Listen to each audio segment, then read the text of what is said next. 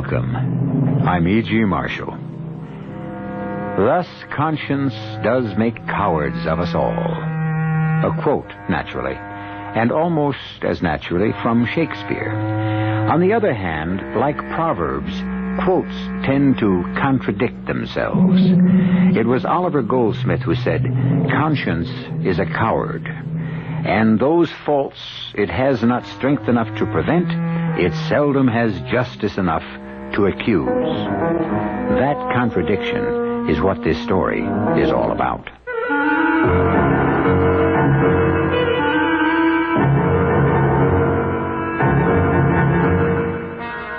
Our mystery drama, Afraid to Live, Afraid to Die, was written especially for the Mystery Theater by Ian Martin and stars Jada Rowland and Ann Petoniak.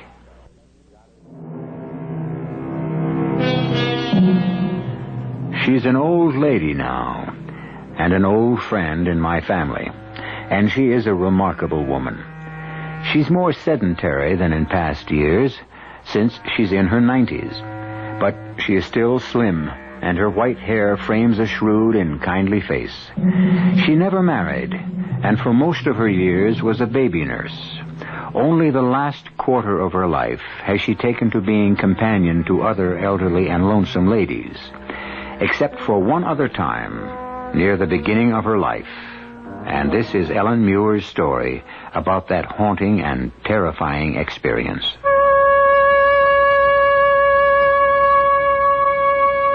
Even young as I was then, I had this strange feeling about Malvern Grange. When I first saw it, dark and shadowed at the end of the long drive, lined by the great shade trees that made an eerie black tunnel on that otherwise bright moonlit night, it was the very picture of the haunted house. And fat, wheezy old Joe Wellman driving me by trap from the railroad station didn't help me to feel much easier in my mind. Well, hello there, Missy. I reckon you'd be Hester Milgram's niece she's expecting. Yes, sir. Ellen Muir, right? That's me. I'm Joe Wellman. Pleased to meet you. Jack of all trades. Gardener, groom, handyman, and general bodyguard to all them lonesome women out to the Grange. This, all the luggage you got? Yes, sir. Oh, no, I can carry it. Oh, why, bless you, little one. Ain't no weight at all, even for an old geezer like me. Now, come on. I got a horse and trap waiting to drive you off to the Grange. Yes, sir, you sure don't take after Hester. You're a right pretty little thing. What's the matter? Cat got your tongue? Oh, no, sir. I didn't say anything out of line, did I? It wasn't that. I just didn't know what to answer. Ellen, I want you to meet Jenny. She's a filly just like yourself. Hello, Jenny. Oh, what a soft nose she has. All right, there. Your bag's aboard. It's getting on to twilight, and we'd best be on our way. It's a long drive, so up you go. Did you get anything to eat on the way down the train? Oh, no, sir. Oh, wasn't it a dining car? Oh, yes, Mr. Wellman, but I didn't have enough money. Well, right beside you on the seat, there's a bag of apples there. Hey, Jenny. I don't want to take your apples. Oh, bless you, little miss. I brought you those from the Golden Lion, where I was having a pint while waiting for the train. So just fire away. Well, that was very kind of you. To tell you the truth, I am powerful hungry. Well, those will keep you going till you get to the Grange. Only don't fill up all the way, 'cause I know your Aunt Hester has tea and a currant cake all waiting for you time you get home. Now, what'd I say wrong? Nothing wrong. Just... Oh, that was it, wasn't it, huh? You're homesick. Kind of. I've never been away from home. Not much of a one you're coming to at that. What do you mean? Well, it's a gloomy old place for a bright young lady like you, stuck off in nowheres with a bunch of old clucking hands and her. My aunt's very nice. She came to see us once. Oh, aye, Miss Milgram's all right if you don't cross her. Her heart may be kind enough, but her word is short and her word is law. And don't you ever forget it. You mentioned her. Who is her? Oh, well, no. That's something else again. You've only to watch her and see she's possessed by old Nick himself. She's more than a half a ghost. Ghost? A ghost, yes, sir. She's near 100, you know. All wizened up and wrinkled like a witch with long, pointy nails and hands that are all skin and bone. You mean the madam? Madam Lytton. Who else? Lord knows how she's lived this long. But the good Lord also knows we all hope and pray she'll live to be 150. Our jobs depend on it. When she goes, we go. And so does Malvern Grange. But there's a grandson. Doesn't he live there? Dr. Lytton. Sakes alive, no, he can't abide the place. He lives and practices in the city. Now, here it is dark enough for the moon to be the only light and me scaring the living daylights out of you. I'm sorry. Oh, that's all right, Mr. Wellman. I didn't mean to, Miss Muir. I just wanted to prepare you for your visit. Well, this isn't a visit. I've come here to work. A little thing like you? I'm strong. And I can cook and clean as good as any. And things haven't been so good with my pa. My sister Becky is old enough now to help Ma out with the 6 young ones, and also I had to hire out. And my aunt needed help. That's why I'm here. Well, I see you can talk up well enough when you're of a mind to. Well, mainly when I'm nervous, sort of, and it does sound a bit scary. Well, we won't talk on it anymore. So I must say, it's a queer household, right enough.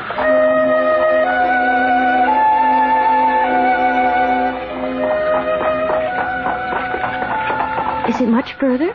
Nope, we're almost there. What's the house like? Oh, why, bless you, it's a great black and white house it is, with black beams running up and down and across, and the gables looking out white as a sheet. Except like now when the moon is out and it throws the shadows of the trees on them, and you can count the leaf shadows dancing in the wind across the stucco till they look like crabs scuttling across the sand. Oh. Only upside down, you like, you know. Ooh. But here, you might see for yourself. Here's the drive. My heart was in my mouth as we drove up the drive. The trees were so big that 4 people spreading their arms and touching fingers could scarce reach round. And it was like a long, great black tunnel there beneath them, with the big house crouching at the end, as huge as a giant, or an ogre in some old fairy tale.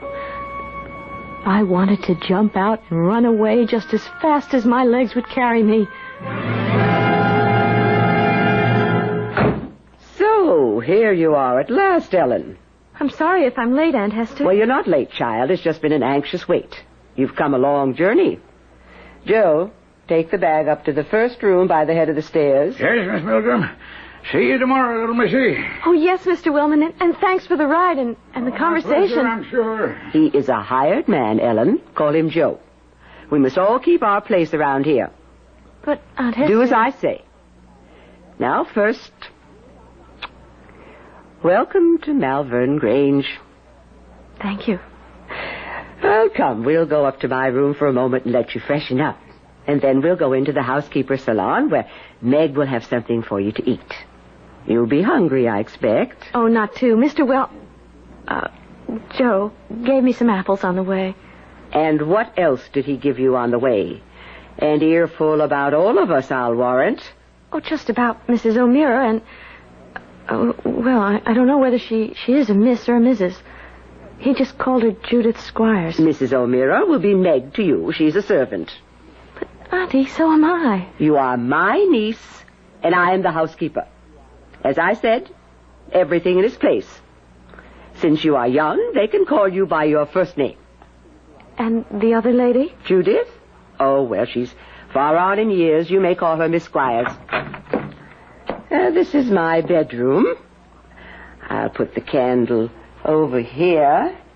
And while you take off your coat and hat, I'll just put a taper to the overhead lamp so we can see a little better. There we are. Now then. Yes, ma'am. Aunt. Yes, Aunt. What did Joe tell you about the madam? You mean the old lady who's sick?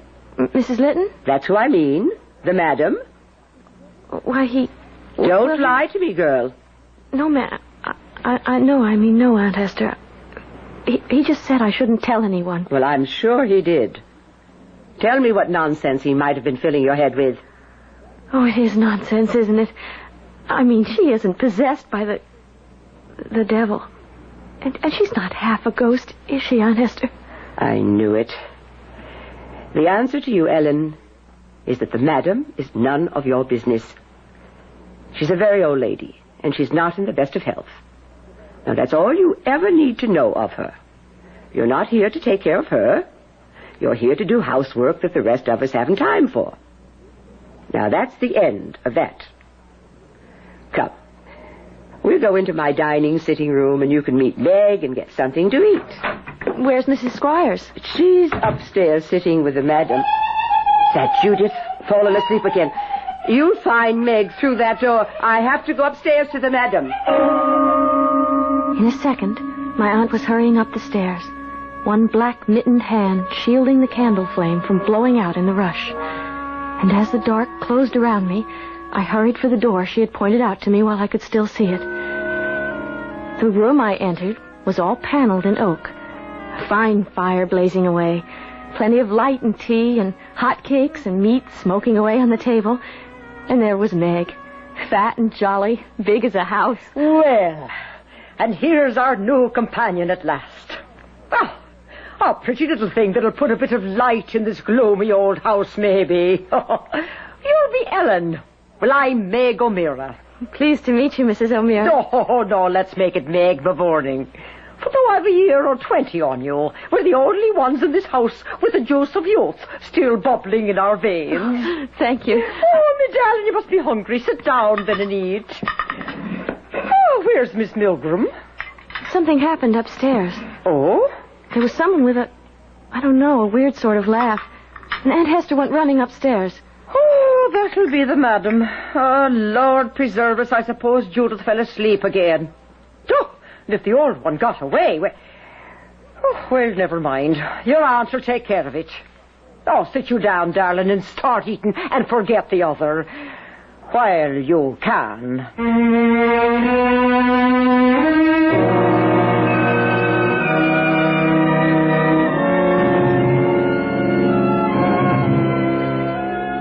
So far, certainly a haunting experience.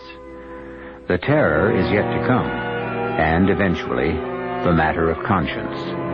Let us leave poor little Ellen to her delicious meal, for Peg O'Meara's cooking is as good as her heart, and return shortly to that haunting gabled house.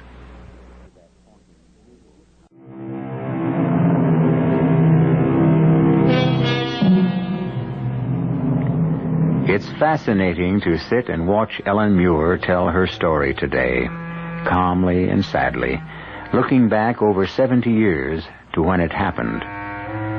It is easy to understand how vividly she remembers the young girl who lived it, the Ellen Muir who sat in that haunted house, homesick and hungry, and in spite of her jolly companion Meg, still filled with an inescapable premonition of a terror yet to be faced. You'll have some more cake, Ellen, and a spot more tea. Oh, no, thank you, Meg. I'm so full I couldn't even manage another crumb. Oh. Thank you. I wonder what's keeping Aunt Hester so long. Well, I'm thinking it's Judith's getting the tongue lashing this time. She probably fell fast asleep like she's apt to do, and the old madam was up and away. But I thought she was bedridden. Well, no, she is, and she isn't. Days will go by, and she won't open the curtains on that old four-poster she sleeps in. Just stays shut up in there, except for us bringing her meals. But the other days... But the other days what? Well, the other day she's a troublesome old lady, no doubt of that. You have to be sharp watching her, or glory be to Mary, she'll be into the fire or out the window. How old is she? Oh, you wouldn't believe it. 99, her last birthday. And that 8 months gone by. Could I ask another question, Meg? Ask away, what's the harm? 'Tis not to say I'll answer. Is the old lady well in health? Well, no harm in asking that. She's been a bit off for a bit lately. But she's much better this last week. I dare say she'll last out for 100 years or more yet. Here comes your aunt down the hall. I couldn't tell much from my aunt's face when she came in. It was calm, and she didn't seem put out. But she drew Meg aside and started to talk with her. In the warm room with company and good food in my stomach, I felt more at home and started to look about. There were pictures on the wall and pretty old china things in the cupboard. And there was a door open in the wainscot. And inside, a closet, I saw this queer thing hanging up inside. I was just going to look at it when... What are you doing in that closet? Oh, Aunt Esther. I was just trying to make myself at home. Never poke your nose into anything in this house that isn't your business. I didn't mean to. What's that you have in your hand?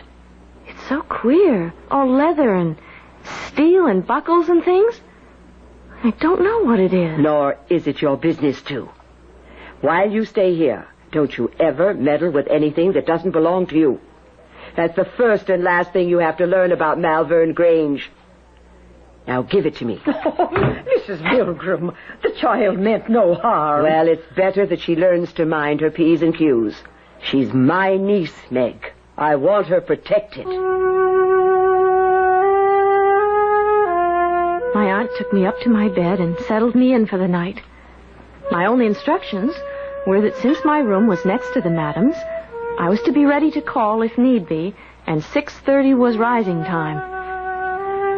I lay for a while awake, nervous-like. I think it was all the tea in me, and the thought of the picture Joe Wellman had given me, the strange old lady next door. Next morning, I slept late, and by the time I got down for breakfast, my aunt and the local doctor were upstairs with the madam, and Meg and I were alone in the kitchen. Oh, there you are, little Ellen. Country fresh scrambled eggs. Now, you eat them all up. You look a bit pale. Did you sleep well? I slept sound enough. I'm ashamed I'm up so late. Well, show you that your aunt's not all pepper and vinegar. She's the one who said you shouldn't be disturbed till you rested up from your trip. Now, eat your eggs. I'll get you some tea. Oh, if you don't mind, I'd rather have milk. Well, and so... You should be, darling, to bring the roses back to those pale little cheeks. You know, you don't look like you slept so well.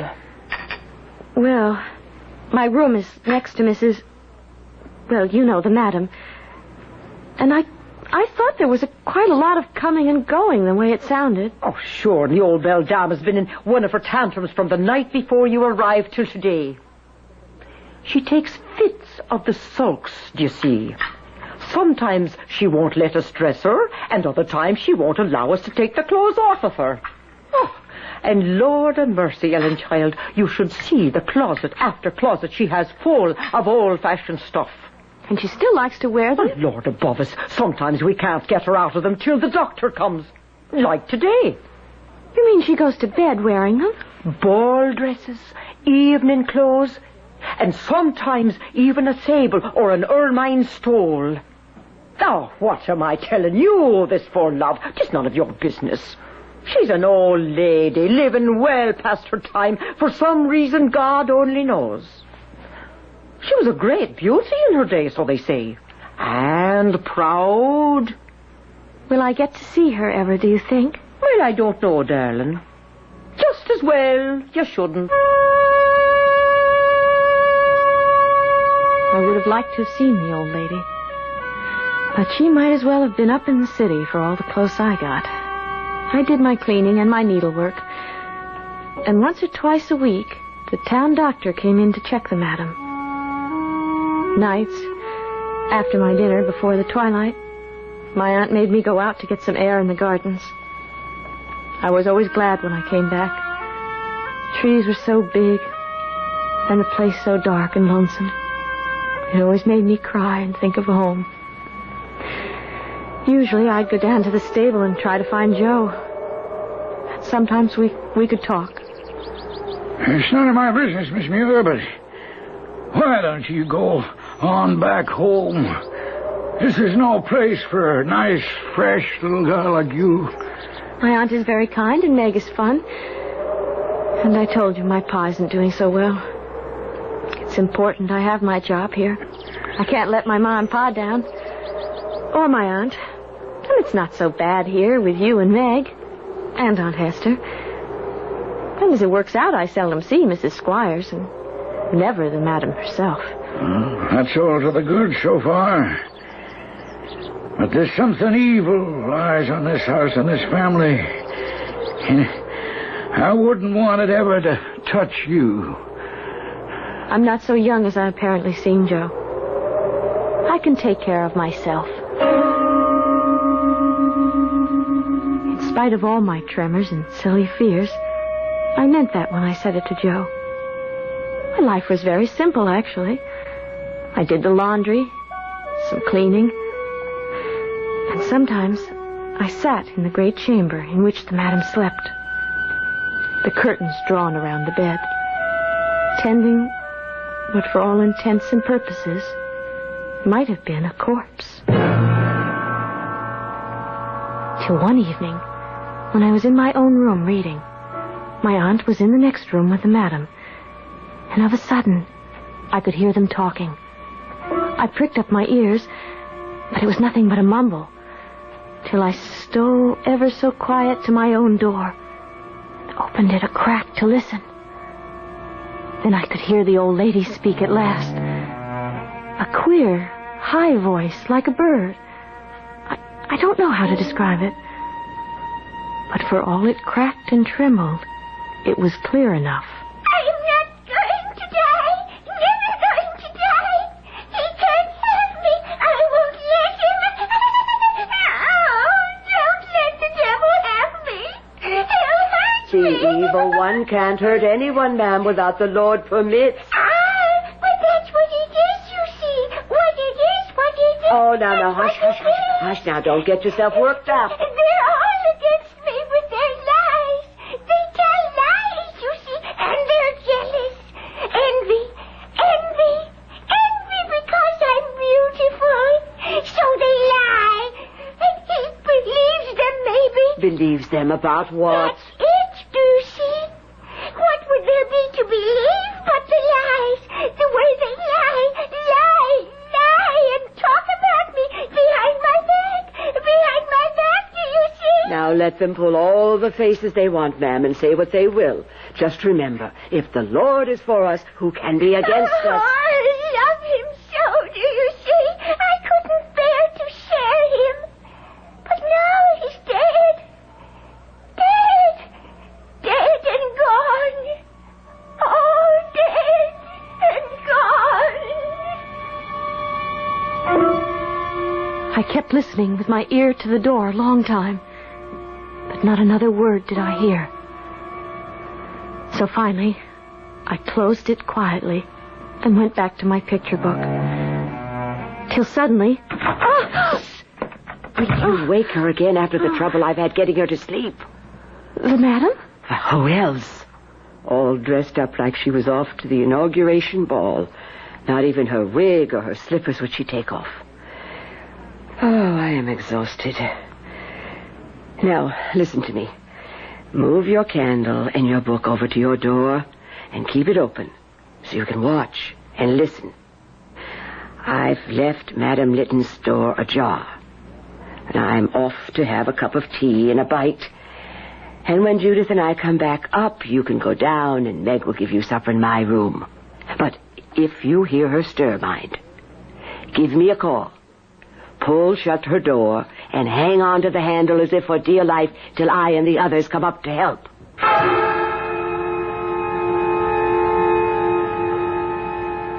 I sat there, trying to keep my eyes on the book, but they kept being drawn down the shadowed hall to the other door. I couldn't hold it back. I had to have one peep, just to see what the old lady was like. I was near blinded the moment I entered the room. I'd never been in it after dark before, and it was ablaze with 22 wax candles. I tiptoed to the bed and listened. I could hear her breathing, rusty-like, a kind of gurgle. And slowly I parted the curtain and looked in. There she was, just lying as Meg described her that first day. Scarlet and green and satin and silk and lace. A big powdered wig, heels as tall as my hand, and as sharp as her big crooked nose and her long, pointy nails. Half of the whites of her eyes were open. Her throat rattled as she breathed. I was frozen stiff with fright. And before I knew it, she opened her eyes and sat up, spun around and dropped her shoes to the ground with a clack. She stood up, pointing at me with a finger, like a corpse come to life. You young imp! You devil's brat!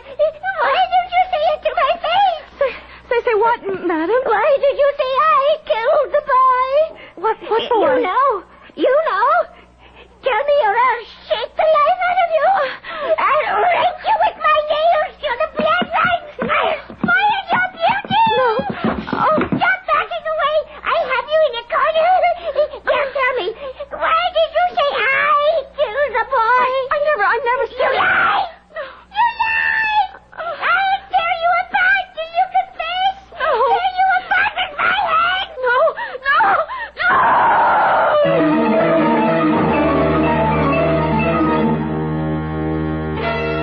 So now the moment of terror has arrived. Ellen, backed into a corner of the room, faces the demoniacal old beldame who advances on her, mad yellow-white eyes rolling in her head, her ancient wrinkled hands with the nails mounted on the fingers like knives reaching for her face and her throat. I'll return shortly with Act 3.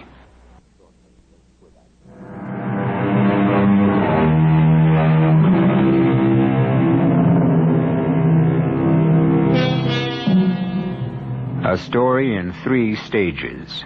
First, haunting. Second, replete with terror. Both of these shall continue. But last, and far from least, the matter of conscience. The complex of ethical and moral principles which controls or inhibits the actions and thoughts of an individual. We begin now, certainly, with Ellen's conscience, which was bothering her quite as much as her memory of terror, now that she was safely down in the sitting room with Meg, while Mrs. Squires and her aunt were upstairs greeting the madam. Now drink your tea, Ellen. I put a wee drop of brandy in it to calm you down, dear. Oh, I'm really all right now, Meg. I just lost my head a little. It wasn't that I couldn't have handled her physically. It was just... I was so scared. Oh, sure. Sure, she's enough to scare the devil when she gets into one of her fits. I'm sorry I wasn't strong enough to fight away being curious. Well, this time curiosity didn't kill the cat. And I'm a mite curious myself for all that. About what? Would you say those words again the old lady said to you? Oh, she said, "Why do you say I killed the boy?" And did you say she killed the boy? Not I, Meg. Why would I say a thing like that? Oh, just a curious thing, love. That doesn't matter. Come on now, we'd best see you off to bed. That drop of brandy will give you a nice, quiet sleep. I can see your eyes beginning to droop already.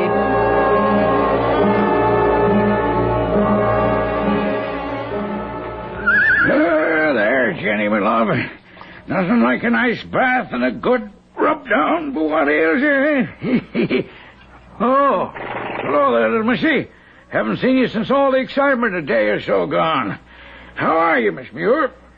Oh, Joe, when we're alone, can it be just Ellen? Oh, I don't know. Might get me in trouble with Miss Milgram. That'd make 2 of us. Well, she'll come around. She's a good woman at heart, and She knows there isn't a single solitary person in the world without a bump of curiosity. Yes, I know Aunt Hester's only strict and not unkind. The trouble is... Trouble is what? The trouble is I'm still suffering from that bump. Curiosity, eh? Uh-huh. What boy? Well, that's an old story, Missy. But if you want to hear it, I'll tell it as sure as I can. Now, mind, this is only second-hand from my father, who was groom here before me, and it's 70 years ago. You don't have to tell me if you don't want to, Joe. Ellen, what's the point not? Maybe it'll help you feel better, and that's all the reward I'd want. The madam, Mrs. Litton, she was a great beauty in her day, tell me. But when she married the owner of Malvern Grange, he was a widder, and he had a son about 9 years old.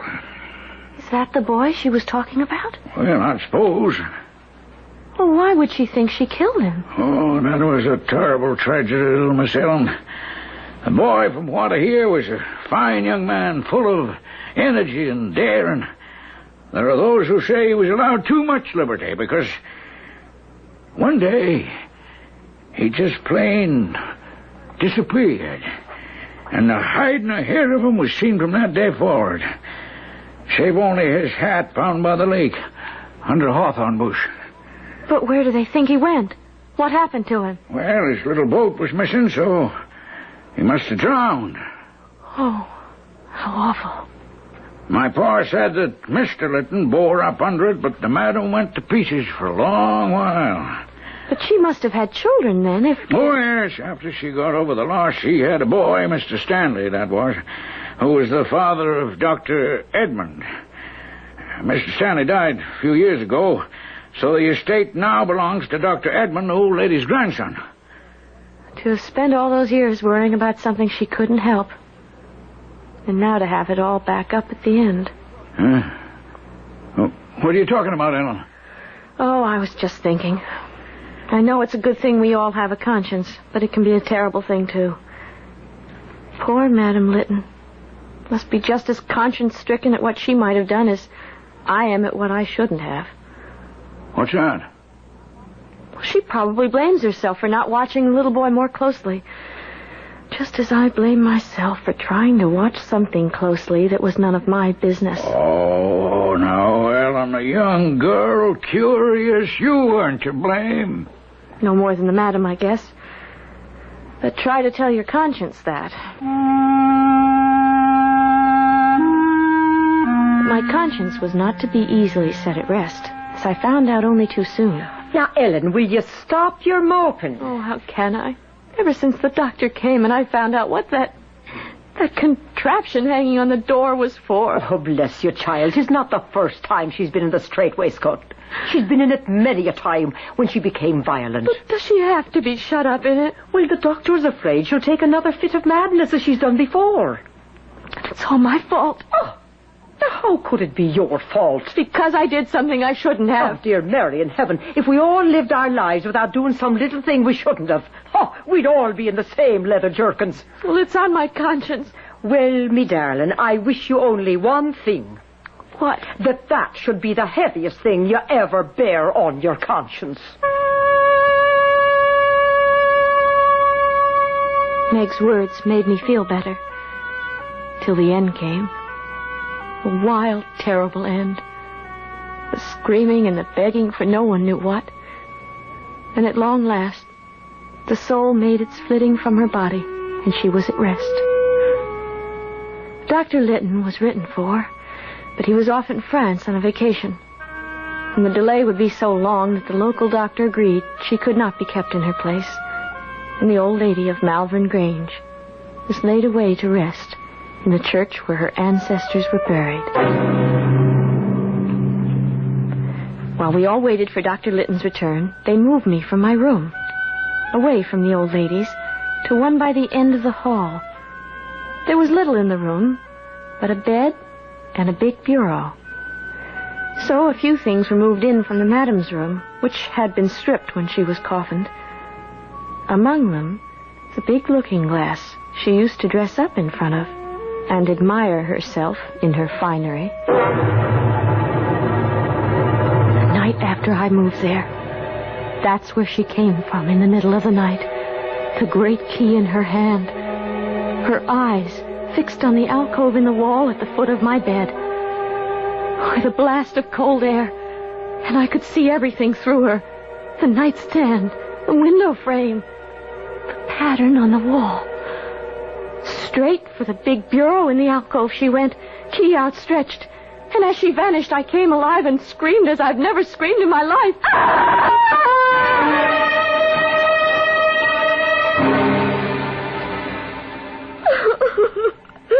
All right, Ellen, all right. It's all right I'm now. Sorry. I'm sorry, Aunt Esther. Oh, maybe it was a dream. But Oh. Now, just tell me, had the appearance that you saw a key in its hand? Oh, yes. Was it like this one? Why, that's it. The very image.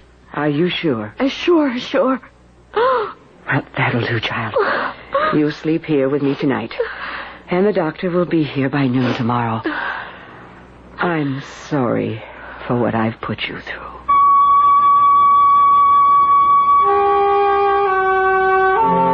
The doctor arrived promptly at noon the following day.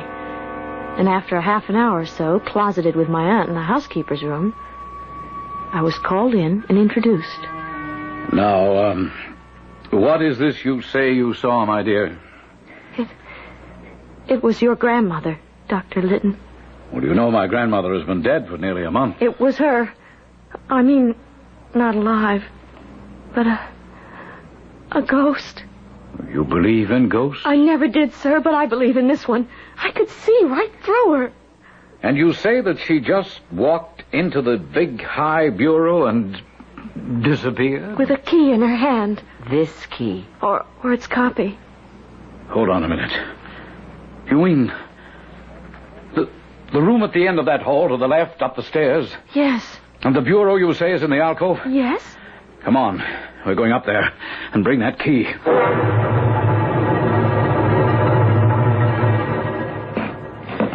All right, now, ladies, if you'll assist me, and don't try to lift, just slide it. You ready? There. Easy. Easy. That's far enough. Now. What is it, Dr. Litton? When I was a boy, 25 years ago, an old servant we had told me there used to be a door here. By heaven, there it is. The plate and jewels used to be kept here before the big pantry was built. Give me that key.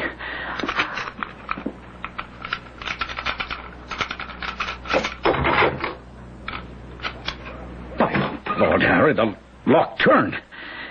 All right, now. Stand back, both of you, but hold that candle high. Here goes.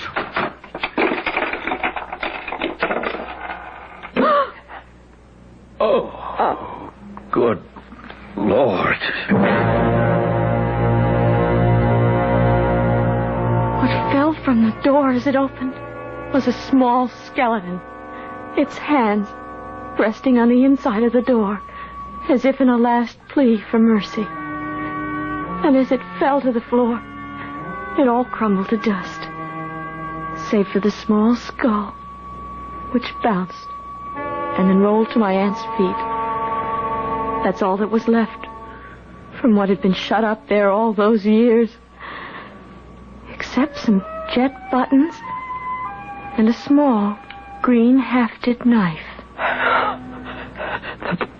The boy. He wasn't drowned. He was shut up here to die. Oh, no. My grandmother couldn't have... It's a rich family. She wanted it all for her own child.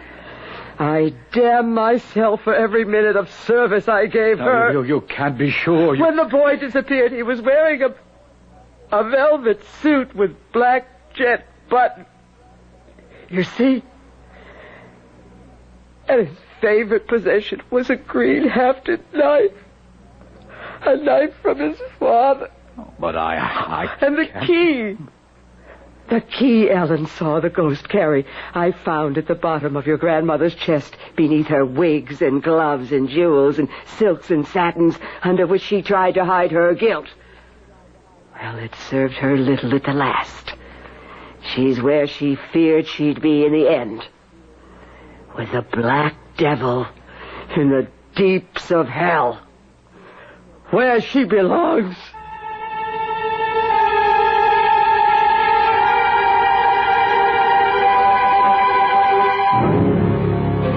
No wonder Madame Lytton was afraid to die, and equally afraid to live. For what a hell her later years must have become when ambition, desire, and greediness, like other emotions, are no longer strong and driving. Certainly no longer strong enough to still the pangs of conscience. I'll be back shortly.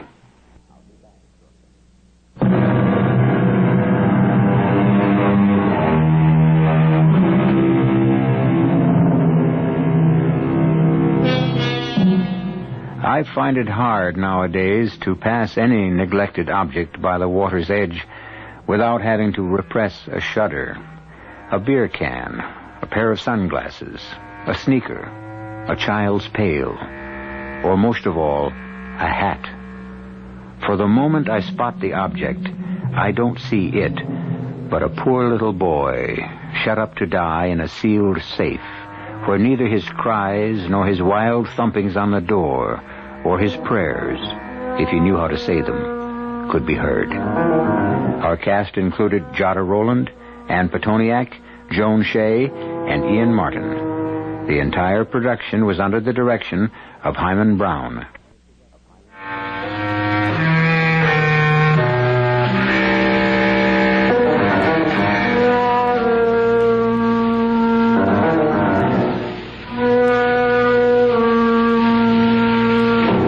E.G. Marshall inviting you to return to our Mystery Theater for another adventure in the macabre. Until next time, pleasant dreams.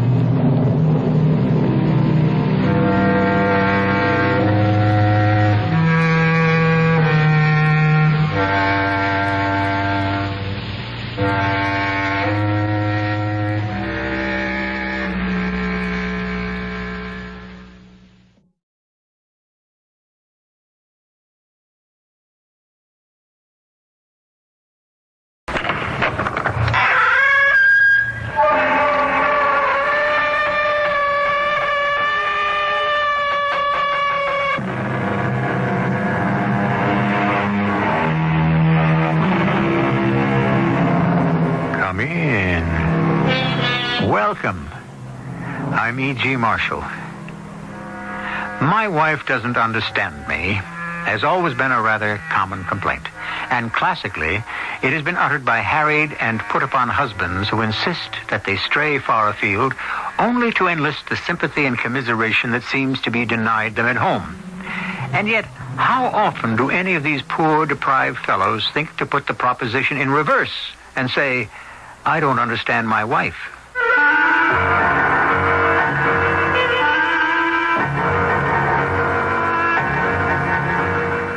Our mystery drama, Crime of Passion, was written especially for the Mystery Theater by Sam Dan and stars Mandel Kramer. I'll be back shortly with Act One.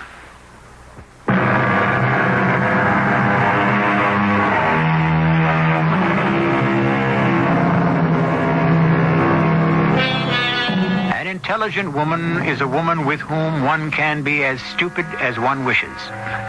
That was the opinion of a learned Frenchman. And since the French are the acknowledged authorities on the games that men and women play, we should listen very carefully. Certainly, history has proved that intelligent women have a hard time in this world, especially when they are married to shallow, heavy-footed men. George Parrish, a night watchman, is coming home very late one night. He opens the door to his apartment tiptoes inside. He doesn't want to disturb his sleeping wife. But she isn't sleeping. She's very much awake. And there's a man with her. Oh, Millie.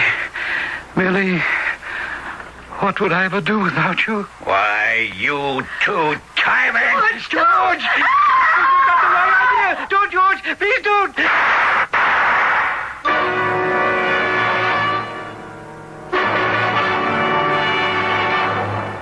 Good morning, Phil. Am I upsetting your schedule?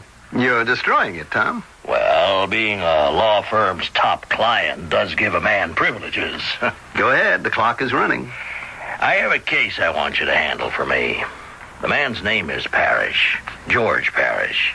He came home last night and found his wife with another man, and he shot her dead. I want you to defend him. Why me? Well, before you decided to get rich, you were the best criminal lawyer in the country. Who is Parrish? He's one of my employees. You know my motto, if you work for Cartwright Industries, be ever so high or ever so humble, you're my guy, and I stand behind you all the way. And this is how you intend to stand behind Parrish? Well, I'm a man of my word. Why not?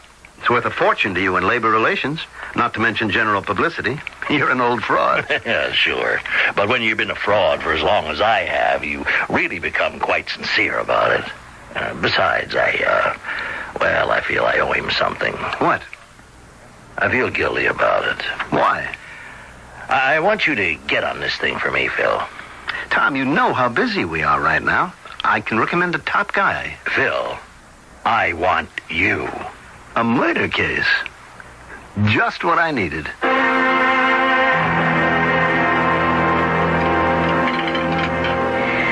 What's new in the paper this morning, dear? Oh, just the usual bad news. Oh. I'm sorry, darling. About what? I know I shouldn't be reading the paper at breakfast. Oh, that. It's just that I have absolutely no time to myself during the day. I mean, it isn't right. We seem to spend so little time together. I know. But things just seem to keep piling up. Yes, they do. You're being very understanding about it, aren't you? Well, I wasn't aware that I had a choice. Well, you do manage to keep busy. Oh, yes. There's enough to do. That's what I always said. These days, women should be out there, doing. What do you know about this? That merger is actually going through. International's going to buy Amertex. Oh, how's the job coming? Oh, it's interesting. And how is Frank as a boss? Oh, if you want to learn how to run an art gallery, there's no better teacher.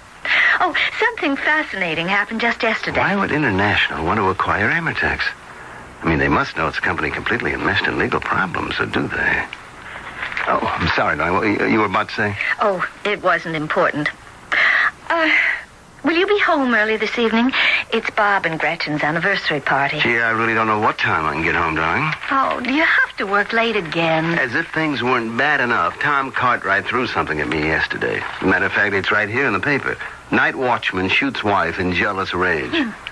That's very sloppy writing. You can't tell which of them was in the jealous rage. What does this have to do with you? Well, Tom wants me to defend him. Oh, a murder case. I thought those days were over. Well, I never thought I'd miss them. But I tell you, nothing else can pump the adrenaline like a homicide. I miss those days. You'd come home and spread out all the work on the dining room table, and I'd keep the coffee going and type up the notes. And just before dawn, many times, we'd go out to breakfast. Well, you can only do that when you're very, very young. Oh, you talk as if we're very, very old. We were very, very poor. Phil, we were never poor. Well, I mean, compared to what we have today. I often wonder. About what? Oh, about everything. Phil, I'd hate to miss Bob and Gretchen's party. Well, look, why don't you go on and I'll meet you there? If I know you won't show up till very late. What'll I do if I get bored and I want to leave early? I'll be stuck. Darling, it's just that I'm always so far behind. You could go by yourself. I'd have to worry about a taxi late at night. Oh, I know. Frank Hertford. What about him? Ask him to take you. Oh, I don't know. I see enough of him during the day. Frank is tailor-made for the job. He's the perfect extra man. Well, he's really not much fun. He doesn't have to be. All he has to do is be your escort.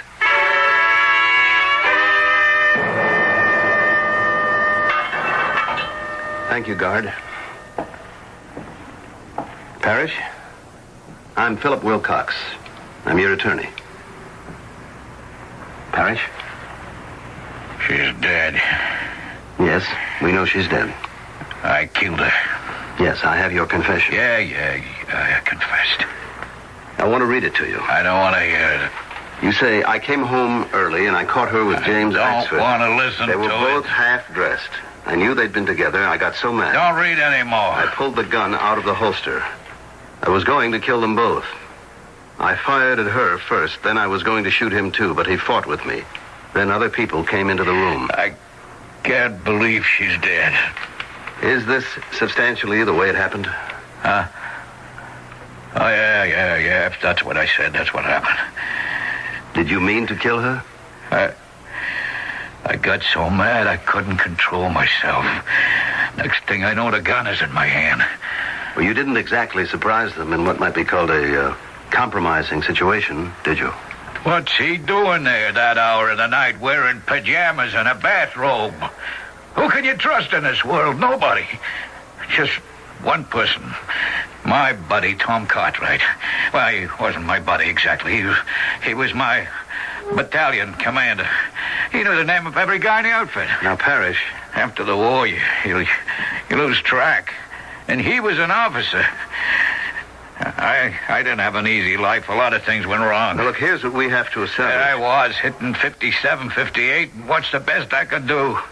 Night watchman for this big company. Did you at any time, prior to the moment that you saw them together... These important guys come in seeing this big white-haired fella. He looks at me and he says, "Hey, I know you, George Parrish, B Company, rifleman." Did you have any reason to suspect they were having an affair? Said, "Look, George, anytime you feel you're not getting the right deal, you just come and see me." Parrish? I have to know this. How he always was, Big Tom Cartwright. Hey, you must be the smartest lawyer in the United States of America, because that's just who Tom said he'd get me. Answer this. Did you have any reason to suspect that they were having an affair? No. Who is James Axford? A ruddy little guy. He lived down the hall. He'd sit around with us and drink coffee. You want to know how stupid I was? I'll tell you. I used to think it was great that he'd drop in to keep her company while I was working. You mean you didn't suspect anything? Suspect what? He looked like a light breeze could blow him right over. Besides, she wasn't all that young or great looking. I mean, how could I figure she'd even be thinking of that kind of thing? How could this happen to me? I tried to give her everything. All right, Parrish. I think I have enough for now. Maybe I should have spent more time with her. You know how women are. They want you around all the time, but what was I going to do? I had to work nights and part-time. I couldn't help it. Why couldn't she understand that?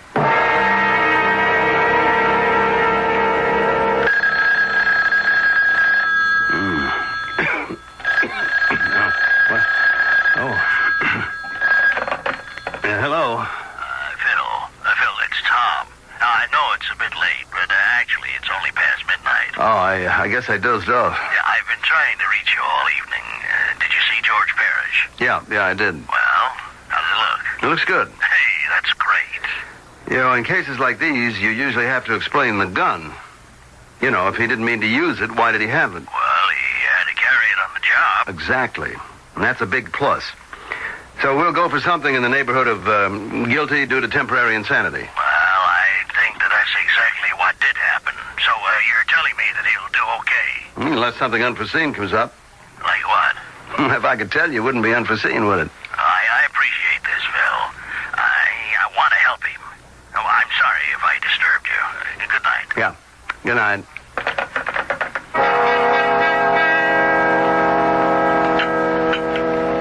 Good morning, dear. Pour you some coffee? Oh, please. Oh, you look tired. Well, I had a restless night. You're always nervous with Case. With Case? Like a woman is with child. Yeah, well, I'm with Case, all right. Oh, tough one? Well, it looks open and shut, but those are usually the ones that have a hidden booby trap somewhere. Something bothering you about it? Yes. What? Well, that's the trouble. I don't know what.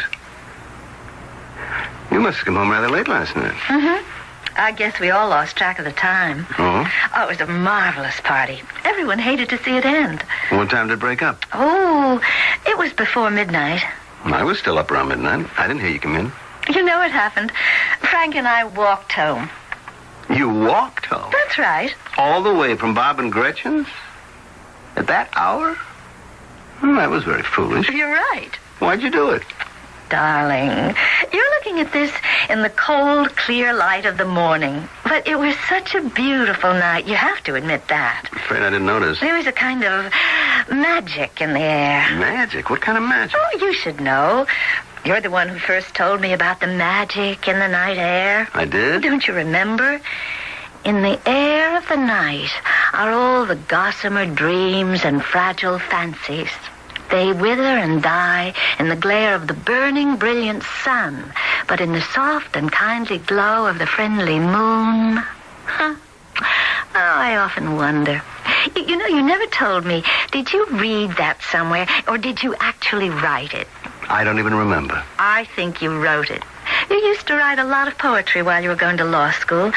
I remember you said that it was the only way that you could keep your sanity. I was just a kid. And one of the greatest lawyers in the world, Chief Justice Oliver Wendell Holmes, was a fine poet. Margaret, getting back to this foolishness. I mean, walking all that way in the dead of night. Well, you and I used to walk at night for hours. I remember. Yeah, but those were different times. Yes. I thought you said you found Frank Hertford rather dull. I never said that. Didn't you say he wasn't much fun? Oh, yes. But that's only during the day, at the gallery. He's all business there, which is good. But away from the gallery, he has an entirely different personality. Really? Yes. He's very lively and witty. There's a whole side to Frank Hertford that I've never been aware of.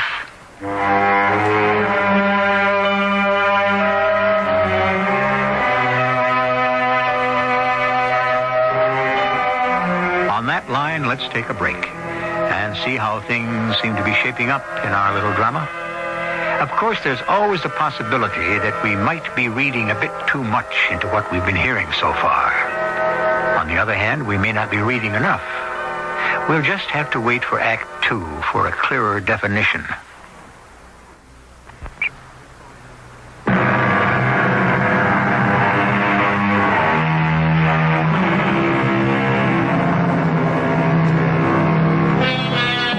Would you happen to know offhand who it was that said, "Nature abhors a vacuum"? It has a scientific sound to it, so you might assume it was a physicist. But the fact is, it was stated by a philosopher. And he wasn't thinking of things like vacuum tubes and the like because they hadn't yet been invented. No. What he had in mind were human affairs and what people will do if their lives are empty. Hi, Terry. Hey, Phil. Late as usual. Yeah, it's like old times. We're going to lock horns again. Why don't you come downtown and really practice law? Why don't you come uptown and really make some money? When I get old. Then you won't be able to enjoy it. Say, I hear you guys are raking it in. However... However what? You're basically a one-client law firm. Now, what if you lose him? Lose Tom Cartwright? We're too involved with everything he's got going. It's as if we were welded together. How could we lose him? Well, the outfit that had him before you did lost him. Thanks. You just made my day. Yeah, all right. Now, getting down to cases. The George Parrish thing now. This is the quintessential crime of passion. That's your story. Well, you admit that it's open and shut. I don't have to admit anything. Oh, why don't we save the taxpayers' money? Oh? You want a plea bargain? Look, why don't you ask for manslaughter? We can wind up with guilty because of temporary insanity. Oh, how nice of you. And for you, too. You get the word guilty in the verdict. I'm going for murder 1. You have to be kidding. The public perception of these insanity things, it's completely negative these days. You see, man on the street thinks all you have to do after you kill somebody is have a smart lawyer claim you were temporarily insane and you beat the rap. But I do have temporary insanity here. Oh, do you? Yes, I can get psychiatric testimony. It says so. I can get psychiatric testimony that says you don't. All right, so our shrinks cancel each other out. And what's left is this poor, pathetic-looking, put-upon slob. He's your hard-working, hard-luck guy who never got a break. And a war veteran, too. That doesn't carry the clout it used to. Got a Purple Heart. Probably shot himself cleaning his rifle. So, what? Your client is lying. Well, I believe him. I don't. Why not? He walks into his house, all unsuspecting. And he's suddenly confronted by the infidelity of his wife. Now, in a sudden, wild, uncontrolled fit of rage, he shoots her. You're stating my case. And it's a lie. No man or woman, for that matter, is ever unaware of infidelity. Come on, Terry. How can you say that? You mean a fella doesn't always know his wife is being unfaithful, How could he know? Are you telling me if Margaret were having an affair, you wouldn't know about it? Margaret would never have an affair. Oh?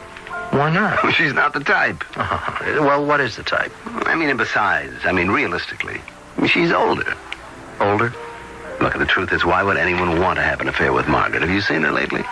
Well, as a matter of fact, at the gallery. See, my wife dragged me there to look at some art, just last week. Oh, she looks great. Yeah. Now, look, getting back to your basic point. Which is, a man has to know that his wife is having an affair. He has to notice the change in her. What change? Well, she treats him better, or she treats him worse. She's either laughing or crying. She's light as a feather or heavy as a rock. See, but whatever she is different. And you claim a man can see that? Well, see it, hear it, feel it. Now, he knows it. But he may categorically reject that information. Why? Because if he faced up to it, he'd be forced to make a move. A move that might change the world he lives in.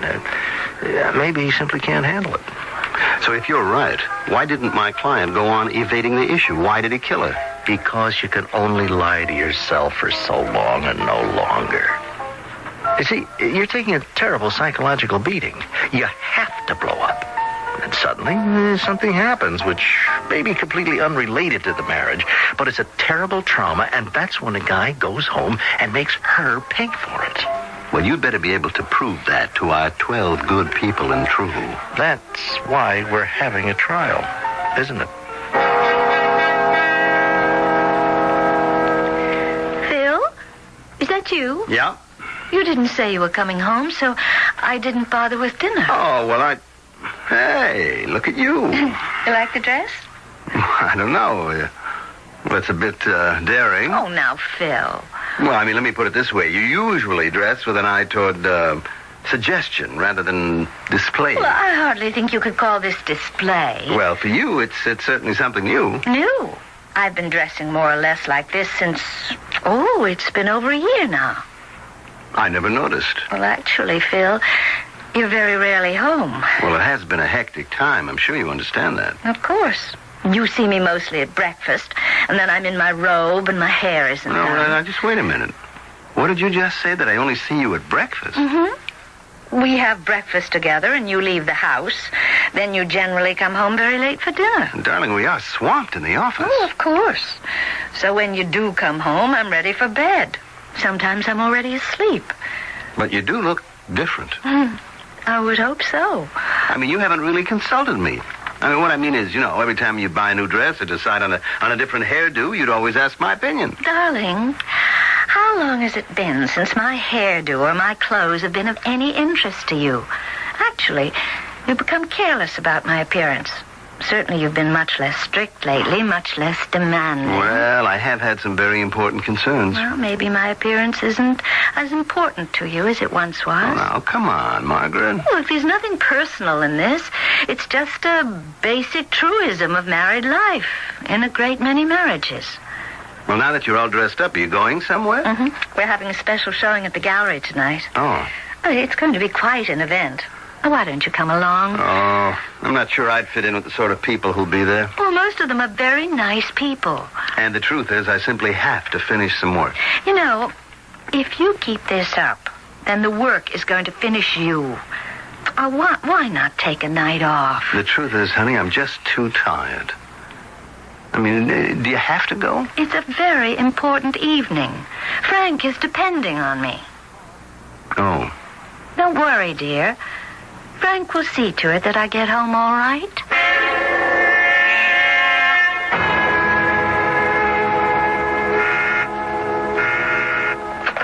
Yeah. What's that, Miss Tidings? I have a lunch date with Tom Cartwright.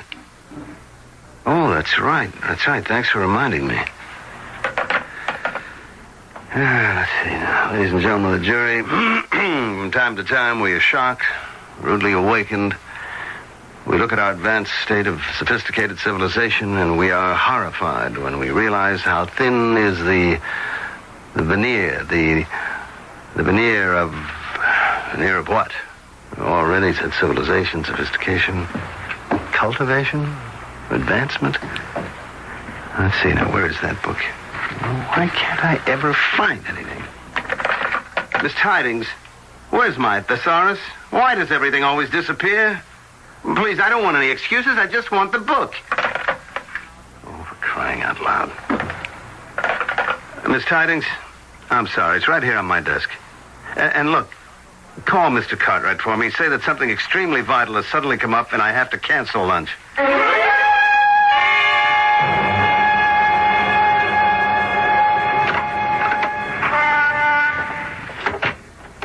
May I help you? Yes, I'm looking for Margaret Wilcox. Did you have an appointment with Mrs. Wilcox? Well, I don't usually make appointments with Mrs. Wilcox. I'm Mr. Wilcox. Oh, how do you do, sir?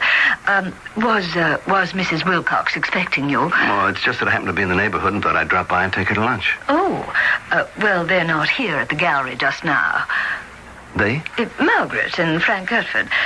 I think they said they were going to Philadelphia to look at the work of a new artist. Oh. Well, it was just a spur-of-the-moment thing. Thank you. Thank you very much.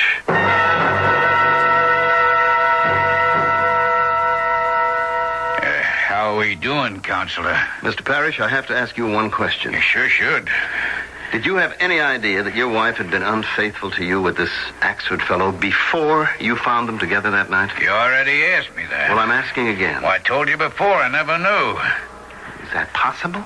Is what possible? That a man wouldn't know? Sure, it's possible. Well, Parrish, in a thing like this, there are signs, unmistakable signs. Maybe, but what do you do if you're too dumb to read them?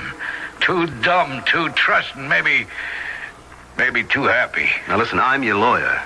You must tell me the truth. I'm telling you the truth. The worst thing you can do is lie to your lawyer. Why do you keep saying I'm lying? I'm not saying that you're lying. I'm only asking you not to do it. I'm building your whole case on the proposition that you didn't know what was happening. I'm telling you the truth.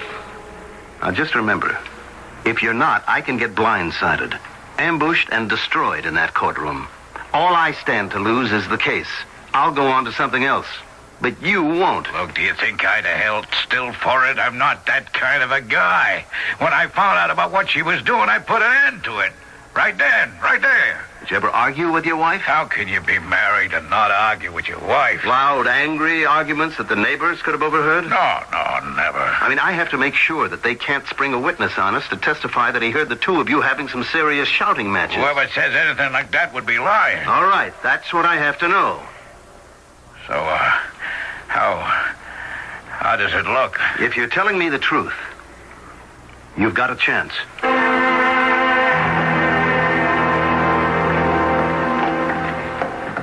Hey, Phil. Oh. Been visiting your client, I see. Terry, do you actually believe that you can get him on murder one? Yeah. You have to prove premeditation. I know. Well, it's awfully tough in a case like this.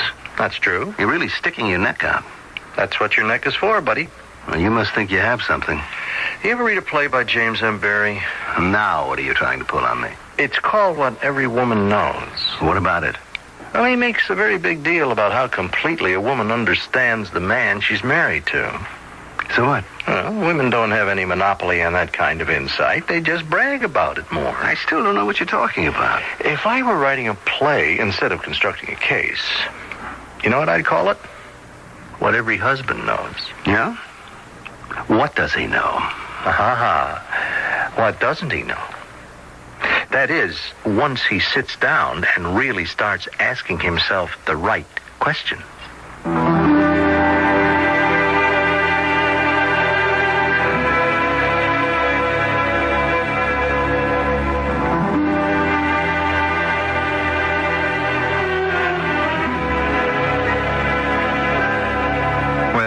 What does a husband know? It does seem that many husbands these days know very little. Strangely enough, it would appear that there are those husbands who don't even know what their wives look like. So how can we hope for a deeper understanding. But is this true? Probably on a conscious level. But what's happening deep down there in the subconscious? That's where the action is. We have Act 3 for that purpose.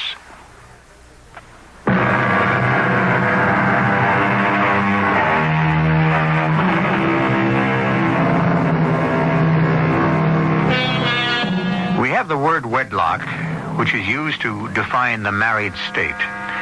Wedlock is derived from an old Gothic word which means a pledge or a contract. And that's what marriage is really about, no? A contractual agreement. But there's always a basic dissatisfaction with contracts in general these days. One of the parties is always looking to get out of it somehow. Oh, Phil, you're home. Yes, these days it seems I can get more done here. Oh, I'm so sorry. Had I known I'd have come back earlier. I just thought you'd be out till late at one of your meetings. What do you mean, one of my meetings? Well, you do have meetings. Well, I know, but you make it sound as if there's something disreputable about it. Darling, are we going to quarrel? You know, I stopped by the gallery today. I heard. To take you to lunch. Oh, that was sweet. But you weren't there. Well, Frank and I went to Philadelphia. There was this marvelous new artist on exhibit.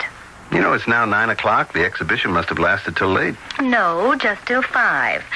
Oh, but it's such a lovely drive this time of the year. We enjoyed the foliage. You remember how you and I used to go out to the country and see how the leaves were all turning color? And then, of course, Frank and I stopped off at this marvelous little country inn for dinner. Margaret, is that wise? Wise? I mean, people might... What is it, Phil? Oh, I just remembered I had Faraday look up a case for me, People versus Gibbs. I think there's an application there. I better call him right now.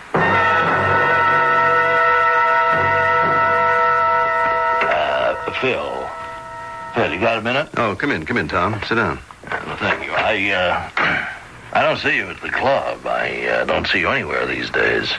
And what's this? A sandwich at the desk? I'm in the middle of a murder case, remember? And you'll get him off, won't you? Well, a man doesn't get off in a situation like this. He still has to pay a price. Well, okay, a couple of years, maybe. That's the same as getting off, isn't it? Phil, you're worried, aren't you? I always worry when I'm in court. Sure. He killed his wife. But it was in a fit of sudden blind rage. You know, in that single terrible moment, his whole world collapsed. Now, he'd worshipped that woman. That's your defense, isn't it? That's right. Well, it sounds great to me. What could be wrong with it? I don't know. Well, are you saying there is something wrong with it? I don't know that either. And what's wrong with you? Terry McLean. Oh, your district attorney friend. Mm-hmm.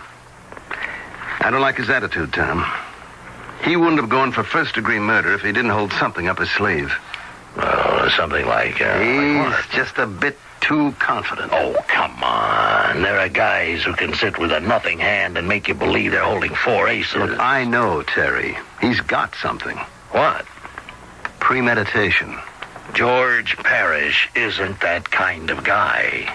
What kind of guy? Who'd put up with his wife fooling around. The guy with guts doesn't do that. And that's the thing George always had.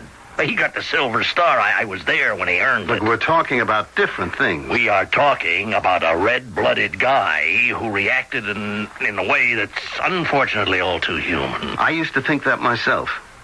But it isn't so simple. Here you are in a well-ordered world. You become aware of something that threatens your entire existence. That is, if you choose to confront it. Well, you have to confront it. You have no choice. You do.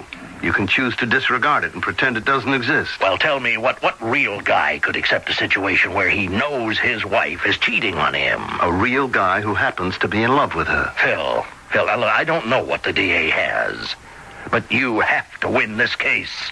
I am telling you that right now. If Terry has premeditation, I'll have to perform a miracle. Well, if that's what is needed, that's what you are getting paid for.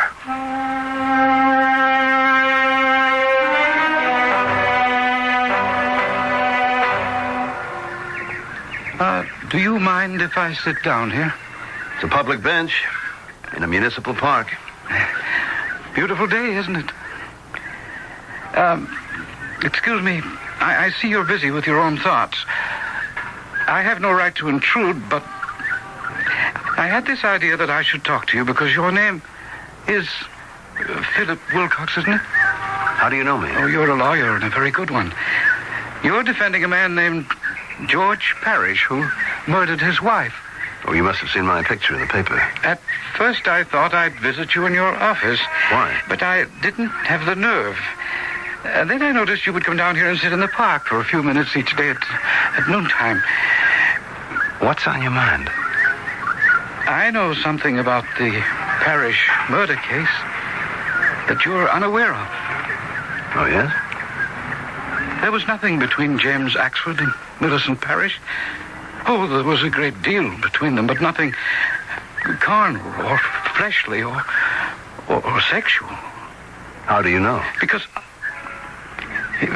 of the type of man that James Axford happens to be. He was completely lacking in that type of orientation. Is that a fact? Yes. Then why was he in her apartment at 2 a.m. in his robe and pajamas? He needed comfort. Comfort? Yes. James Axford is a man who suffers from loneliness. He was unable to sleep. He was frightened. Of what? Of the world, of everything, of anything, of nothing. And so he went to her, and she spoke to him as she always did. Always? She was always ready with a comforting word, a cheering thought. She was so filled with life that she had so much to give. And the stupid, stolid, ignorant ox she was married to just didn't take any of it. He was never home, always trying to find a fortune. Didn't he know he had one in the house? How do you know so much about this? Oh, I'm sure by this time you know who I am. Yes, she comforted me. Toward the end, I had to comfort her. Why? She was worried about him. For what reason? He was afraid he'd lose his job. But I know Tom Cartwright. Tom would never fire him. Oh, but he did.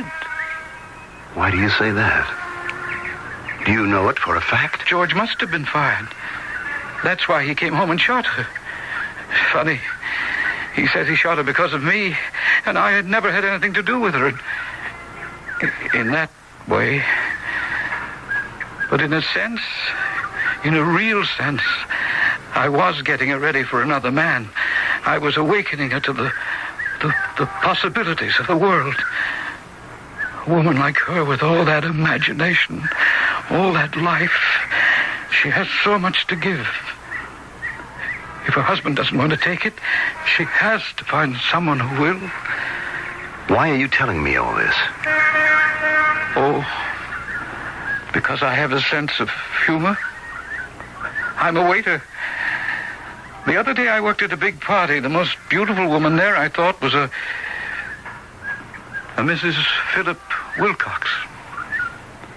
Mrs. Wilcox? I saw she was there without her husband. Well, the story is she goes everywhere without her husband. I saw how the men looked at her. So, who is better equipped than you to be the defense attorney in this type of murder case?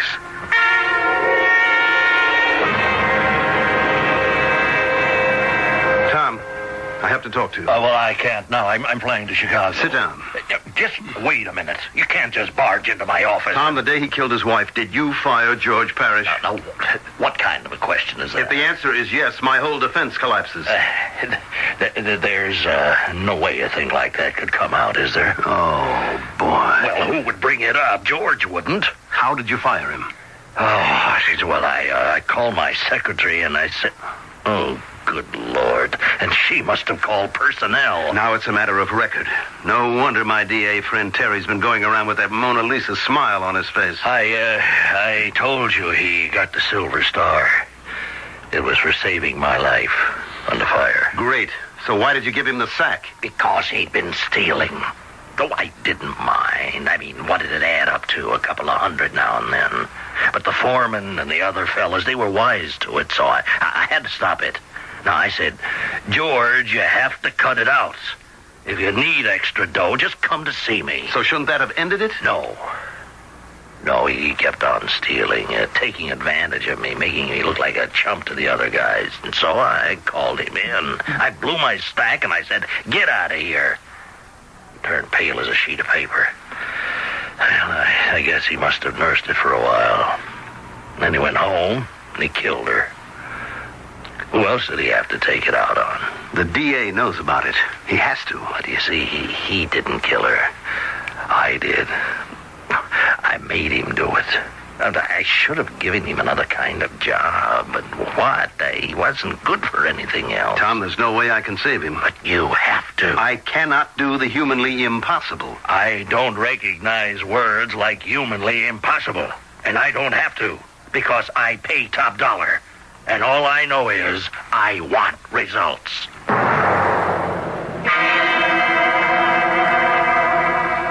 Hi, I'm glad you're home. I thought I'd better be. I was in the courtroom today. I didn't see you. I heard you make the charge to the jury. What'd you think? I thought it was magnificent. But it didn't help. I'm going to lose the case. That's too bad.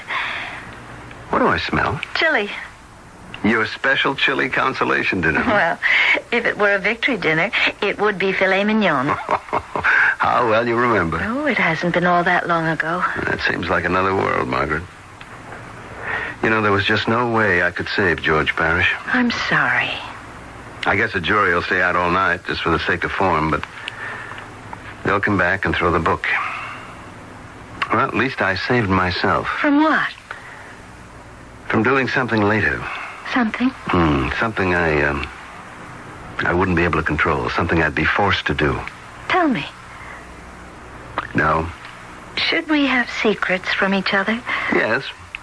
Certain secrets. There are certain things I don't want you to ask me, and there are certain things that I won't ask you about either. I'm not sure I know what you're talking about. Oh, I think you do. But we're going to end it, Margaret, because things will be different from now on. You know, I love the way you wear your hair. You're right, you know. I haven't been too aware of it. Tell me, when was the last time that we took a trip? I can't remember. Would you like to go somewhere this week? Can you get away? Certainly. Won't Tom, your important client, be needing you? Tom is going to fire me. Why? Because I will have lost the case. Well, how could he fire you for losing? Oh, he could, easily. Just like that? Yeah, well, it won't be just like that. It'll take a while. He'll start showing dissatisfaction with this, that, and the other thing. Before you know it, we'll be through. But losing the case for George Parrish would be where it all began. Well, what are you going to do? Well, for starters, I'd like to spend some more time with my wife. That is, if she's not going to be too busy. I think I can find time for you, darling. Phil. Yes? About Frank Hertford. I don't want to hear about Frank Hertford. But I feel I ought to. Darling, let's go inside and have dinner. No. Let me put the chili in the freezer. This is the kind of dinner that calls for filet mignon.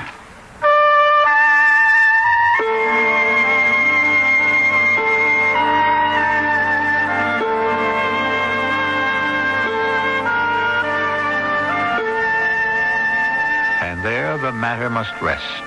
Mr. Phil Wilcox, an astute attorney and a capable judge of human nature, including his own, would agree wholeheartedly with the following dictum. If a man has a charming, attractive wife, and he pays no attention to her, he has only himself to blame if other men do. I'll be back shortly.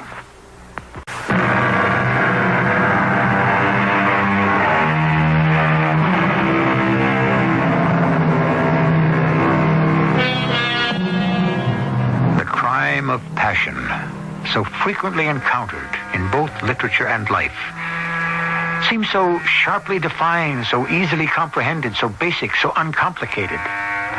But is it? Men and women are complex creatures who will always act in their own self-interest. And sometimes a sudden burst of blind fury can have been created by many years of clear-eyed preparation deep in the subconscious, where everything is finally decided for all of us. Our cast included Mandel Kramer, Carol Teitel, Earl Hammond, and Ian Martin. The entire production was under the direction of Hyman Brown. This is E.G. Marshall inviting you to return to our Mystery Theater for another adventure in the macabre. Until next time, pleasant dreams.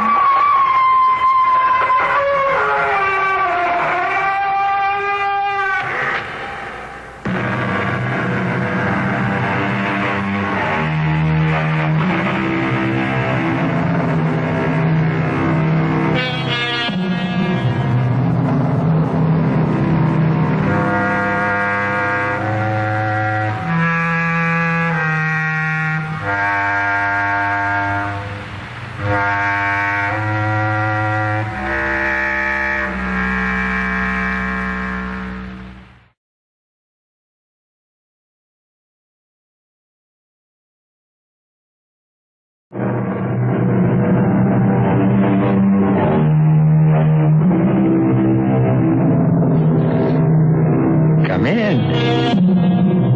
Welcome. I'm E.G. Marshall. Come a little closer. Closer. That's better. Now you're on the edge of your seat. And we mean to keep you there for the next 52 minutes with a story of terror and suspense. Doing one's civic duty is one thing. But turning in the hardened boss of a notorious crime ring takes either guts or just plain ignorance. We're not too sure which it was with Amy Hastings, but she did her duty. She put the finger on Archer Hamlin, the top drug dealer whose arrest and conviction all but put a stop to the flow of drug traffic in and out of New York City. Such an admirable act deserves a reward, which Amy received. $1,000 from a city newspaper. And that's not all.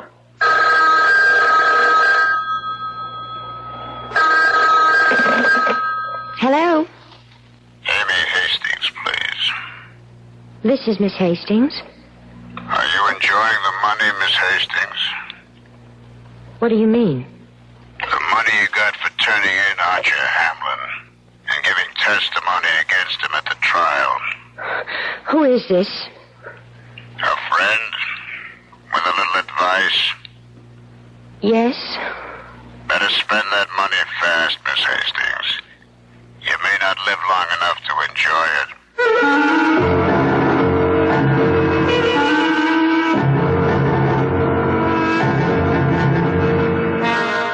Our mystery drama, Having a Horrible Time, was written especially for the Mystery Theater by Bob Juran and stars Lynn Loring and Francis Sternhagen.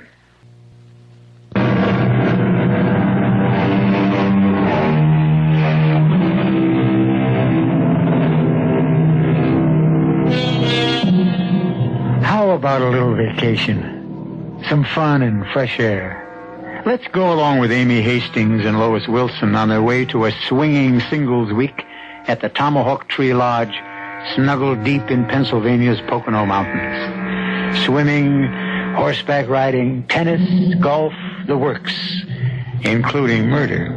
But let's not dwell on morbid things. We're off for a vacation at the Tomahawk Tree Lodge, and it's just up the road. I just wish we were going to arrive in daylight, Lois. We won't be able to see anything at night. Don't worry, Amy. We'll have plenty of time to see every nook and cranny of the place. Besides, all the fun begins at night. That's when the wolves come out. I hope you don't mean the four-legged kind. Anyhow, it sure is good to get away from the city and all those awful phone calls.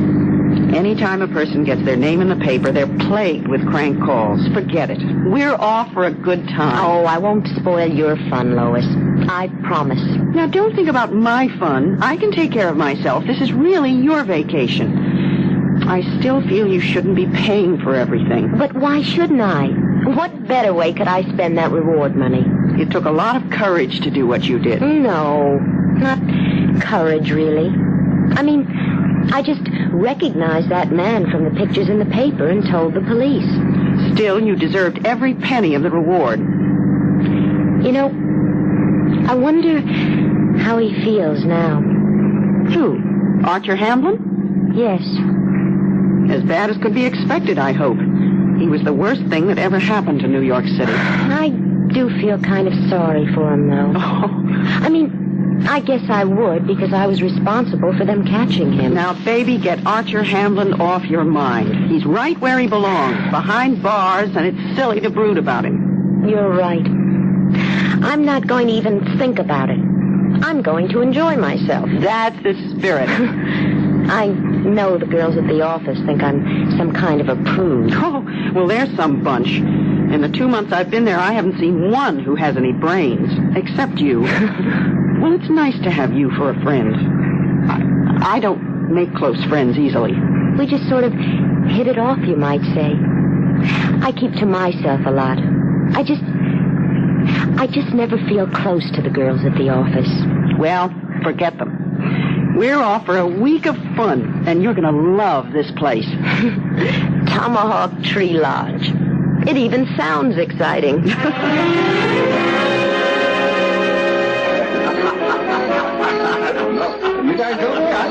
Lois, don't you think we ought to wait till tomorrow? I mean, should we be too anxious to meet someone?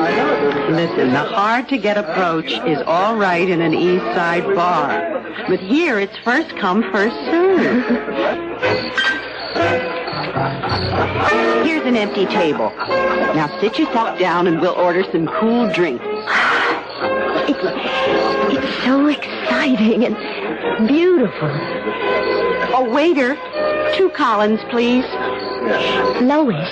What? Don't look right away. But there's a man at the bar looking at us. Where? Lois, don't be so obvious. That tall, blonde fellow. Well, I wonder if he has a friend. Oh, Lois. Amy, we're not here to spend the week by ourselves. Will you stop craning? He might join us, if we let him know we're interested. He just keeps staring. Hey, it looks as though someone else is interested. That one in the tan jacket's heading this way and beating him to it. I sort of like the one at the bar better. Well, we have the whole week ahead of us. What do we say? Hello is a good one for a start. Oh, Amy, just remember you're a swinging single. Now relax. Oh, good evening. How do you do? Hello. You girls just arrived? Not a half hour, though. We believe in making every minute count. Well, at a place like this, that's the thing to do. I'm Fred Russell. I'm Lois Wilson, and this is Amy Hastings. Pleasure to meet you, Amy. Hi. Have you been here long, Mr. Russell? Mr. Russell? Now, look, at a place like this, it's Fred. Okay? No, actually, I just got here yesterday. Oh, a newcomer, too. How long are you planning to stay, Amy? 1 week. That's all we got. Are you staying long yourself, Fred? Well, that depends. Depends on what? On whether I like it or not. By the way, you're from New York, aren't you? Yes, that's right. How'd you guess? I saw the license plate on your car. Oh, you. Are you the official welcoming committee? Oh, no. But being observant and friendly is sort of a pastime with me. Look, I hope I can show you around a little while you're here, Amy, if it's all right. Well, I guess so. You've been here before, then? Oh, sure. There's a lot to do. You got horseback riding and canoeing and swimming, all those things. But, they're not much fun alone. Well, that's what we're here for. Isn't it, Lois? Yes. Yes, it is. Well, look, if you'll let me, I promise to show you a good time, Amy. How about starting with a dance? Oh, That is, if Lois doesn't mind. Oh, not at all. Come on, then. Lois, are you sure you don't mind? Oh, heavens, no. Go ahead. I promise not to keep her long. Have fun. See you later.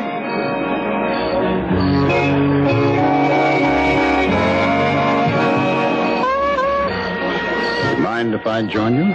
Oh, well, not exactly, but an introduction would be nice. Oh, I'm sorry. I'm Ralph Cook. I'm Lois Wilson. How do you do? Forgive me for seeming forward, but who is that dancing with Amy? What? That is Amy Hastings, isn't it? Yes, it is, but how did you know? Well, she's the girl who fingered Archer Hamlin last month. Yes. You said your name was, Lois Wilson. a friend of hers? Look, Mr. Cook, just who are you? How do you know Amy? Miss Wilson, I have to talk to you privately. It's important. What is this? It's about Amy. Well, what about her? We have reason to believe she may be in very great danger. Oh? Let's dance. It'll seem more natural. What danger is Amy in? Well, I'll explain it in a minute. Please. I need your help. Now, first of all, may I call you Lois? Of course. And I'm Ralph. Yes, so you said. Now, what is all this about? I'm a detective. A detective? Yes, now, no one must know but you. And particularly not Amy or that man she's dancing with. What danger is there? We're pretty sure that Archer Hamlin's crowd is out to get Amy for fingering the boss. Oh, no. You mean those crank calls were for real? And that is why I'm here. We think this might be the perfect spot for them.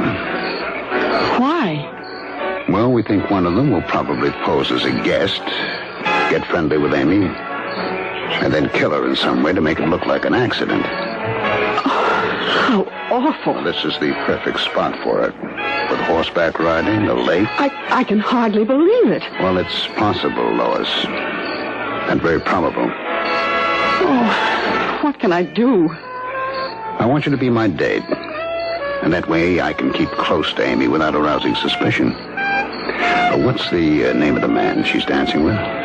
Oh, Fred something. Fred Russell. That's it. He approached you as soon as you sat down. That's right. If he is the man, he'd want to get to Amy first before any other summer Lothario started making time. You know, come to think of it, he did beat another man to our table. A tall, blonde fellow who kept staring at us. And it was Amy he was after. He hardly spoke to me. That jibes. And he noticed our rented car had a New York license plate. And he's been watching for you. This Hamlin crowd is shrewd.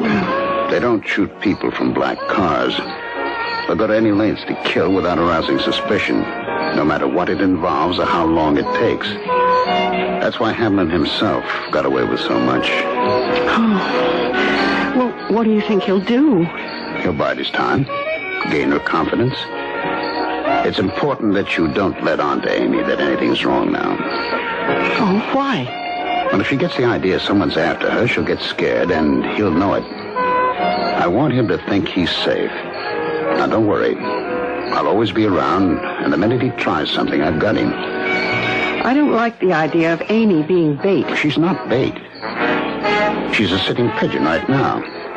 But the killer has to make a move before I can arrest him. This must be a bad dream. It's not pleasant, I know. I'm pretty sure this Russell is our man. I don't want him scared off.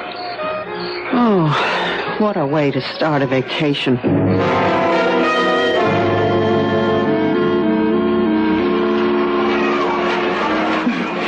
Lois? Hi. Hi. Where have you been, sleepyhead?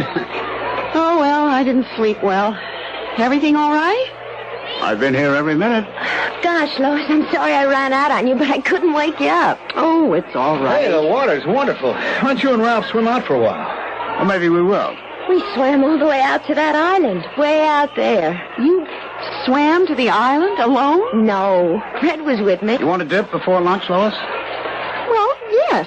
Let's all go. I think Amy and I have had enough. Gosh, yes. We'll just stay here and watch. Oh, come on, a little more It's wouldn't all right, hurt. Lois. They have been in quite a while. Too long. And Amy's getting cold. Oh, all right. Well, we won't be long. Race you to the raft. Okay.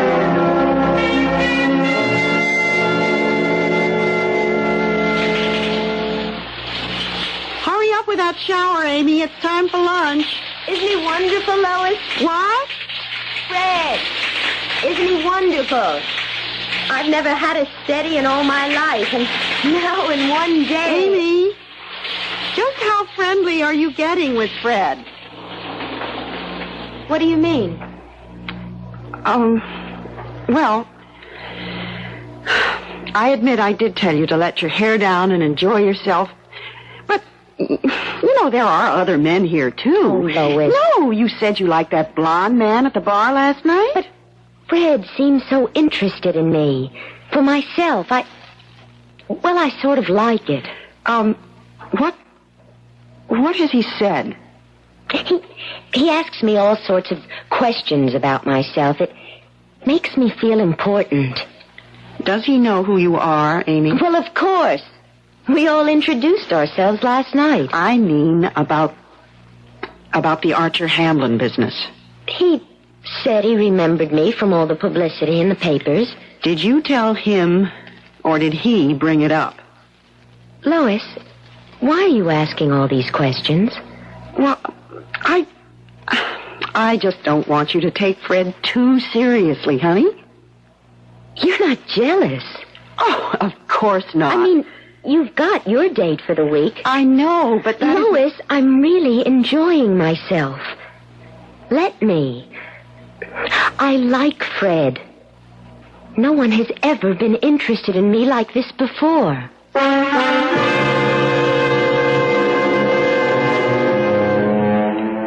It's nice to be wanted, to be loved, to be admired for oneself. And unsuspecting Amy Hastings is enjoying every minute of it.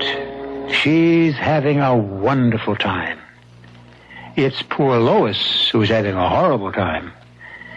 We'll get back to our fun in the sun when I return shortly with Act 2.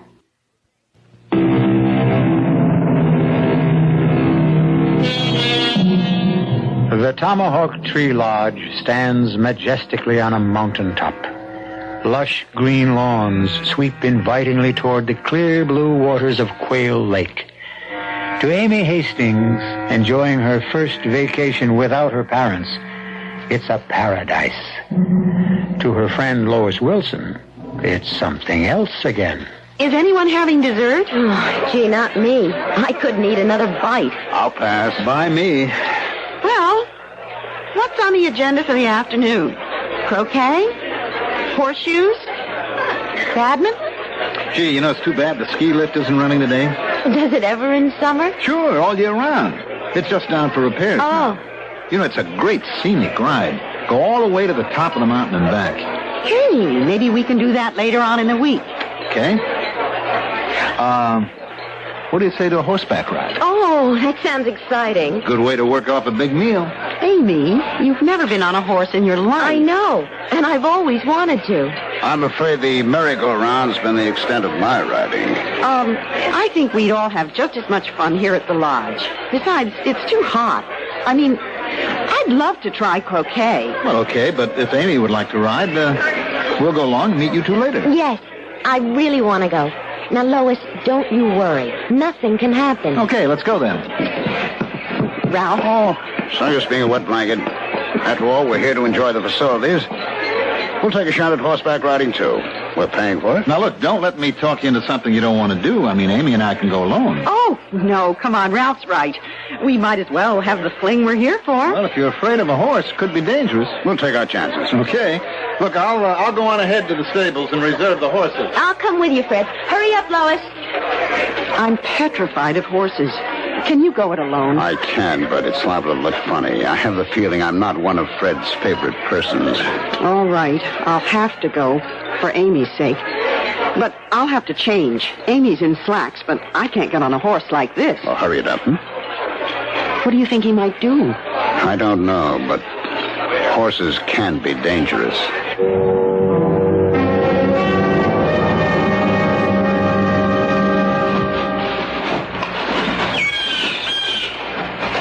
I don't see them. And they're probably in the stable saddling up. Hi, folks. Ready to go out, too? Yes, we're joining our friends.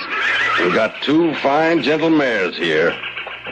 Have you ridden before? Where's the couple that came down here a few minutes ago? Oh, they're out on the trail. They said you'd be along. Oh, Ralph, they're alone out there. I should have known he'd try something like this. Get us going quick, huh? Sure thing. Here we go, Virginia. You be nice now. Oh, Lord, what do I do? Nothing to it. Put your left foot here. Right. That's it. Yeah. Now, just swing up. Come on, I'll help you. Oh. There we go. Oh. Now you, sir. I'm all set. Well, you sit a horse right nicely, sir. Ralph, what do I do? Hold the reins. Lean forward. Your horse will follow mine. Let's go. Ooh, it's not as I thought. We'll have to go faster. Just hold on. Oh. Is there more than one trail? There probably is. Oh, golly, they may have turned off somewhere. Well, they couldn't be too far ahead. We weren't that long at the lodge. Oh, there's a fork in the trail up ahead. Hold on the reins. Oh. Oh, which way do we go? There's fresh hoof prints to the left. Ah, you are a detective. Oh, it's Amy. Come on, get up there. We may be too late. I don't know what we're going to find. Amy! There they are. Oh, Amy!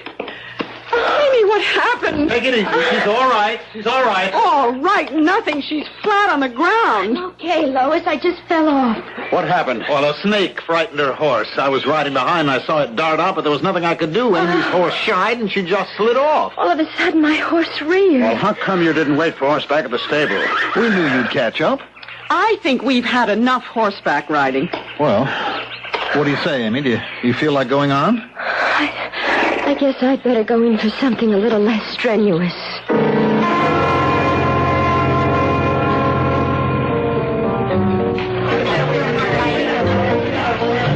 Oh, Ralph, this is impossible. Amy and I are going back to the city tomorrow. You can't run away from Hamlin's men, Lois. The best we can do is lure them into the open.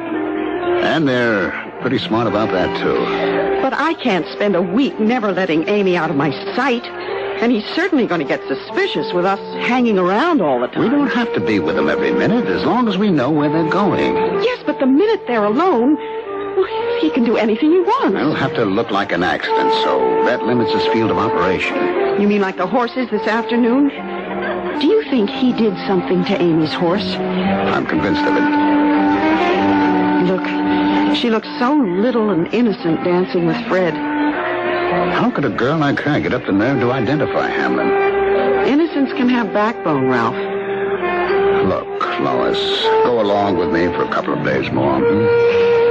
Well, I guess I'll have to. But I look over there at Amy dancing with that man, and I shudder.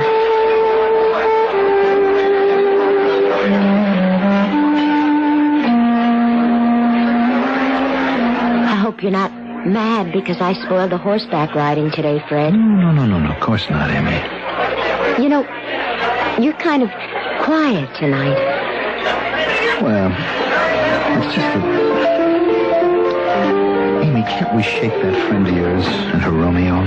Well, Lois and I did come together, and we are best friends. I know that. It's just that I'd like to be with you alone sometime. What do you say we slip down to the lake and take out a canoe? Well, without telling your friend. Oh, Fred, they're watching us dance. They'll probably just follow us. Why? None of their business what you do. I don't know. Look, let's just go back to the table now. Tomorrow morning, I'll slip away early.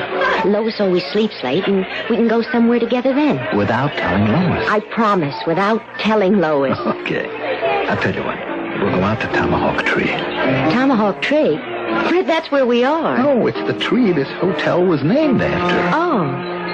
There's a legend about it. Very beautiful. Tell me. Tomorrow. Tomorrow, then. You know, this is the most thrilling vacation I've ever had.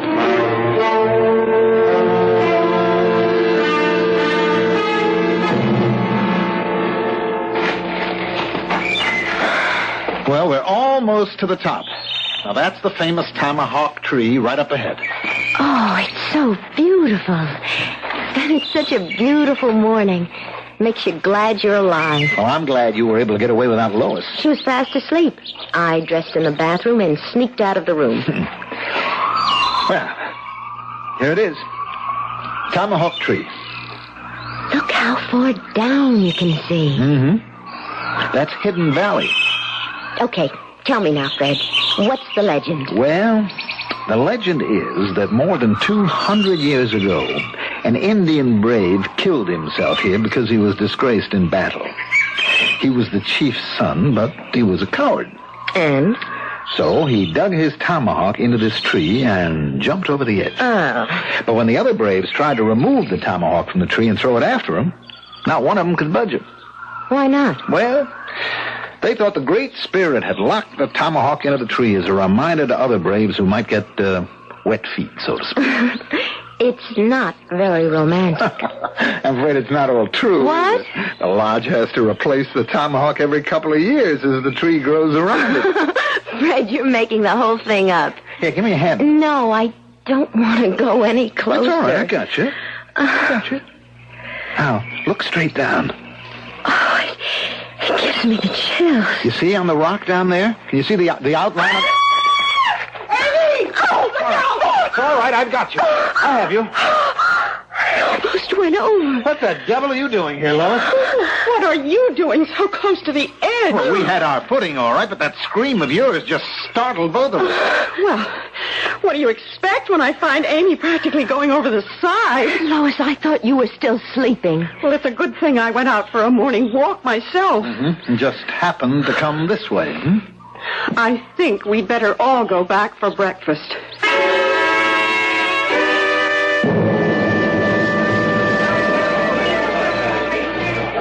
I wonder why Fred didn't want breakfast. Well, he's probably miffed at me. But honestly, Amy, he had you too close to the edge. Well, it sure scared me when you yelled. You know, I had no idea that you were following us. Well, I wasn't. I was out for a walk, and I saw you there. Lois, there's that man staring at us again. Who? The blonde one we saw the night we arrived. Remember, he was starting to come over, and Fred got there first? Oh, yes. Here he comes. Is it all right, Lois? I mean, aren't we already taken? Listen, I don't know who's taking who anymore. Good morning, girls. Hello. Do you mind if I join you? Well, I guess not. Thanks. I'm George Smith. I've been wanting to meet you. I'm Amy Hastings. Yes, and this yes, I know. You do? That Archer Hamlin business again. Yes, that's right. Well, this is my girlfriend, Lois Wilson. Hi, Lois. Hello. I was going to come over the night you arrived, but some other guy beat me to it. Well, all's fair in love and war and summer vacations. Amy, I wonder if you might like to play some ping pong after breakfast. Well, sure, if you'll teach me. Nothing to it. I'll get Ralph and we'll make it a foursome. Oh, order me toast and coffee. I'll be right back.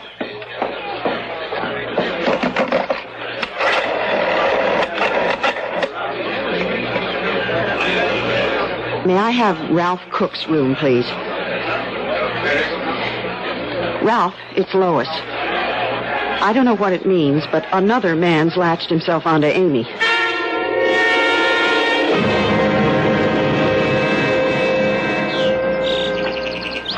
Well, it doesn't seem likely there'd be two of them, but the Hamlin crowd's clever. They could send in one to cover the other's tracks.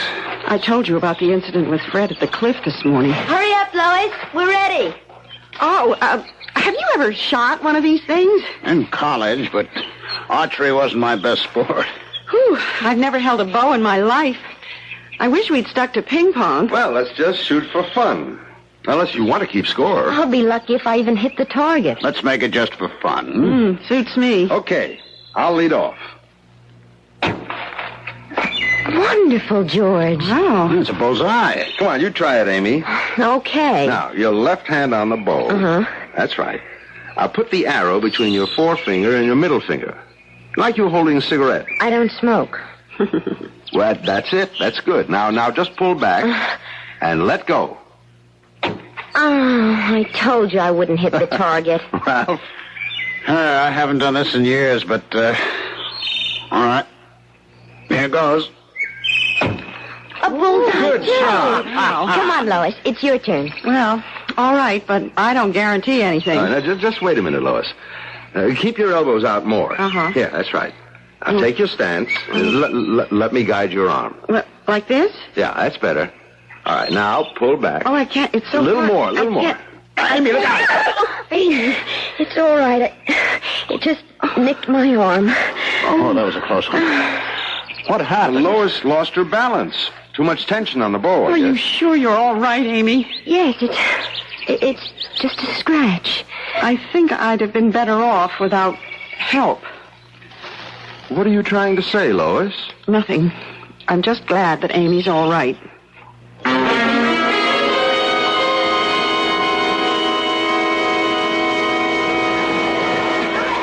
You were there. You saw it. I swear he deliberately turned me toward Amy. Yes, and that's what's got me worried. Got you worried? Looks like the Hamlin crowd has more than one man after Amy.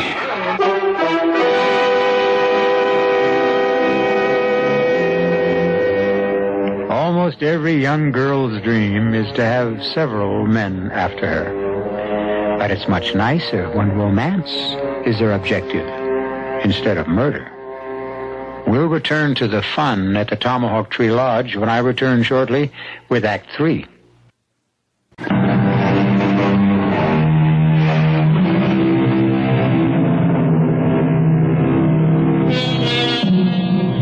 Vacations are supposed to be fun, but they can be hazardous for a girl with a contract out on her. First Fred, now George. Just who is a poor girl to trust? But Amy is oblivious to her danger at the moment. Do you feel like a swim, Amy? No, it's just nice here on the grass. Everything's so exciting, you just have to catch your breath now and then. Oh, come on. Let's swim out to the rock. You go. Well, I don't want to swim alone. Well, where's Ralph? Oh, he had to go into town. He had, well, some business to attend to. You know, I wonder where Fred's been. I haven't seen him since yesterday.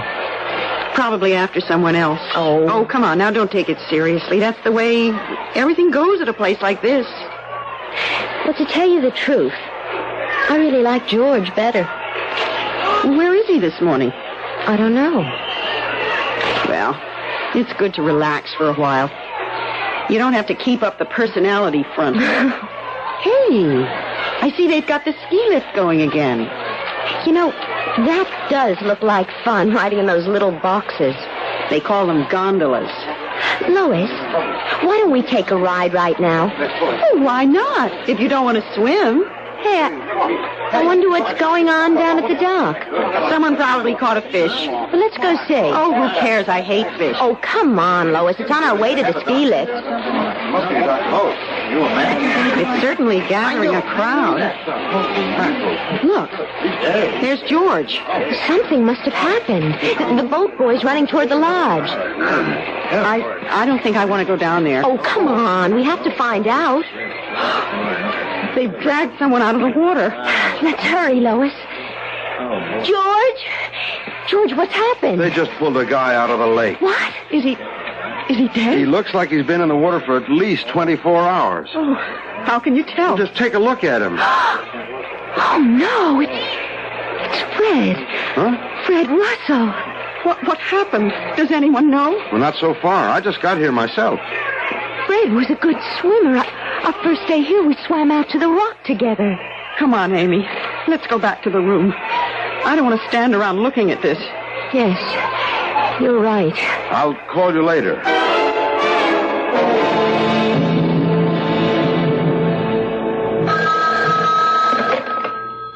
Hello? Lois, it's Ralph. Oh, hello. Can you get away for a drink? Yes, Amy's napping. Meet me in the lounge.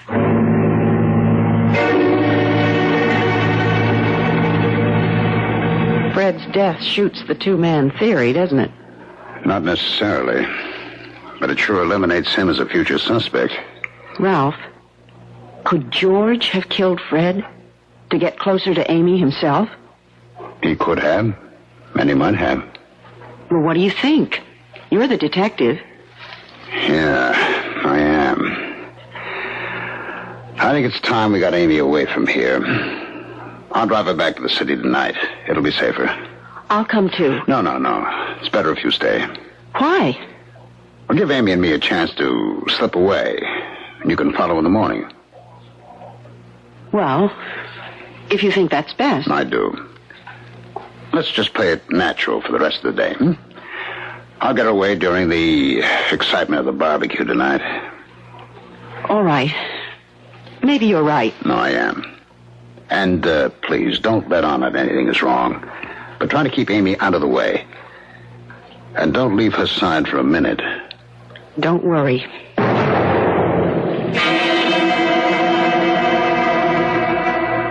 Amy. Come on, sleepyhead. Don't snooze the whole afternoon away. Let's take that ski lift ride. Ski lift? Oh, yes, we were going to do that. Come on. Let's get away from the boys for a while.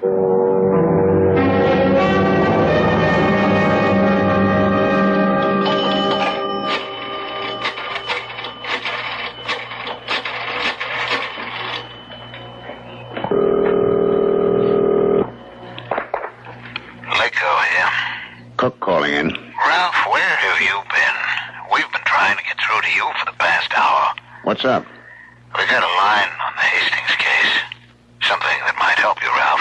What? That Hamlin crowd's smarter than we thought. The killer they've sent up there to get the Hastings dame is a woman.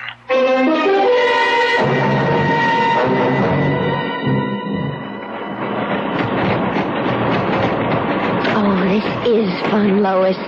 Better than I ever expected. Look how high we have to go. Yeah, it's a long way up.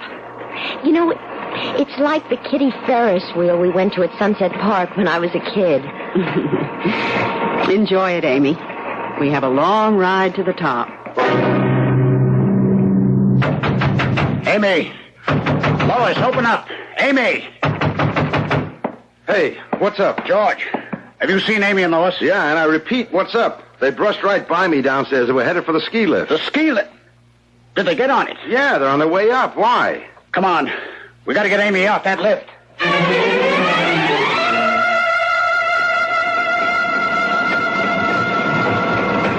Gosh, this is beautiful, Lois. It's just too bad the boys aren't with us.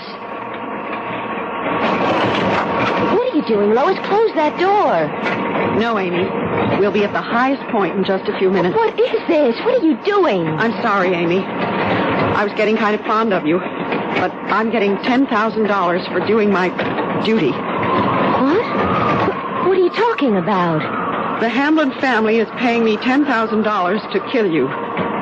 What? For fingering Archer Hamlin. But Lois, you're my friend, aren't you? I was planted in the office, Amy, to make friends with you so that I could arrange this opportunity.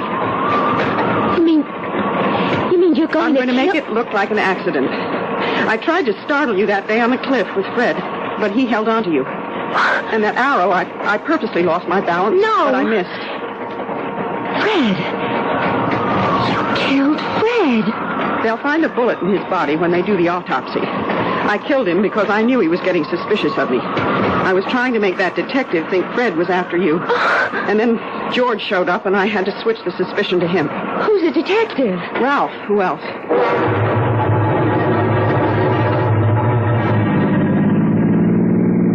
This fire road will get us to the halfway point on the toe. We can intercept them there.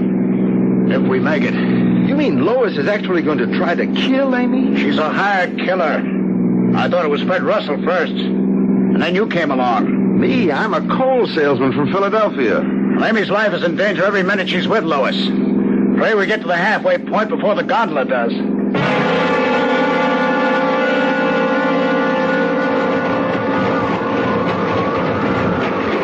Ralph was sent here to look out for you. He wants to take you back to the city tonight, so I'll have to get it over with now. No, Lois, you can't. I'll fight. I know. That's what I expect you to do. I'll tell everyone you got panicky and tried to jump. No. I tried to stop you, but you were too strong for me. You fell over the side. No one will believe that. Well, you won't be around to argue the point. Lois, I can't believe you're trying to do this. Oh, come on. I don't enjoy it. I have to do it. The money doesn't mean that much, but my husband works for the Hamlin family. They made it clear that if I fail, my husband will... well, I don't have to say it. So it's really my life for his. Yes. Look, you said Ralph is a detective. Maybe he can help save your husband. Oh, Amy. Dear, innocent Amy, you don't know the Hamlin crowd. If you did, you'd never have turned Archer in. Don't make it any more difficult for him. No! No! Let go of the side! I won't! You're going out! Now!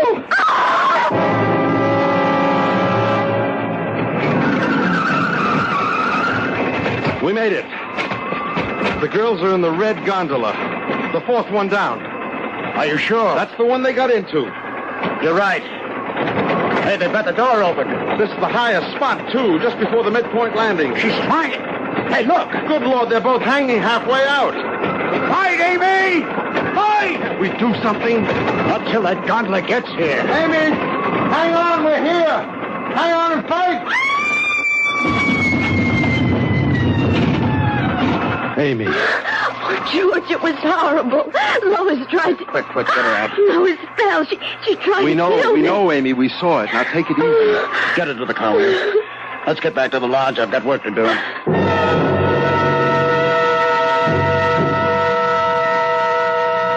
Amy, I want you to stay in your room. And take the pills the doctor gave you. I'm all right, really.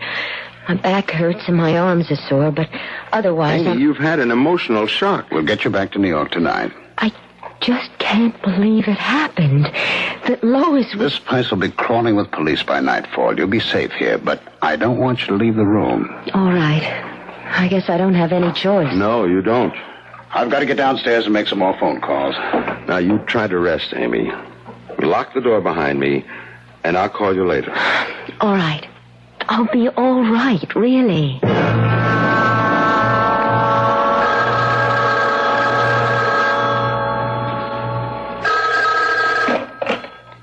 Hello? Miss Hastings? Yes. Are you enjoying the vacation, Miss Hastings? What do you mean? You didn't think there'd be only one of us, did you? Who is this? A friend, Miss Hastings. With a little advice. Oh, no.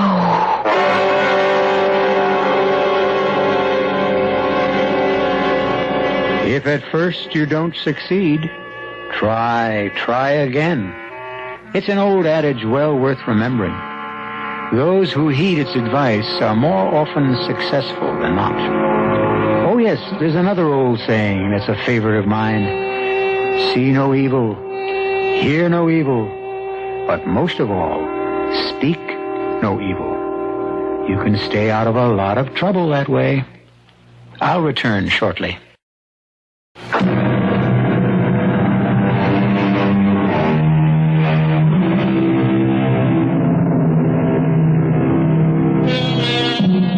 The time has come for us to leave the lovely Tomahawk Tree Lodge.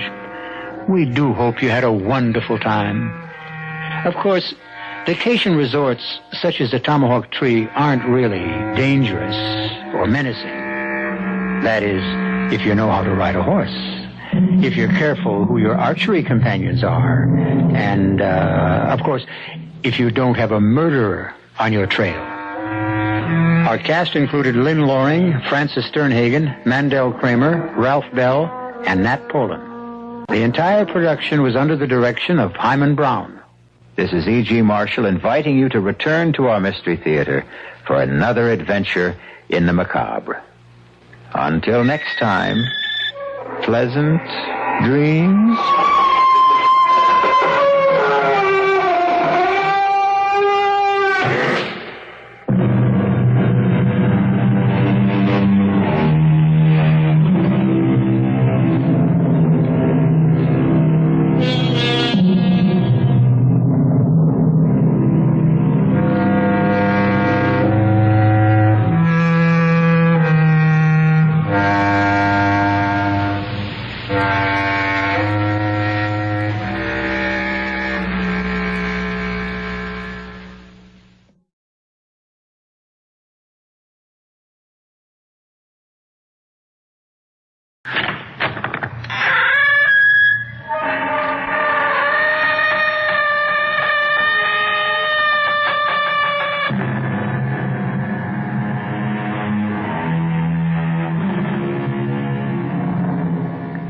Come in. Welcome. I'm E.G. Marshall. Life is a game that must be played, or so it is said. But in every game, there must be winners and there must be losers, which means that in the game of life, we have two types of contestants, those who will win and those who will lose. The winners, as a rule, get wealth and fame. The losers remain poor and obscure. Naturally, the winners are better players, but does that mean they are better people?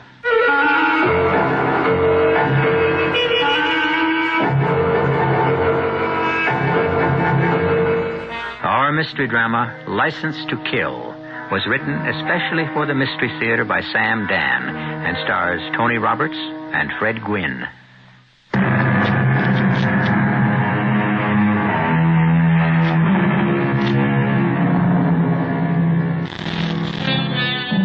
When the great scorer comes to write against your name, he marks not that you won or lost, but how you played the game.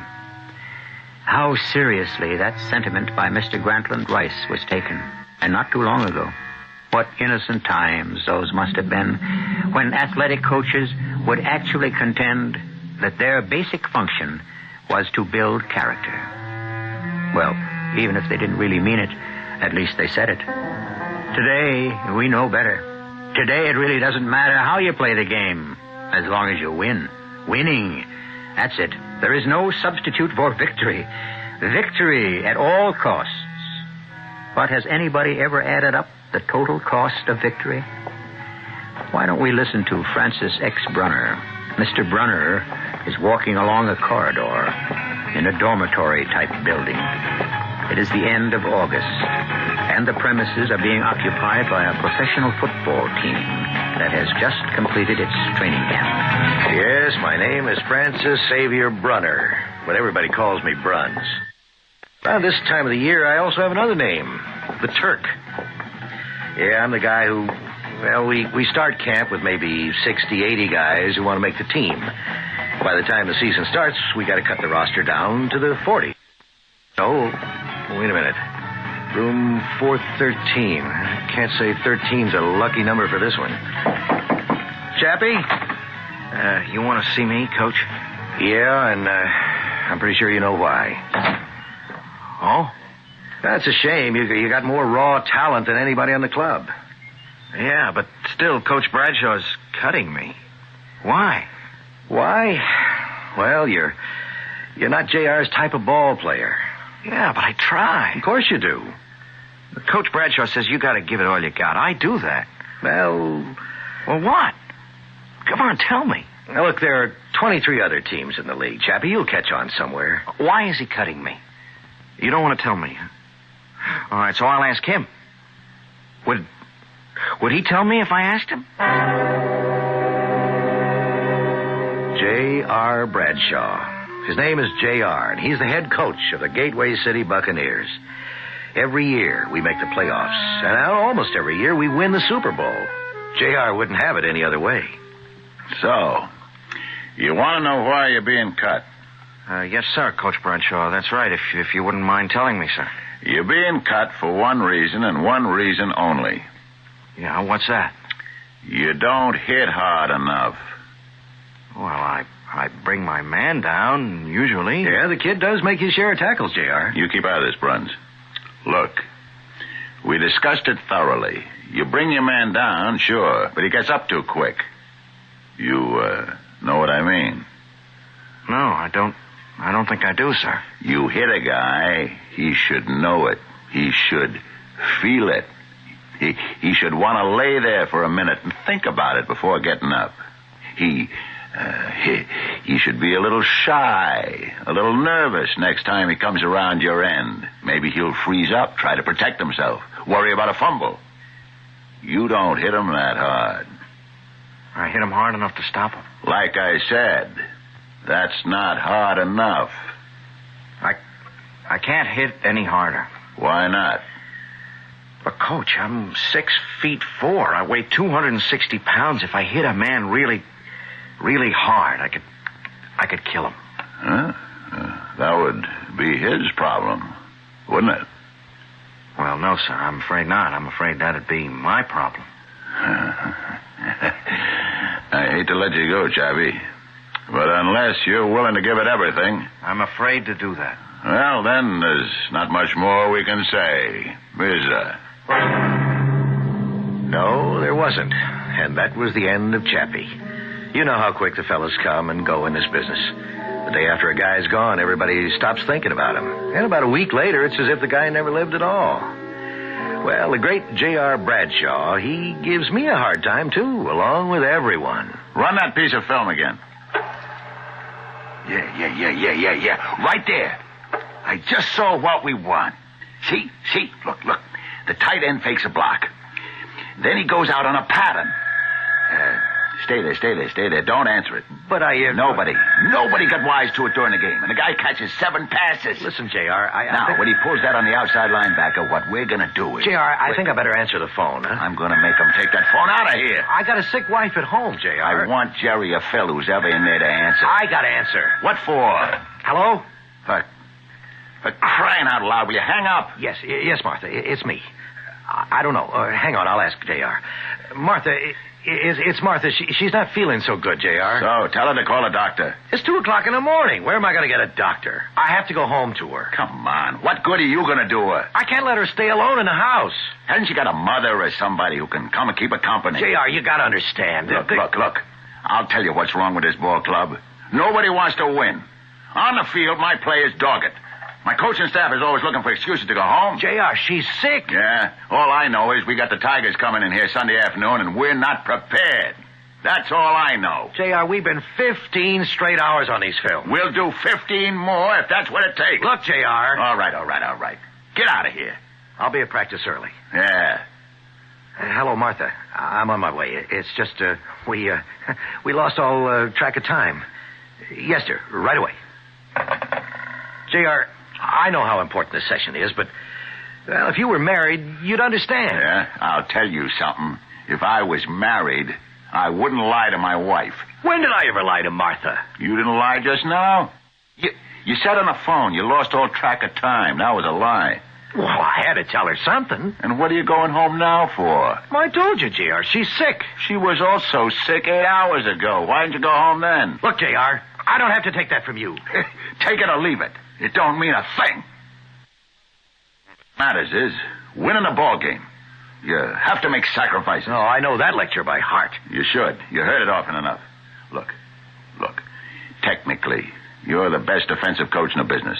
But that's all you'll ever be. Somebody's assistant. You'll never have a ball club of your own. And if you do, you won't last out the season. How many seasons will you last out, J.R.? I mean, when it's all over, what'll you have to show for it? The winningest record in professional football. Okay, J.R. And that's what they can carve on your tombstone. J.R., he's forever complaining. He believes in running scared. I must say that Chappie had disappeared completely from my mind, and I never dreamed that Chappie would come back into my life. It happened at Mady's. It's a night spot where the sports crowd hangs out. She told me about what happened that night. Coach Bradshaw had just walked in. Well, here's the Papa Wolf himself. Hiya, matey. How are little wolflets doing? I catch one of them breaking curfew. It'll cost them $100. How's it look? Sunday against Dallas. We're gonna take a bath. Oh, the way you cry, we could fill a tub with your tears. What I need is a big, tough defensive end. Well, you did cut the biggest defensive end I ever saw, that kid, Billy Chapman. Big, yeah. Tough. Enough. No. Who's in the joint tonight? Well, let's count. You, me, the bartender, the piano player. You should know by now the joint is always dead on Wednesday nights. Why's that? Must be conscience night. I never heard of it. You don't have one. But one night a week, most guys will make it a point to stay home with the wife and the kids. What for? What is the use of talking to you? Well, why Wednesday night? Beats me. Some places it's Monday, or Tuesday, Thursday. If a guy wants to get someplace in this world, he has no business being married. Is that a fact? Being a winner is a full-time job. Takes everything you got, 24 hours a day. I got kids in my ball club. They make more money than the President of the United States. Well, they can throw a football further. They think they all got it coming to them. So, do they concentrate in the game? They own restaurants and hamburger stands, chain stores. See, that's the trouble with the kids today. They're not hungry. What's happened to the good old-fashioned values? Coach, Bradshaw? What are you doing in here? Coach, That's $200 you're being fined. $100 for breaking curfew, another C-note for being in a saloon. Hey, you can't call this joint a saloon. Yeah, but, Coach, I'm not on a team anymore. You cut me 2 weeks ago. Oh, yeah, that's right, I did. Well, you should be at home in bed, a young fellow like you. Look, Coach... Here it is, 2 o'clock in the morning. What are you doing in a gin mill, looking to pick up some dame? I understood you're a married man. Yeah, I am, Coach. I got married in June. We both graduated from college. And you're cheating on her already, huh? No, Coach, no. I would never cheat on Louisa. Then what are you doing in here? Well, I was looking for you. What did you want to see me about? Please, Coach. Could you put me back on the team? No. You're not my kind of player.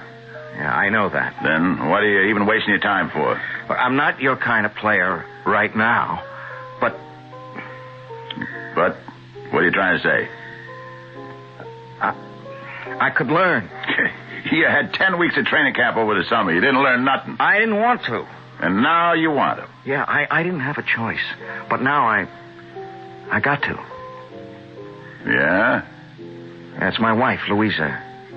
You see, Coach, she's in the hospital. What's wrong with her? I put her there. Kid, what are you talking about? I was driving the car, and she said, slow down. I didn't listen.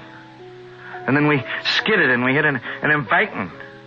Nothing at all happened to me. Everything happened to her. What do you mean, everything? They don't know, Doc. They don't know if she's going to live or die. See, she can't move. She's still in a coma. Huh? I only know it's going to take a lot of doctors and nurses and hospitals and money. And all I know how to do is play football. Please, Coach, put me back on the team. You don't play football my way, Chappie. I can learn to. Could you?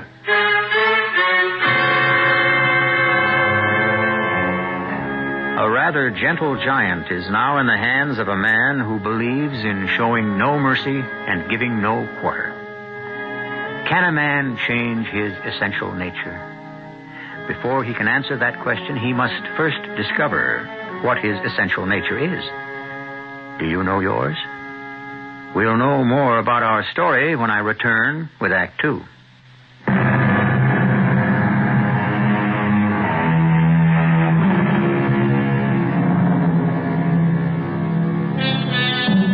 Necessity is not only the mother of invention, but intention as well.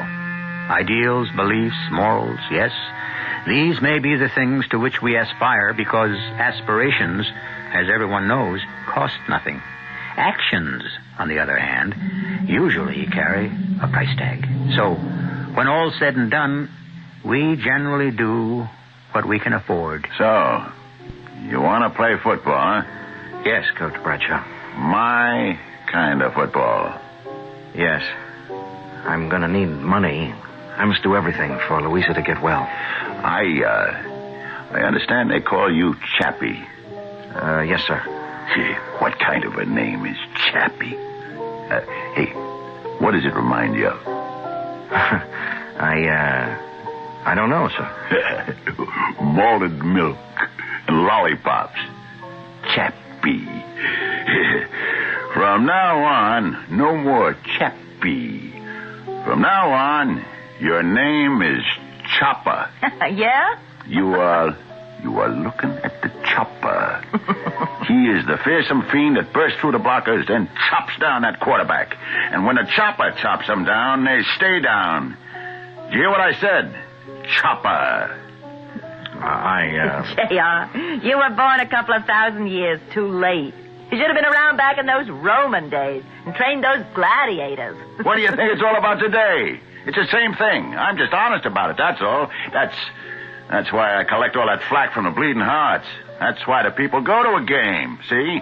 They go to see blood. Coach Bradshaw, I'm not sure I can...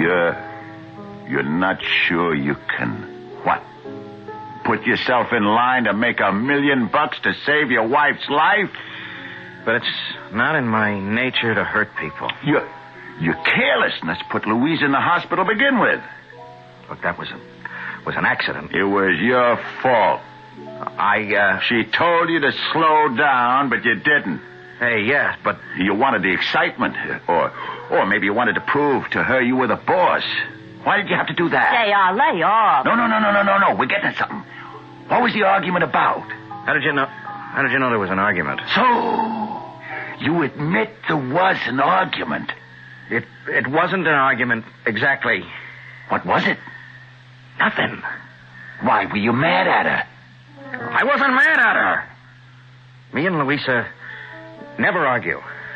She wanted me to give up football. She wanted me to give up football, which is why I wound up being cut from the team. That's it. You didn't want to give up football. She wanted it. She was right.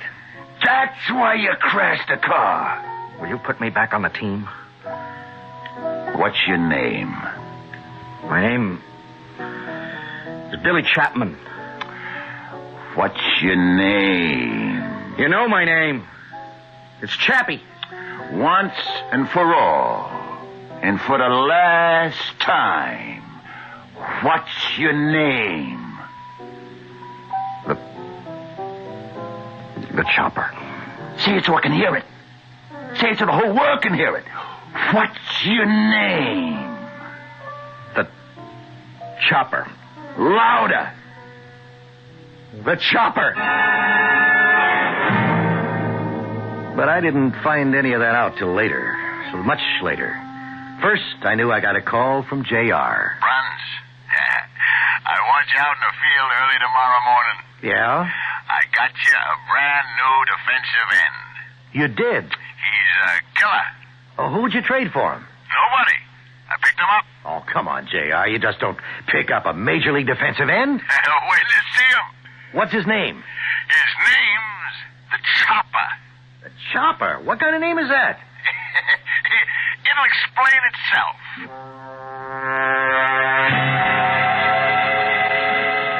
It's all in the matter of how you distribute your weight.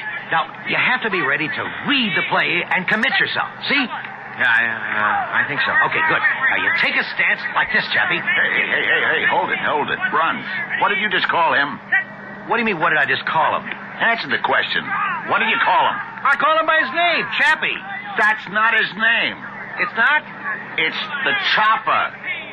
That name's got to become part of him. He's got to believe it.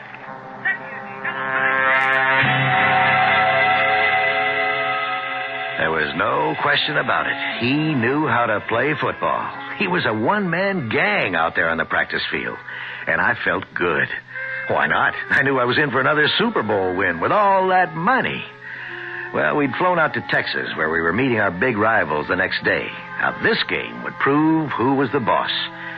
We had a coaches' meeting, as usual, till 1 a.m. I think J.R. calls so many because he hates to be alone. I'd just gotten back to my room when there was a knock on the door. Coach Brunner? Hey, what are you doing up so late? Can I come in, sir? If J.R. decides to run a bed check, it'll cost you $100, son. I don't know what to do. About what? About football. Oh, look, what brings this on? It's just that football ain't no fun anymore. Oh? I played all my life. I played Sandlot. Then we had leagues, the American Legion and all, and then high school and college. Yeah, I know. Every single minute of it was fun. But it's different now. Well, it's a serious business. It has to be. You know how much money's involved. Yeah, I guess so. That's why she wanted me to give it up. Louisa? Yeah. Yeah, she said, Chappie, you look different. How different, I said.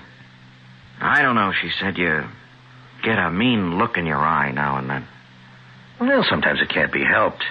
The guy you're up against, he's got a job to do. Both of you. You're fighting for your bread and butter. Yeah, well, that's what I told Louisa. And she said, why do you have to fight?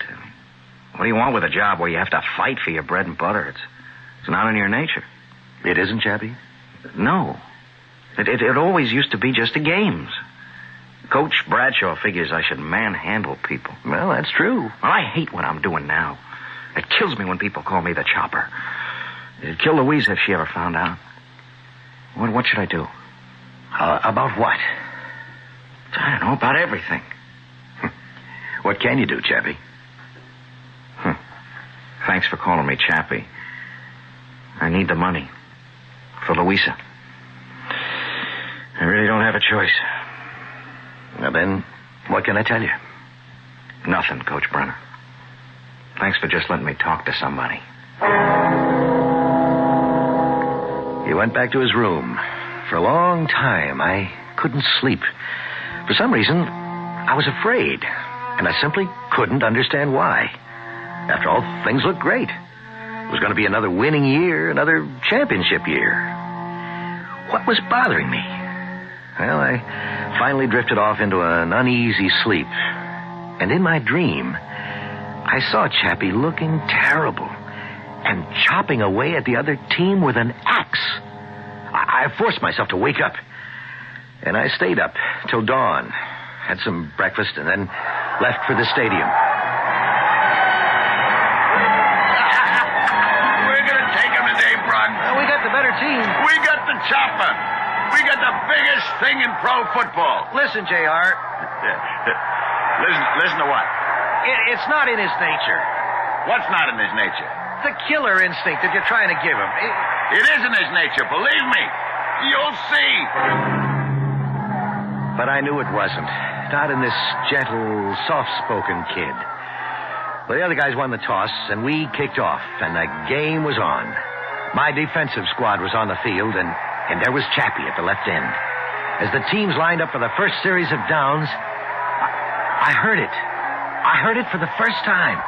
You see, there was a loyal contingent of home fans who'd flown out to Dallas to root for us. And a shout was coming from their section of the stand. Kill, Chopper, kill! Kill, Chopper, kill! Kill, Chopper, kill! Kill, Chopper, kill. You heard this kind of thing at sports stadiums. Kill him, murder him, tear him apart, beat his brains out. I never went for it myself, but there are those who claim it's harmless. Just folks letting off steam. Hell, I wouldn't know. All I know is that I saw Chappie stand there for a moment. And he looked up at the stands, and suddenly there was terror on his face. And he just ran off the field as fast as he could and into the locker room. I sent another player in for Chappie, and then I ran to our dressing room myself. But J.R. got there ahead of me. What are you trying to pull? I can't do it. Get back out there. No, I'm not going out there. You're a quitter. You hear what they're yelling at me? Kill. Kill? I'm not a murderer. Nobody's telling you to actually kill. Yeah, and why do they say that? It's just a way of talking. Oh, they want me to kill. That's what they want. That's what you want. No. It's just a way of saying hit him. Hit him hard. No. You want me to kill. A good, clean, hard hit. Legal. Keep it legal, but hard.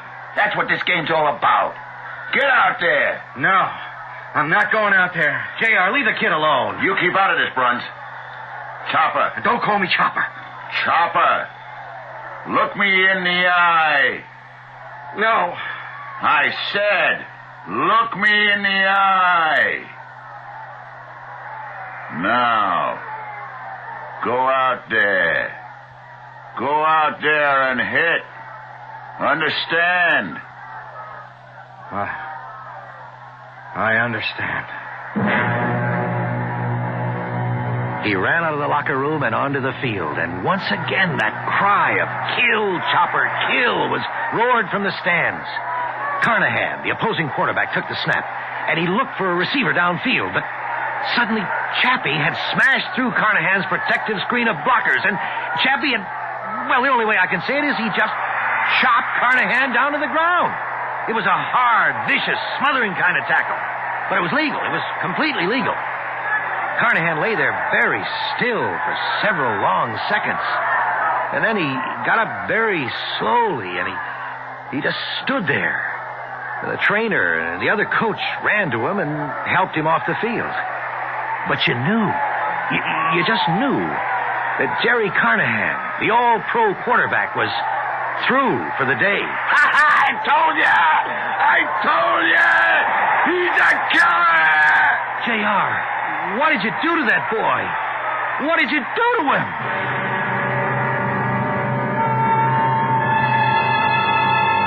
Obviously, J.R. has transformed Chappie into Chopper. But what kind of transformation is this destined to be? You can change somebody's mind by argument, but how do you change his heart, his psyche, or is it his soul? How deep is this transformation? You won't have to wait too long to find out. Act 3 will be here in a few moments.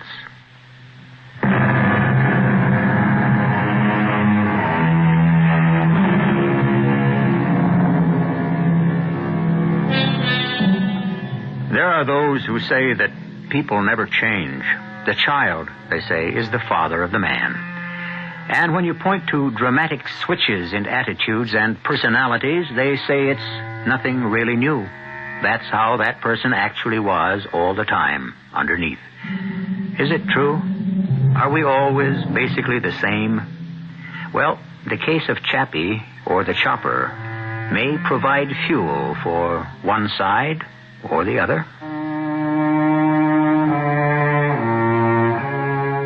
It was, well, what word can describe it? A triumph for Chappie. And that's how it was, week after week. The reporters wouldn't let him alone. And always standing by, taking the bows with him, was, of course, old J.R. himself. You can't say too much about the Chopper, fellas. I mean, he has changed the essential nature of the game. He's taken away the passing attack. That quarterback is listening for the Chopper's footsteps.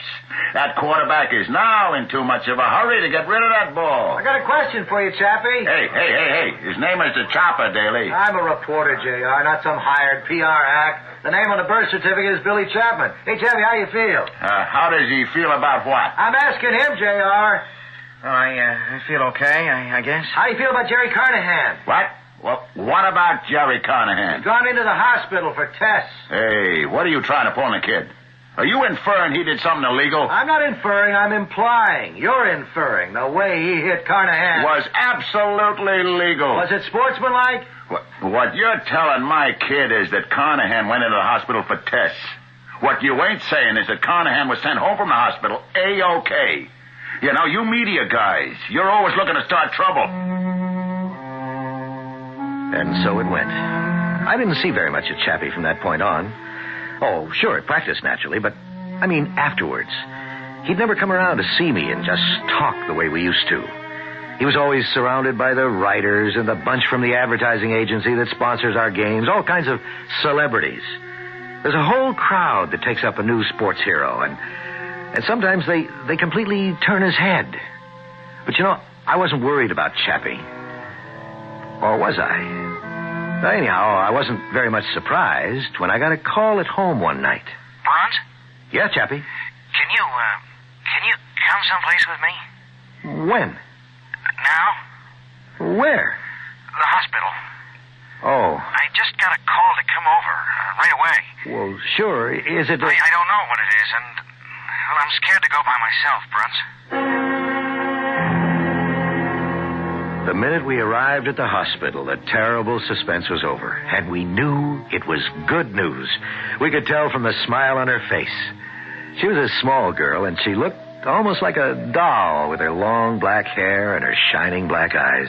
Chappie, oh, darling, it's a miracle. What happened? I just opened my eyes, and I woke up. You mean you don't need any operation? No, I don't think so. And you're feeling okay? Oh, I feel a bit weak. But the doctor says in a week or two everything will be just fine. Oh, Louise. Why don't you folks kind of excuse me? Oh, no, please, don't go, Coach Brunner. I'm tired. I've got to go back to sleep. But just promise me that you'll keep an eye on my Chappie till I can come home and do it myself. Promise? Sure, I promise. Now, Chappie, honey. Now, you can quit playing football. What? Oh, I know all about you, darling. The nurses asked me if I was married to the chopper. Oh, Louisa, honey, that's... Oh, it's awful. It's just publicity. They call you a monster, a fiend, a killer. Well, that's just the way the writers have it. It sells papers. You put this poor Carnahan fellow in the hospital. Louisa, it's all in the game. But what are you doing in the game? You promised to quit. I know. You swore you'd quit. Honey, when we had the accident, it looked bad for you. You know that. I mean, the doctors were talking about treatments that... Well, I'd have had to be a millionaire. But as it turns out, I don't need them anymore. We had a miracle. Yeah, but I had no way of knowing that, so I had to make money the only way I really know how. By killing people? Honey, I had to go back. Well, I understand. To make money for me. But I'm going to be all right now. So you can quit. Quit? Quit and do what? Oh, Chappie, we already discussed what you do. You'll get a job teaching phys ed back home at the high school. Oh, but Louisa... You mean you're going to break your promise? You're going to break your promise to me? No, honey. No, you know I couldn't do that.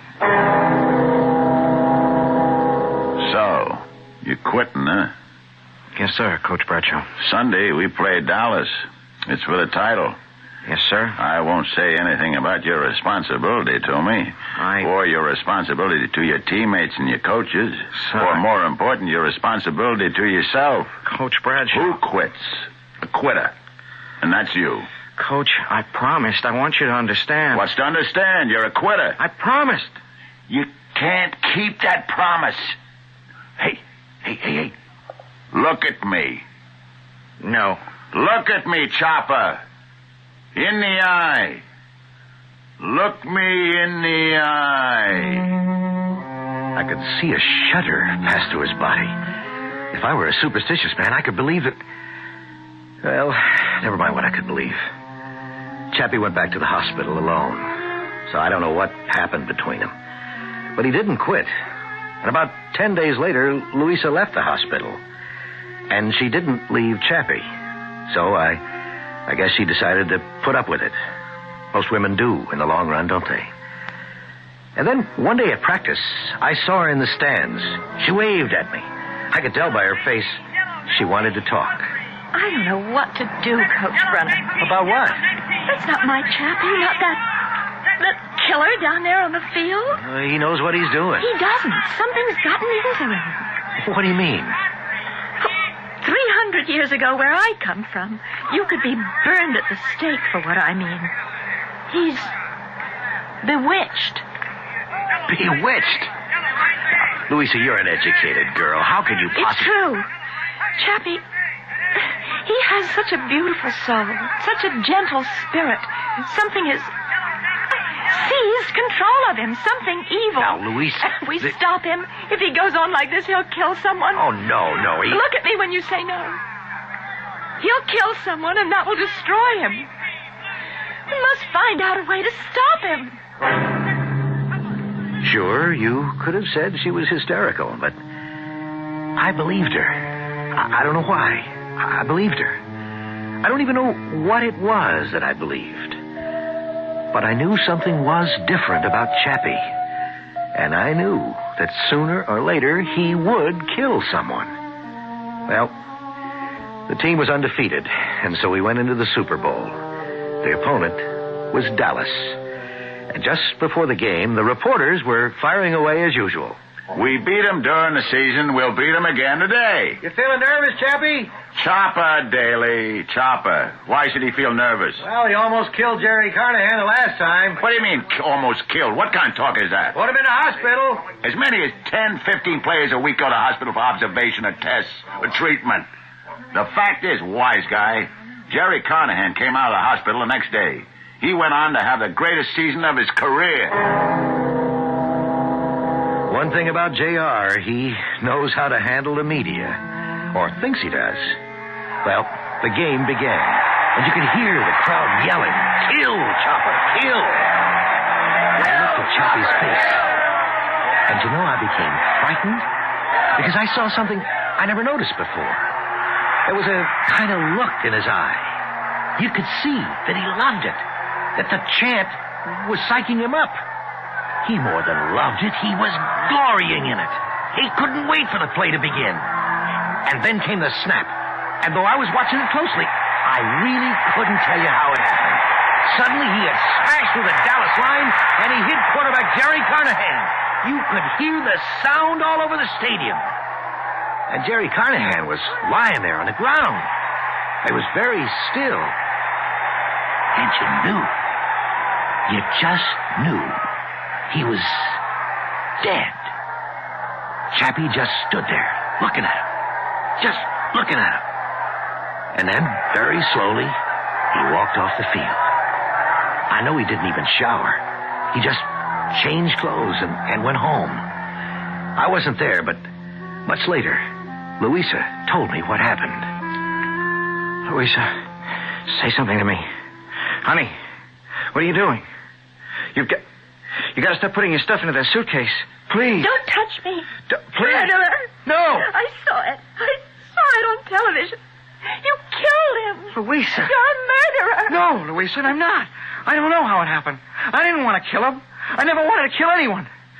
Something possessed me. No. I put on that uniform. I got out on that field, and suddenly I'm not myself anymore. Well, who are you? I don't know. I got crazy feelings. I got a hit. I got a smash. That's not me.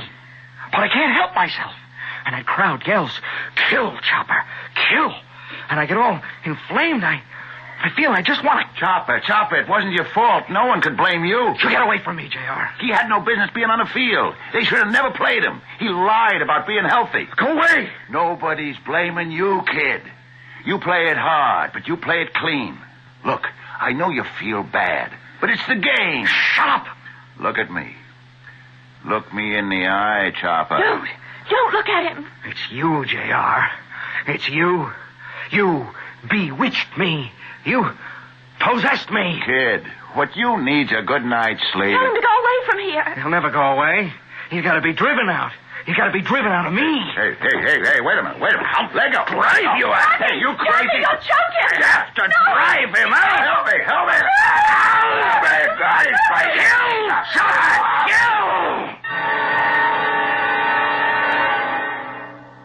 And that's how she told it to me, a long time later. Long after Chappie had killed J.R.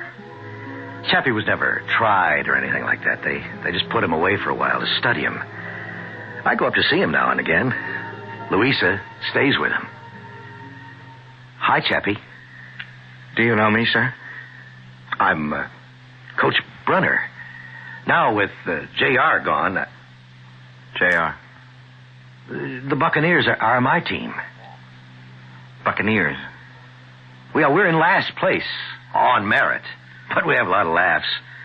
Sure wish you'd come back. Back to what, sir?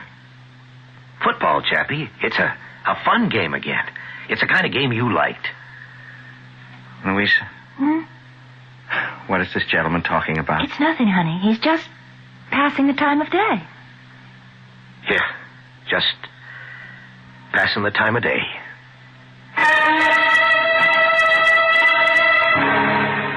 You may have it any way you wish, which is more than you can say about most stories. Was Chappie possessed by the violence of his coach, J.R. Bradshaw? Was the violence an inherent part of his own psyche? Is man basically violent?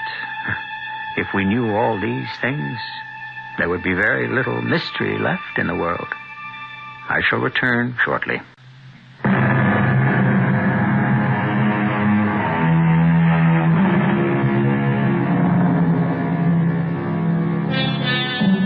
What have we got to show for 2,000 years of alleged civilization? The ancient Romans would fill the Colosseum to watch armed men fight to the death. And they would cheer their favorites on with frenzied shouts to kill. You hear these same shouts at football, boxing, and hockey matches. You hear them yell, "Kill the umpire," at baseball games.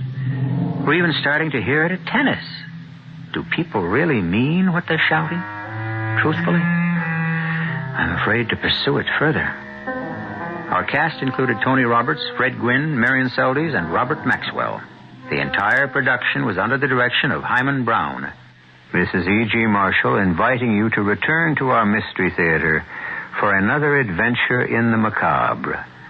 Until next time, pleasant dreams.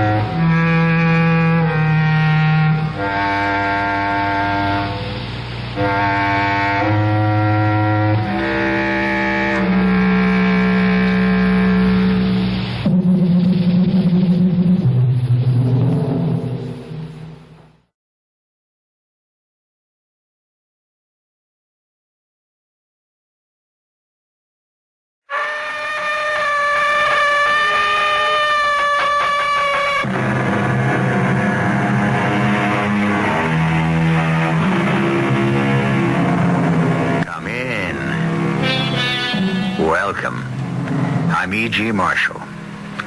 It is said that opportunity is like a knife. It can serve or sever our hopes, depending on whether it is seized by the blade or the handle. The knife, mankind's first invention and symbol of our dual nature. The assassin uses it to kill, the surgeon to cure. The same edge, the same point, the same steel. Our mystery drama, The Artist, was especially adapted from the Guy de Maupassant classic for the Mystery Theater by Sam Dan and stars Michael Wager.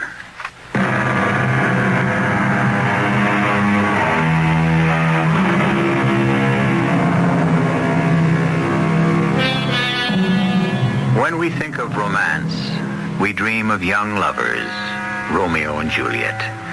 Who wants to know about men and women who grow old together in contentment and tranquility? Give us the flaming passion of youth. That is what our story is all about.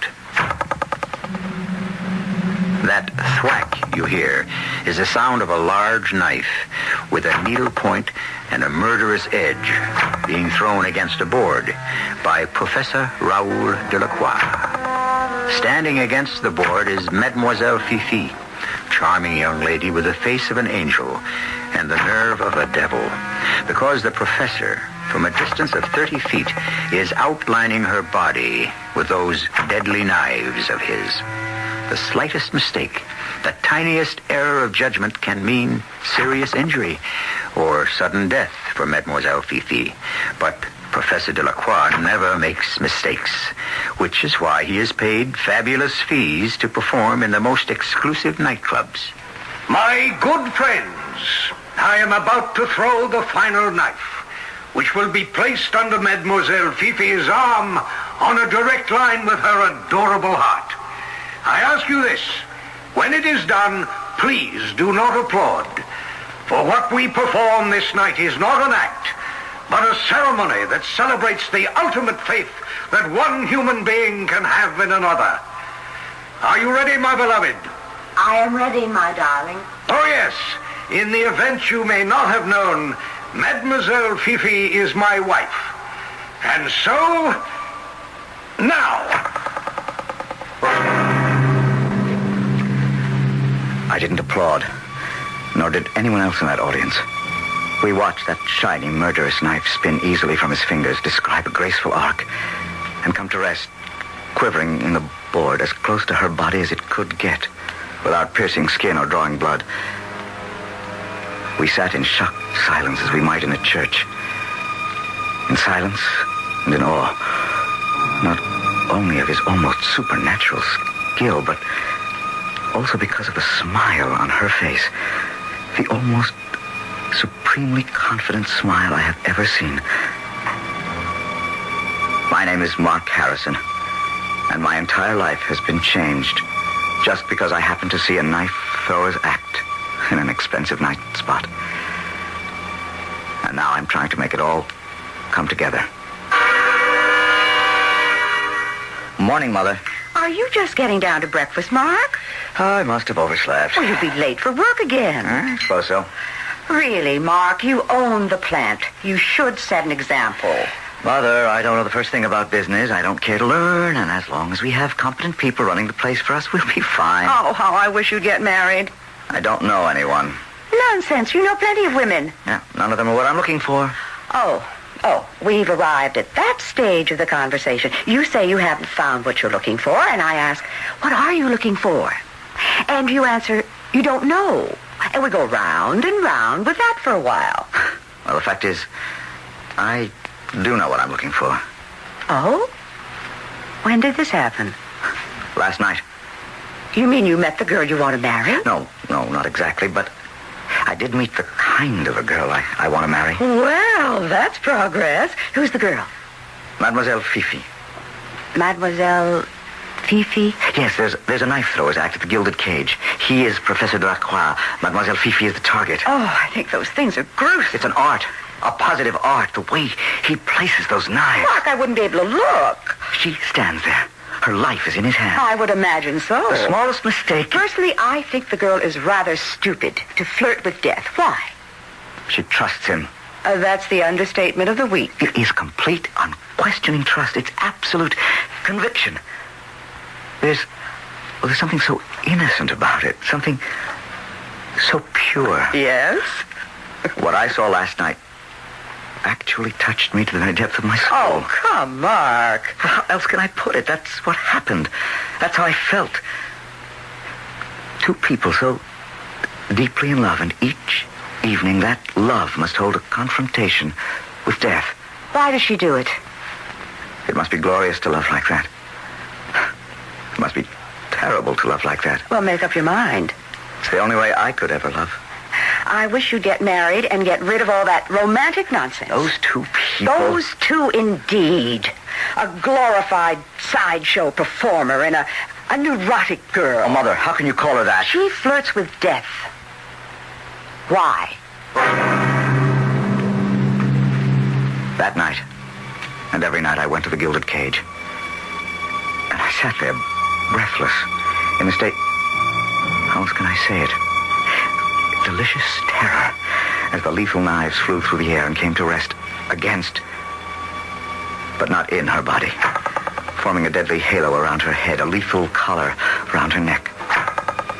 Finally, one evening, scarcely knowing what I was doing, I found myself backstage at Monsieur Delacroix's dressing room door. How I got there, I could never tell you. I'm basically a very shy person, but there I was. And before I knew it, I had knocked on the door, and it opened. Yes? Oh, it's you, Mr. Mark Harrison. Please come in. You know my name? Of course. How? Sit down. Have a drink. Fifi, Mark is here. How wonderful. Oh, she's in the other room, changing. How did you know? How did I know your name? Very simple, my friend. I asked. But why would you ask? I can't imagine why you should want to know who I am, or care for that matter. Why have you come to see me? Oh, because I've never been so moved by a performance. I had to pay my respect to a great artist, and also to a great artiste. Yes. Thank you. But I still don't understand why you should want to find out who I am. These past several weeks, you have become a person of great importance. I have. To me. But why? How? A performer thrills an audience. Oh, yes. But it must be a two-way street. You see, the performer is nourished by the audience. My creative engine runs on electricity. And this can only come from those who watch and believe. And you, Mr. Mark Harrison, of all the believers, you are the most devout. Isn't that so? Yes. Night after night, I see you in the audience, watching me as I was meant to be watched, appreciating my genius for what it is. And so I made inquiries. And had you not come to pay your respects to me, I would have come to pay mine to you. Oh, thank you, Professor Delacroix. Oh, darling. We have a visitor, I see. It's the charming gentleman who always sits at the ringside table. Fifi, this is Mr. Mark Harrison. I think your performance is the most thrilling. In the beginning, it was even more exciting. Raoul would throw his knives blindfolded. Blindfolded? Perhaps you might convince him to do it again. Never, never. No one will ever convince me. But, Professor, how exciting it would be if... It would be a false excitement. It would cheapen my art. Well, now that we're all friends, Mr. Harrison, you must visit us more often. When? All day you practice, in the evening you perform, and at night you must go to bed early. Yes, art is a hard mistress. As long as art is your only mistress. Oh, don't be a stranger, Mr. Harrison. Oh, no, I won't.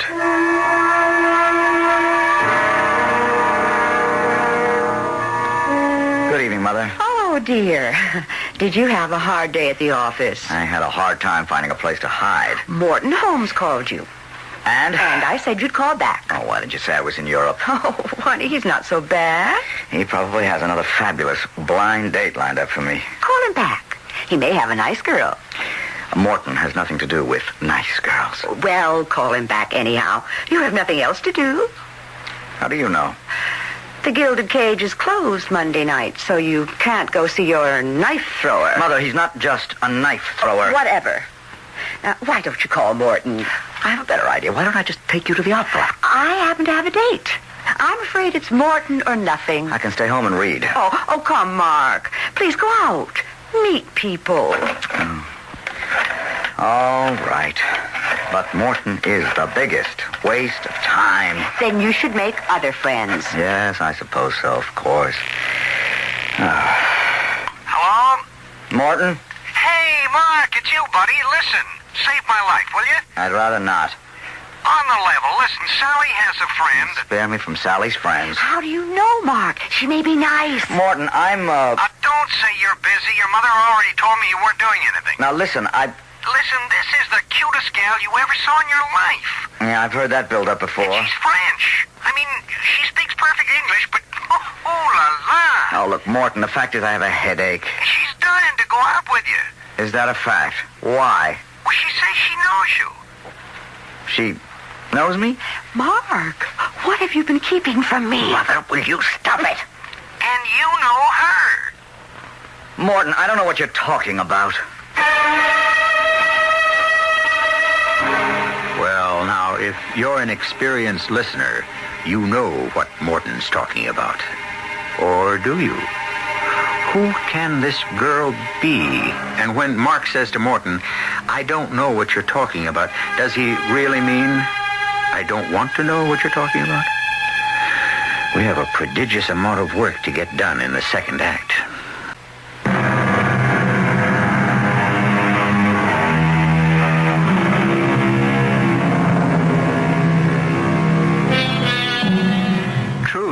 As they say, is stranger than fiction. But why is everybody intrigued by that concept? What's so surprising about it? Fiction, after all, is predictable because it must follow strict laws of form. You who listen to our stories expect us to abide by certain set rules and conventions. Truth, on the other hand, has no restrictions. It can meander about as it pleases without being beholden to anybody and get itself into the strangest situations. Well, what we're telling you is a true story. The girls are waiting for us here in Sally's apartment. You're in for the surprise of your life, Mark. Hello. Hello, Fifi. You know Mark? Of course I know Mark. Oh, Sally's inside putting on her makeup. Oh, why don't I go and check on her? A splendid idea. Well, hello. It can't be you. Here, touch me. I'm real. What are you doing here? And what are you doing here? To answer both our questions, I want to have a little amusement, and so do you. But you're married. No, you're a funny man, but I like you. I'm afraid I don't understand. Oh, come. You want me. You wanted me from the first moment you saw me in the Gilded Cage. That's why you kept coming back every night. No. I I said to my friend Sally, do you know this young man? And she said, oh, he's a friend of a friend. So, why are we standing here? Look, I don't really think that... Why don't you kiss me? Oh, You want to kiss me, don't you? Look, I feel... I mean, I have definite ideas about what's right and what's... And still, you came here. I didn't know it would be you. Oh, yes, you did. You knew it would be me. No, that's not true. Oh, it's true. And something else is also true. There can only be one moment like this.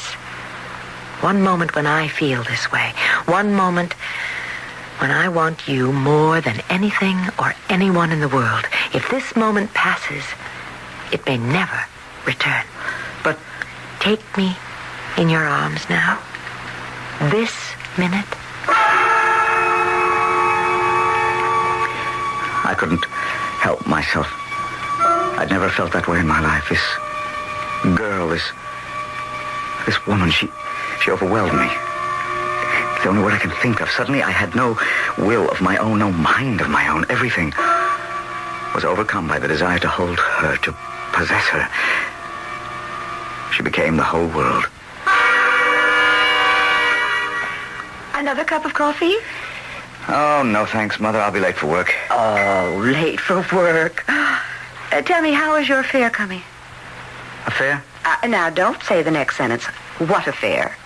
Mother, what are you talking about? Your love affair. Have you been spying on me? I would never do a thing like that. I can tell by your moods, your actions, the little things that you're in love. Will you admit that? All right, I'll admit it. But grudgingly. Mother, what am I supposed to do? Son, love exhilarates. Love is not a burden. Unless... Yes? Unless it's an affair with a married woman. Have I guessed it? You don't have to answer. Then instead of an innocent joy, love becomes a guilty secret. What's her name? You see, you keep it even from me. I'm old enough to manage my own affairs. Of course. And you're also old enough to be happy. I'm going to be late for the office. You are not going to the office. I don't want to discuss it. I must say, when you kick over the traces, you don't do things by halves. Quiet, shy, bashful Mark finally has an affair with, of all women, a knife thrower's assistant. Mother, this is monstrous. Why? How could you know who she is unless you hired a detective? Well, you kept talking about that knife thrower. He's more than just a knife thrower. Yes, he is a man you have betrayed. Don't say that. If I don't say it, will that change anything? How did you find out? I had my best friend, Judge Corwin, take me to the Gilded Cage one night. You didn't see us. You had eyes for no one but the breathtaking Mademoiselle Fifi. It was obvious. Obvious? Perhaps it was only obvious to me. I agree with you. The man's a genius, an artist. It just happens I don't care for his art.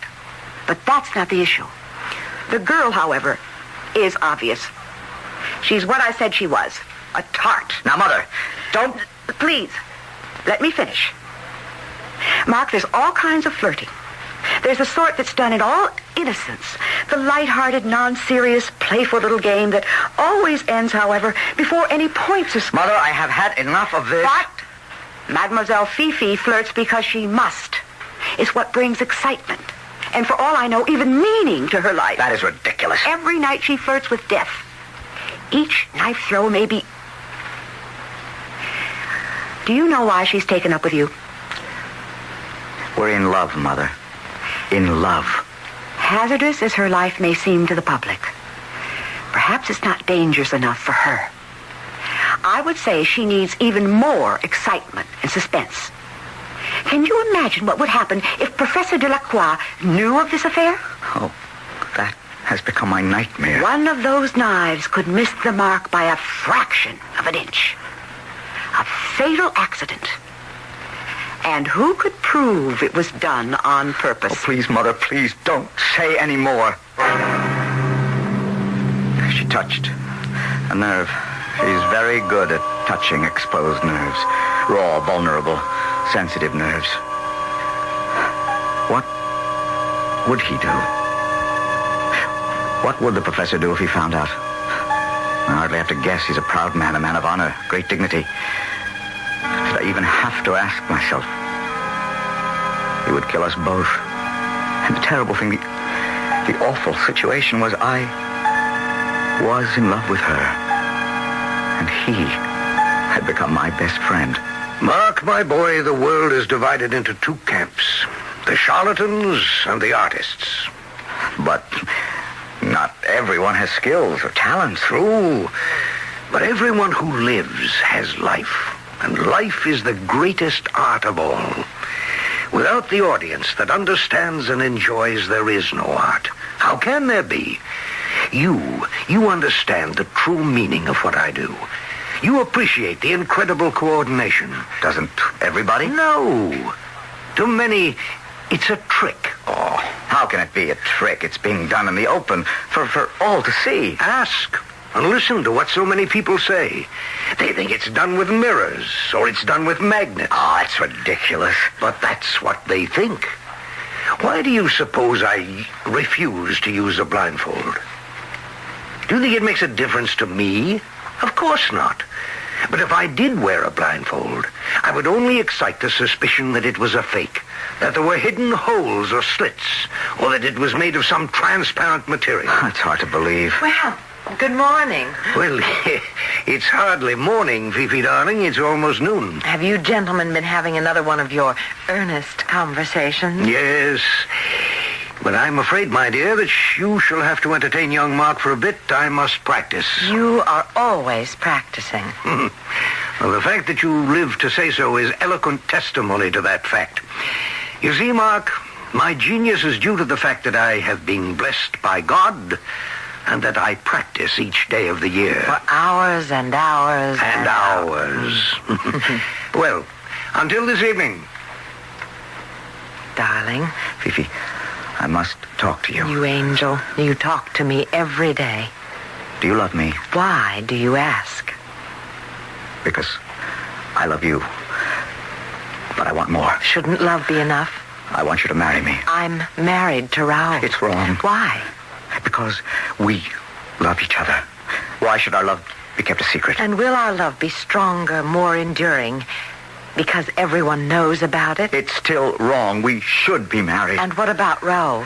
Well, Raoul cannot live without me. But he spends so little time with you. As a man.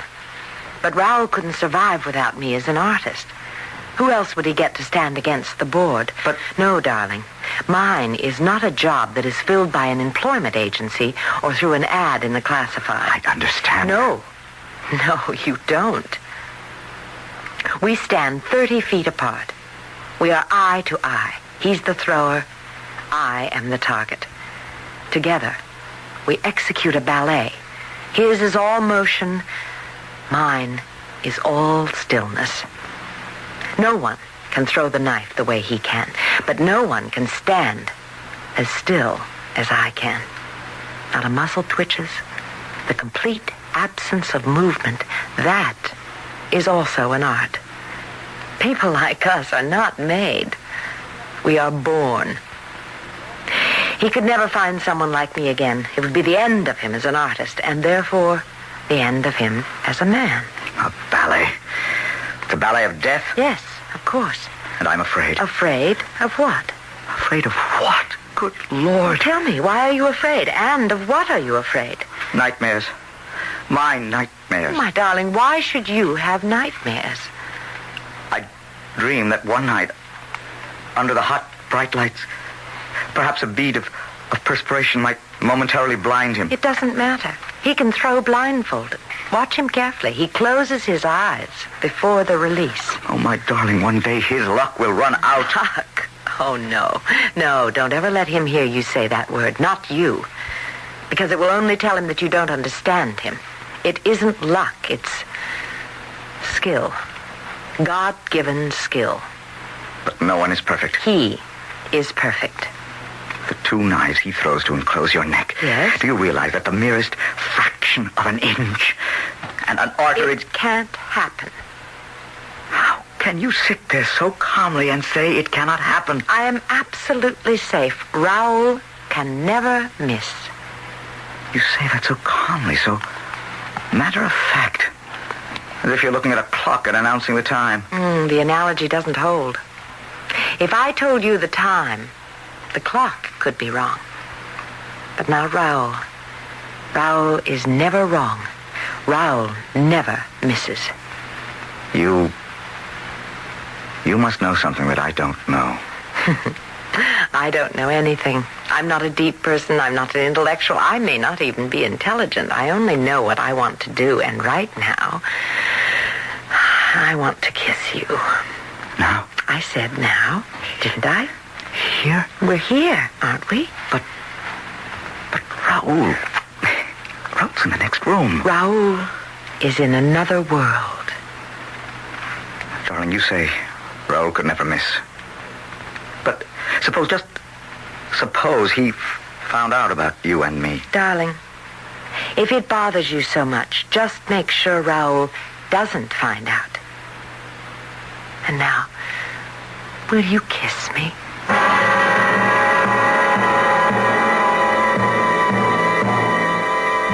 Well, admit it now. We have a rather cool young lady on our hands. It would be difficult to imagine a woman, young or old, with that much, well, as the French would say, sang-froid, cold blood, which is a perplexing situation since she seems to have so much hot blood when she's in Mark's arms. She's so sure of herself and of her husband. But why? The entire third act is dedicated to that question.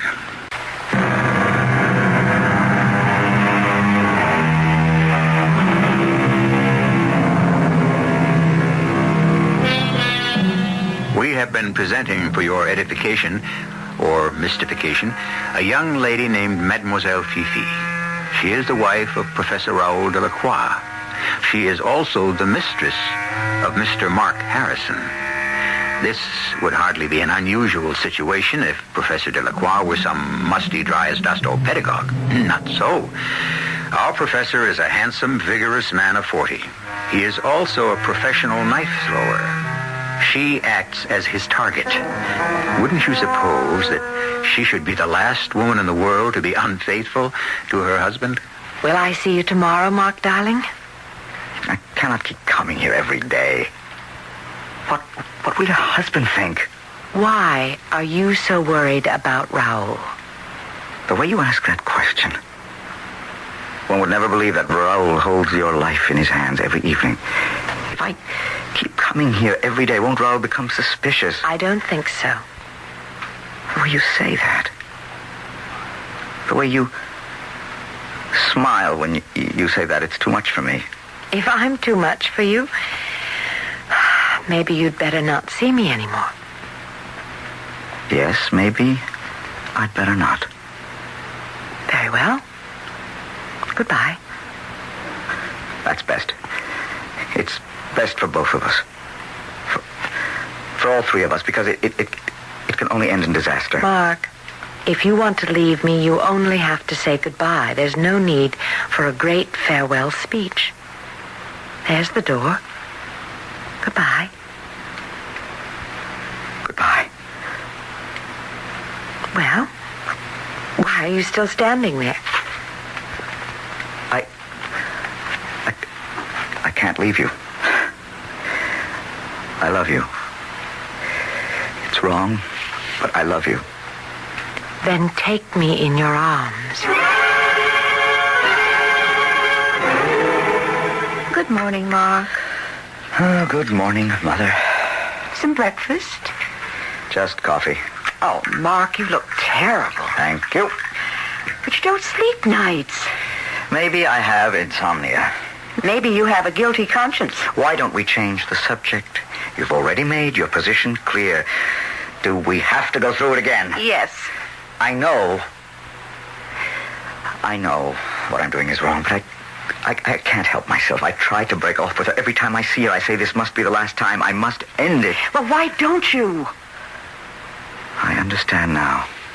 And only now, why and how a man could abandon his family, deceive his employer, even betray his country for a woman. Oh, Mark, aren't you romanticizing? Don't say that, Mother.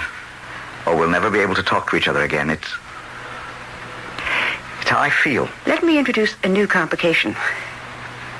Yesterday afternoon, the two of you were having lunch, tete-a-tete, at an out-of-the-way country restaurant and motel near the turnpike. Why are you having me followed? That is unworthy of you, Mark. The fact was reported to me by an old friend who happened to be lunching there himself. Very well. I'm sure we can count on his discretion. The trouble is, it's not the first I've heard of it. Word is getting around. Gossip is being started. I know. You know. I suspect it would be. And the professor? Well, you don't know him. He lives in an ivory tower. Perhaps, Mark. But sooner or later he will have to find out. There are enough malicious people in this world who will make sure. Yes, Mother, I know that. Then put a stop to it. I can't. Then reconcile yourself. Accept the fact that you will be the cause of her death.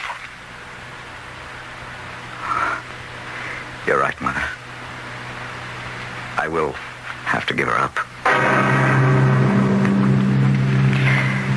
Yes, I'm giving her up. How easy it was to say it. How difficult to do it. I didn't go to the club at night. I didn't visit the De La Croix by day. I did the only thing that would work. I stayed away. And I did it for a whole week, but then I knew, come what may, I couldn't do it any longer. And so late one morning, despite every honest attempt and sincere desire to stop myself...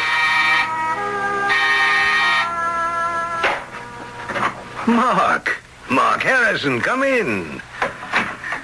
Hello, Professor. My dearest friend, I haven't seen you. I know. Tell me, is everything in order? Oh, yes, I think so. But I missed you. I missed you at the performance, and I missed our little talks. Well, you see, you haven't been ill. Oh, no. And Fifi has missed you, too. She has? Yes. You've been good for her, a young fellow like you, someone to talk to while I'm busy at practice. How have you been, Professor? Oh, I'm always the same. I keep my nervous engine, constantly tuned.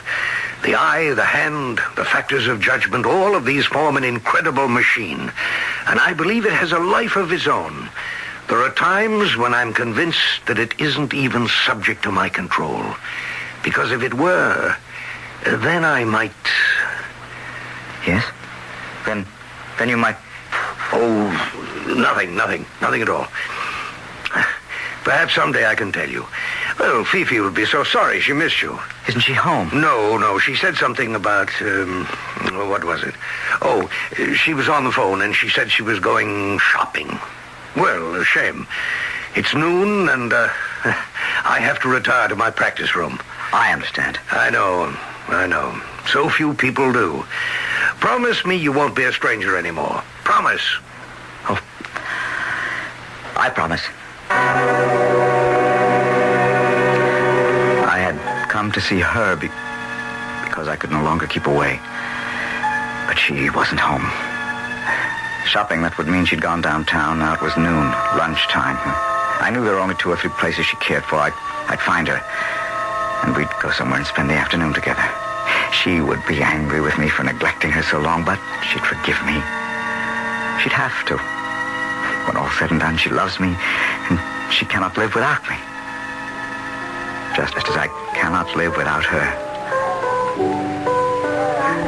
Darling. Mark. I knew where I'd find you. Where have you been? It doesn't matter. I'm here now. Come on. Let's drive out to that place in the country. Why? Because I want to take you in my arms. Tomorrow. Tomorrow? Yes. And now, darling, will you excuse yourself? I have a date. A what? A date. A date? With a man? Of course, if it were with a woman, it would be an appointment.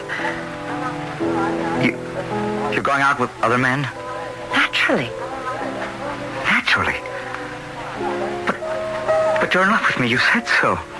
I'll even say it again. I love you.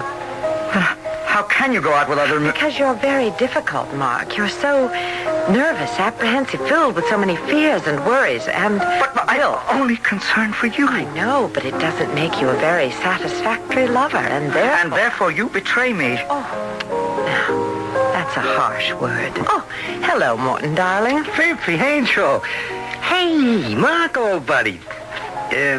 Three's a crowd. You're cheating on me with him? I think you had better leave, Mark. Leave? Leave you here with him? Come on, Mark, that's your... I told you to keep out of it. Now, look, pal, you're behaving like a chump. I warned you.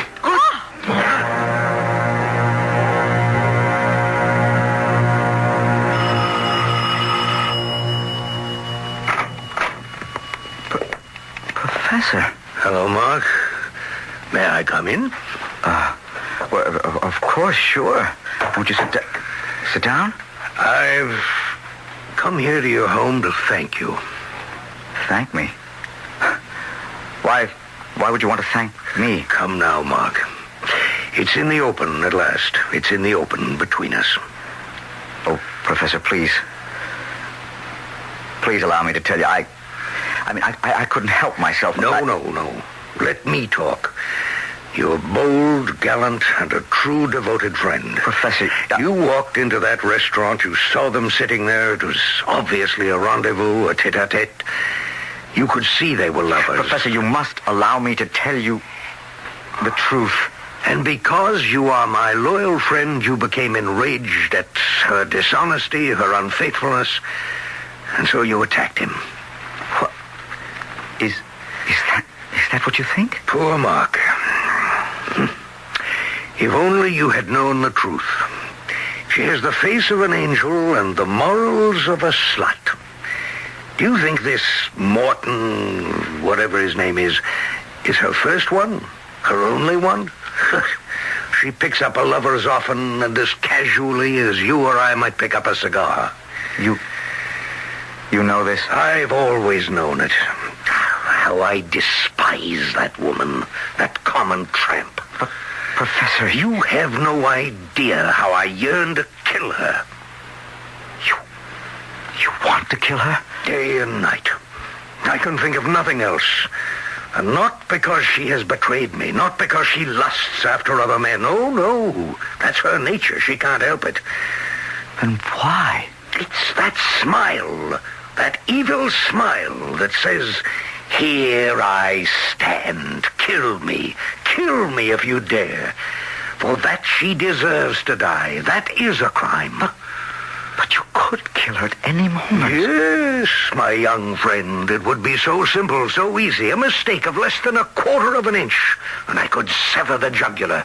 The blood would spurt out 2-3 brilliant crimson jets, and all would be over. And I would have my revenge. True? True, yes. At absolutely no risk to myself. An accident. Bad luck. A mistake that could occur in our business. And so now you may ask, why don't I do it? It's because you're too decent, too kind. Nonsense. I don't do it because I can't do it. You can't do it? Don't you think I try? Every night with each knife I throw. Don't you think I long to end her life? Don't you think I want to make that quarter-inch mistake? Then why? Why don't I? Because I can't. I cannot because my hand refuses to obey me. I don't understand. But she understands. She knows why the knife can never pierce her heart. That's why she stands there and smiles her evil smile. She knows me. She knows the secret of my art. She knows what a faultless machine I've become. She knows that I'm a true artist and that my hand, my brain, my eye will not permit me to make a mistake. And so she stands there and laughs at me, laughs at me, laughs at me.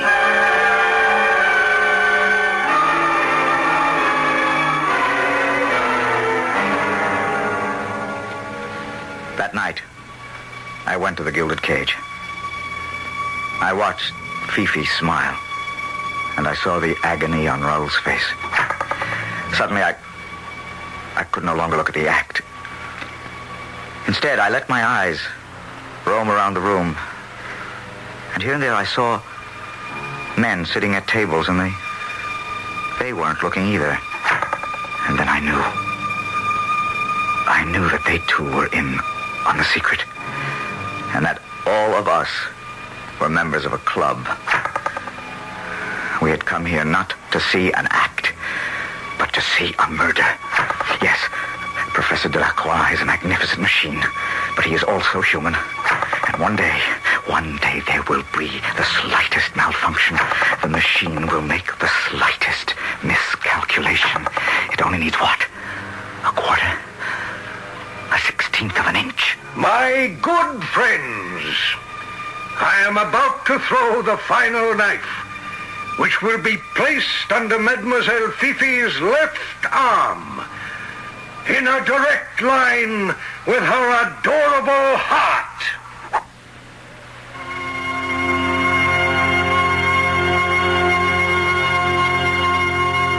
The final knife. Will it be this one? This is what the members of the club have come to see. Well, if you were told that there was going to be a murder at such and such a time, at such and such a place, and absolutely nothing could be done to stop it, would you go to see it? Think about it.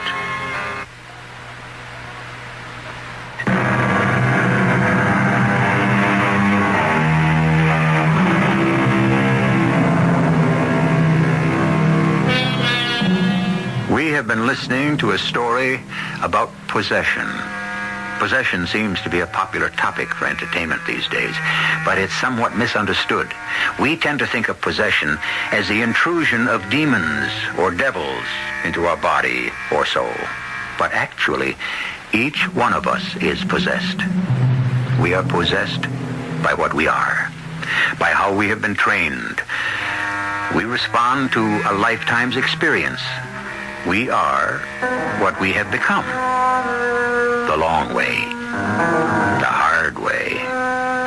Our cast included Michael Wager, Patricia Elliott, Court Benson, and Ann Petoniak. The entire production was under the direction of Hyman Brown. This is E.G. Marshall inviting you to return to our Mystery Theater for another adventure in the macabre.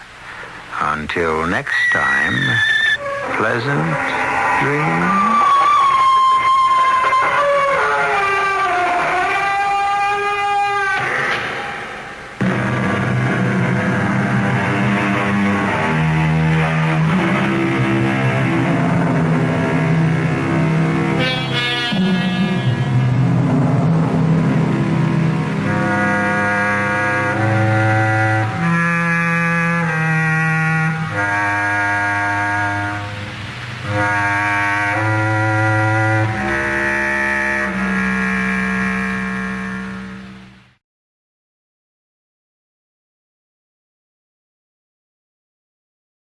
The CBS Radio Mystery Theater presents...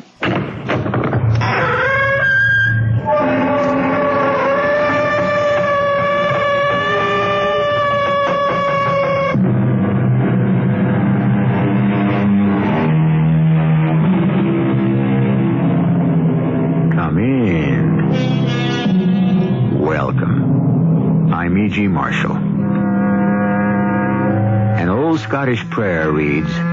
From ghoulies and ghosties and long-leggedy beasties and things that go bump in the night, good Lord, deliver us. 20th century man, of course, knows there are no such things as ghosts. There is one problem. He's never been able to prove it to everyone's satisfaction.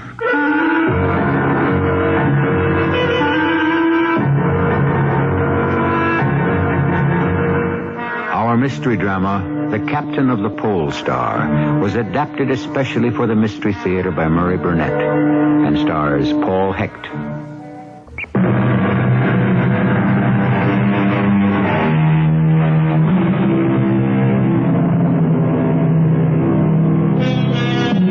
If I say Sir Arthur Conan Doyle, what leaps to your mind? Quickly. Of course, Sherlock Holmes. Everyone's aware that Doyle wrote stories in which Holmes did not appear, but unfortunately, they were engulfed by the tidal wave of Holmes' popularity.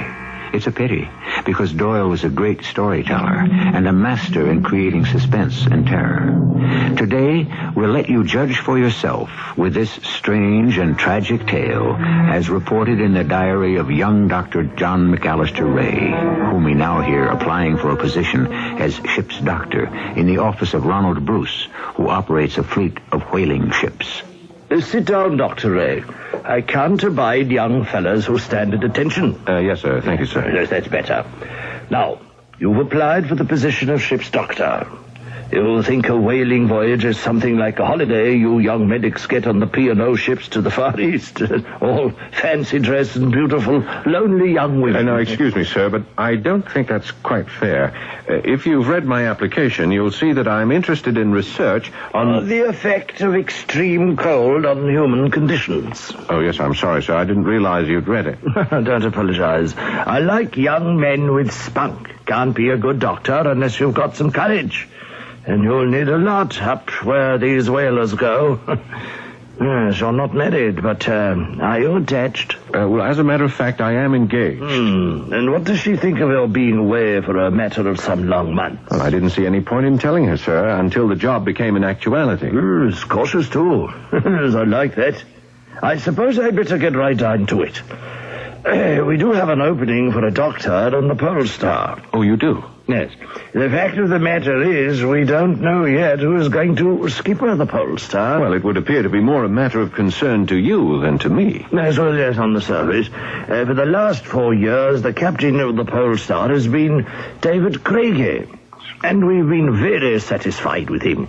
He's a fine sailor and always brings home a full ship. Well, I don't understand the problems. Well, Craigie hasn't appeared. So you could surely get in touch with him and ask... You don't understand. Craigie on the ship is one thing. Ashore is something else. He has peculiarities. One of them being that as soon as he's finished a voyage, he gets his pay and takes off for parts unknown. We don't know where he is. I see. Well, I'm giving Craigie until tomorrow. I still am of the opinion Captain Craigie will be here. And I must warn you about Craigie's peculiarities if you should sail with him. Peculiarities? Yes. It would be on my conscience if I neglected to explain that although Craigie is our best captain and a fine man, is subject to moods. Fits of depression? Well, I don't know the medical terms, but I must tell you he has them. He's also a very private man. In fact, his cabin is off limits to all members of the crew. He keeps it locked throughout the voyage. Not even the steward is allowed in to clean up. The captain does for himself. I see. Now, if this sort of behavior might give you problems, I wouldn't want you to sign on. Well, I've always respected privacy, sir. Ah, fine. On your word, my secretary will give you some papers to sign, and we'll expect you aboard the POLESTAR on the 19th at 8 a.m. sharp.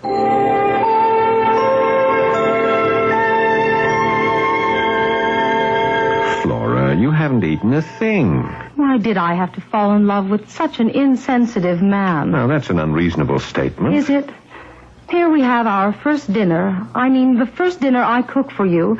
And I'm all happy and excited, and so are you. But not about the dinner, no. You're happy because you're going away and leave me for 4 months. Well, I'm sorry, but I thought you understood. I don't have the money to open my own practice. With the money I'll be able to save from my pay on the POLESTAR and with the bonus that's practically assured if Captain Craigie shows up. John, we've been engaged for only 5 weeks, and you're actually happy about the idea of being separated for 4 months. Well, I'm not happy about the separation, but well, I am looking to the future for us. I just don't want you to leave me. Darling, this isn't like you. We've discussed the problem that comes with being a doctor's wife and all the separations it might entail, and now all of a sudden... I know. But call it woman's silliness or whatever you like. There's something about this voyage that frightens me. Something I feel, something bad. Laura, darling, believe me, if you could tell me one thing, one solid fact that has brought this feeling on you, I won't go. I love you, Flora, but you do see the logic in what I'm saying. That's why I'm so unhappy. Because I have no logic, only intuition. And, John, I'm afraid, terribly afraid.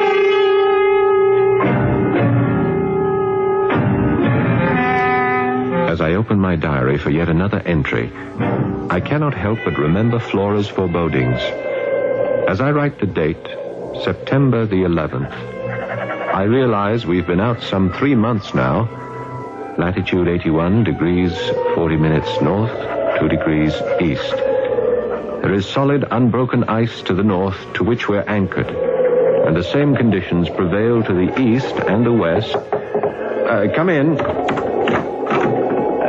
I'm sorry to bother you, Doctor. That's all right, Mr. Walker. We're running into real problems with the crew. Oh, medical problems? No, sir. The men are all healthy. It's the captain and the ship. You see, if that pack ice in the south hardens and we're going to run out of food and fuel, the men want the captain to turn around and head for home. Well, you're the first mate. I should think that you'd be the man to pass that information along. Well, ordinarily I would, sir, but, you know the captain. He seems to have taken a liking to you, so the men decided I should ask you to convey their wishes to him.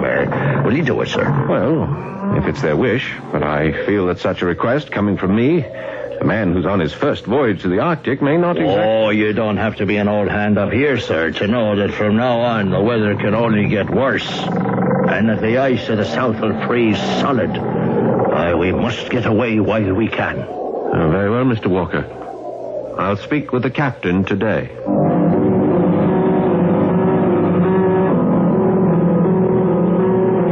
After noting in my diary that the northwest corner of Spitzbergen was visible on the starboard quarter, I went up on deck and found the captain leaning against the rail, staring over the ice to the north. Good morning, Doctor. Good morning, Captain. Finished with your diary for today? Not quite, sir. I'll have to record the results of this conversation with you. Do you write down all our conversations? No, sir, but this is different than our usual small talk. Could it have anything to do with the visit of Mr. Walker to your cabin earlier? You don't miss much, do you, Captain? A good skipper runs a tight ship. Well, as a matter of fact, I may be out of line here, sir, but I promised Mr. Walker I'd speak to you, so here goes. The men are unhappy about staying here. They want to go home. Do they now? Yes, sir. They feel that to stay here longer is endangering their lives because it's only a short time before the ice to the south seals us in. I'm aware of that possibility, Doctor. Then you... There are whales to the north, Doctor. A whole school of them. I've seen them blowing. Do you realize there's only one small strip of ice to the north between us and a fortune? Well, money won't be much good to us if we're dead, Captain. I like you, lad. But nothing's going to stop me from getting them whales. From your answer, I take it that there's considerable danger in our staying, and there's justification for the men's feelings. Danger? There's danger on every trip to the Arctic. Your research should have taught you that. As for the men, they're paid to risk their lives and well paid, too, so... And your life, Captain? What about that? My life's my own, Doctor. But I'll tell you one thing. There's more to bind me to the other world than to this. Other world? Your meaning escapes me, Captain. You stick to your medicine, Doctor. I'm going below. Tell Mr. Walker to call me if there's any change in the ice to the north. Now get out of my way.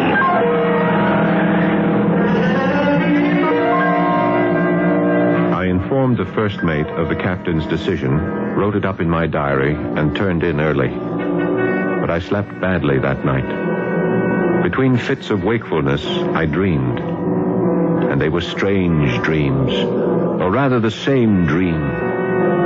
I dreamed I heard voices from the captain's cabin 2 doors away from mine. I could only make out snatches of what I thought I heard. Nay, lass, nay. Why do you keep me? Selfish. Your love. Different. Selfish. You dare call me selfish.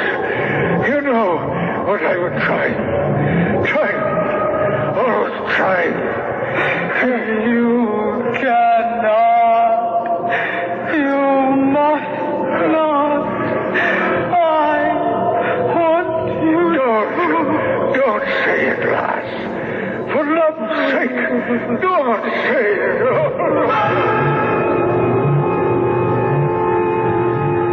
When I woke, the dream, or rather nightmare, was so vivid I could still hear the sobs of the woman and the voice of the captain. I began to wonder, was it a nightmare? No. I dismissed the thought until breakfast. Captain, may I have permission to take a foraging party out on the ice at noon? No, Mr. Walker, you may not. But we might be able to pick up some polar bear meat or other animals, and that would... And you might also lose a man or 2 in the ice holes. I feel the wind's going to shift, and we'll be able to break through to the north and get to the whales. Sir, the men are restless, and any kind of activity... Then put them to work on the brass, Mr. Walker. Well, it isn't only that, Captain. It's... Well, mister... It's nothing, sir. I guess it's just superstitious sailors who claim to hear strange cries and mewlings at night. You have your orders, Mr. Walker. I'm going topside and look for that wind shift. Doctor? Yes, Mr. Walker? Does the captain... Well, I mean, in your opinion, is he... Well, is the captain in full possession of his senses? Now, that's a sobering thought. In a world today where dictatorship is fashionable, no one has ever questioned the absolute authority of a captain when his ship's at sea. However, suppose this man who controls the destiny of his ship and crew is mad. That problem is one that will be faced in our second act.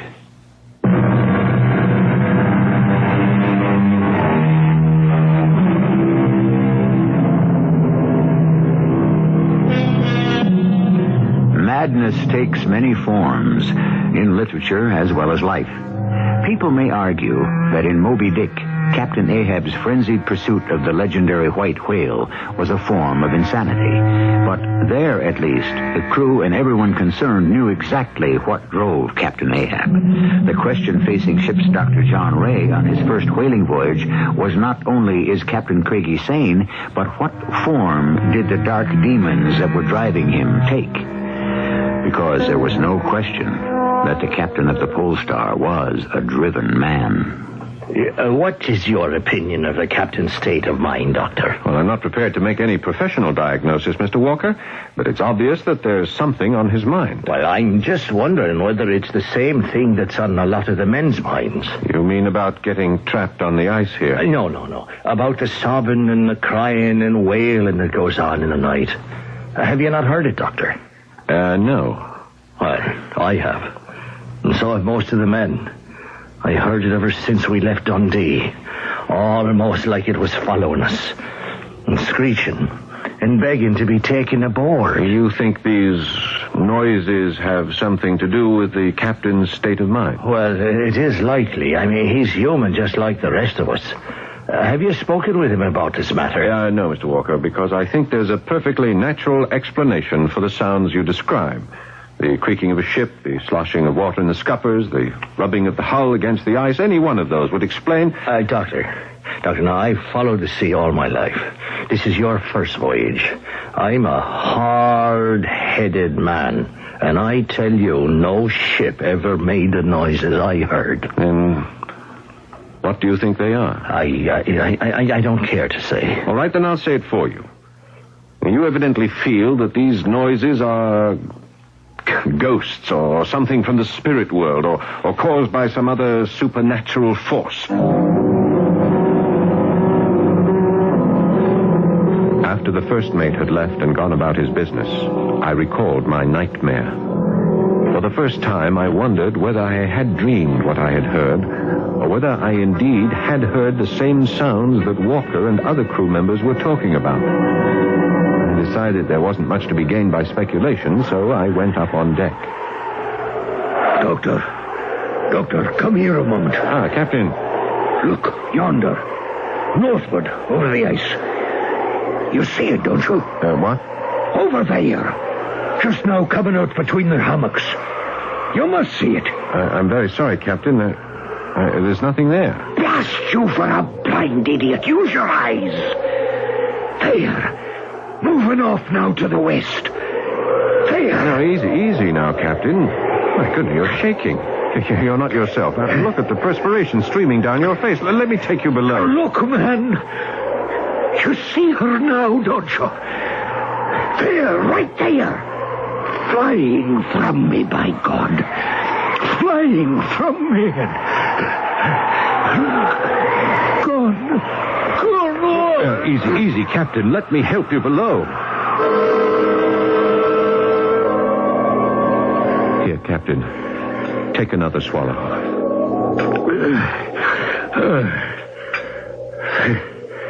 Thank you, Doctor. You had quite a shock.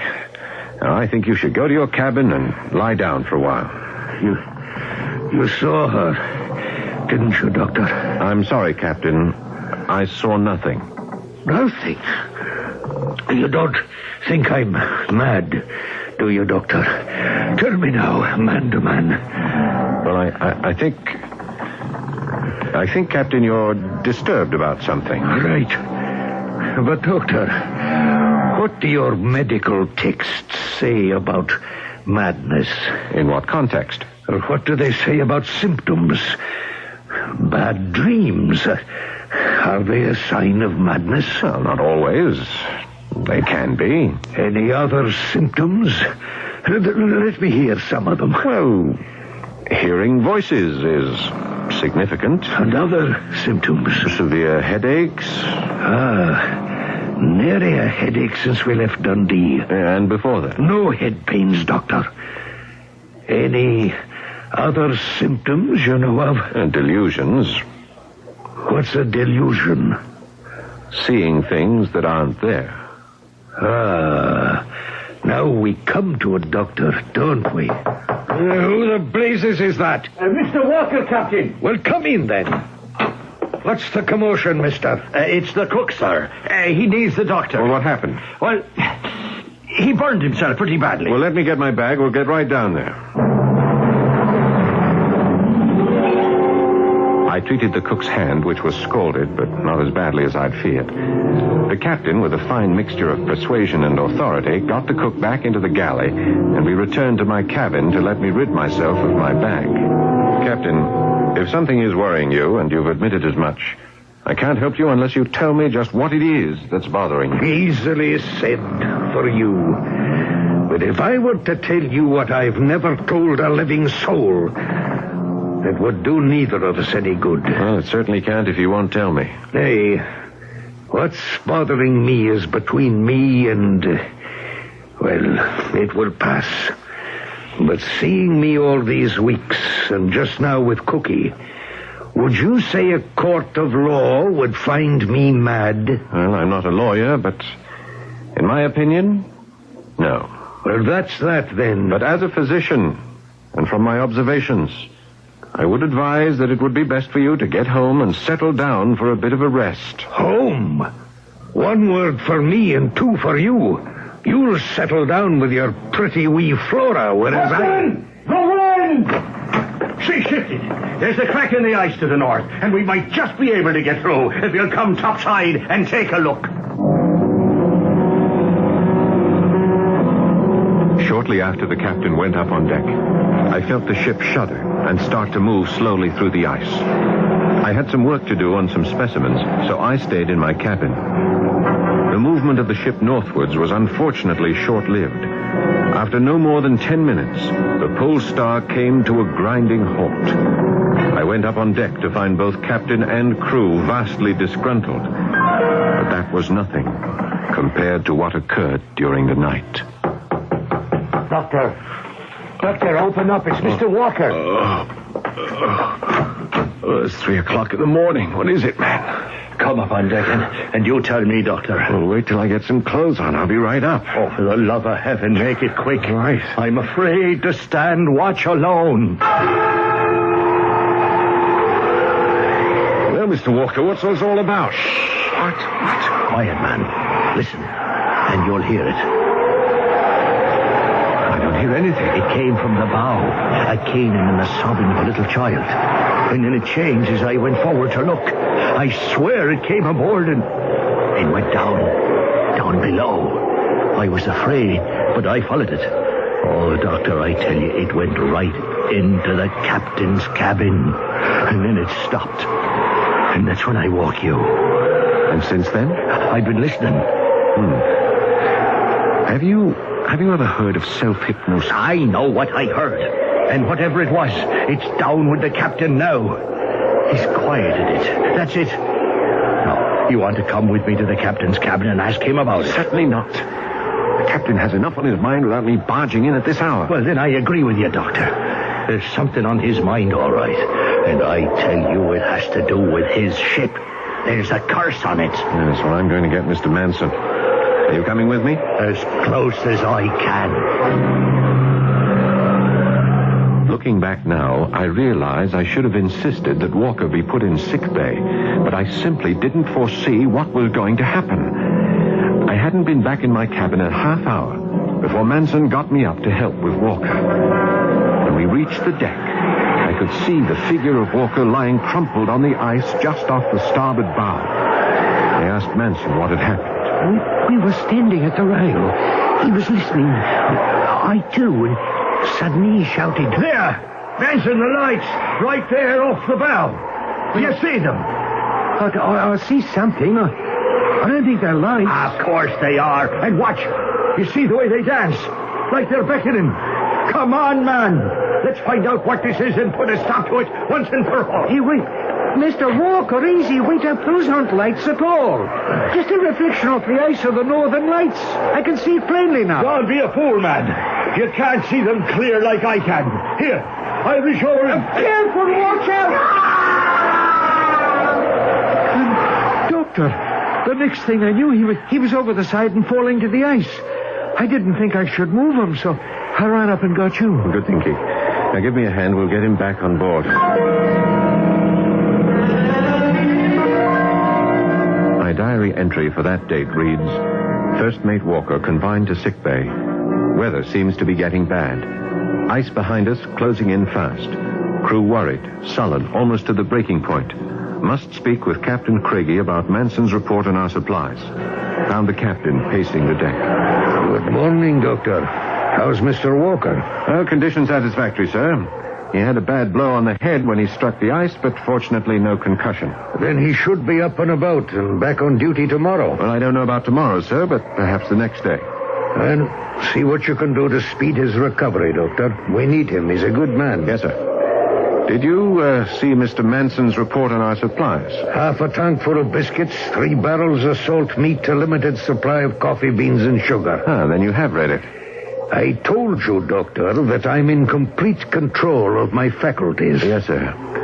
But then you must surely be aware that those supplies won't last for more than 2 weeks. And the crew is up in arms. Don't worry about the crew, Doctor. I've called for a meeting with all of them. And I expect you to be there, on the main deck at 2 p.m. sharp.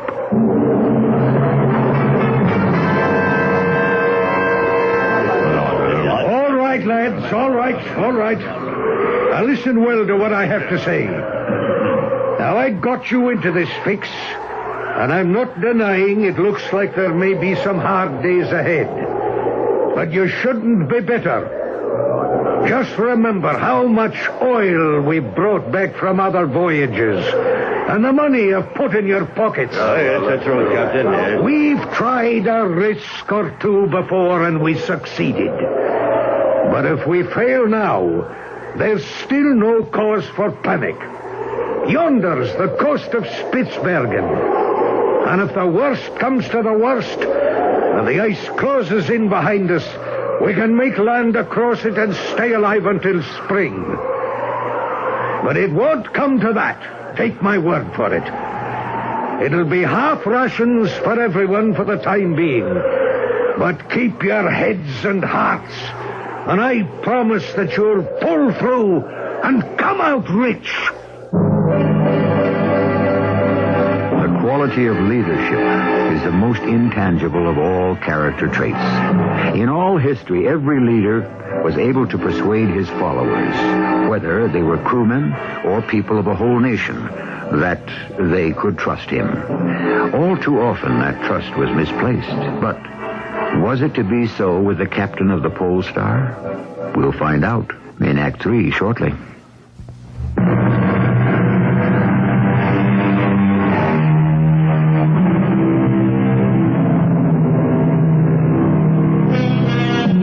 Webster's dictionary defines euphoria as a feeling of well-being or elation, especially one that is groundless or inappropriate to the situation. Some people live in this state all their lives. Others spend their lives in despair.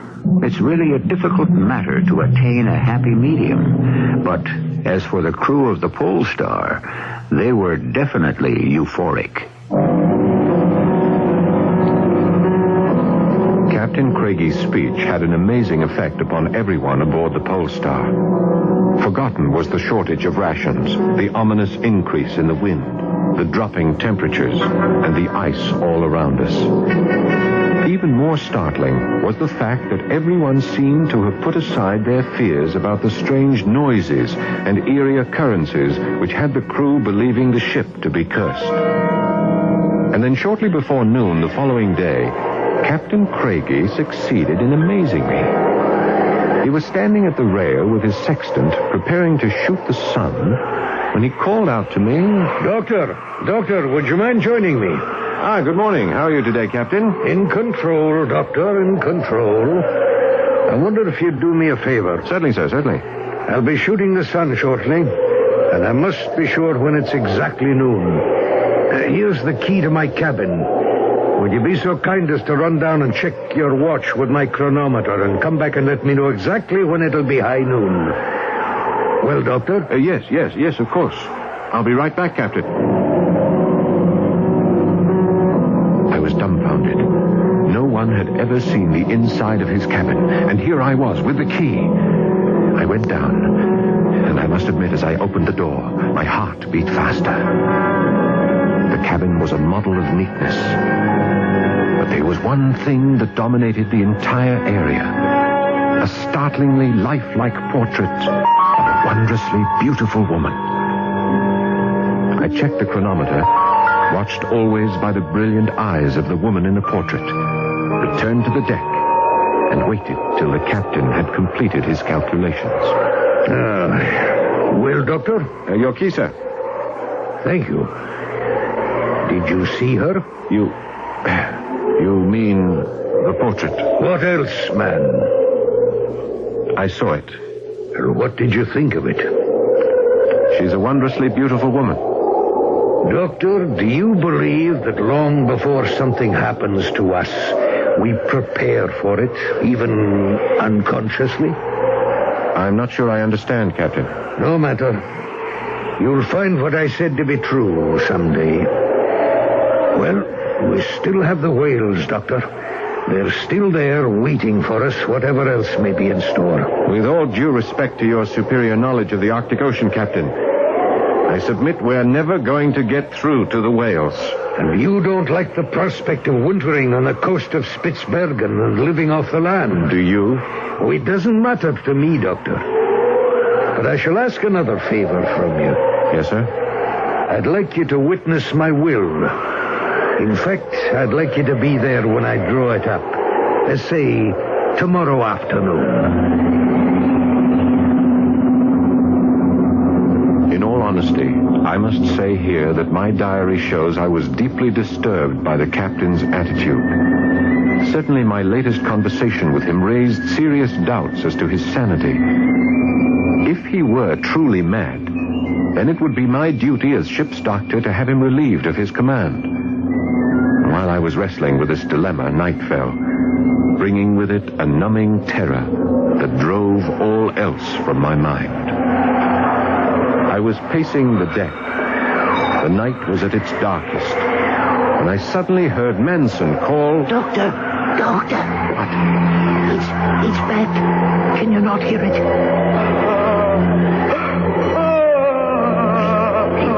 Don't tell me that's from the ship. No, Mr. Manson, I shan't. But let's find out together just what it is. It came from the bow again, I think. Yes, I think so too. Come on.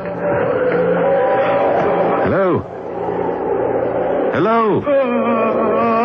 Whoever you are. Can we help you? Can you hear me? What's the trouble? Doctor, look. There on the ice. Moving away from us. See? Yes. A white shape. Yes, I see it, but I think it's a polar bear. A polar bear? No polar bear ever made sounds like that. How do you know? It could be wounded or ill. Now look, doesn't that walk like a bear? I don't know, but maybe you're right. Where are you going? To get a rifle. If it's a bear, I can kill it. It'll certainly help our meat supply. Well, I don't see anything now that we're out here on this ice. Do you, Benson? The moon went behind a cloud. Yes. Maybe when it comes out again. But I can tell you now I'm worried about the weather. It looks to be making up for a blow. Well, we won't go too far from the ship. There, I think I see it. Where? Over to your right, about 200 yards ahead. Oh, I got it. You better stay back, Doctor. If it's a bear, it can be dangerous. I have the rifle on. I can see it almost clear now. It's moving slowly. I'll have it in my sights soon. Manson, is it a... No! Lord in heaven! No!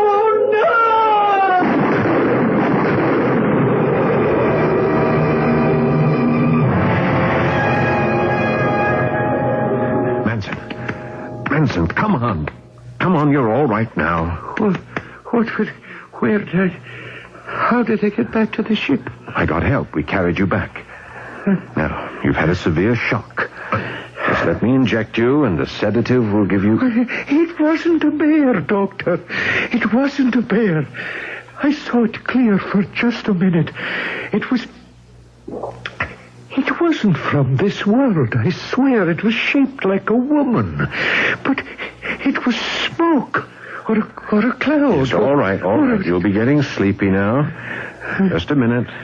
And we'll talk about it in the morning. It wasn't a bear. I saw it.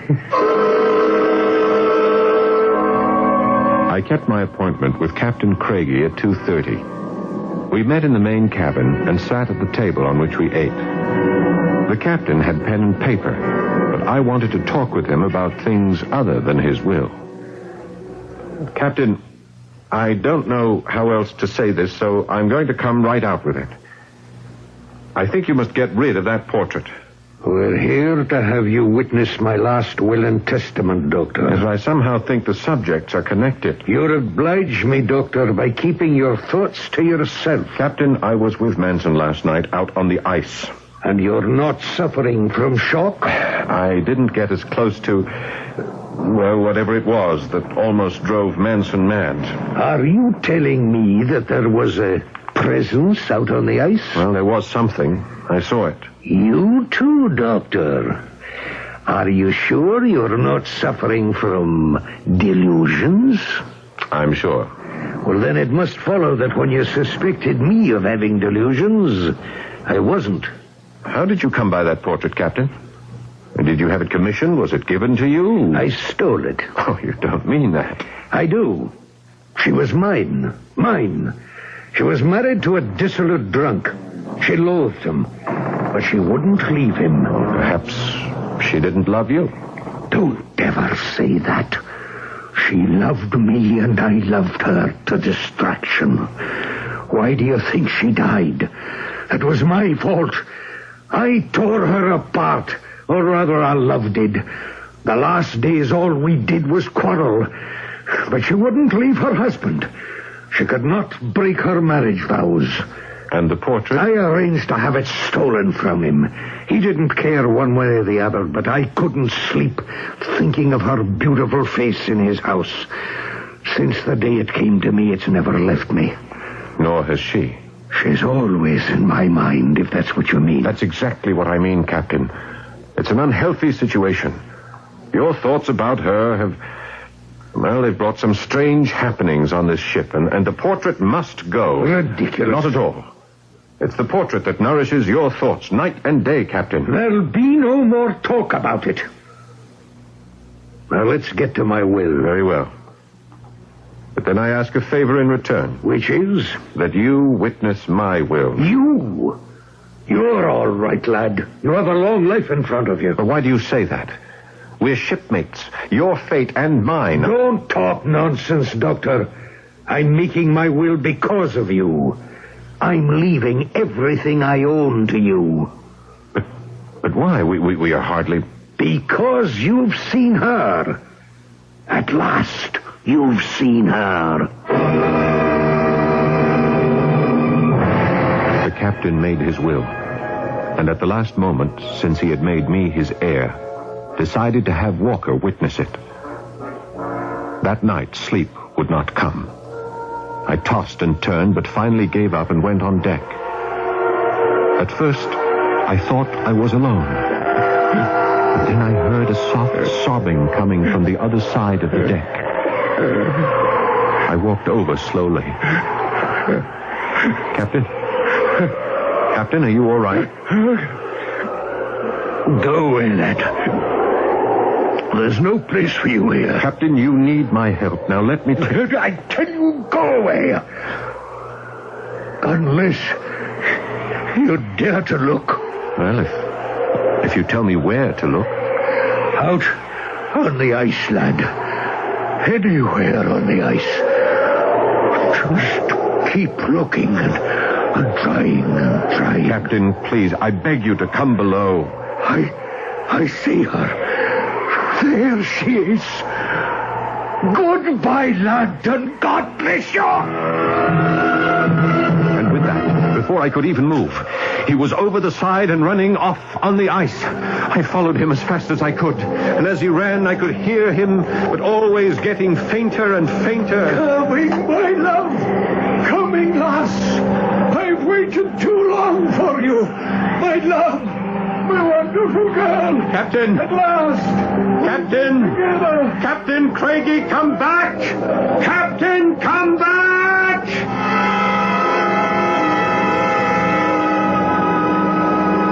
I'd lost him.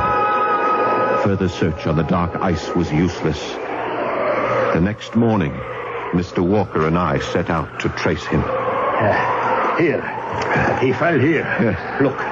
The snow hasn't wiped out all traces. That's right, and he got up, but which way did he go? Now, let's keep straight. There's no reason for him to veer. Or was there, Doctor? Well, don't ask me. I didn't see anything in the dark. That's what he did, eh, Doctor? Yes, I thought he did. Well, come on, let's go on. There, look, straight ahead. Well, come on, man. Oh, no. There's no hurry, Doctor. If that shape is the captain, he's long dead. A man doesn't last long out here lying down. It's the captain right enough. From the looks of him, he's been dead for some hours. You see that blanket of ice crystals and snow that's covering him? Yes, I see. Oh. He's gone. The wind blew it away. Doctor, didn't it look like when the wind hit it, it was blown up in the shape of a woman and sort of floated off? Did you notice that, Doctor? Nonsense, Mr. Walker. It was simply a snowdrift. Now, let's get the body back aboard ship.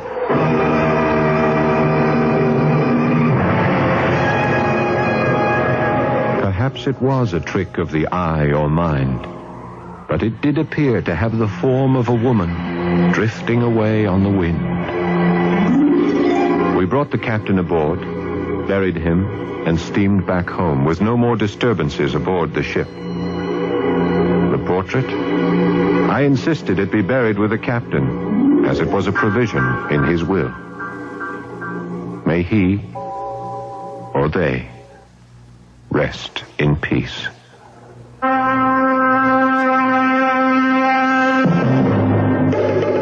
Certainly today, the great nations of the world are exploring the possibilities of telekinesis and ESP for their own uses. I, for one, don't think it beyond the realm of possibility that the mind can conjure up images that seem to take on some shadowy form of reality. But then, they're not really ghosts, are they? I'll be back shortly.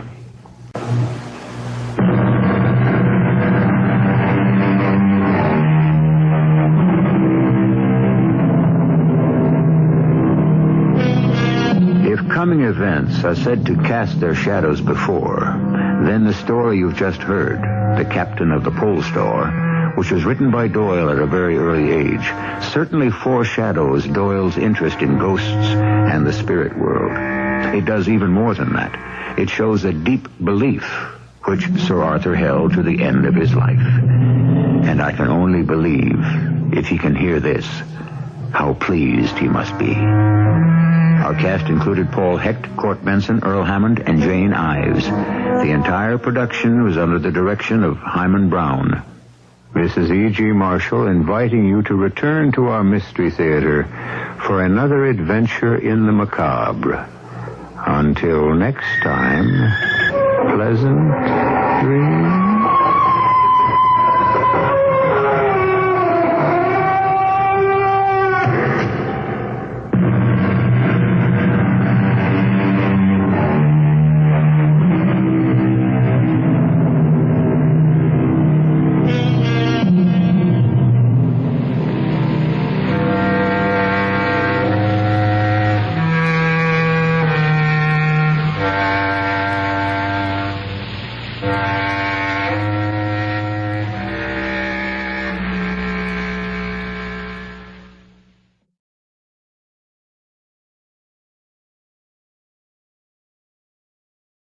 The CBS Radio Mystery Theater presents...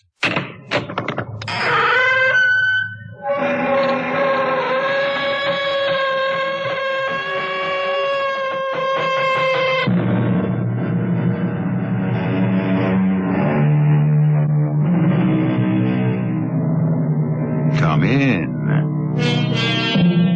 Welcome. I'm E.G. Marshall. Together, we explore the strange and fascinating worlds of the unexplained, the mysteries that hide behind reality. They exist, as we know, in dreams, uncanny perceptions, and sometimes in coincidences that we attribute to fate. When Ethel Brooks, an attractive woman of 43, prepared to debark with her husband Harold at Southampton after a voyage from New York, she was nervous and distracted. He was not unaccustomed to such spells, and being a kind man, spoke sympathetically to her. Is the headache again, darling? You must be tired of them, Hal. No, it's not a headache. You're overly excited. Returning to your childhood home after almost 40 years. No, it's more than that. I don't know how to say it, Hal. I have a premonition. About what? I sense... I really can't explain it. That we'd be wise to go home. There's something dreadful waiting for me at Round Tor.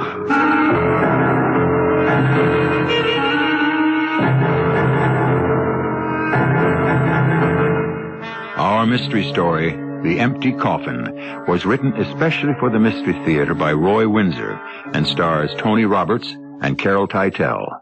I'll return shortly with Act One.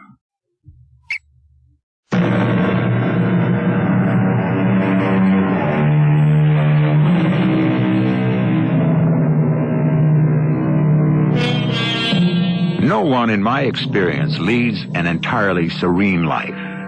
Happiness is relative. You cannot avoid worry and disappointment. Each of us must face his share of trouble. That certainly is true of those we think of as normal.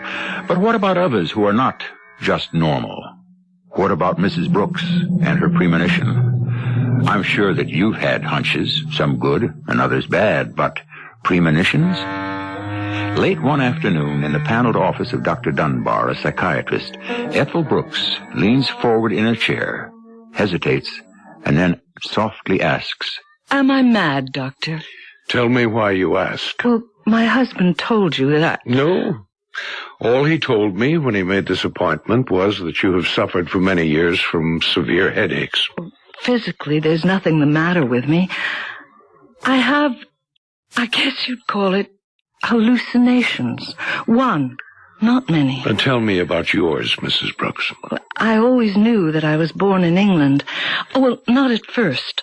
Later. I was very small at the time of the Blitz. Ah, you were brought to America. To Providence? Well, no one told me, but I knew. And when I was older, I'd been adopted from an orphanage. I'd go into a dreamy state, and I could see myself and other children on a big ship, and then landing after many days at sea with everything all black. With the family that adopted you? Oh, they were wonderful people. Carl and Agnes Anderson. They knew nothing about me. I grew up as Ethel Anderson. They took me in. They were wonderful. Mm-hmm. Well, as you grew older, did you try to trace your history? No, it wasn't possible. All kinds of records were destroyed in the bombings. Oh, of course. When I was in my teens, I began to have these visions. And after every experience, I'd have a really bad headache. Now, in those visions... Well, that's when I saw myself on the ship. It was blacked out. Did you see anything else? Yes, I did. I saw myself in Cornwall in Devonshire. And I lived in a great house near Camelford. Oh, that's near Camelot, you know. I didn't know. That's interesting. Did you ever return to England? No, I've lived in Providence since the time I was 4. If I ever really knew my name, I don't now, and neither do the Andersons. But what about the orphanage? Closed. I didn't want to hurt the Andersons by inquiring about me through whoever ran it. Anyway, the woman who ran it died years ago. Well, that's a remarkable story, Mrs. Brooks. Your hallucinations are real. I can tell you one thing. They will persist until you drive them from your mind. And so will those headaches. My advice is go to Camelford and satisfy yourself about your roots. Once you've done that, you'll be well. Read this, Doctor. Well, for heaven's sake, the past has come to you. Yes, first in my visions, and now in fact. Interesting, Mrs. Brooks. This letter from Camelford about your real father's death. I'm tempted to tear it up, Doctor.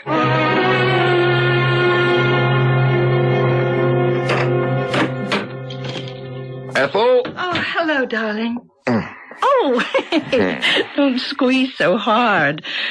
Don't forget, Hal, I'm a mental case. Is that what Dr. Dunbar told you?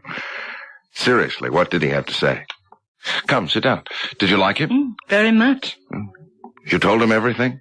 And I showed him this. Oh. Who's the letter from? Begin with the envelope. From England. Read. It's from a solicitor. That means attorney over here. Even lawyer. Well, let's see what he has to say. He says quite a lot. Ethel, this is wonderful. They found you. You're an heiress. Forgive me, darling. I'm sorry about your father. I don't even remember him, Hal. Carl Anderson is my father. Well, now I know my original name. Gil. Ethel Gill. I'll be darned. After all these years. And Tobias Gill's estate passes to you. Well, where the devil has he been all these years? I don't know. The lawyer, Mr. Nelson, who sent the letter, might. I really don't know. Isn't that strange? Yes, it's spooky. In those dreams of yours, did you ever see him? No, only the house near Camelford. I can't explain it, Hal, and neither could Dr. Dunbar, but he accepts it. And the name of the place is Round Tor. Tor? Mm-hmm. A hill, a craggy hill. Cornwall's pretty rugged country. Well, this calls for a celebration. We'll go out to dinner and talk over plans. Plans for what? My real estate brokerage can take care of itself for a few weeks. What's got into you? England. Cornwall. Camelford. We'll go by ship and have a wonderful vacation for 3 or 4 weeks. Have you taken leave of your We can senses? afford it easily. If you... Hal, I intend to write to Mr. Nelson and tell him to sell the estate for whatever it is. No, sirree. I want to evaluate that house and the land myself. Oh, maybe it's so wonderful we won't want to sell it. Oh, but really... I am determined to make the trip. Besides, aren't you curious to see where you grew up? What's the matter with you, my dear? Why the frown? It's just that after all these years, I just don't like, rooting around in the past. But it's interesting, and it's your history. I know, but... All right, I'll tell you what I'll do. I'll speak to Dr. Dunbar and... You don't have to. He thinks that I should visit Round Tor. He thinks that if I go there, my hallucinating may stop. Thank the Lord. He doesn't guarantee it, but he did tell me to go. Well, then that's settled. We'll celebrate, and tomorrow I'll make arrangements for the voyage. Then you can write to Nelson. Hal, dear. Yes? I don't know why it is, but I'm afraid.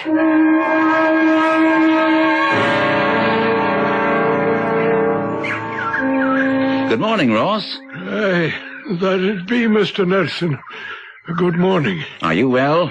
And your family? Oh, for a man of my age, I hold up pretty well. My wife and son are in vigorous health, thank you.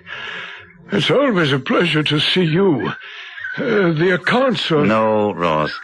I wanted to see you on a personal matter. I have news. I have located Mr. Gill's daughter. What? In heaven's name, Mr. Nelson, it can't be. It's well nigh 40 years. It really is true, Ross. Well, you've knocked me over, Mr. Nelson. Oh, it's joyous news. Mr. Gill told us that the child had been killed when the Nazis bombed London. My goodness, and I can't grasp it yet. It was Mr. Gill who led me to the discovery. Shortly before he died, he told me that Ethel had been taken by ship from Liverpool to America. His repentance came mighty late. It's a sad story, isn't it? Tragic. Wife and child. Mr. Gill and his lady and child left for London when the warning about an invasion came, and later he returned with her body. We buried it in the family plot, killed during a raid. I heard the story from my father. But the child escaped. How, I don't know. Mr. Gill said that the child, along with many others, was taken by lorry to Liverpool. There they embarked for the States. The ship docked in Providence. A correspondent of mine consulted the British consul there, and together they managed to trace a number of English children who had been placed in an orphanage for adoption. But why was Gill's daughter considered an orphan? I don't know, Ross. I asked Gill, but he claimed that the child and the mother had been killed. There are no records. Then if I might ask, how did you ever find Ethel Gill? From records in Providence pertaining to adoption. We found out that the child had been adopted by a Carl and Agnes Anderson. And there's no question that the woman who is returning here to Round Tor is Ethel Gill? None whatsoever. And her married name? Brooks. Mrs. Harold Brooks. Brooks? I wrote to her when I was pretty certain that she was Gil's daughter. I received a reply late yesterday. She and her husband will land at Southampton in a few days. I don't know what she plans to do with the estate. Well, I welcome her return. I've been caretaker and tenant farmer for almost 50 years. Round Tor has been my home. And if it's sold, I might be kept on. If not, I've provided for myself and family. May I ask you something of a personal nature, Ross? I don't mean to be impertinent. Aye, ask away, Mr. Nelson. My father, he's retired, you know, told me that Gil took his wife and child to London for 2 reasons. He feared that Cornwall would be invaded, and he wanted his child, Ethel, to be enrolled in a proper school in or near London. That's what he gave us to understand.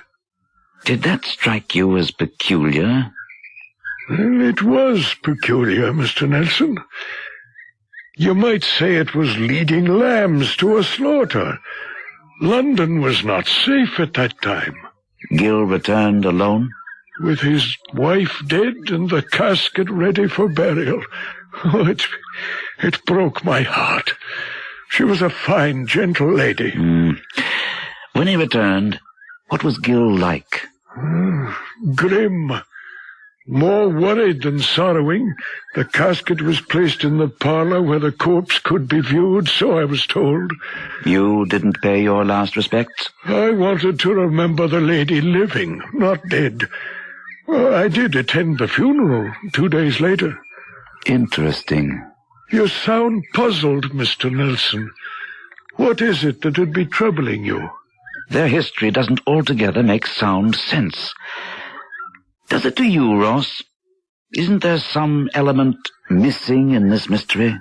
I'm content that the child is returning. The past, Mr. Nelson, is like a funeral gone by. Well, whatever it is that still hangs over the life and death of Tobias Gill will lift. Then we'll know the entire truth, Ross. The entire truth.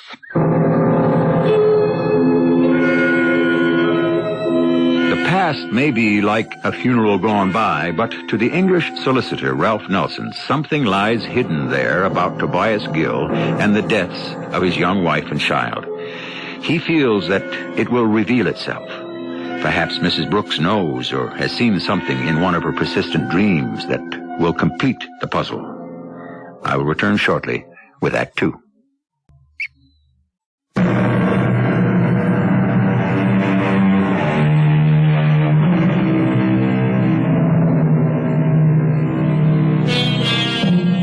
The awful Battle of Britain killed thousands and maimed more. The bombings destroyed official and personal records. Families were separated, and children evacuated to the country. Some left England's shores. Now, one of those children, Mrs. Harold Brooks, is returning to the land of her birth, to Camelford, near the Camelot of legend and history. She and her husband are in their stateroom as the liner is being docked. We should be on deck, Ethel. This is exciting for me. You go ahead, Hal. I'll be all right. Darling, relax. I've tried to, but last night... Another experience. I don't know what else to call it, Ethel. Neither do I. But the closer we come to land, the more intense they become. What you see and the headache? There must be something wrong with me, Hal. Trust Dr. Dunbar. He said that you'd be cured if you actually saw what you've envisioned. Round Tor, Camelford, the countryside. I know. I wish that somehow I could shake you out of your... whatever they are. Your depression. I won't brighten up until we're on our way home. Ethel. Darling, you're crying. I'm sorry. It's the ship. The ship? Now, what in the world? It reminds me of what happened when I was almost 4. Sent away from my home, sent to America. It's so long ago, Hal, but I can see it now in my mind's eye. Well, of course. That was a bad time, Ethel. But this is a good one. A happy time. You've come back to claim your birthright and a piece of your land. Before you persuaded me to make the trip, I told you I was afraid. And now, Hal, I'm more than afraid. You'll see that I'm right. There is something about my past, about Round Tour, that is evil. There's something wrong about it. Well, I don't agree, darling. I admit it's funny that you were found by Mr. Nelson after your father's death and not while he was alive. Well, why didn't my father try to find me during the past 40 years? But he thought you died in the bombing. Oh, no. He knew I was alive. He didn't want to find me. What was his secret? That sounds like dramatizing, my dear. You'll see that it isn't. Well, then let's find out the explanation. Well, it's the explanation I'm afraid of, Hal. That's why I have this premonition of something dreadful that we might discover.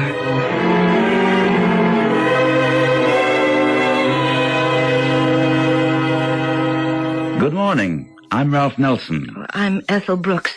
This is my husband, Harold. How do you do? Much better, now that you're really here. I'm very glad to see you. Did you have a nice crossing? Just fine. And the drive here from Plymouth was very interesting. Do sit down. I must say I had the devil's own time trying to find you, Mrs. Brooks. I'm very happy that I did. Do you know why my wife's father didn't try to find her until you found her after he had died? That has troubled us. I can understand that. I really do not know the answer. Is it okay to ask if he knew that Ethel was still alive? I don't know that, Mr. Brooks. Well, this is like pulling teeth. Pardon me? Well, was it assumed that Ethel Gill died with her mother in an air raid? That is what Mr. Gill gave my father to understand. I took over his legal practice many years after the war, you see. Well, then what caused you to initiate a search after Mr. Gill's death? He was a dying man when he spoke to me. He whispered that his daughter might still be alive. Why? Because she was boarding at a school outside London. I managed to learn that some of the children were taken by train to Liverpool. After considerable checking, I did learn that a ship had sailed with children aboard to America. I remember that voyage. You do? How was that possible? Well, I have this ability Ethel, we can talk about that later. The fact remains that your father knew or suspected for almost 40 years that you might be alive. And didn't lift a finger to find me. Now, doesn't that strike you as odd, Mr. Nelson? What kind of man was Tobias Gill? I never knew Mr. Gill socially, but my father did. He has told me that Gill was a hard, self-righteous, humorless man, arrogantly independent. He was a farmer? Once. Later, when he prospered, he turned his land, 50 acres, over to a tenant farmer, who was also caretaker of Round Tor. He is a wonderful old man named Ross Luddington. Is he still the caretaker? As of now, yes. Is he tall and straight, with a craggy, handsome face and a mustache? As a matter of fact, he still is all those things. Aged, of course, but still a fine-looking old fellow. How did you know, Mrs. Brooks? More of that remarkable memory of yours? I do sort of remember a man like that. Mr. Gill didn't make some dramatic deathbed confession or something, did he? No, only that he thought that his child might have escaped death from the bombings. But he didn't tell that to anyone during his lifetime? Not that I know of. Well, sir, you have been kind and helpful. As Ethel said, we owe you a great debt of gratitude. Thank you. I'll have my clerk take you to your hotel. It is beginning to be exciting, Hal. Good. This is the first time in weeks that you've sounded lighthearted. You'll see, Ethel, those dire predictions of yours are not true. Dire predictions? Well, my wife, for years, has seen Camelford and Round Tor in her dreams or in visions. It's frightened her. Good heavens. Why? Because I have been troubled by what I have seen, Mr. Nelson. I still am. You have taken time to tell us something about Round Tor, but there's more to the story than you know, or I. But I make this prediction. What is still hidden from us will surface soon after I have stepped inside the cottage at the top of that round hill.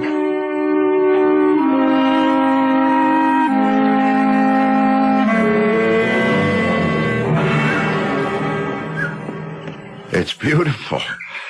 This is quite a piece of property, Ethel. I love it. It is lovely, isn't it? Mr. Gill clung to the thatched roof. Round Tor. If I could only remember everything. Perhaps more will come back to you after you visit with Ross. Well, there he is now. Well, bless my old soul. It's the child returned. Hello, Mr. Luddington. Oh, mister, is it? Never did you call me any other than Ross, my girl. Oh, this is my husband, Mr. Brooks. Ah, and a grand man he does seem to be. Good morning, sir. Thank you, Mr. Luddington. Let me look at you. The Lord works many miracles, Miss Ethel, and your return is one of them. If you'll excuse me, I want to have a word with Thomas. He'll be waiting for you, Mr. Nelson. Tell the old lady to serve you a cup of tea and some scones. Enjoy your visit. I'll be back in half an hour. Well, it's wonderful to see you, Miss Ethel. Grown up and married. And the mother of 2 fine children, a son and a daughter. Marvelous.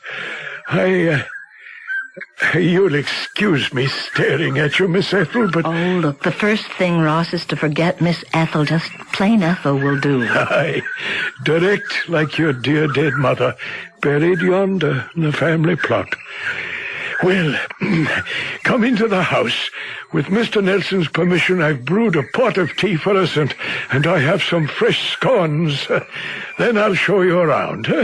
Come along. The door's open. Come right in. Oh, it's charming, Ethel.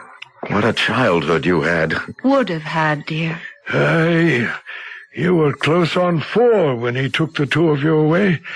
Well, now, come into this sitting room here on the right. Oh, sit here by me, Hal. Ross, shall I pour? Oh, if you would, lass. Is that, Mr. Gill on that wall, Mr. Luddington? That'd be Tobias Gill himself. He's a stern-looking man. I don't remember him at all. Well, you had no reason to, child. There was a nanny looking after you. Mr. Gill had no time for you. Or his wife, for that matter, poor thing. What happened, Ross, 40 years ago? Well, Mr. Gill had heard that the coast might be invaded by the Nazis. He hired a car and took his lady and you to London. They placed you in a boarding school. Your nanny had left for reasons I won't go into, and stayed the night in a hotel. He returned alone in a small lorry. In it was a coffin, and in it lay your sweet mother. How terrible. It was a blow from which we have not recovered. Have you a picture of my mother, Ross? Well, it so happens that I do have. I placed it face down on that little round table. Here it is. Beautiful. Oh, isn't she lovely?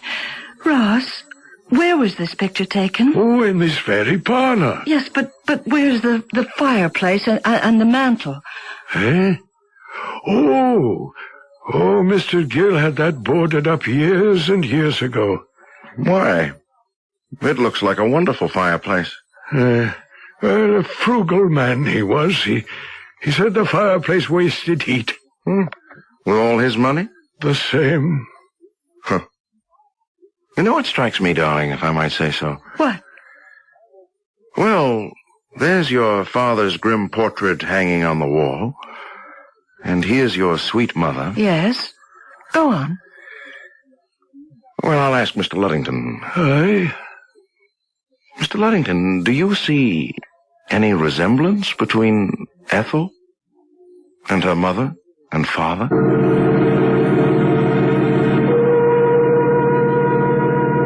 Dating from the 17th century, there is the English phrase, the skeleton at the feast, meaning that someone present has a secret to conceal. Ethel Brooks is certain that there is a secret about her background that will be revealed on her visit to her childhood home of Round Tor. And revealed it must be if, literally, she is ever again to enjoy peace of mind. Perhaps we'll find out when I return with Act 3.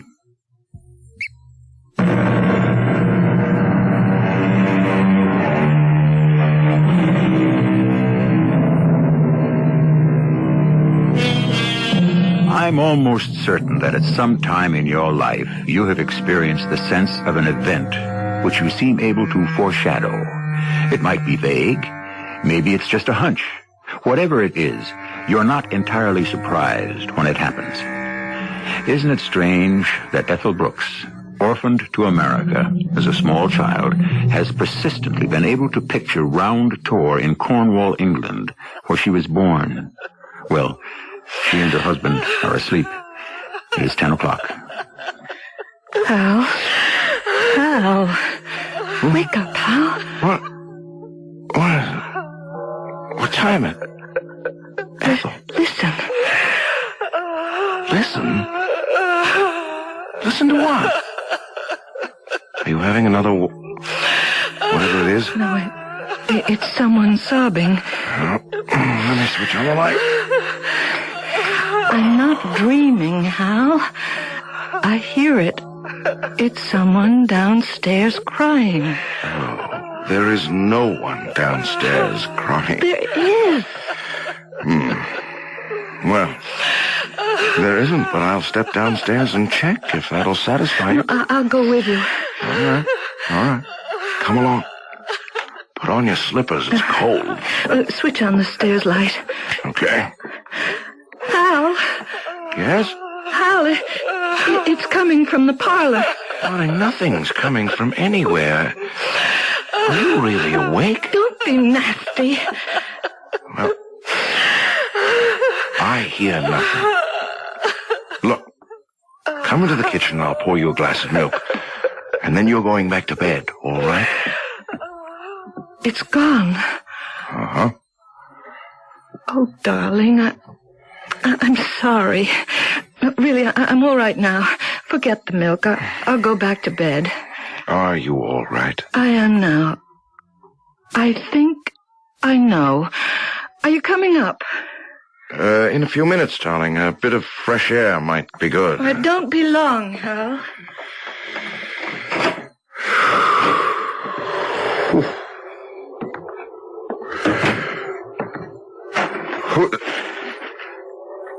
Why, Mr. Luddington. Good evening, sir.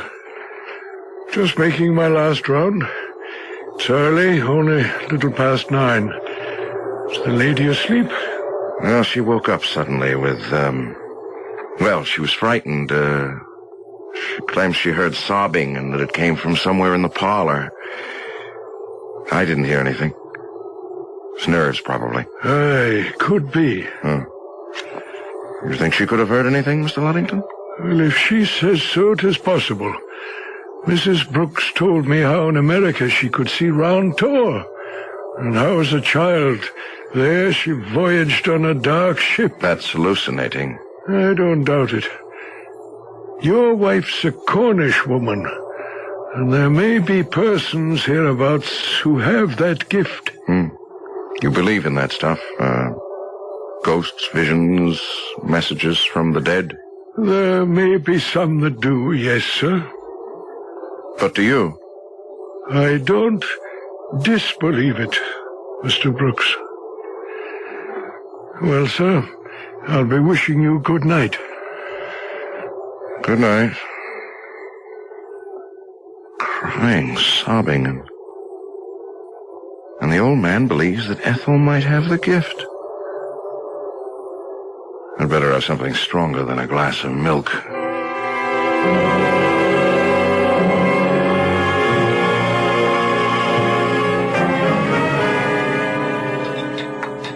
Good morning, my dear. Oh, good morning, Hal. Oh, you've had breakfast? Yes, ma'am. How about some ham and eggs? Oh, where'd you get all that stuff? Ross brought it over. Have some tea. Oh, thank you. That'll be nice. You had a sound sleep? No more sobbing? Nope. What did you mean last night when you went back upstairs and said, I think I know? Know what? I'd rather not say. Okay. Just so you're all right. Hal, I want to leave Round Tour. Hey, we just arrived. We'll need a week. No, we can leave everything to Mr. Nelson. Meaning what? Oh, nothing much. I just don't want to sell the property. Huh? You're disappointed? You're thinking of Luddington and his family. No, it's not a matter of Ross being dispossessed. It's that Round Tour is where his roots are. When he dies, we'll return and sell it then. Ethel, I like this place. Why don't we stay just a few more days? The Luddingtons have been extremely kind. And let's not be rude and rush off after just one day. Will you indulge me? Of course. 2 more days, and then I must put this past behind me forever. I'm going for a stroll. I'll go with you. It's a beautiful morning. No, please. I want to be by myself. I want to visit my mother's grave.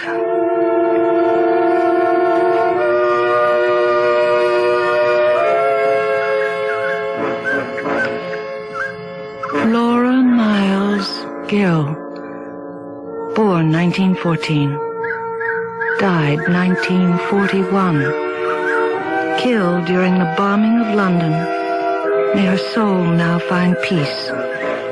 Let no man disturb it. Good morning, lass. Oh, good morning, Ross. Oh, she would have been 64. Aye. Your mother was a remarkable woman. A lovely and a kind lady. And this is where she is interred. I dug the grave myself. Ross, if my mother was killed in an air raid, how could my father have escaped? I don't know. But they were together in London at the boarding school where they left me. So we were given to understand. It could happen, I suppose, but I don't believe it. Well, it cannot bring her back from the grave, lass. I wonder. I heard her sobbing in the house last night. So your husband told me. You believe me? I can that. What does it mean, do you think? I think it means... No, I'd better not say. And it's better for me not to ask. It will shock you, Ross. I think that this is an empty grave.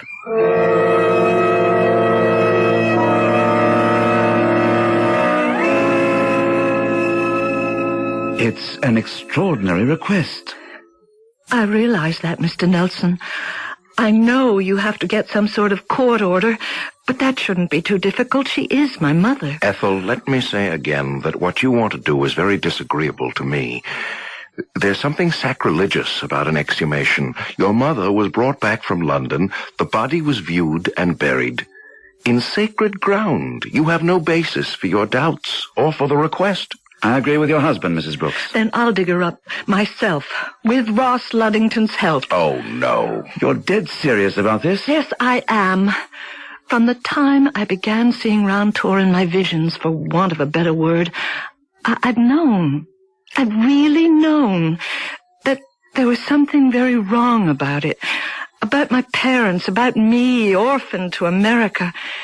And then the closer we came to Camelford, the stronger my sense became that there was something evil about my history. And then I heard her sobbing. Extraordinary. Ethel, look, this morning you wanted to go home at once. Well, let's. We'll pack and be away from Round Tour by tonight. No, Hal, because now I want the truth. I want my mother's body exhumed at once.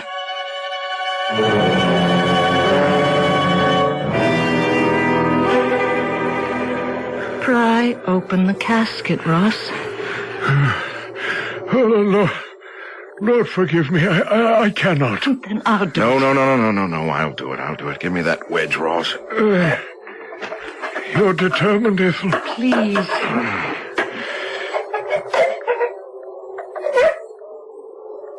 Oh, Lord Almighty. Mr. Nelson.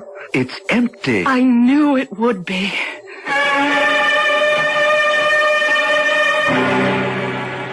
Sit down, Mr. Nelson. I'll boil water for tea. Well, I'll do that, Hal. I won't be long.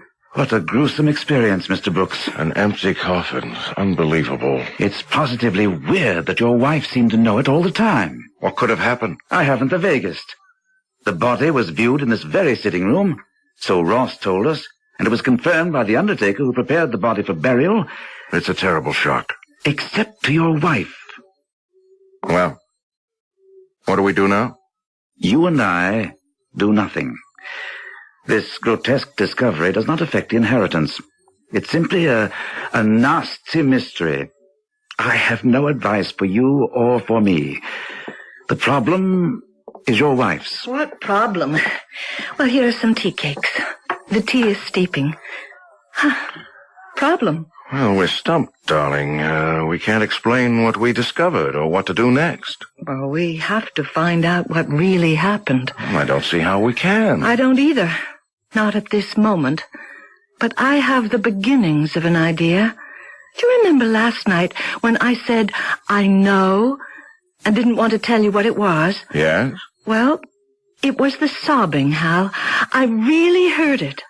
You didn't. I no longer doubt it, Ethel.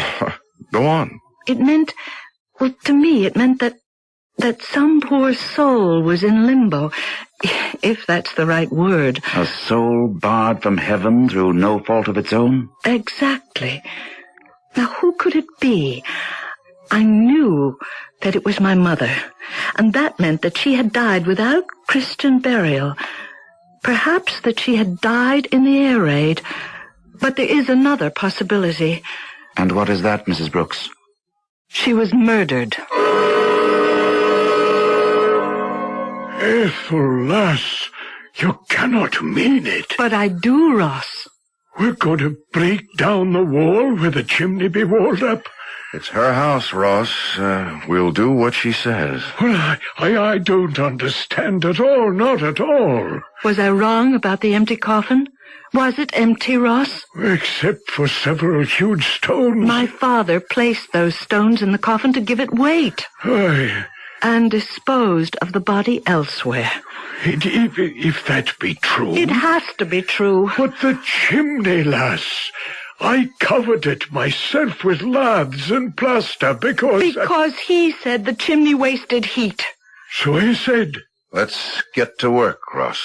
It'll make an awful mess, Mr. Brooks. And solve a worse one. Hal? Well, here goes.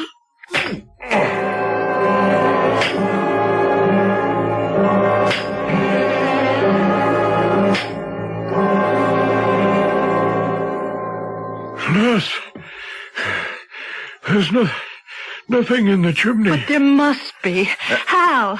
Let me take a look. Well, reach up into the chimney. I'm doing my best. Oh, there is something. It's good Lord. Oh, no. It's a human bone. I once heard him say he'd kill her. He did it in London. I know it now. But why, Ross? Why would Gil have done a thing like this? Why? I didn't think he knew. Knew? Knew what? The lass will know, I think. You must not forget, Mr. Brooks. She has the gift.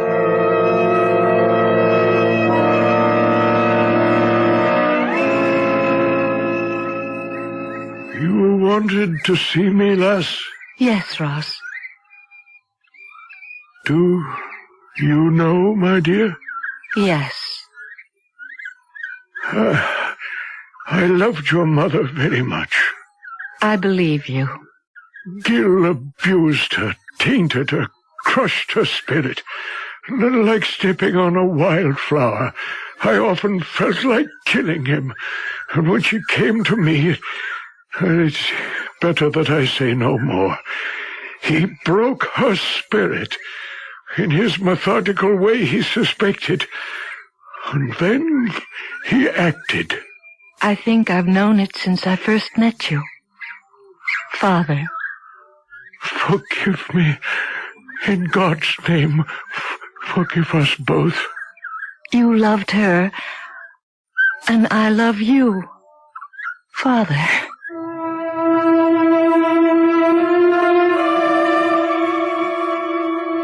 And so ends another tale of the macabre.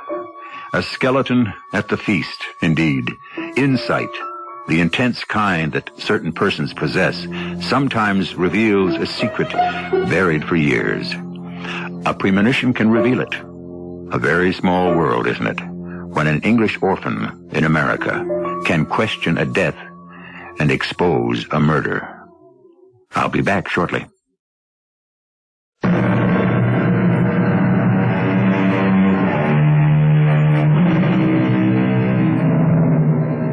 Our inner world is entirely private and fascinating because each mind and soul is unique. Many creative persons have had hallucinations, which psychiatry today would label psychoses.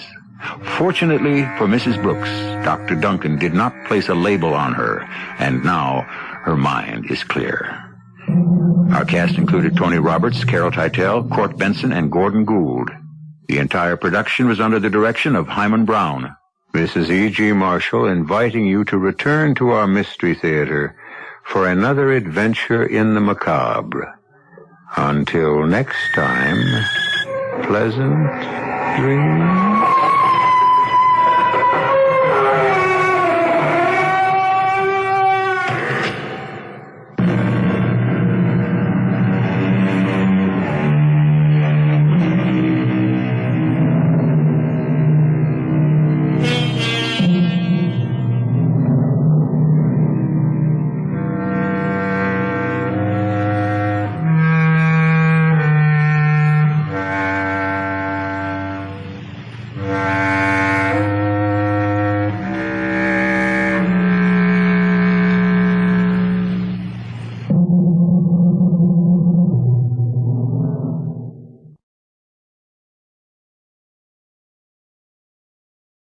And now, Mystery Theater, brought to you in part by True Value Hardware, your store of first choice.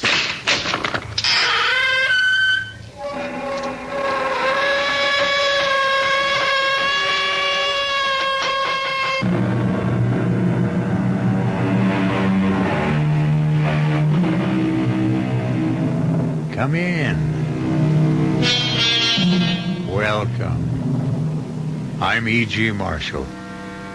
Welcome to the wonders of your own imagination. For although I am about to tell you a horror story, it is really your imagination that will bring it to life for you. I shouldn't even say I will tell it, for it's really the story of Edward Somerset, as recounted in his private journal dated London, 1874. A truly harrowing account of what took place at Moorland Manor.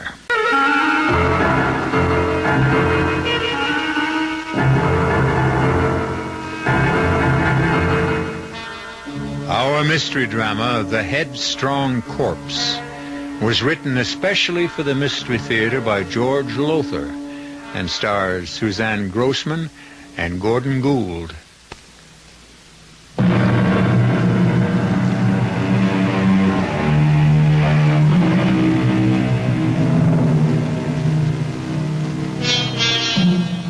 As you may know, it's a custom of mine, a hobby, if you will, to read old diaries and journals, the accounts of lives written down by people long since dead and in their graves.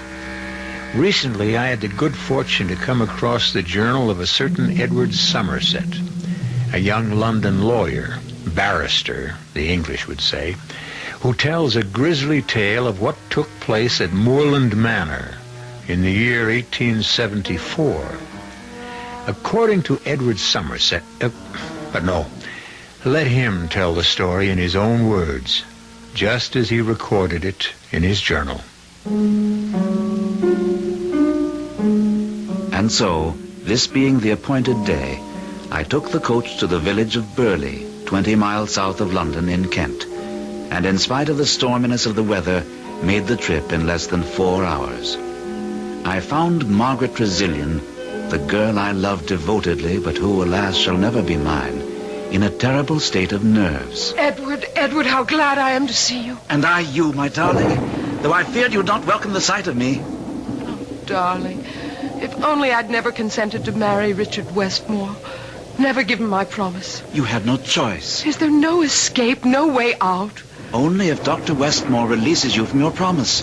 Rescinds the marriage contract you and your father signed. He'll never release me. In fact, he's coming for the weekend. He'll be here this evening to set the date for our marriage. Perhaps if I were to have a talk with him. Now, what's all that? Hobbs and Mrs. Murchison having another of their quarrels. Mr. Hobbs, is that? Oh, no, it isn't, Mrs. Murchison. By no means. Oh, we'll see, Mr. Hobbs. We'll see. Miss. What is it now, Mrs. Murchison? Since we buried my father a week ago, you and Hobbs have quarreled without let-up. What is it this time? It's him and his lofty airs. That's what it is. Sir Simon was hardly cold in his coffin before Hobbs began lording it over me and the other servants. Now your father is dead, he seems to feel he's in charge. I am. That's the way Sir Simon would have wanted it. Oh, begging your pardon, miss, but as you know, I was butler and personal servant to your father before you were born. I've been with this family many years, most of my life, in fact. Whatever this disagreement between you and Mrs. Murchison may be, we'll discuss it another time. At the moment, we must go to the crypt. Fetch a lantern so you can light the way. Well, why do you stand there? Oh, there'll be no need for me to enter the crypt, I trust. I don't believe so. Edward? No. The will merely states that the coffin was to be left open for a week and food and water left nearby. The master was always afraid of being buried alive. Deathly afraid. As many are. It's an all too common occurrence. But no, you needn't enter the crypt, Hobbs. Miss Trezilian must do that. And I, as a representative of the law firm of Costain and Loring, must accompany her. Ah, yes, sir, but when it comes to putting the lid on the coffin and screwing it down... I'll do that, since it seems to trouble you. Oh, thank you, sir, and I'll fetch the lantern. You may go, Mrs. Murchison. We'll discuss this matter later. Very well, miss. But Hobbs is becoming... He has become impossible. Oh, now, who could that be on such a day as this? Whoever it may be, let him in out of the storm, Mrs. Murchison. Yes, miss, at once. Oh, thank you, Murchison, thank you. Frightful day. Soaked to the skin. Lord Burley, what brings you out on such a day? Well, all days are good days for business, my dear. Business? Oh, I apologize. I haven't introduced you. This is Mr. Edward Somerset of Costain and Loring, my father's solicitors. How do? Edward, Lord Burley. How do you do, sir? You're here on business, you say? To be exact, to make another offer for Moorland Manor, my dear. You've chosen a bad time, my lord. Though, really, any time would be bad. As my father told you more than once, I think, Moorland is not for sale. Wrong tense, my dear. It wasn't for sale, but it is now. Or I happen to know soon will be. What gives you that idea, Lord Burley? Excuse me, Miss... Hobbs has brought the lantern, Edward. Lord Burley will have to excuse us. I had forgot. This is the day, and no doubt the time, for paying a visit to the family crypt, eh? Your father had a fear of being buried alive. Well, I'm sure you'll find him dead enough. May I ask how you happen to be so well acquainted with the private affairs of Moorland Manor? How do you know this is the day we were to visit the crypt? There's little goes on in Burley, in the county and at the village, sir, that I don't know. Good day to you, sir. And you'll be hearing from me again, Miss Trezilian. Terrible man. certainly is. Well, Margaret, it's time. Yes. Hobbs, lead the way.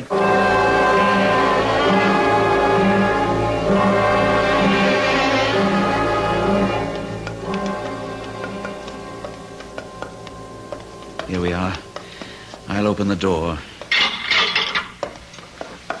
Give me the lantern, Hobbs, and wait here. Oh, yes, sir. Come, Margaret. Edward, I can't enter that awful place again. I'm afraid you must. It was your father's wish. So cold. Damp, so... Oh. There's the open coffin.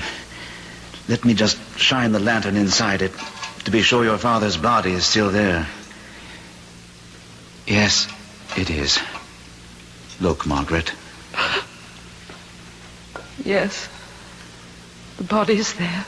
Go outside now. I'll put the lid on the coffin and screw it down. All right. I'll wait for you with Hobbs until you... Edward. What is it? There's something strange here. Something curious. The clothes on the body. The clothes? That isn't the suit we buried my father in. In fact, Edward... Oh, good Lord. It isn't my father's body. Now, Margaret. Edward, I tell you it isn't. You knew my father. He was much taller, and he was thin. By heaven, you're right. But this makes no sense at all. It's his head. Yes, it is. I'm going to faint. Outside, quickly. I'll join you. Miss, what is it, miss? Something horrible. Horrible. Oh, what, miss, what? I don't dare say it, Hobbs. I don't dare think it. Mr. Somerset, sir, what is it? What is it in there? The thing in the coffin. It's Sir Simon's head, but not his body. Not his body? Someone cut his head off, stole his body, and put another in its place.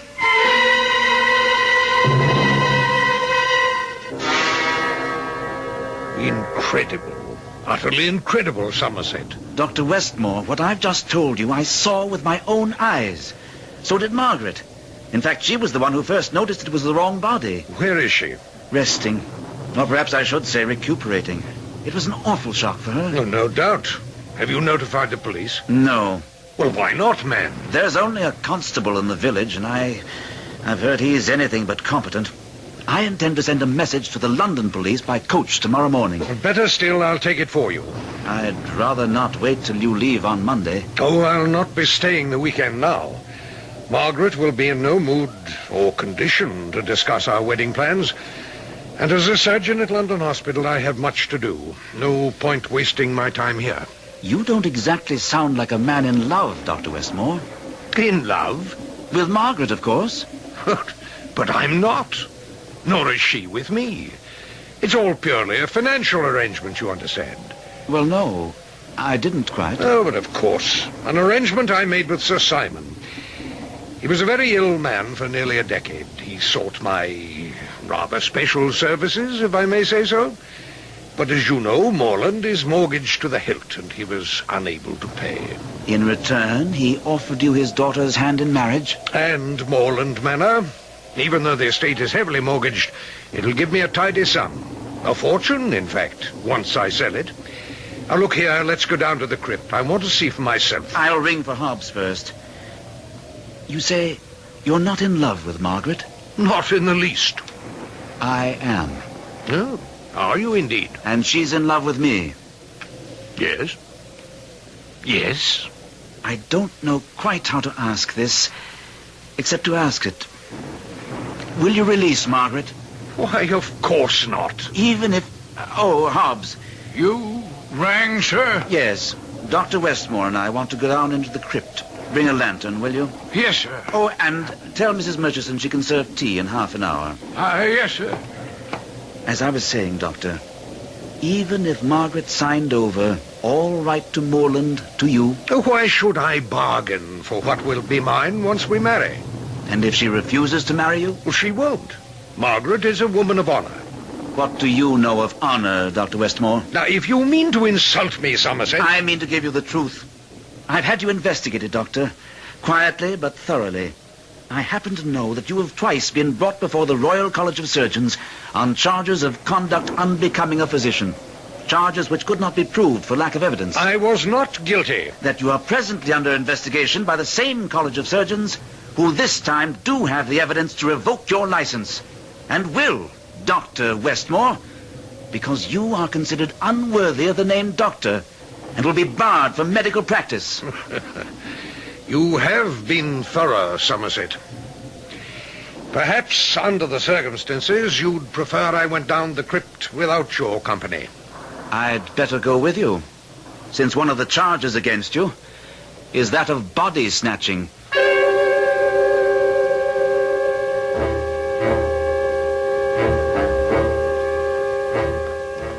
I'll take the lantern, Hobbs. You wait here. Oh, thank you, sir. Oh, and you told Mrs. Murchison about tea. Well, I'm sorry, sir, but I couldn't find her about. What do you mean? She must be somewhere in the house. No, sir. At least I was unable to find her, and you did want the lantern right away, sir. So no matter. This way, Westmore. Those coffins, stacked one on top of another. Their occupants have certainly been dead for years. Some of them for nearly a century. Curious. That's Sir Simon's coffin there, the one with the lid off? Yes. And as you can see, the body isn't that of Sir Simon, but... Good Lord! What in the name of... Here, raise the lantern. Let's have some more light. You did say the head was Sir Simon's? It was. But this is... It's the head of a woman. Katie. Katie? Katie Johnson. The maid. What's this? Well, it's incredible. First, if I'm to believe you, Sir Simon's body was exchanged for another, and now his head? Is this some sort of a joke? I don't think so, Westmore. But if it is, it's the joke of someone gone mad. Stark mad.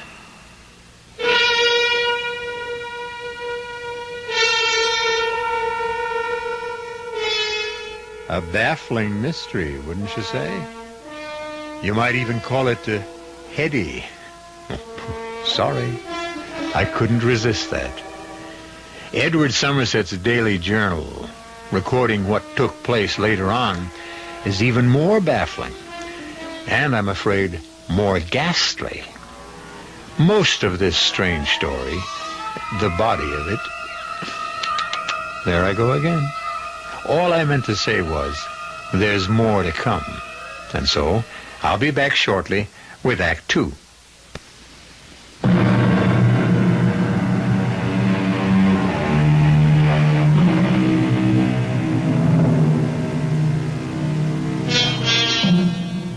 The world is filled with all sorts of shocking things.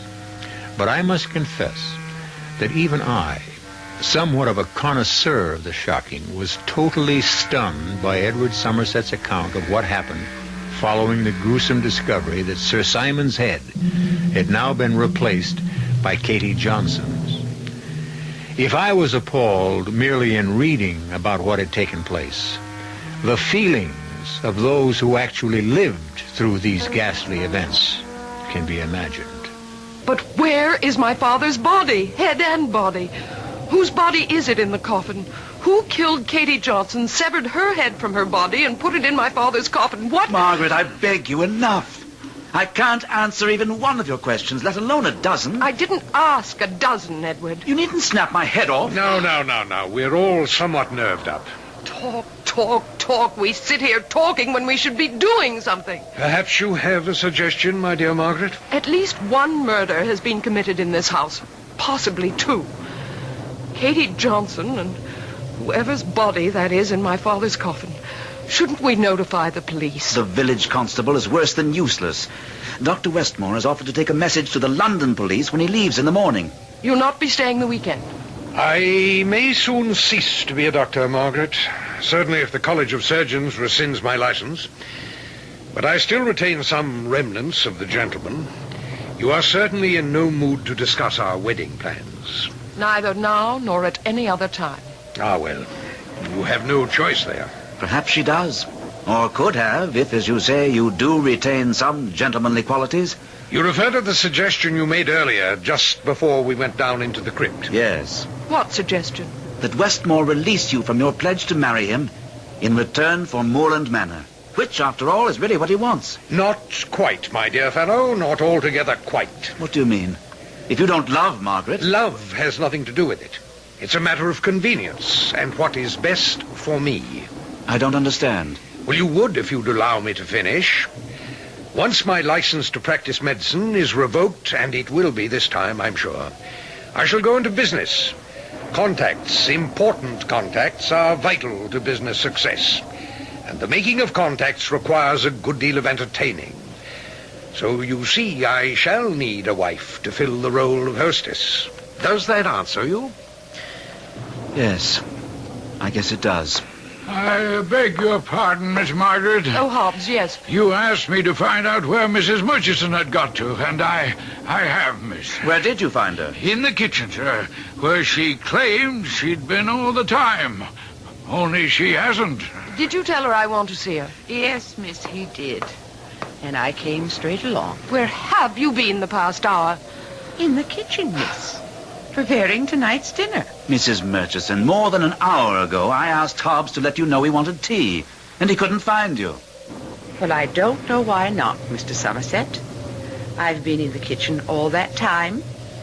And as for tea, there was no need to give me an order. Tea is always served in this house at 5. Then why didn't you serve it? Too busy getting dinner, miss. I gave Katie instructions to serve it today. She never got to do it. God rest her soul. Hobbs said he couldn't find you. Not anywhere. Well, that is a lie. I have been in that kitchen the last 2 hours. Never left it once. He's lying, he is. Trying to get me into trouble. Oh, come now, Murchison. Why would Hobbs want to get you into trouble? Because I know too much about him.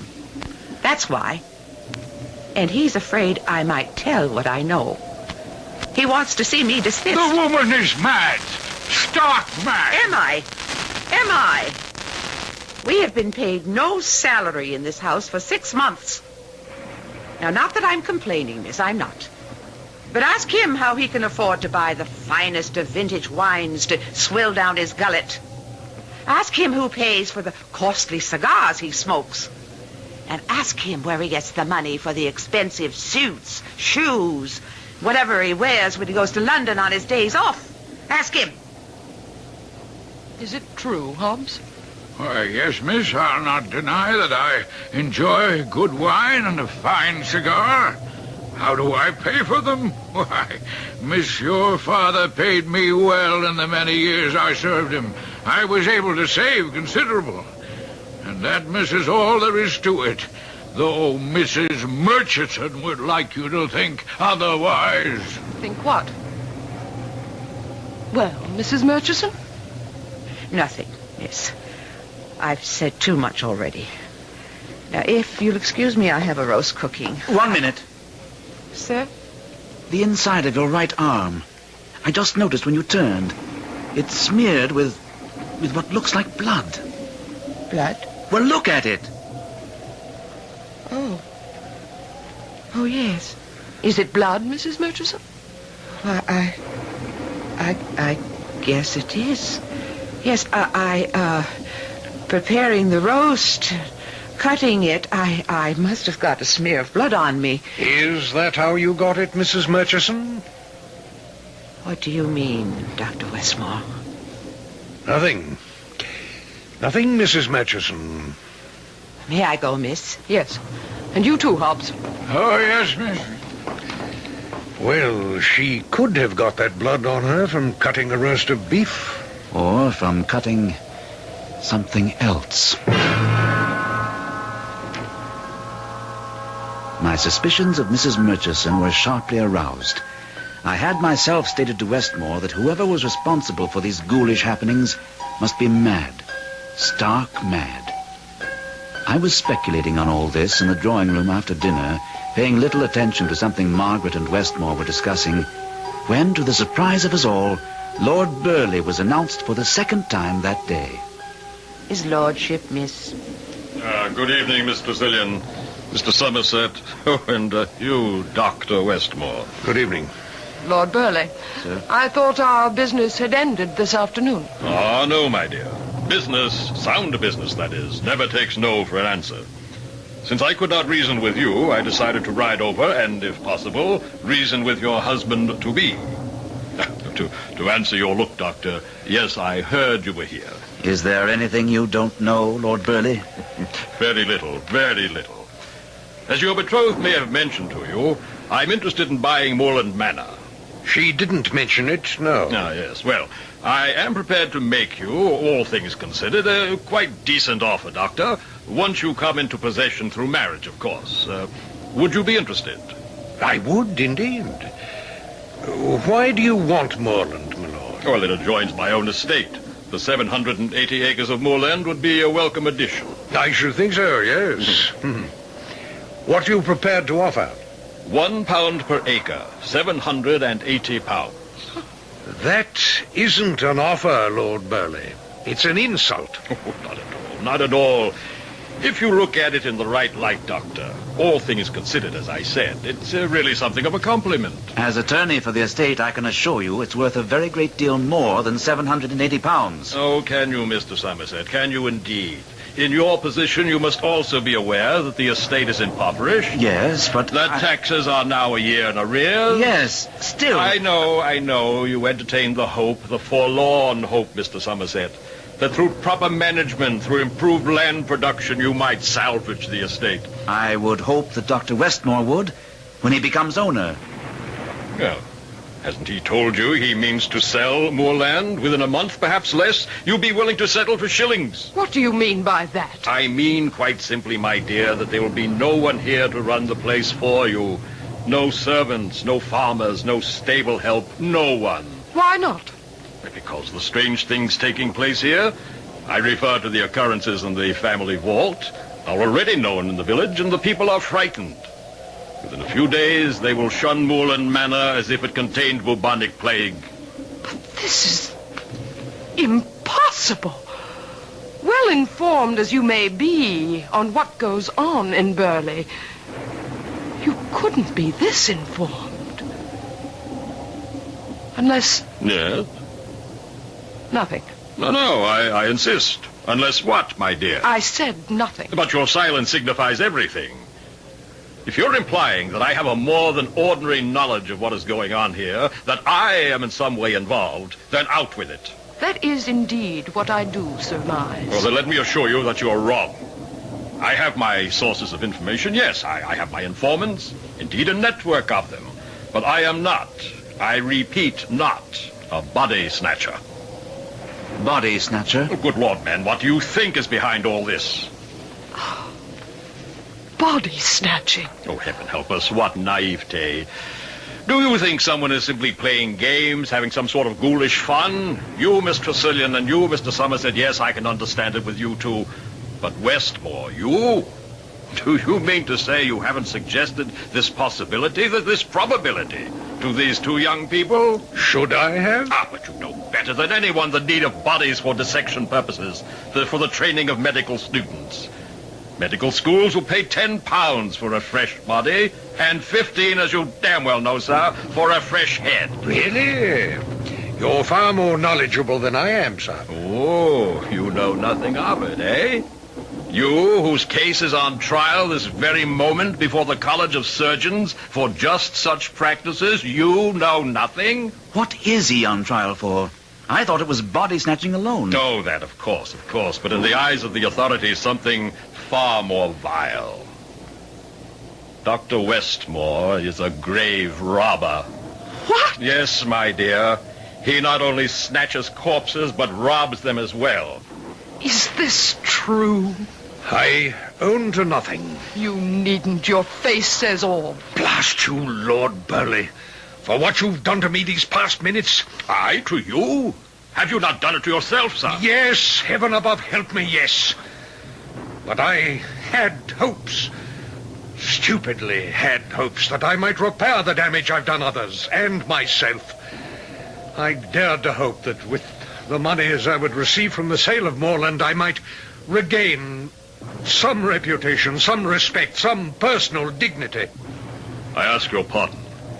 I had not known you had in you even a spark of decency. Only a spark. Nevertheless, a spark, which I might have fanned into flame. And you may still. What I have said has been said within the confines of this house. No, Lord Burleigh, it has been said within the confines of this woman's heart, and will echo there till the day she dies. Ah, well, I am sorry. But now, as to my offer to buy Moorland Manor... Another time. We'll discuss it another time, if at all. Now, then I had best take my leave. That would be best. And Lord Burleigh... My dear? Don't come back.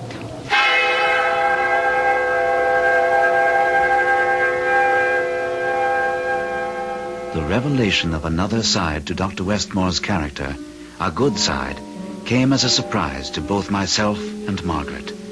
Unhappily, this better side of Dr. Westmore, as Margaret and I discovered in a long discussion with him following Burleigh's departure, by no means influenced him in releasing Margaret from her obligation to marry him. When finally he had retired for the night, Margaret and I sat hopelessly talking of the future. Edward, I love you so. And the thought of marrying Dr. Westmore, I shudder at it. I too, my darling. There must be something. Something. What? What solution have you thought of? One that only God could arrange, I'm afraid. Westmore's death. Oh, Edward. Frankly, there have been times when I've been nearly driven to arrange it myself. You mustn't say such things, Edward. Not even think them. 2 a.m. No wonder we're having such wild thoughts. We're tired. I'll say good night to you, my dearest. Edward! What in heaven's name? Mrs. Murchison! But where is she? Where are those screams? Oh, the crypt! The crypt? Sounds that way. Stay here. No, I'm coming with you.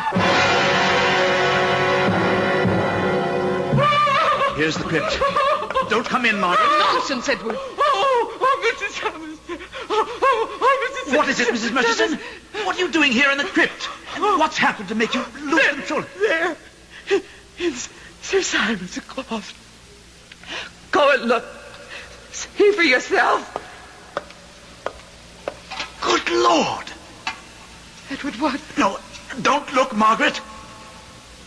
I must.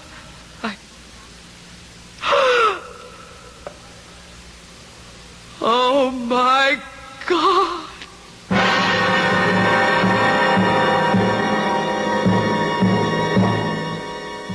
When I came to that part of Edward Somerset's journal, I could hardly wait to turn the page, to find out what new horror had taken place in the crypt. And a horror it was. A shocking horror, as you'll discover when you turn the page, so to speak, shortly, after I return with Act 3.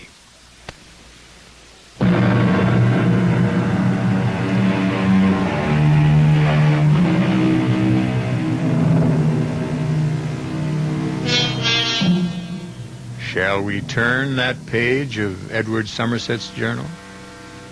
Personally, I could scarcely wait to do so.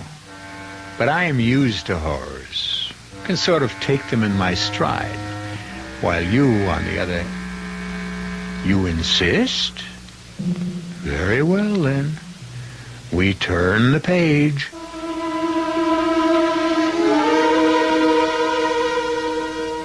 Margaret, for all her delicate beauty, is a strong woman, a woman of courage. But as she looked into her father's coffin, and the words... Oh, my God. escaped her lips. I feared she was about to faint, but she somehow managed to retain control. When I was sure she wasn't about to collapse, I turned my attention to Mrs. Murchison and said, "Pull yourself together, Mrs. Murchison." I'll try. And answer me. What are you doing here in the crypt? And at this hour of the morning? Well, answer me. I wanted to clear myself. Clear yourself? To prove my innocence. Last night, when you saw the blood smear on my arm, the way you looked at me, all of you, the way you talked, I could see you suspected me of doing these foul things. But what brought you here? What could you expect to prove here? I don't know. I only know I couldn't sleep. I tossed and turned, all sorts of thoughts going through my head, all sorts of needs to prove to you that your suspicions of me were unfounded. I came down here in desperation, I suppose, thinking I might find something, some clue, some bit of evidence that would give the lie to Hobbs. Instead, I found that. What do you mean, give the lie to Hobbs? Sir, I was in the kitchen all the time he claims he was looking for me. The time when poor Katie was murdered. Oh, and so that blood on my arm was from cutting the roast beef, from nothing else. So you say. You don't believe me still. Why should I? We find you here in the crypt under very curious circumstances, and you expect us to believe your not very convincing story? It's the truth. I swear to you, sir, and you miss, it's true. That's to be seen. The question now is, what's to be done? Edward, the police must be notified as soon as possible. Yes. Dr. Westmore was going to take a message to London tomorrow morning. Well, someone else will have to do it now. Edward? Yes? Are we dealing with a madman? I'd say what's in that coffin answers your question, Margaret. If we had found Dr. Westmore's head, just the head, I might still have some doubts, but not anymore. Not after finding Westmore's head with the lips cut off.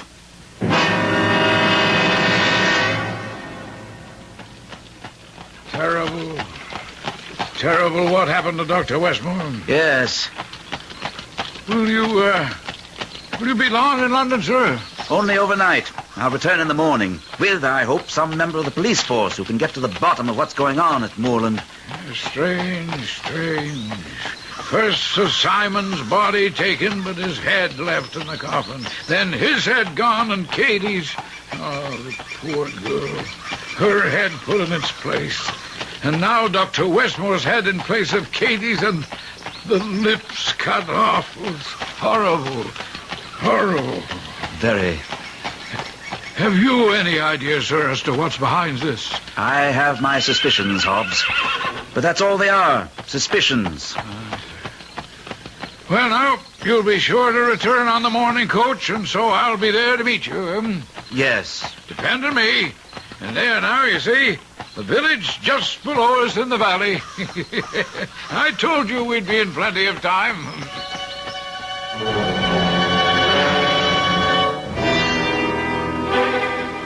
You've hardly touched your dinner, miss. I'm not hungry, Mrs. Murchison. Oh, small wonder. All that's happened here. And some of the village farmhands telling you today that they'd not be coming back to Moorland to work the fields. I'll see who it is, miss. Lord Burley. Is your mistress at home, Mrs. Murchison? I'll see, my lord. No need. I'm sure she is. I thought I had informed you, Lord Burley, that your presence here is no longer desired. You may change your mind about that. If you've come to see me about... I've come to see the crypt, if I may have your permission. Whatever for? I learned today that a good number of your farmhands have left you because of the doings here. Well, for my benefit, once I own moorland, I think it best to clear up the mystery of the crypt as quickly as may be. You think you can? I know I can. Because, you see, I know, on good authority, the reason behind what's been going on. Is it body snatching? Yes. So in any case, I am informed. But I wish to see for myself before taking action. I have your permission? Very well. Now, come along then.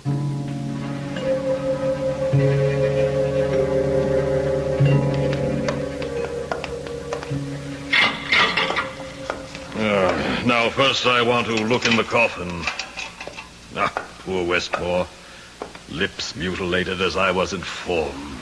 Whatever it is you wish to see or do, will you do it quickly? To be absolutely sure, I'll open the top coffin on this stack. No, you can't do that. It's sacrilege. That's the coffin of my mother. I'm afraid it was the coffin of your mother, my dear. In truth, I'm afraid many of these coffins no longer contain their original occupants. They are now used as storage boxes for much fresher corpses. Now, with your permission, then.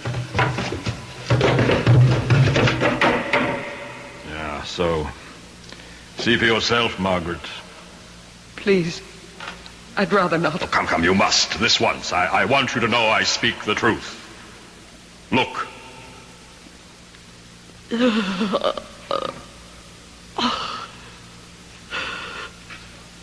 why? If bodies are in such demand, why store them away? Why not sell them at once? Oh, my dear, you are as devoid of business sense as your father. In business, there is an inexorable law known as the law of supply and demand. When supply exceeds demand, prices fall, and vice versa. There is more demand for corpses at some times than at others, more demand for heads at certain times. At the moment, medical schools are in need of heads. Why? I haven't the vaguest idea. My informant didn't know. I do. What? Hobbs, what are you doing here? No need to answer that, Hobbs. That butcher knife in your hand is answer enough. Answer enough for you! Damn your rotten soul! Damn! May rot in hell! Eyes and ears everywhere. Nothing hidden from him. Oh, knew everything. Knew all about what was going on down here. I even knew, I'll be bound, that I am the body snatcher.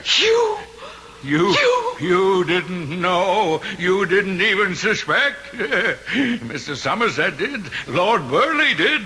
Dr. Westmore, oh, yes, he more than suspected. He knew, because he was the one who bought what I had to sell. Westmore! He started me, but I ended him. I had to. Why? Why did you have to? He was soon to go on trial before the College of Surgeons. They have enough evidence to convict him, to break him down, and he will have told everything, including where he got the bodies, the heads, from me. From me. That's why I had to cut off his lips, so he'd never tell. Never. You're mad. Yes, that may be. The bodies, the heads. How did you transport them? The nearest medical schools are in London. I have a carriage, more a wagon in the village. And the night before, I would go to London.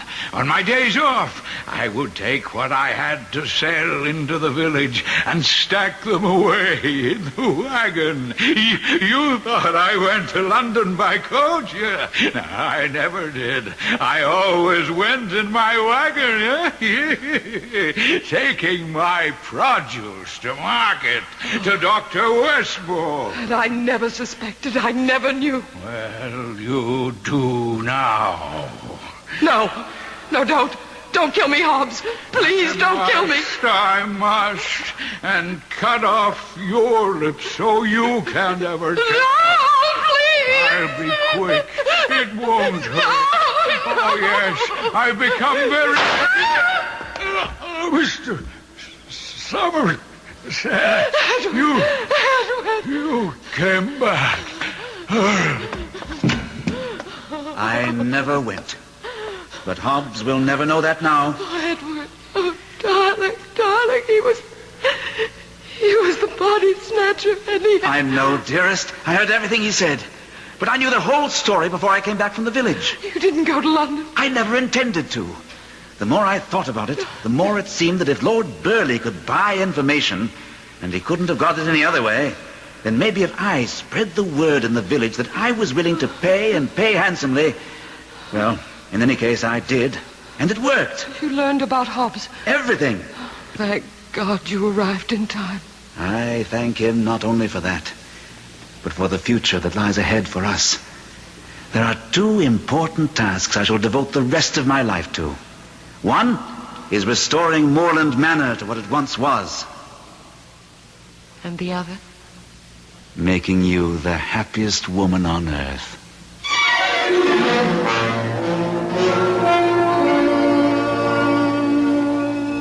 And so ended, happily, the strange and horrifying events at Moorland Manor. Edward Somerset continued his journal for many years, and I'm glad to be able to tell you that he did restore Moorland Manor to its former splendor. And he must have made Margaret at least one of the happiest women on earth, if 9 children mean anything. I'll be back shortly.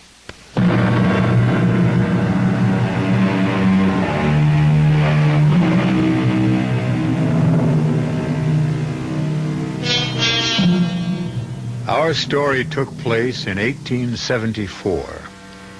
There are many who say the world was a better place to live in then. Maybe it was. I don't know.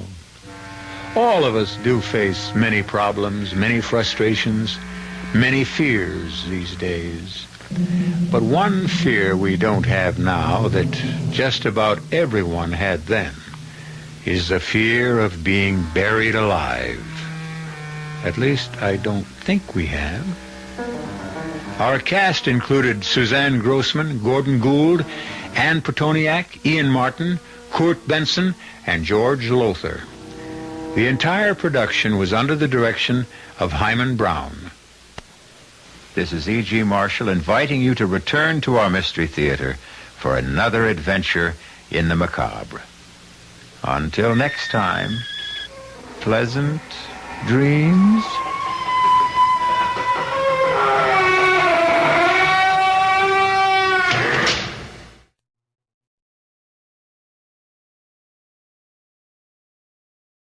The CBS Radio Mystery Theater presents...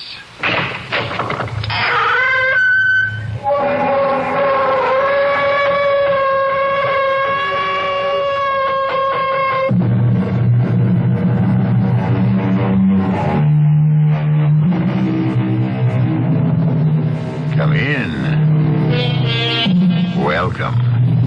I'm E.G. Marshall, chauffeur of this ominous omnibus, which makes unscheduled stops for terror, suspense, and murder.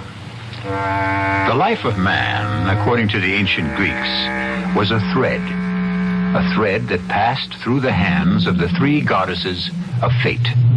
The first was Clotho, who spun the thread. The second was Lachesis, who wove the design. And the third was Atropos, grim, implacable Atropos, who used the sharp and terrible shears.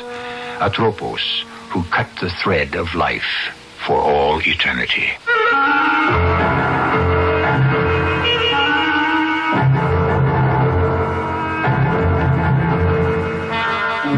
Our mystery drama, The Ideas of March, was written especially for the Mystery Theater by Sam Dan and stars Nina Foch and Les Tremaine.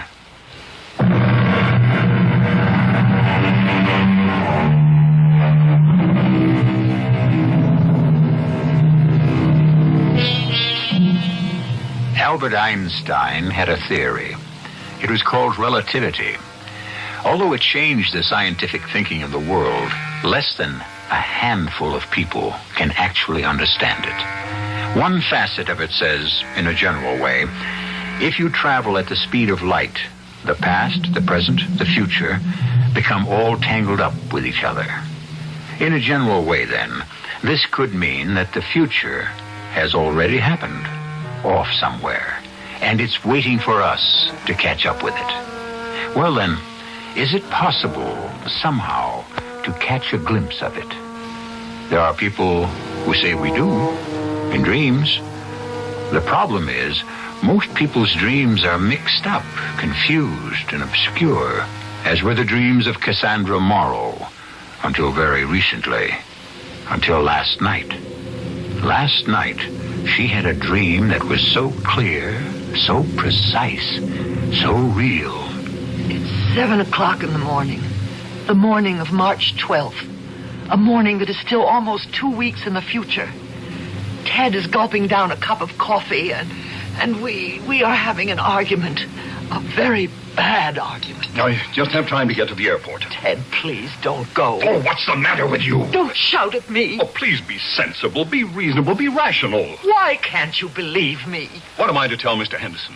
I can't go to Chicago because my wife had a bad dream? You won't live to get to Chicago. That plane will crash on takeoff. Cassie, this is the biggest day of my life. If you go to the airport, it will be the last day of your life. Henderson has called a special meeting of the board of directors. These important people are coming in from all over the country to meet me. Me! You know what that means? Don't go. I saw the flames. I heard the sirens. Oh, damn! You've made me so nervous I've spilled coffee all over my new jacket. The jacket? Lucky it's got brown flecks. No one will notice it. The jacket? How could I have known about the jacket, Ted? Look, call your mother, or my mother, and have lunch. The jacket, the cop, the sign. How could I have known all that? Cassie, you just don't want to face the truth. What truth? Deep down in your heart, you don't want me to take the job. That isn't true. Go tomorrow. The meeting is today. Telephone. Say you're sick. I can't. Say I'm sick. Oh, I don't know what's gotten into you. You better call up Dr. Miller for an appointment. I saw it all so clearly. Look, I can't argue anymore. I have to make the plane. I'll be home for dinner. Might as well drive my own car to the airport. Goodbye, Cassie. Ted! I'm going, and that's all there is to it. I'll call you from Chicago. Ted! Ted!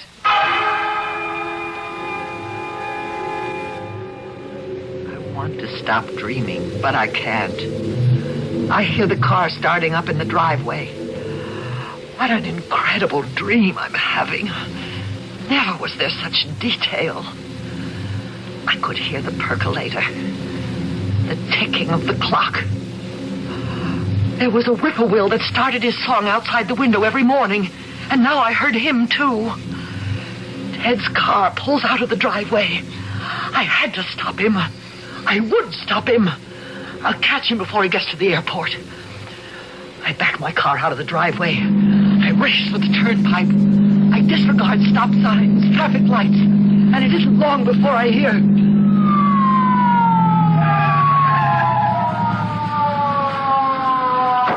Okay, lady. Let me see your license and registration. Officer, I don't have time. You'll just have to make the time. Now, who are you trying to kill? I have to save my husband. You have to save your husband. I thought I heard them all. Okay, let's hear this one. I have to stop my husband before he gets to the airport. Why? Because he'll be killed. How? There's going to be an accident. There's going to be an accident? Yes. How do you know? I had a dream. You what? I had a dream. Hey, what are you trying to hand me? Oh, please believe me. Now, look, miss. That's I'm Mrs. Morrow, and I have to save my husband. I just cannot sit here. I'm afraid you'll just have to sit here. You're in no condition to drive that car. Now, you just sit there quietly, and I'm going to radio back for someone to come and help. Officer, now, please. lady, you just sit there and look at that sign. Oh. See the billboard about the new picture at the drive-in. See, it says Endless Love, starring Robert Gaylord, a very handsome guy. Why don't you think about him while I go... I won't sit here. Hey, stop! Wait a minute! Stop! I floor the pedal. The needle springs violently to the right, to where it had never been before. All the way to the right-hand edge of the gauge.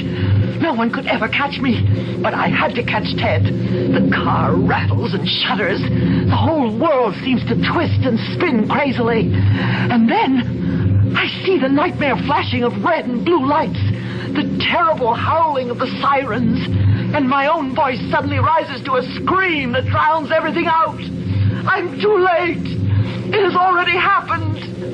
I see Ted's body, mangled, bloody, lifeless, and my scream dies to a moan, a low and terrible moan. Oh. Cassie. Cassie, wake up. Angel, wake up. Darling, wake up. You're having a bad dream. A dream. A dream. Yes. It was a dream. All a dream. Something really must have scared you. Yes. Yes, it was... it was... Tell me about it. Oh, it was so clear, so exact.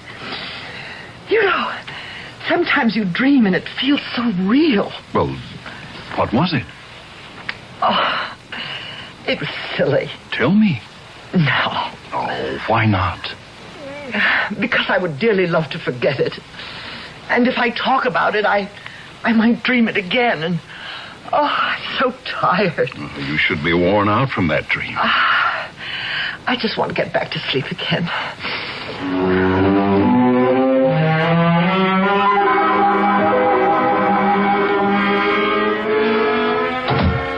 Ted? Yes, indeed. Dinner ready? I never even heard you leave the house this morning. Well, you had a rough night. Thought I'd let you sleep. I hope you made yourself some breakfast. I didn't starve. You feeling okay? Why shouldn't I be feeling okay? Well, you had a very bad dream. Seemed to take something out of you. I was worried about you all day at the office. Well, if you were so worried, why didn't you call? Why didn't I call? To call or not to call, that was the question. What question? Well, first, I was tied up all day. And second, I wanted to tell you about it in person. Tell me about what? Tell you that I'm going to be named Vice President in charge of production. Ted! Vice President Ted, if you please. You mean it's going to happen? It's already happened. Sterling sent in the recommendation to Mr. Big Wheel himself, Henderson, in Chicago. Vice President. Money, bonus, stock options, the whole works. I have become what is known as management. You know how people talk about they? I have now become a they. Oh, we'll have to move, won't we? Sure.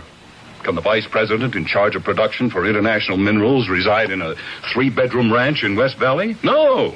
We'll have to live up to it. I like it here. You'll like it better where you're going. When does it become official? Thursday, 12th of March. The 12th of March? That's the fateful day. I'll give you a rundown. On 7 a.m. Thursday, March 12th, I drive out to the airport, and I board the 8 o'clock to Chicago. What did you say? I haven't said anything yet. Listen, there will be a luncheon session of the board of directors, at which time I shall be named VP in charge of production. In Chicago? Well, of course. Why? Why? Cassie, that's where the international headquarters of the company happen to be. Ted. Something wrong? Oh, I don't know. Well, then something has to be wrong. What is it? I don't know what to say. Please, tell me. Well, I don't know how. Well, try. You know that dream I had last night? I dreamed that it was 10 days from now. The Thursday morning of March 12th. Well, that's a coincidence. And I dreamed I tried to stop you from going to the airport. But why? Because there would be an accident and you would be killed.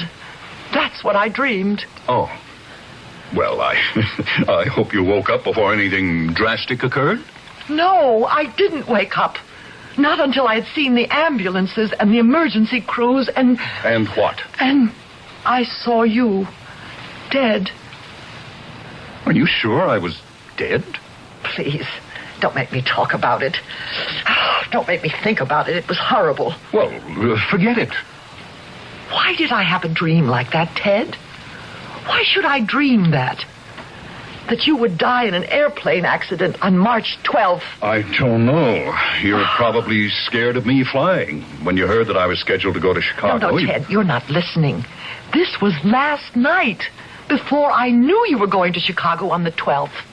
Before you knew. Darling, there's an explanation for everything.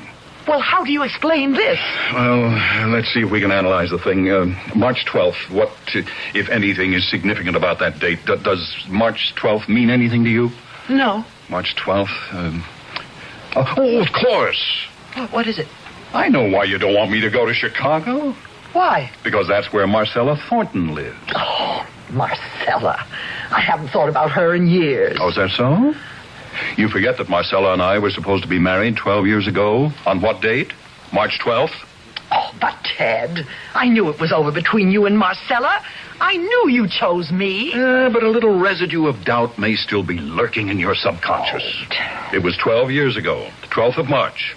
All those 12s coming up must have overwhelmed you. No, Ted, no. Nothing inside of me brought this on. It was as if I had been allowed to live in the future, and I had a glimpse of what was going to happen. Oh, you don't believe that, do you? I mean, you're a sensible, rational woman. You know, you just know you can't see into the future. Now admit it. Well... Look, on the basis of that dream, do you want me to cancel the trip? Well? No, I suppose not. Why don't we forget it? Incidentally, there was a sale at Rossmeyer's. I picked up a honey of a jacket. Oh, it's about time. You need new clothes. Yeah, let me open the package. I was thinking of wearing this to Chicago. They're a very informal group. No, wait. Ted, wait. Before you open the package, see if I can tell you what color it is. It's gray with brown flecks. Well, how did you know? You must have been spying on me. There, see? Oh! It's exactly the way you described it. Ted, that jacket. That's the jacket you were wearing in my dream. That's the jacket you were wearing on Thursday morning, the 12th of March.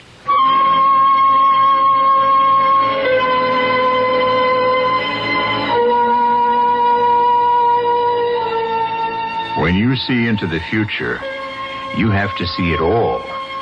All the basic details, all the fine points, all the odds and ends. What are we dealing with here, anyhow? Is it coincidence? Or is it out-and-out prophecy? We always play fair. You might consider her name. For example, do you know who Cassandra was? Well, we'll explore it all further when I return in just a few moments with Act 2.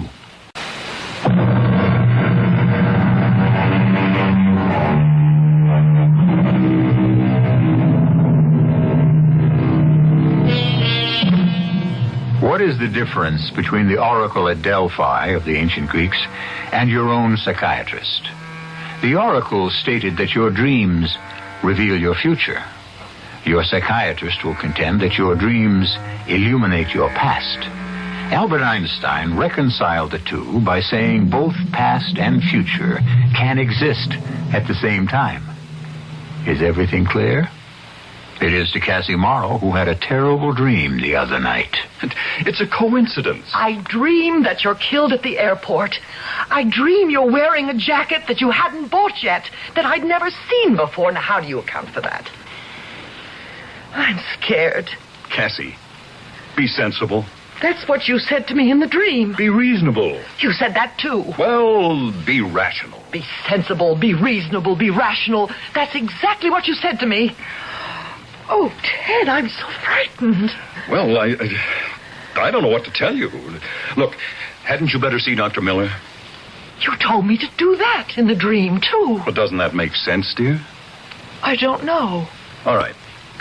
I'm trying to think what it all means. It has to mean something. Oh, thanks, Ted. Thanks for not saying I'm being silly. Well, the fact is, you are being silly. It's just... I'm being the concerned husband. Here's what I'll do. I can't promise anything, but in a roundabout diplomatic way, I'll ask Sterling if there's any chance the meeting could be shifted a day earlier, a day later. Oh, Ted, could you do that? Well, I don't know if I can, but I can ask.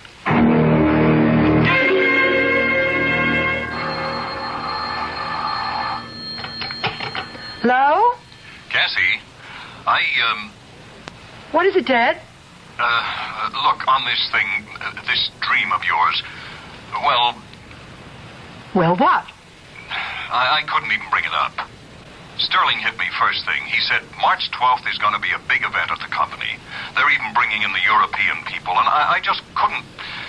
Well, I couldn't ask. Oh, Ted, you must. Honey, Everybody has bad dreams, and this is the 20th century. I mean, look, maybe you had better go see Dr. Miller. And what will he tell me? I don't know.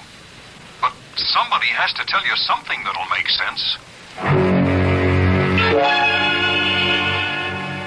How do you account for my seeing his jacket, Doctor? Especially since I didn't even know he'd bought it. How could I describe the color and the design? The colors, the design, the cut flattering to your husband? Well, yes. Is it the kind of jacket you would have selected? I suppose so, Doctor, but... That could help explain it. But the dream, it was so real. Mrs. Morrow, do you want your husband to be the vice president in charge of production for International Minerals? Well, what does that have to do with... Please answer the question. We were married 12 years ago. A few months later, Ted went to work for International. We've been aiming at that job ever since. I didn't ask you what you were aiming at. I asked you what you wanted. I want what Ted wants. How about what you want? Life is more than what a person does for a living, or it should be. On the way to your goal, perhaps you found a way of life that appealed to you. Friends, a community. Maybe you really don't want to leave it. Well, what would that have to do with my dream? Everything. You knew Ted was being promoted. This is how you tried to stop him. Well, that might make sense if I knew. But you see, I didn't know. I dreamed this dream the night before Ted told me about the promotion. You knew? You knew about the promotion? How? Now, how could I know? Ted sensed things were coming to a head at the office. It made him tense, nervous. After 12 years of marriage, people don't have to say things. You interpreted those signs. Neither of you had to speak. Well, I don't know. What you're asking me to believe is that you were able to see into the future. Isn't that so? Yes, that's so. Now, you should realize that such a thing is impossible. Why? Why is it impossible? Because such things are not humanly... Well, it just doesn't happen. You mean no one has ever been able to foresee a distant event? Well, I would say so. How about these people you read about in the papers? These people who foretold... My dear Mrs. Morrow, you want to indulge in quackery? I know all about people who claim to have foretold the assassination of a president or the breaking out of a war, but does anyone keep score of their predictions? How many never happened? What is their batting average? Well, still, there are people who have had premonitions of... Of what? Of some disaster, usually? The death of a loved one? Well, what about it? If you keep worrying about something constantly, and one day it happens of its own accord, that's not prediction. That's coincidence. I know. All the arguments are against me. But I know I saw it all so plainly. I'm trying to tell you why. You don't want him to go. I wouldn't stand in the way of his becoming VP in charge of production. That's something less than a ringing endorsement. And then, of course, we have Marcella. No, I deny that completely. Is Marcella married? I don't think so. Well, is she? Well, no. What is she doing now? She's editor of a fashion magazine in Chicago. When did you see her last? I never really met Marcella. Oh, then you never saw her? Oh, well, I did see her. It was a few days ago on a TV panel show. Oh? And how did she look? Beautiful. So, here we have Marcella. Beautiful, surrounded by glamour, while you have been Mrs. Housewife these past 12 years. Did Ted see the show with you? Yes. What did Ted say? He said, there's Marcella, as beautiful as ever. Did he discuss her after the show was over? No. Well, did he say anything else about her? You mean all he made was that one remark? Yes. But you couldn't help thinking that, quietly, he was comparing the two of you.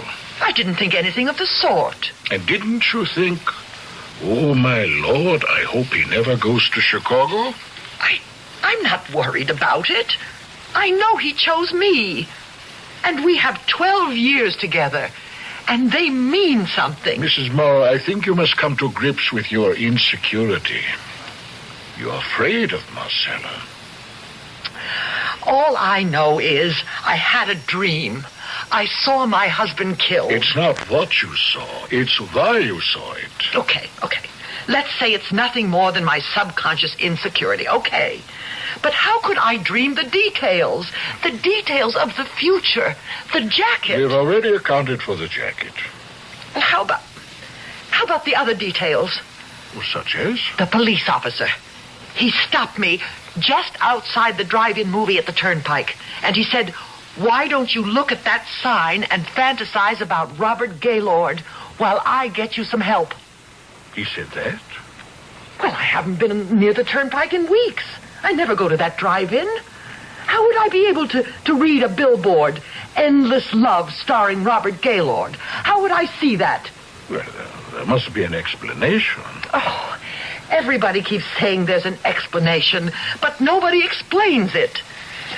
Have you got a phone book? Yes, right over there. Oh, thank you. Turnpike drive-in. Here it is. 207-8308. May I? Yes, of course.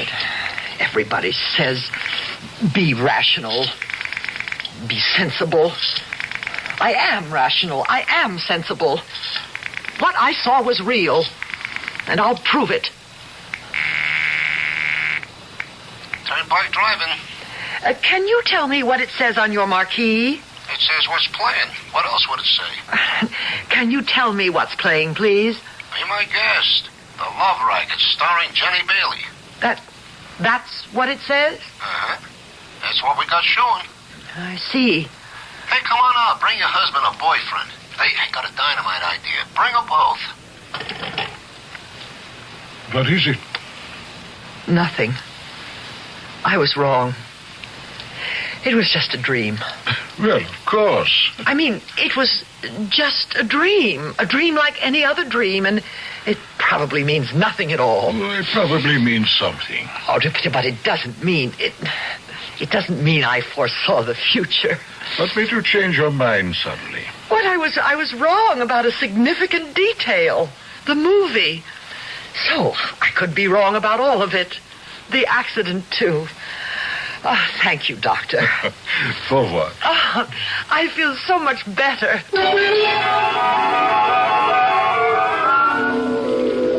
But I only felt better for a few minutes. The movie bothered me. I knew what I had seen on the billboard so clearly, so plainly, and it occurred to me I had better ask that question again, and differently. Are you the manager? Yeah, I'm the manager. Oh, you got a beef already? Show hasn't even started. Can you tell me what your billboard will read on Thursday morning, March 12th, 9 days from now? What will the attraction be? Oh, lady, you said the magic word, attraction. We're going to have Dynamite Robert Gaylord in Endless Love. And the sign that faces the Turnpike? Well, of course, it faces the Turnpike. How else would people be able to read it? Will it read Endless Love, starring Robert Gaylord? Well, what do you want it to read? Those are the facts, ain't they? Yes. Yes, those are the facts.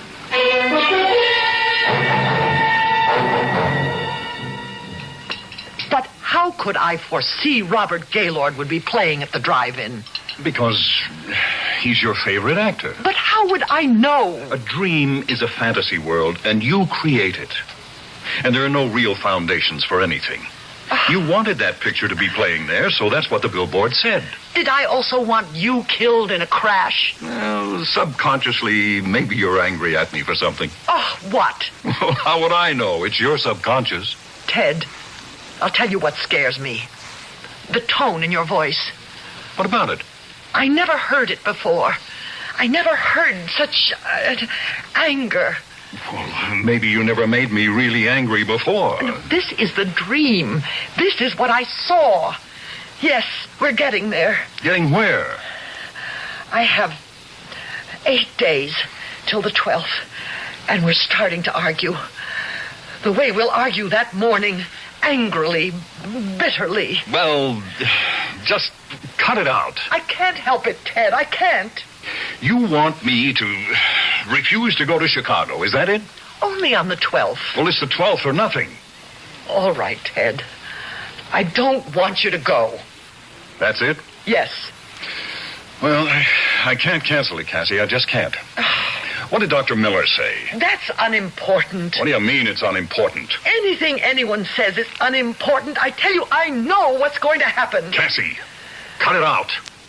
Don't talk to me like that, Ted.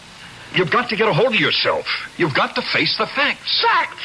So far, I'm the only one who's offered any facts at all. The jacket, the movie marquee. Those are facts you created yourself. All right, but there's one fact, one basic fact I couldn't create. Yeah, what's that? It isn't a that. It's a person. It's a he. Who? I have a witness. How could there be a witness to a dream? If I can produce that witness, will you finally believe me?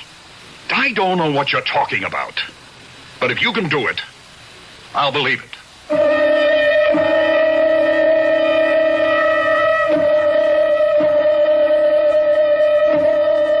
Who is this person who can vouch for the authenticity of Cassie's dream? If she says there's a person, then she definitely is able to name that person. And since we try to play according to the rules, you know we aren't going to drag in anybody out of left field. That person has to be someone you've already met. But who? I'll be back in just a few moments with Act 3.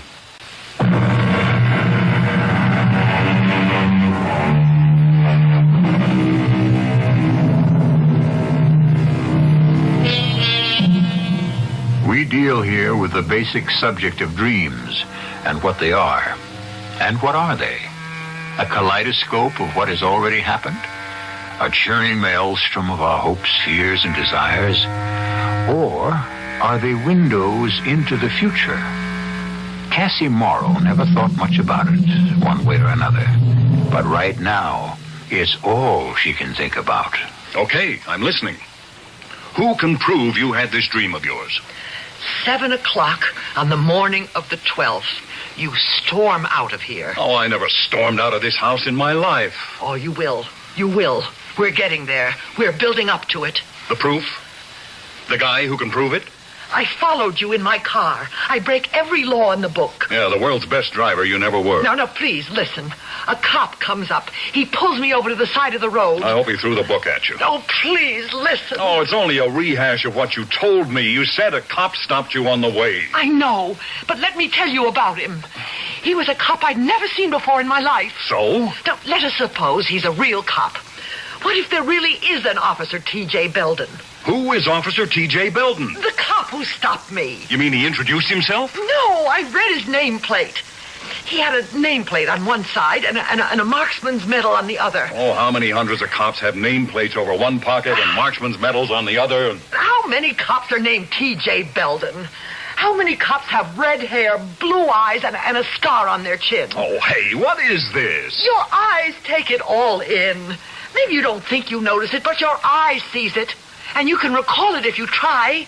I never saw this cop before in my life. Well, how could you? He doesn't exist. He's a figment of your dream. You created him like you created that billboard. I couldn't create a real live human being. I couldn't create an Officer T.J. Belden. Well, who says he's any more real than the billboard? Why don't we find out? How? Ask. Ask whom? Ask at the precinct. Oh, I'm not going to make a fool of myself. You're afraid to face it. I'll do it for you, Ted.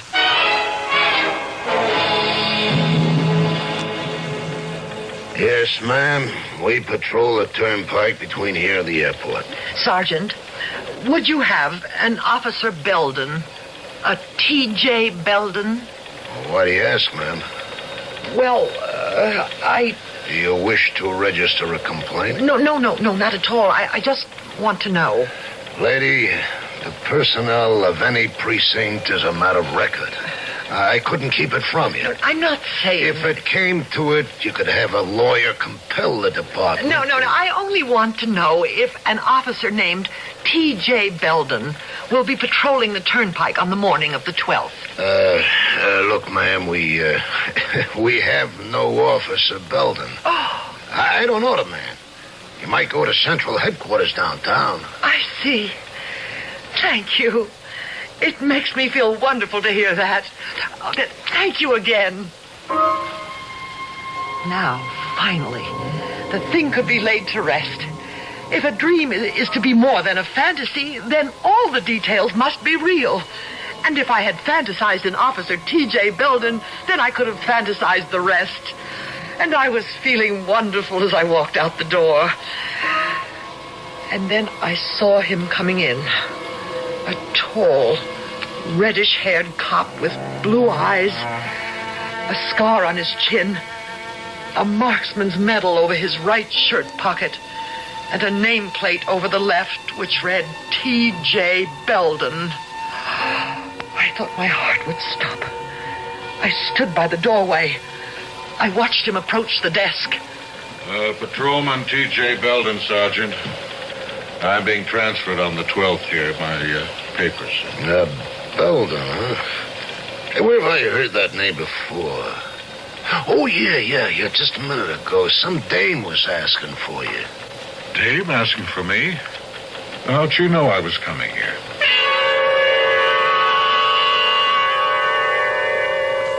He's exactly the way I described him. Now, Ted, what do you say? Oh, I say there has to be some kind of explanation. Ole, you don't sound so confident. Well, Cassie, what am I going to do? Don't go. Well, then I'm through. It's the end of the job. The job isn't for you. In your heart, you don't feel you really want it. It'll only make us miserable. You foresee all this, too, don't you? Don't you? Ted. Oh, Ted, sometimes we are allowed a glimpse into the future. By whom? I don't know. I only know what I saw. Ted, the signs are there, all the signs. I did see Officer T.J. Belden. Yeah. I can't get around that. Well, okay, you win. I won't go. Don't say I win. We win.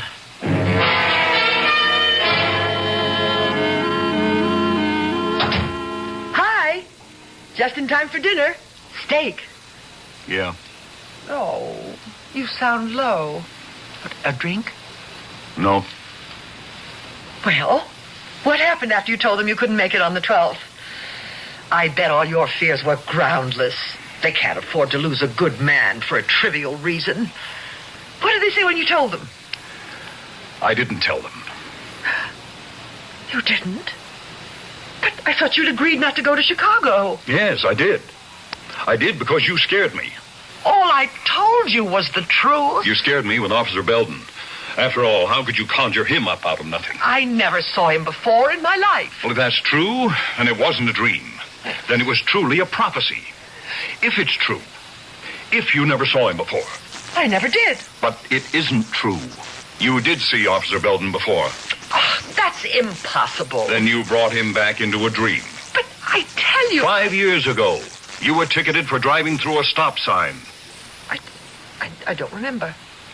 Look, this thing about Belden, it bothered me and bothered me. Why not? My whole future was at stake. So I didn't go to the office. I drove around thinking, just thinking. Then I remembered the traffic ticket. Would you by any chance remember the cop who wrote the ticket? But how could I remember a cop who gave me a ticket 5 years ago? Mm-hmm. So I went down to the Central Traffic Bureau, and I went through the old records, and I found the ticket. And you know who the arresting officer was? Yeah. None other than T.J. Belden. Thomas Joseph happens to be his full name. Oh, but how could I remember the face of an officer who wrote me a ticket a long time ago? You've already asked that question, and it doesn't matter. He's part of your subconscious mind, and so you created him for your dream. You would have me jeopardize my entire career over a silly dream. It's not a silly dream. I've humored you long enough. And I don't want to hear one more word about it.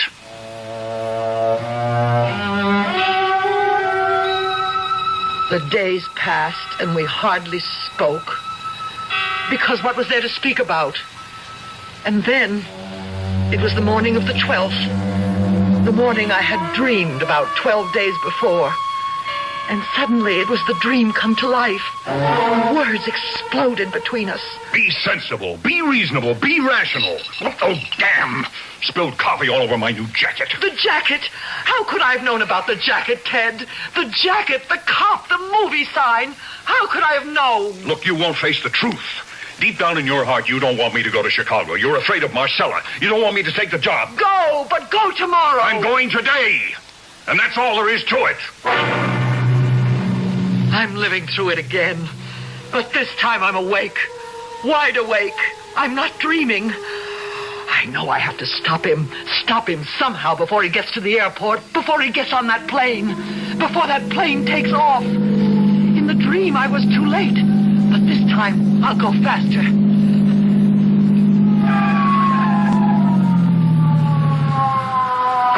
Okay, lady. Your license and registration. Now, who are you trying to kill? I have to save my husband. I thought I heard them all. Let's hear this one. My husband is going to be killed. Yeah, how? There's going to be an accident. How do you know? I had a dream. You're in no condition to drive that car. Now sit there while I radio back. And look at the billboard. Endless Love, starring Robert Gaylord. Think about him. I can't sit here. I won't. Hey, wait a minute. Stop! Stop! Once again, I could see him in the rearview mirror. I could see him get into his cruiser and start out after me. But no one could catch me. The whole world seemed to twist and spin crazily. And just up ahead was the blue sedan with the license plate UL58. Ted's car. I honked the horn. I knew he was looking through a rearview mirror. But he refused to stop. He was trying to escape from me. I pushed down harder on the pedal, and the speedometer needle shot violently over to the right. All the way to the extreme right-hand side of the gauge, to where it had never been before. And suddenly I heard it, the terrible sound of the crash.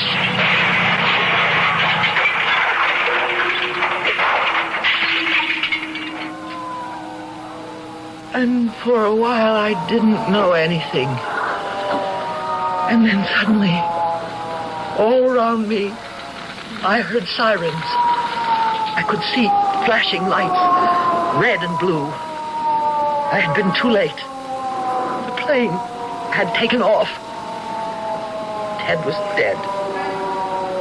And then I saw a familiar face. The helmet, the red hair, the blue eyes, the nameplate. T.J. Belden. And I could hear his voice. I think this woman's alive. Get the ambulance over here. Oh, this is a bad one, Sarge. She rear-ended him at over 100 miles an hour. Poor guy, he's gone. According to his wallet, he's a Mr. Ted Morrow. Does she have anything in her purse? Yeah, here's her license. That's funny. Her name is Morrow, too. Cassandra Morrow. Same address. Yeah, she said she was trying to stop him. Stop him from what? Stop him from getting killed. Hey, this is the dame. Which dame? The one who was asking about you. How do you figure it? Beats me. Sure beats me.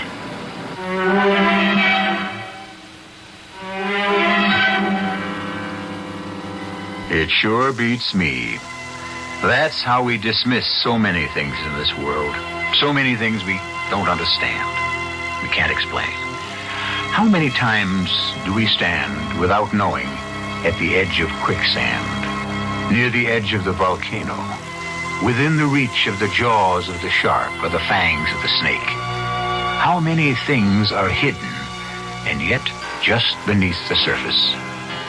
I shall only be hidden for a few moments, and then I shall return.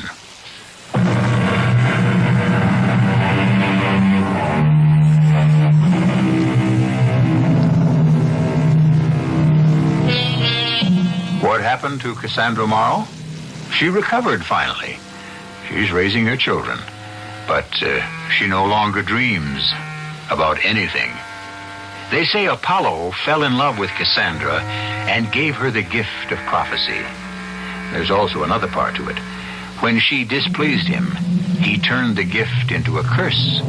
Yes, she still was able to foresee the future, but he saw to it that no one would ever believe her. At any rate, never dismiss your dreams. They may be the preview of your future. Our cast included Nina Foch, Les Tremaine, Brett Morrison, and Lou Krugman. The entire production was under the direction of Hyman Brown. This is E.G. Marshall inviting you to return to our Mystery Theater for another adventure in the macabre. Until next time, pleasant dreams.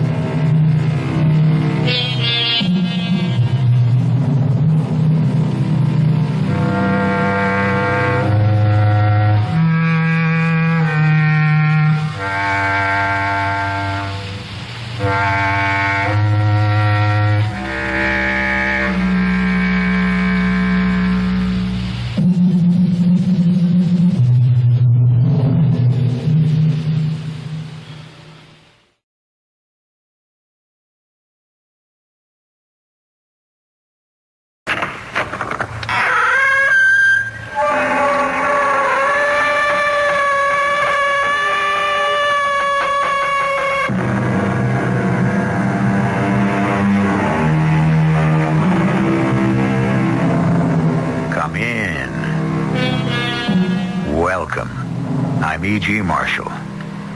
In our lives, we all travel to many places where we will be the stranger. The unknown waits for us in other countries, other towns, even new roads, a different turn on an unfamiliar street. And are we really any different from the traveler of ancient times? Aren't we still dependent on the kindness and goodwill of others? Even the most suspicious of people must ultimately be confronted with a situation where he must trust his money, his possessions, or even his life to a stranger.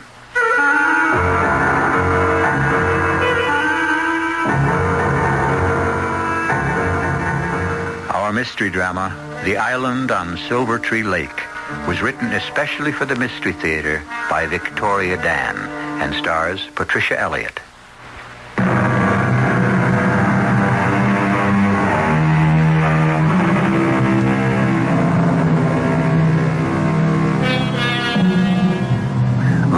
They say has gotten smaller. It grows smaller every day. This incredible shrinking process has to do with our advanced technology. There is scarcely a patch of ocean or earth anywhere that has not been duly accounted for on some vast atlas. The previous frontiers of mystery are rapidly losing their magic. The once untamable Amazon is falling victim to the bulldozer.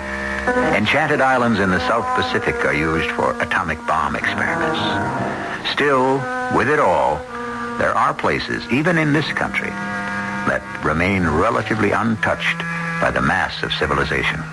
Places that we call the back roads of America.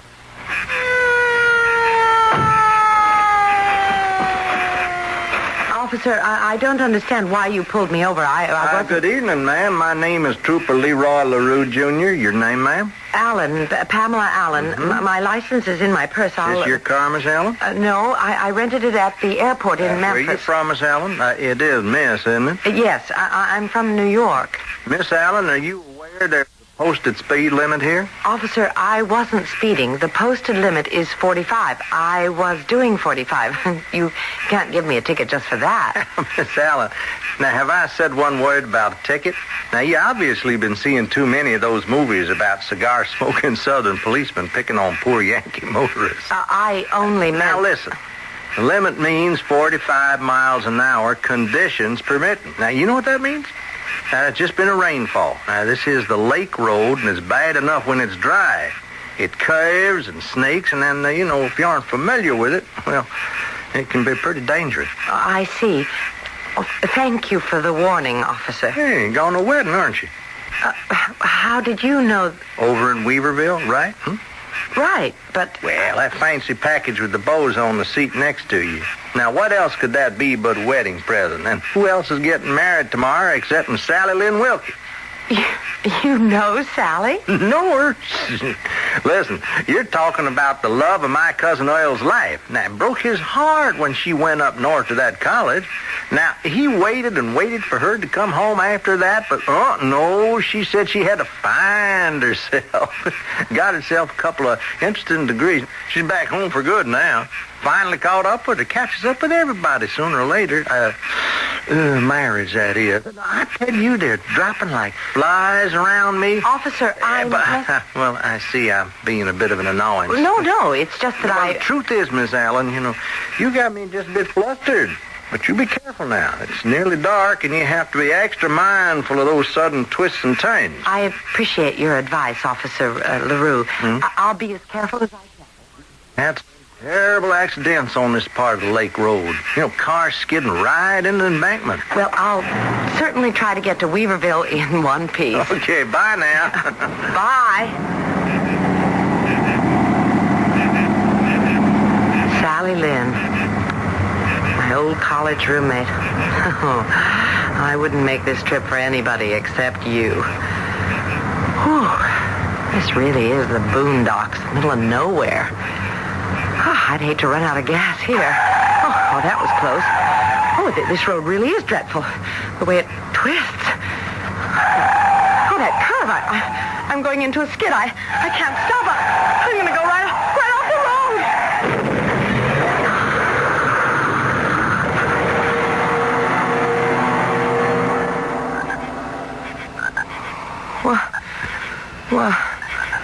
What happened? I must have blacked out. Oh, no. Look at the car. The windshield. Everything. What a mess.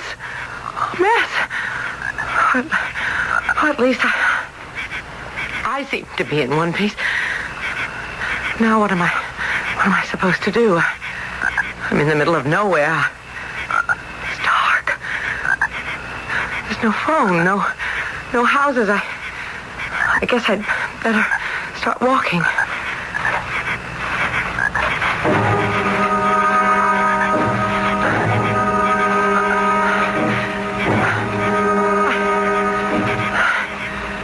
I must have walked halfway around the lake by now. There's nobody. There's nothing. Oh, wait a second. Oh, up there ahead. A dock. I think I see a boat. Oh, it is someone. Hey, hello there. What? Who's there? Oh, am I glad to see you, sir. I didn't think there was anyone around here for miles. Oh, I'm here. Always here. I just ran my car into a ditch a few miles back, and I would really appreciate some help. Oh, had an automobile accident, you say? Yes. Where would the nearest gas station be? Ain't none, except in town. Oh, that's over 5 miles in the dark. Well, but is there a house nearby?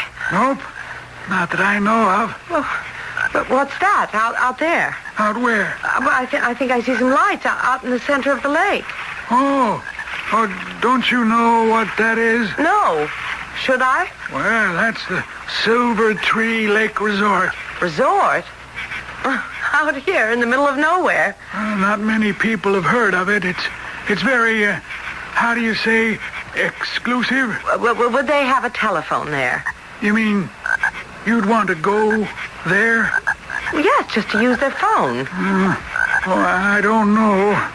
You make it sound as if they've got guard dogs or something. Oh, they do.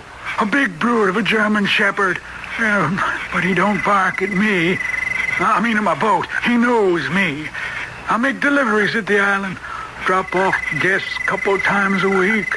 supplies, the Sunday paper. Well, might you be able to give me a lift over in your launch here? Oh, I'd be happy to oblige you, miss, for a fee.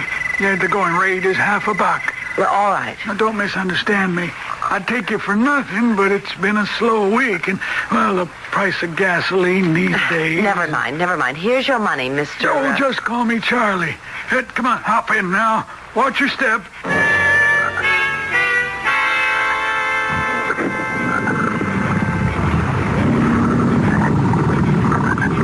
Here we are. Silver Tree Lake Resort. Oh, beautiful, what I can see of it. Oh, hey, does he bite? Brucey? No, not at me, he doesn't. Yeah. Good boy, Brucey. Well, follow me. I'll take you to meet the manager and his wife. They'll be up in the main lobby just ahead. Hey, anybody home? Well, Charlie, how are you?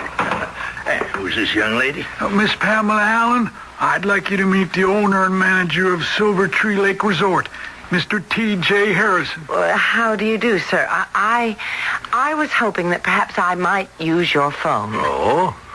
I've just badly ruined my car. Yes, you had an accident. Yes, so you have, Miss Allen. I can see you hurt yourself. No, not really. I would just like to use the phone. Oh, well, I'm afraid it's impossible. The switchboard's out of order till the morning.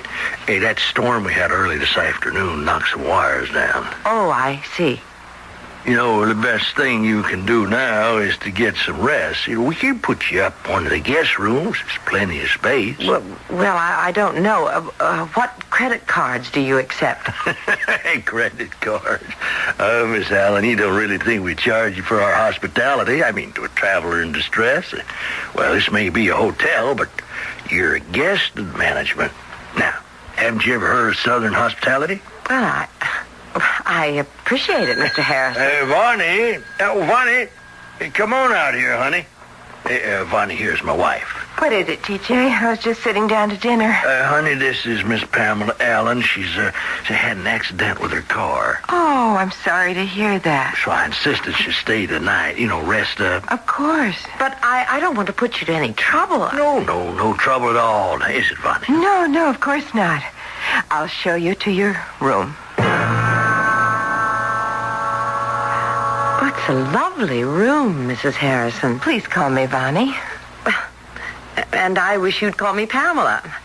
I can't tell you how much I appreciate your kindness. We're kind of a simple place here, but I think you'll find everything you need. Try to get some rest. You must have had quite an ordeal.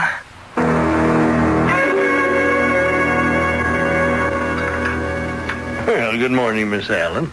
Did you sleep well? Yes, I did. Thank you very much. Again.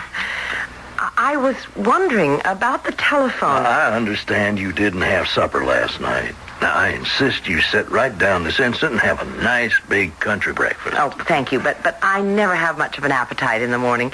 I really wanted to call the gas station about my car. Look, this buffet. Now, what would you like? Ham, sausage, hash browns, fresh root cup?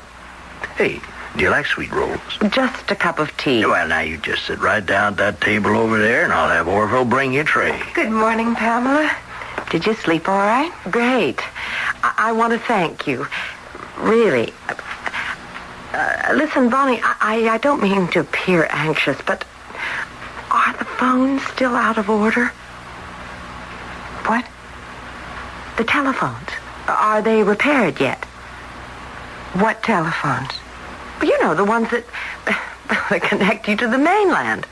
We don't have any telephones here. What? But your husband told me last night. You must be mistaken. There have never been any telephones here at Silver Tree Island Resort.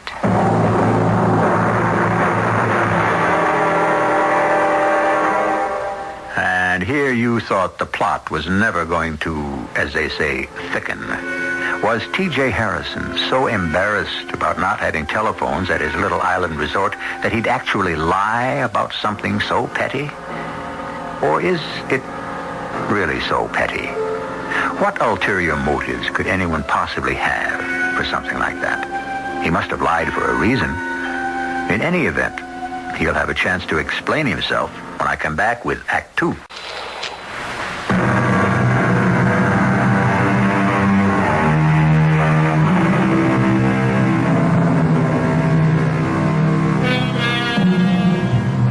Over 2,000 years ago, a Greek writer said, "What is pleasanter than the tie of a host and guest?"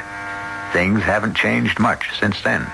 Hosts still like to entertain, and guests still worry about overstaying their welcome. Pamela Allen, en route to the wedding of an old friend in the back country of Mississippi, has just spent the night at a hotel in the middle of a lake, following the promise of the hotel manager that the phones would be working in the morning. Now it seems her very gracious host neglected to tell her that there aren't any phones on the island. No phone? No, of course not. But why would your husband tell me there were phones if there really weren't? You were in such a state he probably didn't want to upset you. Well, what kind of a place doesn't have telephones? Pam, you have to understand, Silver Tree Island is a place where people come to escape the pressures of the outside world. They leave their cares behind. No television, no radio, no telephones. The people prefer it that way, and we cater to our clientele. I guess that makes sense, but still Sure it makes sense. TJ is the perfect host. Oh, hey, here comes Orville with your breakfast. Thank you, but I'm really not very hungry. Nonsense. You've got to eat something. You went to sleep on an empty stomach. Orville, this here is Miss Pamela Allen. Here's your tray. Orville is the resort's social director. Entertains nightly in the Starlight Lounge. How nice. But we all help out in the dining room. Gives the place a homey touch, wouldn't you say? Bonnie, I don't want to seem ungrateful. But, you see, I'm expected at a wedding this evening. I really have to get someone to tow the car. It's rented. I've got a lot to do. I was wondering if after breakfast... Hey, now, don't worry about a thing. Just be down at the dock in half an hour. Charlie comes with deliveries about then. He'll give you a ride back. Oh, that's a load off my mind, thank you. I've already had my breakfast, but you shouldn't be eating by yourself. Say, Orville, why don't you sit here with Miss Pamela Allen? All right. Won't you excuse me? I think I see TJ. You're not eating anything? I never eat in the morning. Orville, how long have you been working here at Silver Tree Island? Work? Well, that's what you do, isn't it? You're resident social director? I don't call it work. I call it music. You'll hear me tonight after dinner. I won't be here. Sure. That's what they all say. What all who say? The guests. Oh, I'm not a regular guest. Well, they all say that, too. What are you talking about? Don't you know by now? They're not going to let you get away so fast. Do you mean to say that they're going to try to get me to stay longer as a regular guest? Well, you could put it that way, yes. That's ridiculous. Charlie's taking me back in his boat as soon as he drops off some supplies. Mm-hmm. Why do you sound so skeptical? Skeptical? Heck, I'm not skeptical. In fact, I'll walk you down to the landing myself.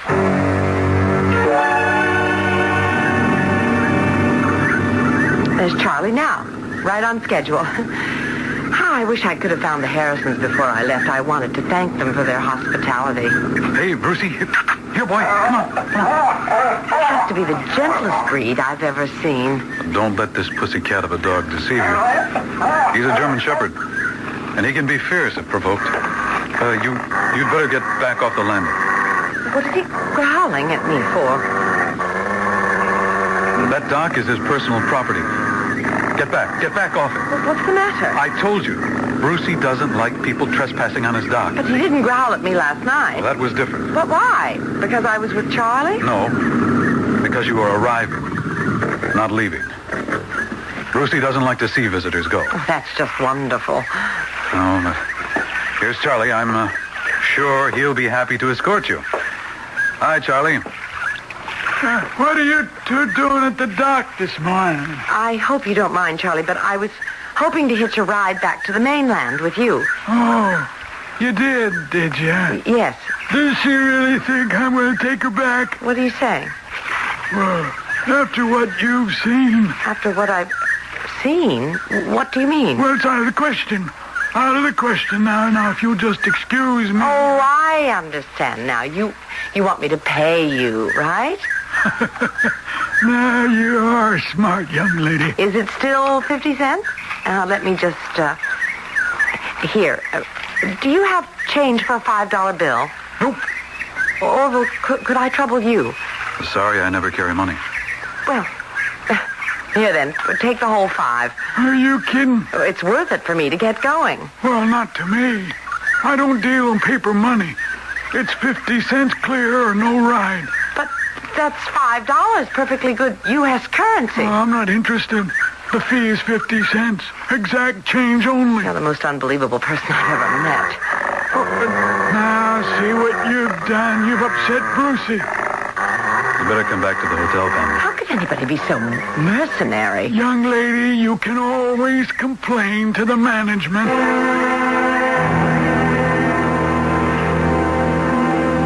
I'm afraid my hands are tied, Miss Allen. Charlie is an independent operator. But surely, Mr. Harrison... Over the years, he's developed what might appear to outsiders as somewhat eccentric ways. Yeah, now, one of them is the 50-cent charge. In fact, he charges 50 cents for just about everything. It certainly is eccentric. Well, Mr. Harrison, I'm sure then you won't mind if I trouble you for the change of a... Change? Why, you don't understand, Miss Allen. I thought I explained to you last night. We're a hospitality house. We never accept money. But you're a hotel, surely. No. And you have a wrong idea about us, Miss Allen. We never charge our guests anything. What? Do you think I run this place for the money? Well, why else? No. This is not the kind of business you think. Charge our guests money. No. Our people are here to get away from the world. Now, money is the root of all anxiety and all frustration. Mr. Harrison, if you don't believe in charging money, it's no affair of mine. But I've got to be in Weaverville by early this afternoon. Now, first, you told me some story about there being phones on the island, which there aren't. And then your wife told me I'd be sure to get a ride back with Charlie, except now it appears I can't do that unless I come up with exactly 50 cents, which you say you don't have. Now, what is going on here, Mr. Harrison? Don't you know? No, I'm quite confused. Well, then I'll clear things up for you. We like you very much and would like to invite you to stay. Stay? Here? That's right. You see, well, I wouldn't normally be so pushy, but Vonnie really likes you. And Vonnie doesn't often take to people. I mean, she really seems to get along with you. I'm very glad, but still... Vonnie has been ill recently. I am sorry to hear that. And already you sort of, brung her spirit back into her face, the shine back in her eyes. Oh, there is nothing like the companionship of young people, especially when her husband is such an old fogey like me. Oh, you're not old, Mr. Harrison. Well, thank you, but the truth is I am twice as old as Vonnie, and sometimes there's that unavoidable, what is it they used to say, generation gap. Well, at least, couldn't you stay the weekend? I told you I have to be in Weaverville by this afternoon. Well, why don't we discuss this after lunch? After lunch? We just had breakfast. Will you excuse me, Miss Allen? I'm wanted at the desk. New guests. Mr. Harrison, After lunch, Miss Allen. Talk to me after lunch.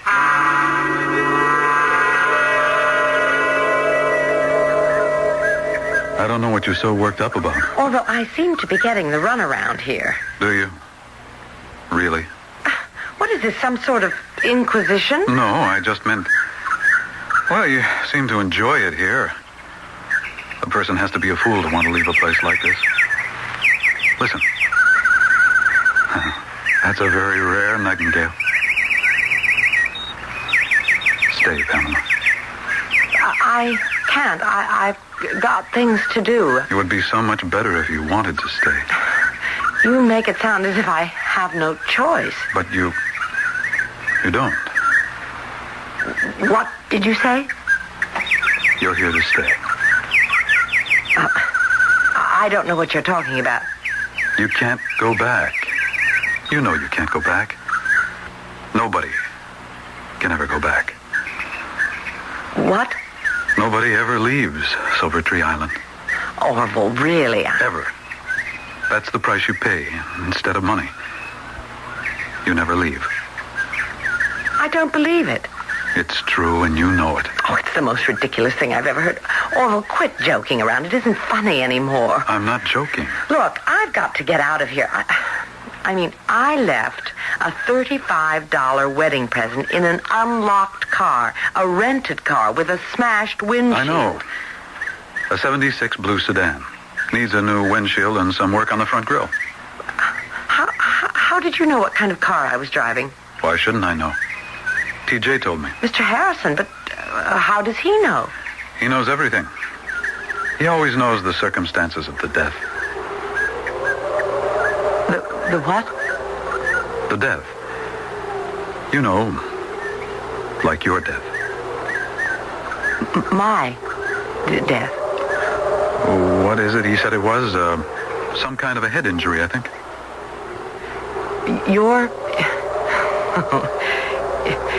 You're telling me that I'm dead. What do you think I'm doing? I don't like your sense of humor, Orville. It's very sick. Pamela, why don't you face facts? You had an accident. You died. It happens to the best of us. And you're out of your mind. I'm alive. No. No, you're just a soul, like the rest of us. You know you're dead, and you know where you are. Oh, and where am I supposed to be? Where all souls go. The island of the dead. The island of the... what? Of the dead. Otherwise known as Hades.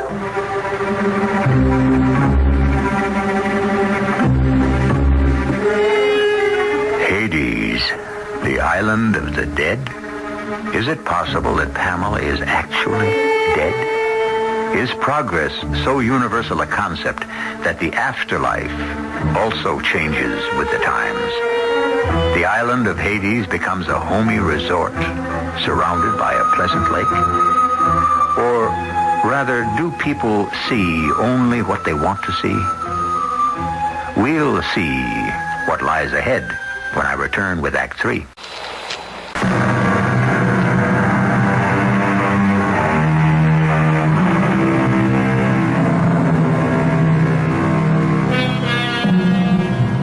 For thousands of years, Western civilization has held onto its belief of some kind of afterlife. Greeks and Romans had legends of an underworld called Hades, run by a gloomy Olympian god and his young, pretty wife. The dead reached Hades by ferrying across the dark river Styx and were greeted at the gates by a huge three-headed dog named Cerberus. Now, in our story, we have a pleasant southern resort island, the owner and his younger wife, and an ominous German shepherd guarding the boat dock. If there are any parallels, well, they really aren't intentional. Hades. You're telling me that this place is Hades. It is. This whole thing is ridiculous. You skidded off the road. All right. You say you blacked out? Yes. But you weren't in the car when you regained consciousness? No, I was on the grass somewhere. Somewhere. Don't you remember? Actually, it's all hazy now. Anyway, it's not important. Oh, but it is. You regained consciousness outside your car, a distance from your car. You were thrown from your car. I don't remember. I don't know. Thrown from a car, and you don't have a scratch on you. Going over 45 miles an hour. Don't you see? You're beginning to forget already. That's part of it. What kind of car were you driving? I can't seem to recall. Mm-hmm. What color was it? I don't remember. You see?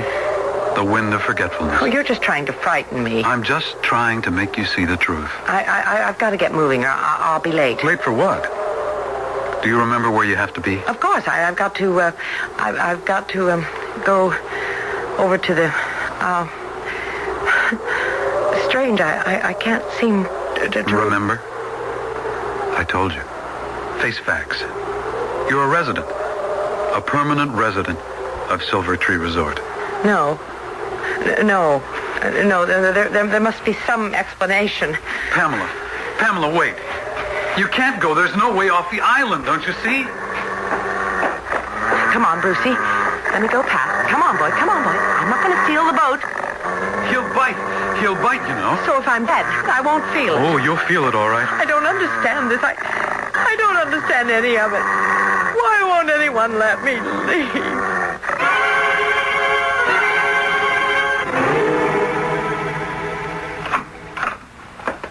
Hello.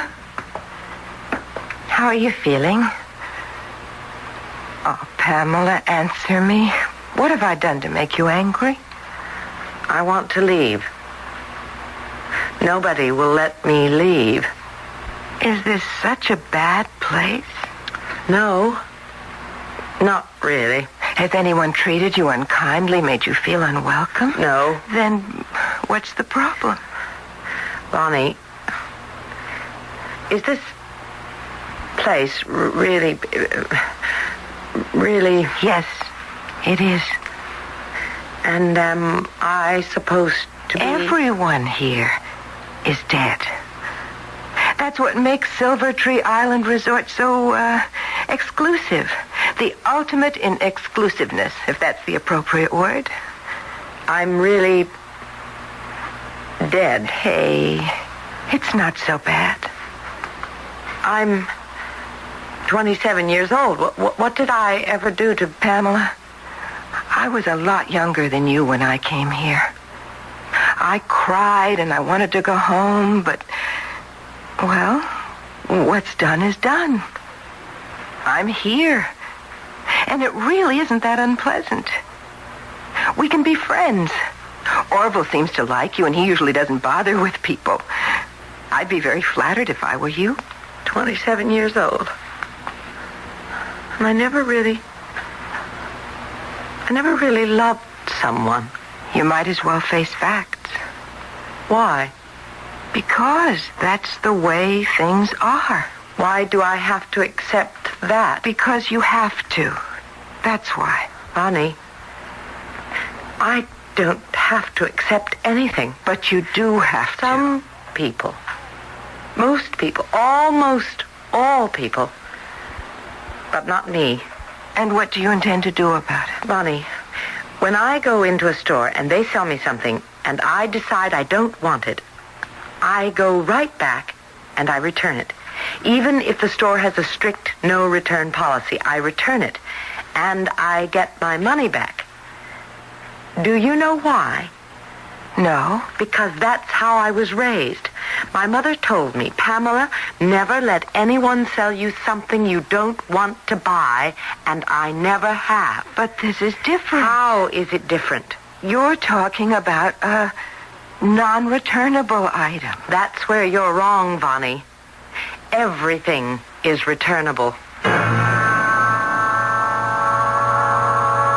TJ, honey, Pamela here wants to talk to you. Yes, well, sure. Is everything all right, Miss Allen? No, everything is not all right. Oh, no? Well, what's wrong? I'll take care of it right away. I am not pleased with the services of this establishment. What? How can that be? I find the quality not to my satisfaction. Well, what exactly don't you like? Is it the food? You call that food? I've eaten sandwiches out of vending machines that tasted better. Oh, you can't mean that. I insist you provide transportation for me back to the mainland. Well, I will oblige you in any way a good host can, Miss Allen, and I'll improve your meals. I'll do anything a good host should. But the successful host is one who's made his guests feel so welcome that they never wish to leave. And I fear I have not succeeded with you. But never mind. I am working on it.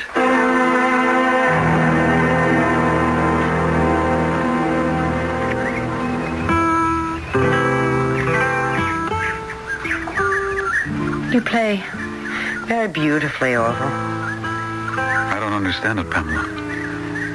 What exactly do you want to get back to? I don't know. Then why are you so anxious to get back? It doesn't make much sense. All I know is I'm not ready for this yet. No one ever is. I've got to leave while I still have this resistance. It'll pass with time. How long have you been here, Orville? How long?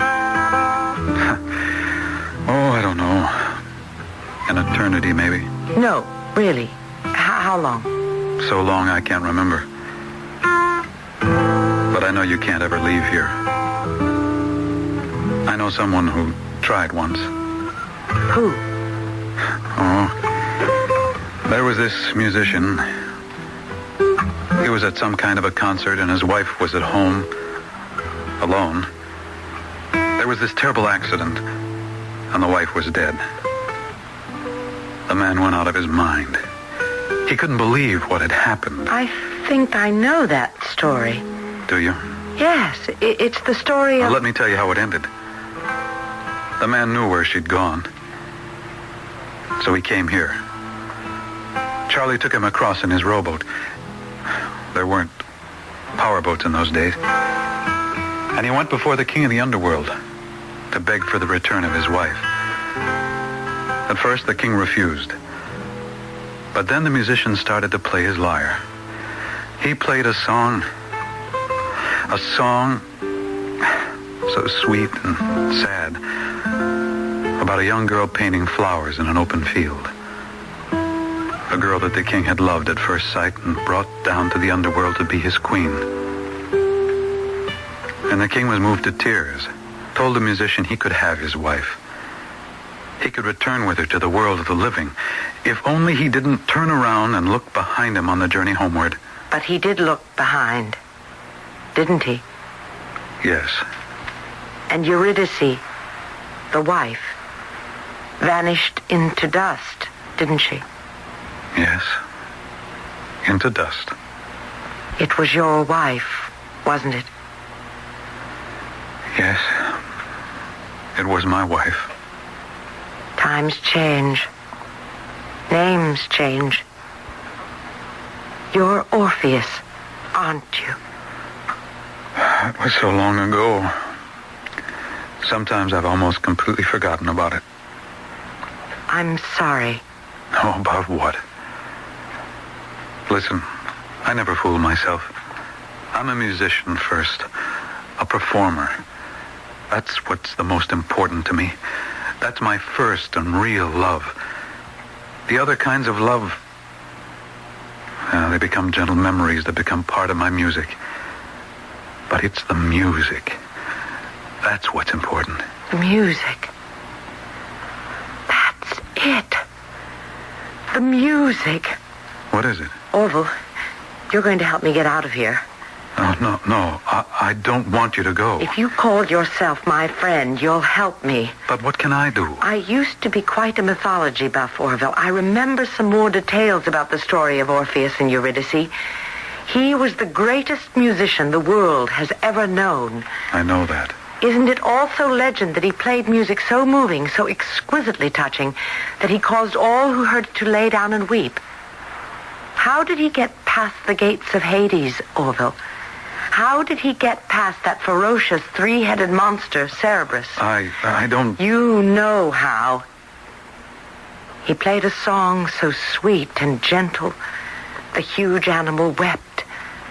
It became a lullaby, and soon Cerberus was fast asleep. Then He just walked right on past the Sentinel and into Hades.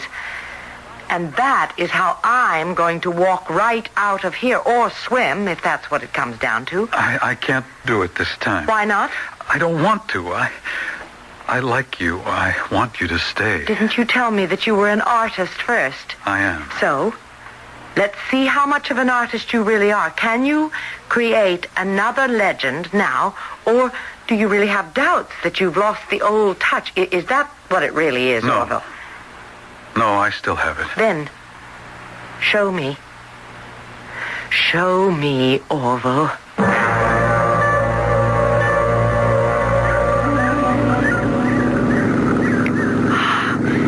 Better than I thought. I won't have to swim. I can take Charlie's launch. I don't know, Pamela. Start playing, Orville. Play more sweetly than you've ever played before.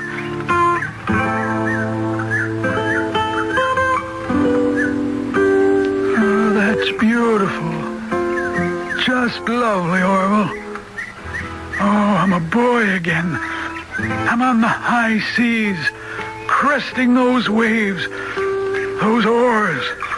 My muscles are rippling. I'm cutting those oars through the waves like a knife through butter. Oh, that's beautiful.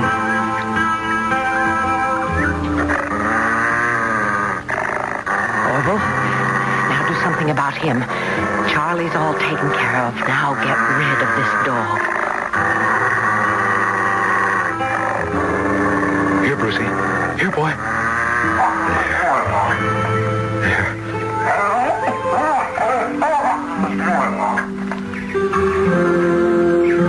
Now go ahead. Hurry. I don't know how long I can hold them. Thank you, Orville. Thank you. Hurry. Hurry. I'll never forget you for this, Orville.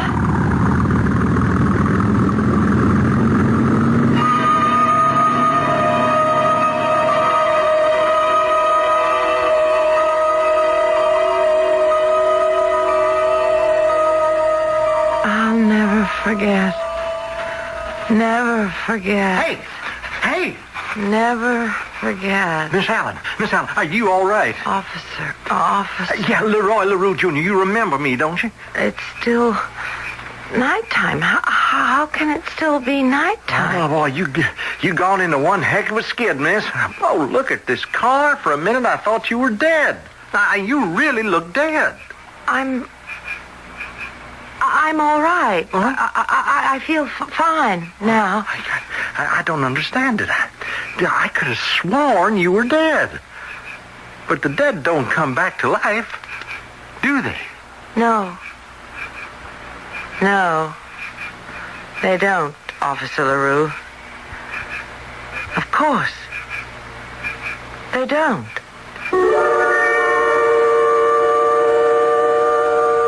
Or do they? After all, anything is possible in this day and age.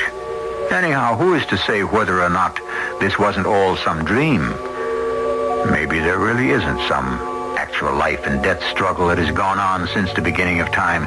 Maybe there is really no place called the Isle of the Dead. In any event, one thing we do know for sure is that this is the place right here where you'll be when I return shortly.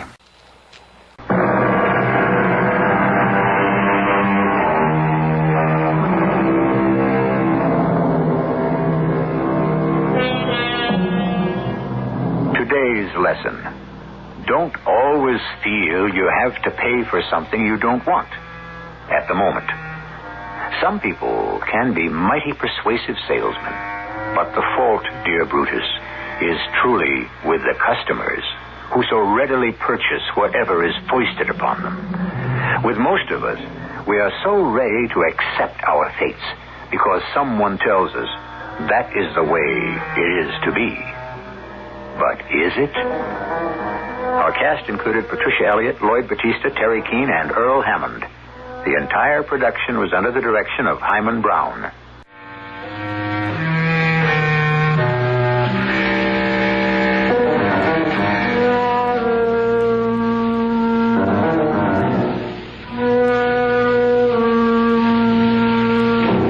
is E.G. Marshall inviting you to return to our Mystery Theater for another adventure in the macabre. Until next time, pleasant dreams.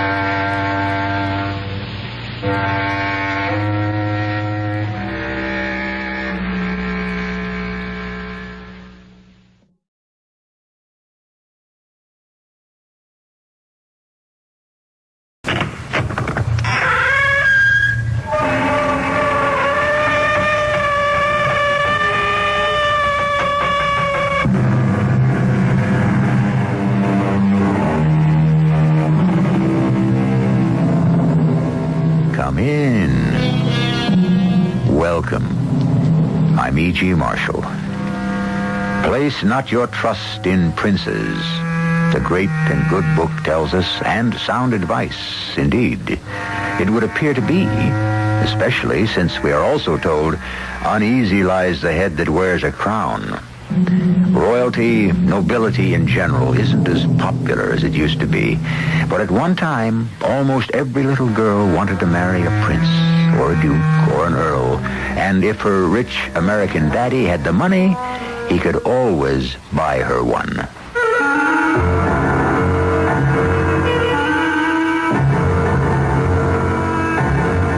Our mystery drama, The Kingdom Below, was written especially for the Mystery Theater by Sam Dan and stars Phyllis Newman and Fred Gwynne.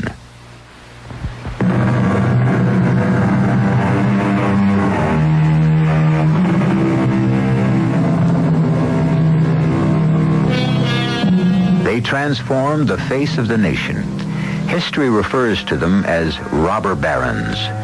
Most of them were born poor and died rich.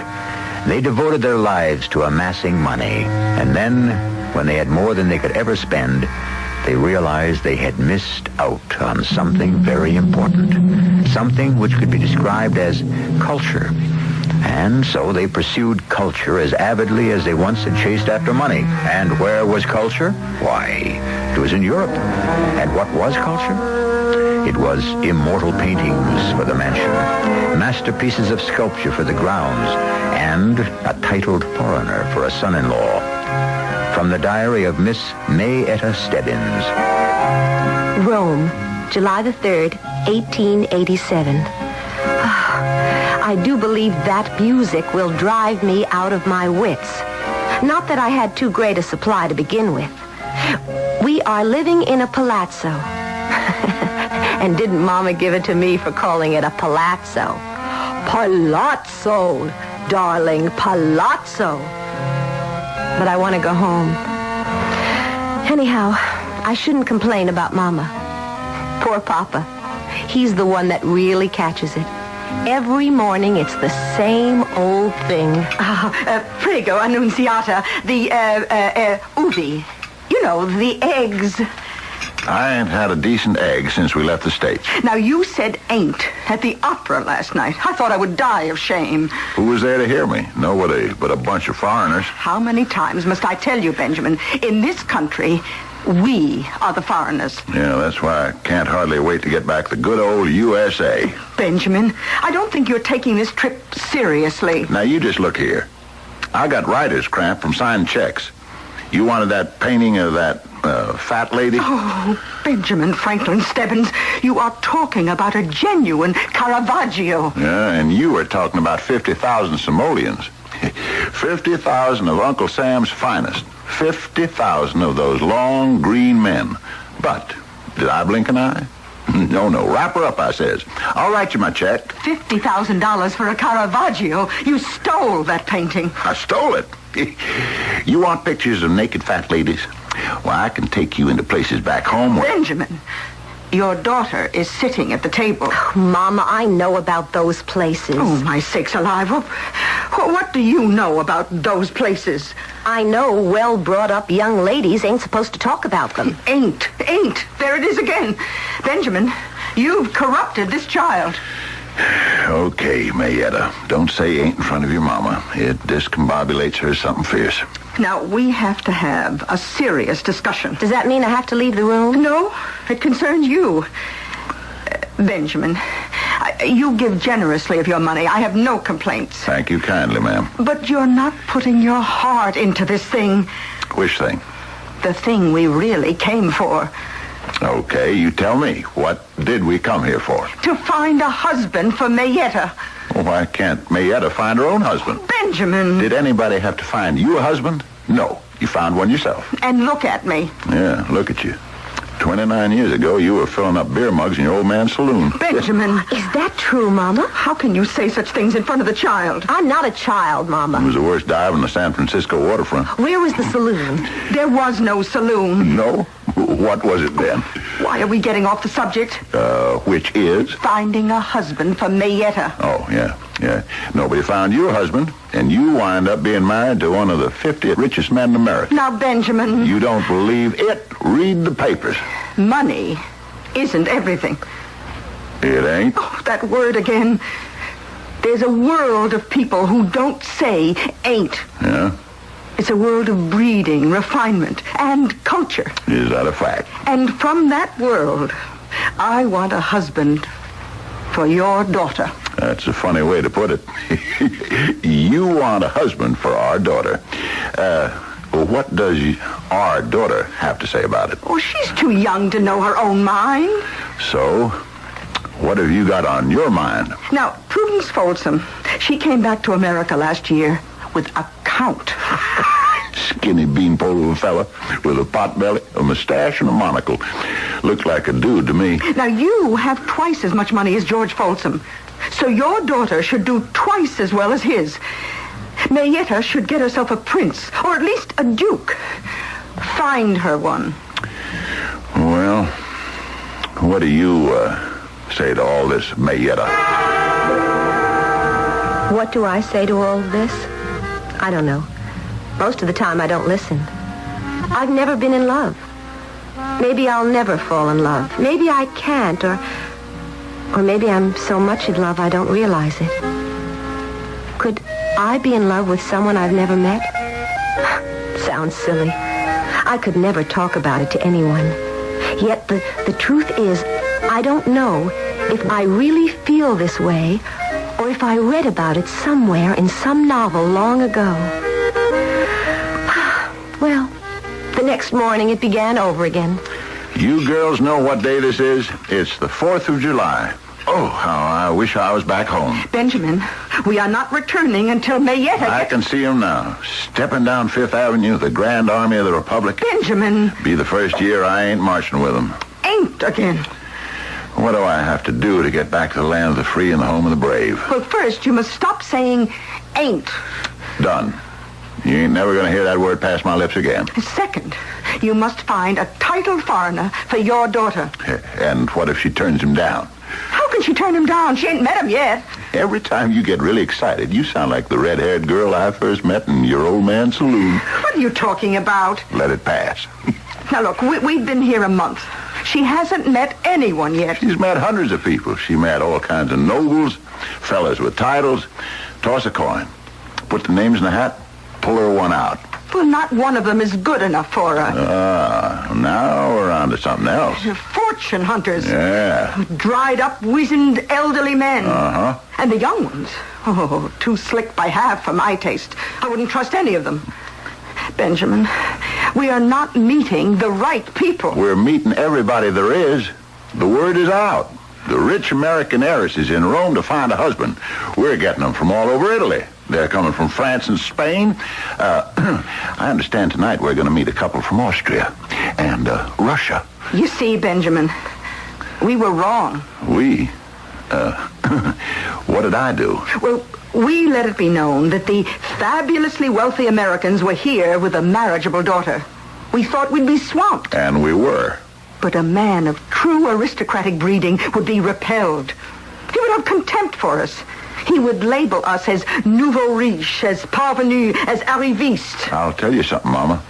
I happen to know what every one of them words mean. And you want to know the truth? That's exactly how we're behaving. Well, I want a prince for my daughter. I want a man of background and breeding. A man who can trace his family down through the centuries. But, Mama... And let that family become even richer and greater and finer because of what my daughter will bring to it. Okay, Mama. Sure. That's what I want. Do you know why? It don't matter, Mama. As long as you want it. The old man here'll see you get it. Somehow. Well, now, you talk about the saloon my father owned on the waterfront. Look, I won't bring that up no more. My father didn't own that saloon. What? What are you saying? I happen to know Patty Morgan was the one and only sole proprietor. That's true. But Patty Morgan wasn't my father. What? And Katie Morgan wasn't my mother. They adopted me. They took me in. I was one of those kids you read about. A newborn baby that's found on the doorstep. Mary, you... Now, who was my mother? My father? I'll never know. Who am I? Where do I come from? I'll never find out. Well, now, is it so important? Yes. All right. Well, find me a prince, a real prince for my daughter. You can do it. Sure. I mean it. You can do anything. What were you? A stevedore, a roustabout. Today, you're one of the 50 richest men in America. You performed a miracle. Now make another one. Find her a prince. I wasn't supposed to hear that conversation. But one thing about Mama and Papa, they spoke loudly. There were no secrets. I didn't want to say anything to Mama or Papa, but I wouldn't marry anyone they found for me. Unless, of course, it was the person I was in love with already. But how would they know who he was? I didn't even know myself. Papa disappeared right after breakfast. I found out later he'd gone to the American Embassy. My name is Thurman Trueblood. What can I do for you, Mr. Stebbins? Who are you? I'm the third assistant secretary. Yeah. Well, young fella, I didn't ask to see the third assistant secretary, or the second, or even the first. I asked to see the ambassador. The ambassador is out. Not to me, he ain't. My name's Benjamin Franklin Stebbins. I know that, sir. I'm a personal friend of President Grover Cleveland. I'm aware of that. So, you march right back in there and tell the ambassador Ben Stebbins wants him. Sir, I can't do that. They've all gone home to America to celebrate the 4th of July, and they won't return for another 2 weeks. There's no one here, only me. Yeah? Well, then I guess you'll have to do. Well, yes, sir. What's to be done? I want my daughter, Mayetta, to find a fine, handsome, young Italian prince from a noble family that goes back to, maybe old Julius Caesar or any of that crowd. Mr. Stebbins, I'm not sure that lies within the province of the embassy's activities. Son, what's the purpose of your job here? It's to foster closer relations between the Americans and the Italian people. Well, now, ain't that exactly what I'm asking you to do? Yes, but... Never mind, but. Son, it's a losing battle. Who's the most blue-blooded prince they got? What's his name? He's the Prince de Portocorvo. Trot him around. Oh, you don't understand. He never goes to see anyone. Well, then we'll go see him. But the prince never sees anyone. Is that a fact? Now, just who does he think he is? Well, there are those who say... Yes? Who say what? Well, it's all old wives' tales of superstitious peasants. But there are those who say he's the devil himself.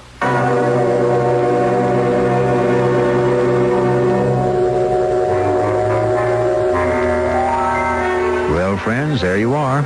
We made you wait for the very last 2 words of Act 1 before we said something that puts everybody on notice. A rich, young, handsome prince, and there's suspicion around that he may be the devil. Well, the devil is a prince. He's called the Prince of Darkness. We shall shed more light in just a little while when I return with Act 2.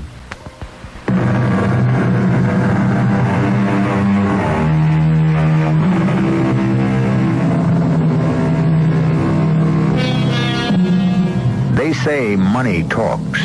Well, that isn't quite accurate. Money does more than merely talk. It commands. And what money wants, money usually gets. The moneyed Mr. Benjamin Franklin Stebbins, one of the 50 richest men in America, has come to Rome in the year 1887 to buy some culture. Paintings, sculpture, and a titled foreign nobleman for his daughter. Now, Mr. Thurman Trueblood, let's get down to the facts at hand. This Prince de Portocovo, why do folks say he's the devil? Well, this is all local superstition. Isn't there even the tiniest little bit of fire in all the smoke? I couldn't say. I really don't know anything about the Prince de Portocorvo. Why not? Why not? Ain't he one of the natural resources of the country? I'm afraid I don't understand. Oh, which is why you're only third assistant secretary. But never mind, I'll take you in hand, boy. I'll educate you. Sir, what's been attracting most of the foreign capital lately? The native nobility. That's what.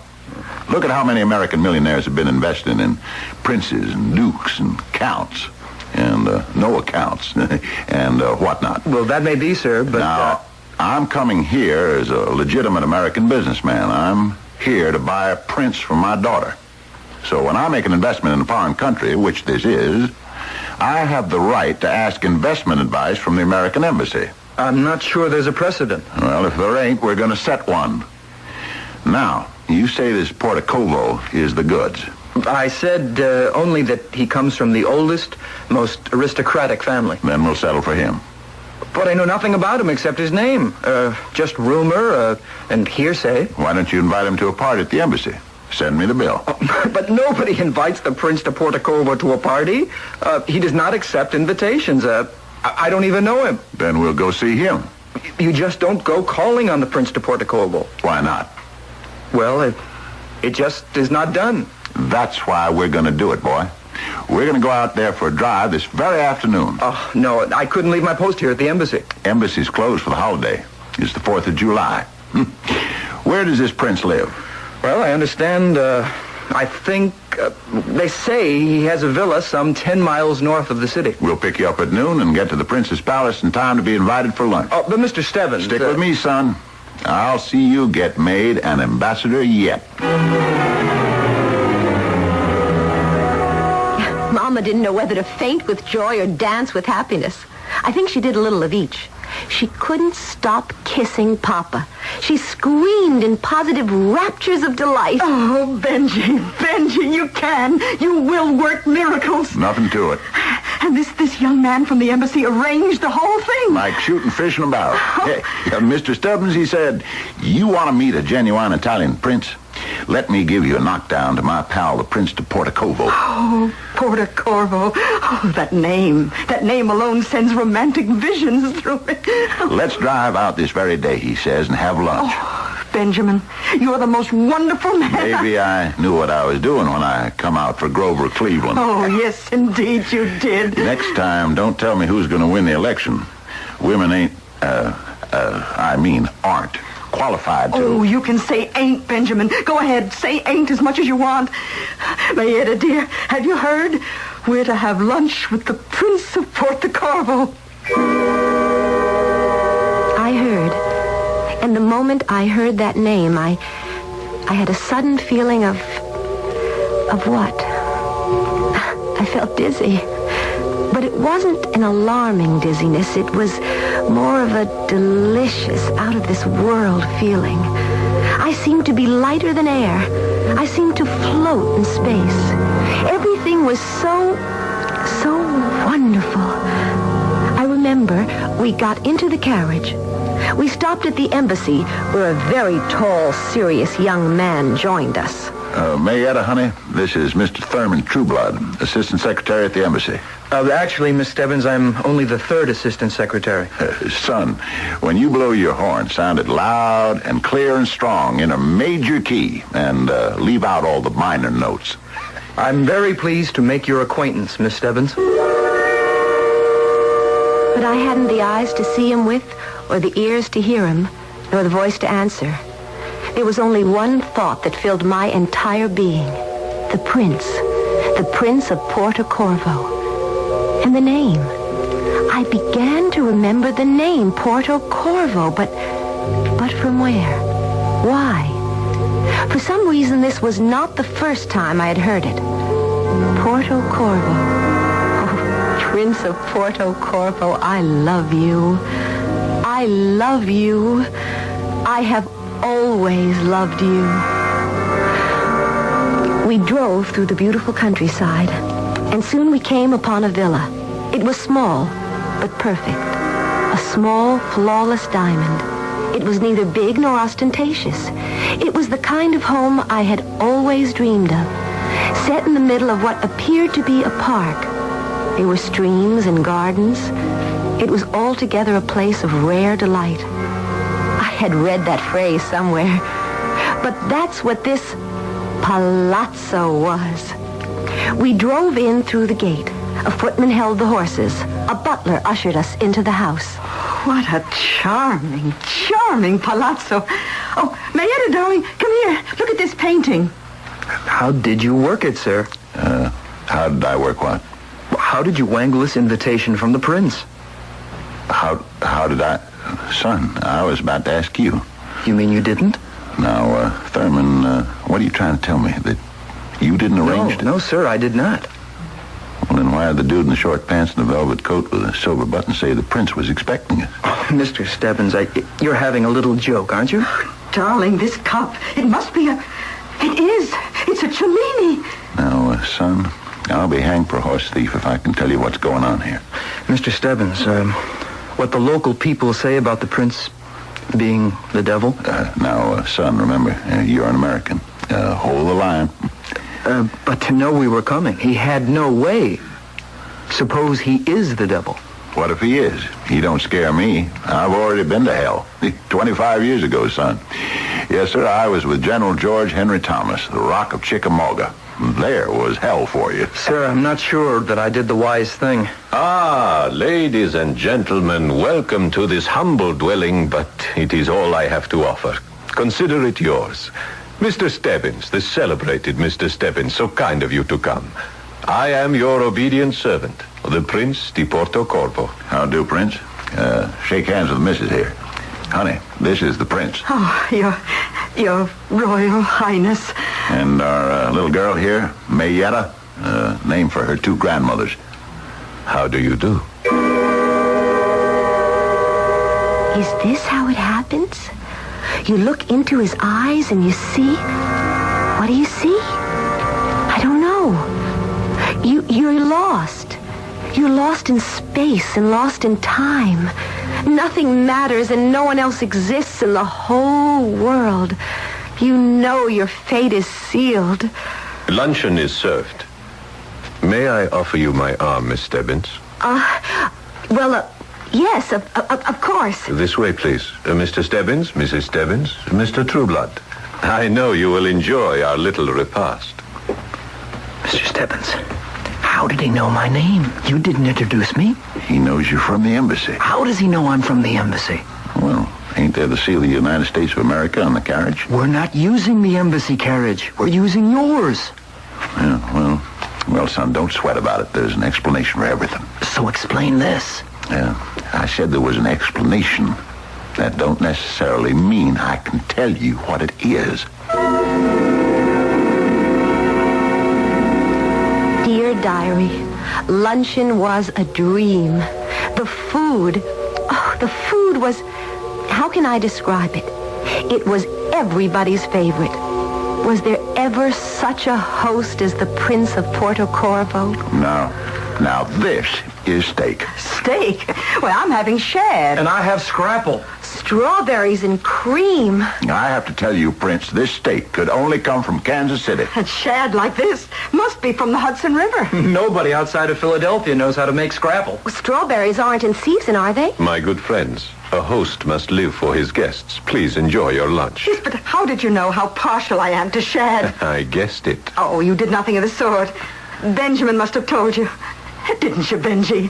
Who, me? Oh, confess it. I did nothing of the sort. Oh, you men, you must have your little mysteries. Shall we begin? Is it customary to say grace in this country? Of course. For what we are about to receive, good Lord, we give thanks. Benji, this is really Shad. Wait a minute, Mama. What is it, Benjamin? Mayetta, put down your spoon. Benjamin. I have to talk with the prince here. My dear Mr. Stebbins, is something wrong? I'm not sure. Papa. I want you to tell me. Tell you what? What's going on here? Papa, are you feeling well? I don't know. But when I was a little kid at school, I remember reading a story about all them heathen gods and goddesses. Oh, really, Papa? Is this the time to start? Now, the devil, okay, he wasn't exactly the devil, but he was the prince of the underworld. So I guess that's just about the same thing, huh? Oh, you must permit me to apologize for my husband, Your Highness. He does choose the oddest moments to tell his long-winded stories. Now, Benjamin... As I recall, this prince of the underworld kidnapped the daughter of one of the goddesses, and he took her down to hell with him. Don't anybody else remember that story? Everyone remembers, Benjamin, but I'm sure no one is really interested. So the kid remembered that she shouldn't eat, because if she ate as much as one bite, or took as much as one swallow, she'd be stuck there forever. And, so, Prince, if you'll excuse us, we're gonna skip lunch. How dare you insult this man in his own home? This generous gentleman of the highest... Oh, please, Your Highness, you must find it in your heart to forgive him. Mrs. Stebbins, sometimes the heat in my country is upsetting to those who are accustomed to a more moderate climate. May I suggest... Prince, I want to thank you for your hospitality. But we really have to be leaving. Mama, Mayetta? I shall do nothing of the sort. I intend to have my lunch. The shad. How tender. What a heavenly taste. Mama!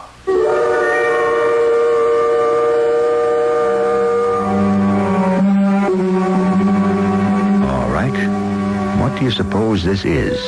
Here you have Ben Stebbins, one of the most hard-headed practical men in the world, and he starts raving about something deep down, way past, in ancient Greek mythology. He looks at a handsome, sophisticated gentleman and sees the king of the underworld.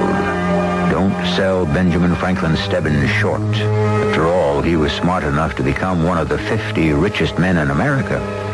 I shall return shortly with Act 3.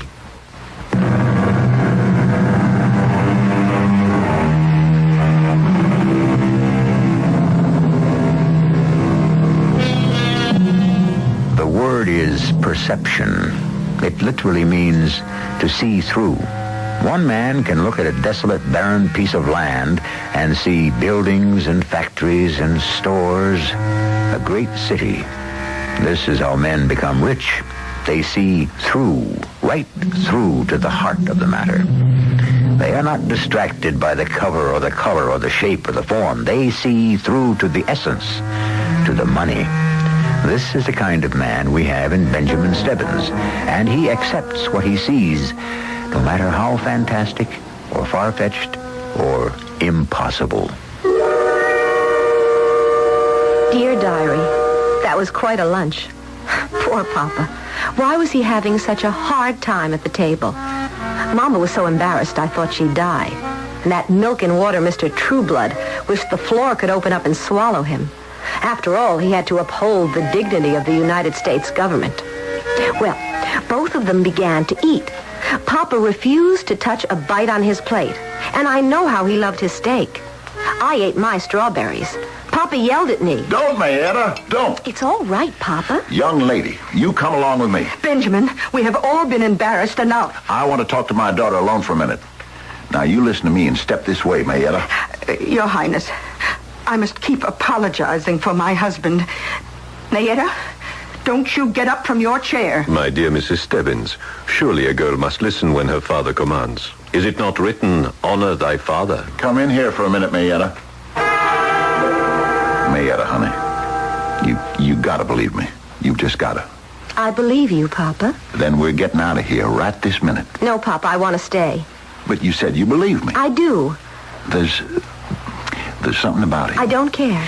You didn't listen to what I was saying. It doesn't matter. Mayetta, I'm taking you home. I'm home now, Papa. No. Come on now. What can you be telling me? I love the prince. You must listen to me. Did you ever hear of a more practical, down-to-earth fella than your old man? Papa, I know what you're going to say. Put your money on the table. Show me the figures. Let me examine the merchandise. That's always been me, honey. No fancy notions, no crazy ideas. So when a fella like me starts talking about devils and the underworld, you have to listen. Now, this prince, well, how else can I put it? He ain't human. And what if he isn't, Papa? What do you mean, what if he isn't? I love him. I've been in love with him all my life. But how could you? You only met him an hour ago. How do I know that? Oh, my poor little girl. No, Papa. I'm not your poor little girl. Not any longer. You always did want to marry a prince, didn't you? Every little girl does. You sure you didn't read that story I tried to tell everybody just before? Sure, I read it. Back in school. You didn't see yourself as the heroine, being carried away by the great god of the underworld, becoming the queen? It's so hard for you to realize I'm in love. And when you're in love, it doesn't matter who he is. But it does, Mayetta, it does. We love each other. When was this decided? It was meant to be. And now, Papa, we mustn't keep the others waiting. Dear Diary, Papa walked out on the terrace and I returned to the dining salon. The prince, my prince, was so charming that soon everyone was smiling and having a wonderful time. When lunch was over, the prince took my arm and we went for a stroll. Who are you? You know. I know? Your father has told you. Well... You don't believe him? Yes, you believe him. And it is true. Yes. I have always loved you. Why? Oh, because you are so light, so filled with beauty. For a girl who's supposed to be so beautiful, I've had remarkably few beaux. And considering that my father is so rich... Yes, I know. You see, I did not want anyone to fall in love with you. What does that mean? More important, I did not want you to fall in love with anyone else. And so I did not permit a thing like that to happen. How could you stop it? You see, my sister is... It will be very difficult for you to believe this. I know I must believe anything you choose to tell me. My sister is Venus. No one in the world may fall in love without her permission. I see. I've waited for you, just as you have waited for me. I love you. I love you. We shall be married. Oh, that'll make Mama so happy. You don't know how she always wanted me to marry a prince. I know. Oh, and not just getting married, but the idea of the wedding. It will be a beautiful wedding. Oh, how Mama's going to enjoy every single detail of the planning. My dearest, I am afraid your mother will not be allowed to come. She what? The wedding will be held in Olympus. Where's that? It's where my father lives. Why can't my mother come? My dearest one, your mother will not be permitted to leave the underworld. I don't understand. Your mother and this gentleman, Mr. Trueblood, they must depart shortly for the underworld. Why? You know why, my dearest. They dined at my table. Do you mean they'll be dead? Dead is a word that is only used in this world. But will they be dead? They will lead another existence elsewhere. Will they be dead? Yes. It is the law. What law? All who partake of my hospitality must remain forever my guests. Papa didn't touch a bite. He will leave. I shall not see him for a long time. Papa won't let you take Mama away. Darling, you must not allow yourself to become sad. Remember, we love each other. Yes, but... And love is all. Love is enough. But Mama won't be able to come to my wedding. Mama will never forgive me. Mama will not know about your wedding. Why won't she know? Because Mama has already sipped from the cup of forgetfulness. What's that? It is to prepare one for the next world. Mama is waiting for the journey to the underworld. She and Mr. Trueblood are waiting for the boat. No, I want to see Mama. No, my darling, you do not. I do. I want Mama. I tried to spare you this. Mama. Oh, Mama, you're not going anywhere. Tell me you're not going anywhere. Child, are you speaking to me? Mama, don't look at me as if you don't know me. Who are you, child? Who am I? Don't you know me? Don't you know your own daughter, Mayetta?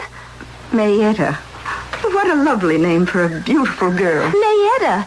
For Grandma May and Grandma Etta. Goodbye, child. I wish we had more time to chat, but I must leave. Don't go. Come back. Come back. She must go, my darling. I want to go home. Soon, my beloved. I will take you home. No, home on Fifth Avenue in New York City. I want to go home. You will come with me. We have always loved each other. We are to be married. No. Papa, please, Papa. Papa, save me. Help me, Papa. Now, what's all this hollering, Mayetta? You ain't a little girl no more. You've got to behave like a marriageable young lady. I don't want to get married. Not to him. I told you not to touch a bite of food. Oh, please, Papa, don't scold me. Just help me. And help Mama. They're taking Mama away. Honey, what can I do? I'm just a living, breathing, mortal man. He's one of them gods. What can I do? Oh, Papa, did you ever in all your life ask, what can I do? Never. Whatever it was, you just went out and did it. Please, please, Papa, save Mama and save me. I don't want to marry him. But you're in love with him. No, Papa, I'm not. I was in love with the idea of him, of a prince. Oh, Papa, please. All right. Just sit there quiet for a bit. Your Highness. Yes? My little girl wants to break her engagement. I am afraid that is impossible. I love your daughter. Do you? With all my heart. Well, then, if you're a man of honor, you will ask for her father's permission. You have already permitted it.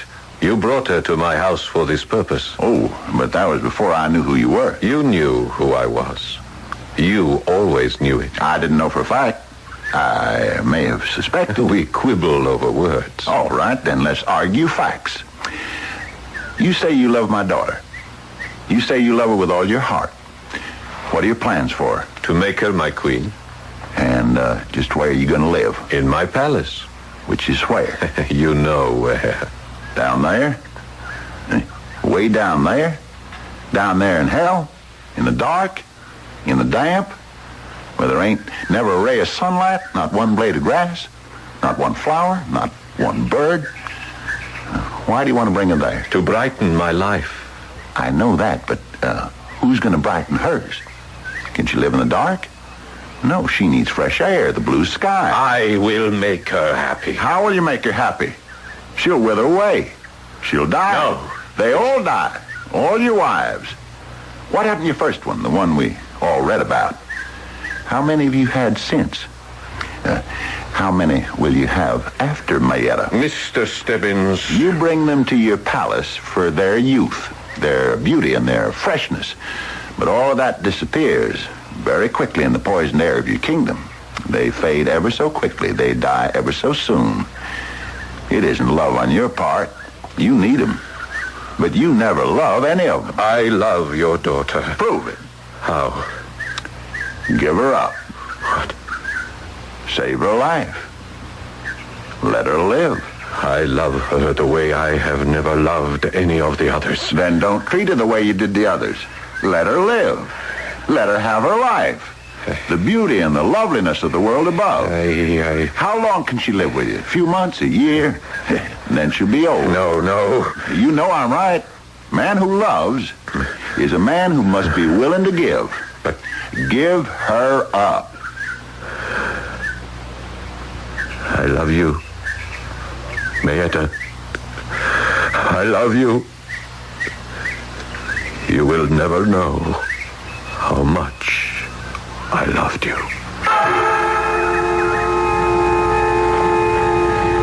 Dear Diary, I'll say one thing about this country. It may be the food or the air, but the fantastic dreams you have in this place. If I ever told anybody what I'm writing on this page, who would ever believe it? We were supposed to visit this prince, and poor Papa. Did he ever catch it from Mama? It seems we got to the place where he was supposed to live, and what do you think? This can't be the place.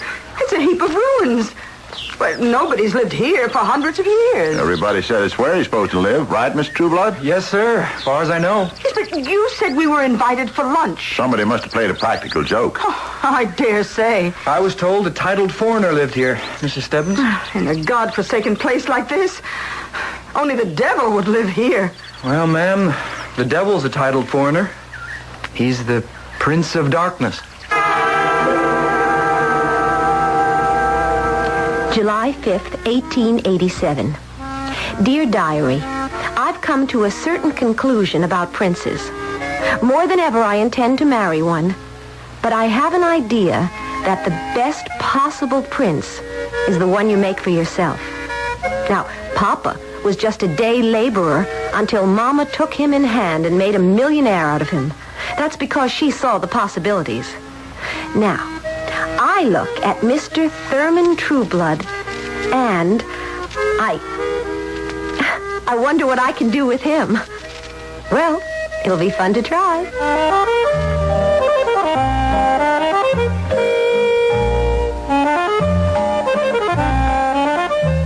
She did, and it was. Well, now, little girls dream of princes. What do little boys dream of? This whole business of dreams now, it can get us into more trouble than it's worth. Dreams. Some of them are so real. How do we know they're only dreams? Do you ever get the feeling that one day you'll wake up and find yourself where? Asleep or awake? I shall return shortly.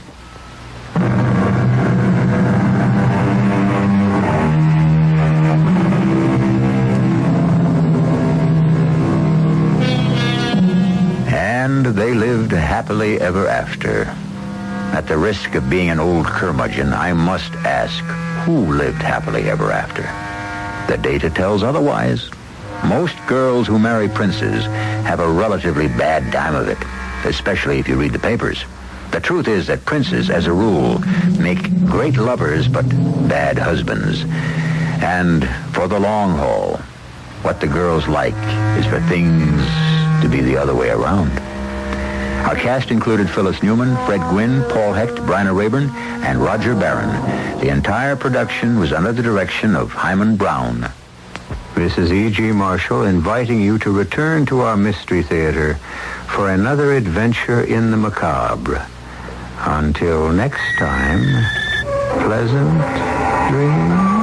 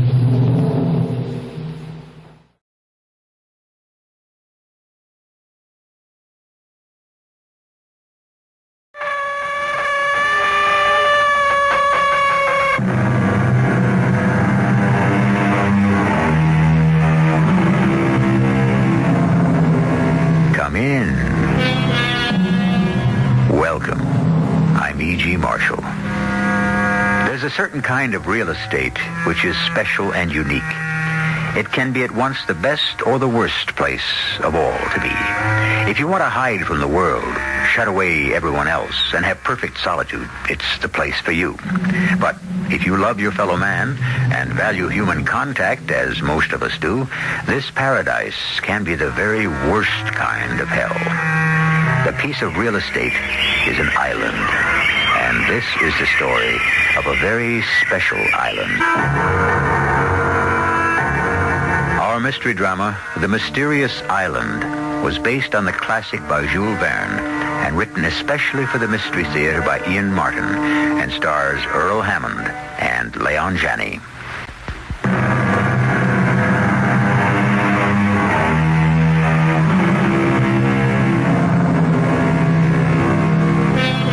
In March of 1865, the Union Army of General Grant had the town of Richmond, Virginia, sewed up in siege. And a curious situation developed. Within the town were many Northern prisoners, Union officers and others whose burning desire was to escape and rejoin the North. But while allowed certain liberties, the town was so strictly guarded that escape seemed impossible. However, just as their prisoners could not escape, the Southern secessionists themselves were also trapped. That is how Forster's balloon came to be manufactured and inflated in the great square of Richmond, waiting on north wind, which arrived on March 18th with a vengeance. What brings you out in such weather, Captain Harding? What else, Mr. Spillett? Escape? Whenever the weather is bad is the time. The worse it gets, the better our chances. Have you a new plan? I've been approached by someone with a new idea. Who? His name is Pencroft, a sea captain and a navigator. Well, we can hardly hope to escape by sea, so we have little need of a navigator. Don't be too sure. Suppose we were to escape by air. By air? How? We're looking at the means right now. Foster's balloon. Are you mad? We're not aeronauts. I am an engineer. Pencroft is a sea captain. We have some qualifications. And what about me? You, Mr. Spillett, will have a front-page story for the New York Herald. And what a newspaper story for a war correspondent to write. As if I'm alive to put pen to paper. No, it's impossible. The craft is too well guarded, and besides, Jonathan Forster is scheduled to leave today. With 5 heavily armed men. The gondola is packed with $2,000 in gold, ammunition, and stores. But if Pencroft is right, he will delay his takeoff. Why? He reads this wind as the leading edge of a hurricane. Forster won't risk it. And you propose we should? It's a chance that may never come again. How many are we? Myself, yourself, Pencroft, and his son. How old? A boy, but full grown. We can't very well leave Pencroft behind. It was his idea, and he won't go without his son. Very well. When? Tonight, after dark, at 10 o'clock. Keep your fingers crossed that the wind does not die down before then. And so began an incredible adventure. As a writer, it naturally fell to me to keep the record of it. And weird and unbelievable as it may seem, I have tried to keep it faithfully. The hurricane that Pencroft had forecast became a reality. And when the soldiers guarding the balloon had run for cover, that was when we made our break. Captain Harding, do you think we dare try to take off at this? It's our only chance. What do you say, Pencroft? Ned and me was ready to set out alone. Though I know nothing of sailing a lighter than aircraft. With you along, Captain, your knowledge of balloons, we're doubly ready. Well, Gideon, are you with us? Well, if you think I'm going to miss out on the best story of the war, you're crazy. I am with you. All right, now listen. Luckily, the wind's blown out the gas lamps, so we've got the dark as well as the mist to shield us. But we'll take no chances, since none of us are armed. We'll split up now, and each sneak up to the balloon from a different side. We meet there in 5 minutes. Hurry, Gideon, we're ready to cast off. Where's the boy? He was supposed to come from the east. I'll have to go look for him. Give him a chance. In the meantime, all of you, help me get rid of the ballast bags. I won't go without my boy. Here he comes now. I'm sorry. I didn't mean to keep you waiting. What happened to you? It was Top. He must have broken his chain. Who's Top? My dog. I told him he couldn't come, but... what are they doing to him? Oh, he's roused the guard. Pencroft, grab the boy. I've got to go to him. I've Looks got like to go he's to coming him. to us. Cast off the cable on your side, Gideon, while I get mine. The dog jumped aboard. Oh, Top wants to go with him. Bring him. Get him overboard. It's too late. We're 20 feet off the ground already. Thank heaven we're rising fast enough to get away from their bullets. We've made it. We've escaped. We're on our way home.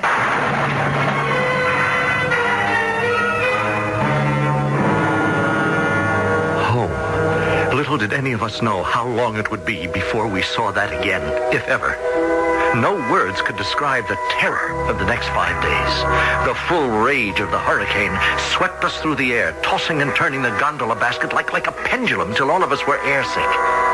By night, the captain could not dare risk a descent, and by day, a curtain of swirling fog shrouded the earth. For 5 days, we rode the whirlwind, surviving it Lord only knows how, till at last, that morning, for the first time, the mist parted below us, and we saw the sea.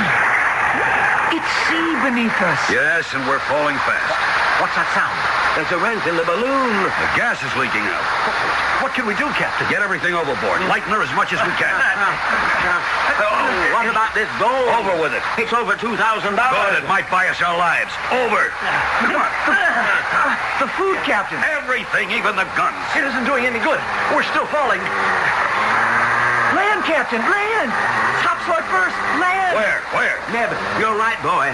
Off to starboard there. We'll never fetch it. We're almost in the sea now. Oh, we've got to lighten her more. There's nothing left to get rid of. Yes, there is. We'll cut away the gondola itself.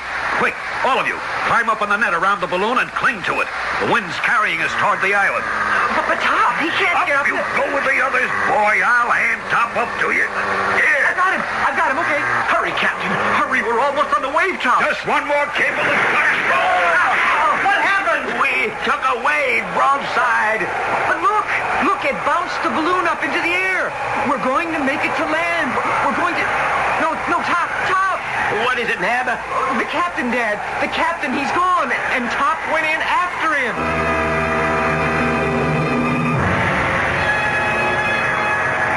It was true. A wave struck the balloon and carried away Captain Harding and the dog. And the loss of their weight had been just enough to let the collapsing balloon rise and the wind to carry it towards the land. Now, just before we came to the shore, the balloon, half inflated, fell again to the sea. And with the wind driving it and us clinging to the mesh, we were rushed to the shore, battered by the surf, fighting our way to shore, exhausted and half dead. Easy, lad. Easy. We'll find him. Never in a sea like that. Any sign of them, Gideon? I didn't have much hope, and I was too exhausted to go far. What happened to the balloon? As soon as we cut ourselves free, the wind took it. It's gone too. It's Top. It's Top. Here, boy. Come on, boy. Oh, Top, you're alive. You made it. The dog looks in good condition. Strange. Something stranger. His coat's near as dry as a bone. How could that be if he come out of the sea? Well, he didn't. He came along the beach and... Hush, boy, hush. Well, then that means the captain may have made it ashore, too. I don't see a sign of him. If only Top could tell us. Oh, but he is, Mr. Gideon. He is. Look. He's got my sleeve and he's trying to pull me back the way he came. He's trying to take us to the captain. We followed the excited dog. He was leading us into the tropical jungle. Now, after fighting our way for nearly a mile, we came out in a clearing off which opened a cave. And in it, we found... It's the captain. Down, Top, down. Well, I only hope he's still alive. Captain, can you hear me? Neb, here, take my hat. Get some water from that stream. Yes, Father. How is he? Well, he's unconscious. Oh, that's a bad gash in his head. But otherwise, he seems unhurt. How in the name of all that's holy could he have got out of that sea, crossed all them rocks, and dragged himself here? Yes, seems impossible. But we haven't time to worry about any mysteries now. We have to try to bring him to. As I worked over the captain, my mind was busy with many questions. Where were we? Was it an island or a continent? Did it have inhabitants or not? And how could a man with so serious a concussion, exhausted from a long swim, have possibly dragged himself across those jagged rocks without injury and found his way a mile deep into this tropical jungle to the safe haven of this cave? I can't answer your question, Gideon. When I hit the water, I was knocked half dizzy. I swam as long as I could, but the waves were terrific. And the last thing I remember was thinking I'd had it and blacking out. You don't remember anything about getting to the beach? Or finding your way here? Not a blessed thing. And Top? Oh, I remember his swimming beside me when I blacked out. Yes, but he could hardly have dragged you ashore. Hardly. Well, you'd better rest. Gideon, where are we? Well, that's what I'd been hoping to ask you. I've been thinking about that since I regained consciousness. Now, traveling southeast from a starting point in Richmond at an average of 90 miles an hour ahead of the wind, my guess would be some 7,000 miles away and somewhere in the Pacific. 7,000 miles? Well, the distance is less important, perhaps, than the direction. The question is where we are here. Is it the South American continent, the Asian, the Australian, or is it an island? I can answer that. We seem to be marooned on a desert island. A desert island? How's the captain? Well, much better, as you'll see, Neb. What luck? All kinds of luck. Unbelievable. Washed up on the shore, lashed to 2 barrels which kept it afloat. A great sea chest full of all sorts of tools and weapons and clothes. Maybe more important, 2 wooden crates. One full of tinned goods, the other ship's staples. Coffee, flour, dried beef, and the like. It's incredible. Washed ashore from some shipwreck? Well, maybe, only... Well, you tell them, Father. All I could say is them rope lashings hadn't been in the seawater long. Someone or something, we think, left those stores for us. And I know for sure I couldn't have saved myself. I had to have help. Divine or... Now, just a minute. If anyone's saying that some supernatural influence hovers around the island... All I'm saying is what I see and what I know.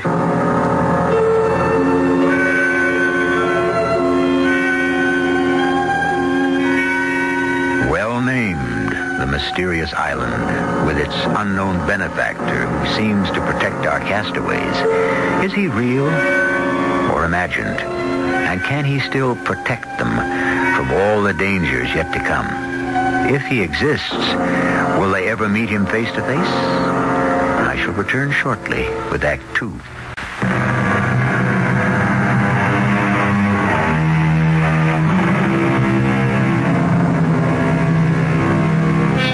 Can you conceive of traveling 7,000 miles in an unguided balloon? Of being swept from one hemisphere to the other? And yet, if you'll take out a map of the world and lay an ordinary ruler from Richmond, Virginia to the southwest, the direction that a northeast wind would blow you, you'll see you could end up somewhere south of the Hawaiian Islands in the midst of a sea that in 1865 was still largely uncharted. If indeed some other presence invaded our island, during the next month we had no further evidence of it. We were all too busy with our various tasks, and Captain Harding with regaining his strength to think much further about it. One morning, Neb and Pencroft set out to hunt, and I set about constructing some more earthenware pots on a wheel, which the captain had designed. Good morning, Gideon. Morning, Captain. It's a beautiful day. Seems so to me. Thanks to you, Gideon. Nonsense. I've done little. Without your leadership and knowledge, we'd all have been in a bad way. Now, this potter's wheel, for example. Without it, no dishes. The magnifying glass you made from your watch crystal, without it, no fire. Oh, hundreds of other things. Well, I'd be a poor engineer if I had no knowledge of simple mechanics. Are the others gone? Yes, good half hour since. Then I'd be an even poorer leader if I didn't face hard facts. What do you mean? We must find a better place to stay. But, Captain, we have shelter, water. Oh, I know the insects are bad at Gideon, night. so far we've been concerned with survival. We've managed that. Now we have to consider escape. Escape? To where? Another island, then another. Till at last the mainland or civilization. But how? We must build a boat. And to do that, we must be near the sea where it can be launched. Tomorrow I start looking for our new home.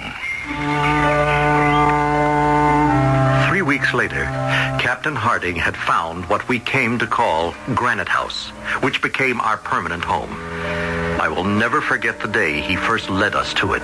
A great granite cliff suddenly reared straight up from the beach, a sheer wall facing the sea.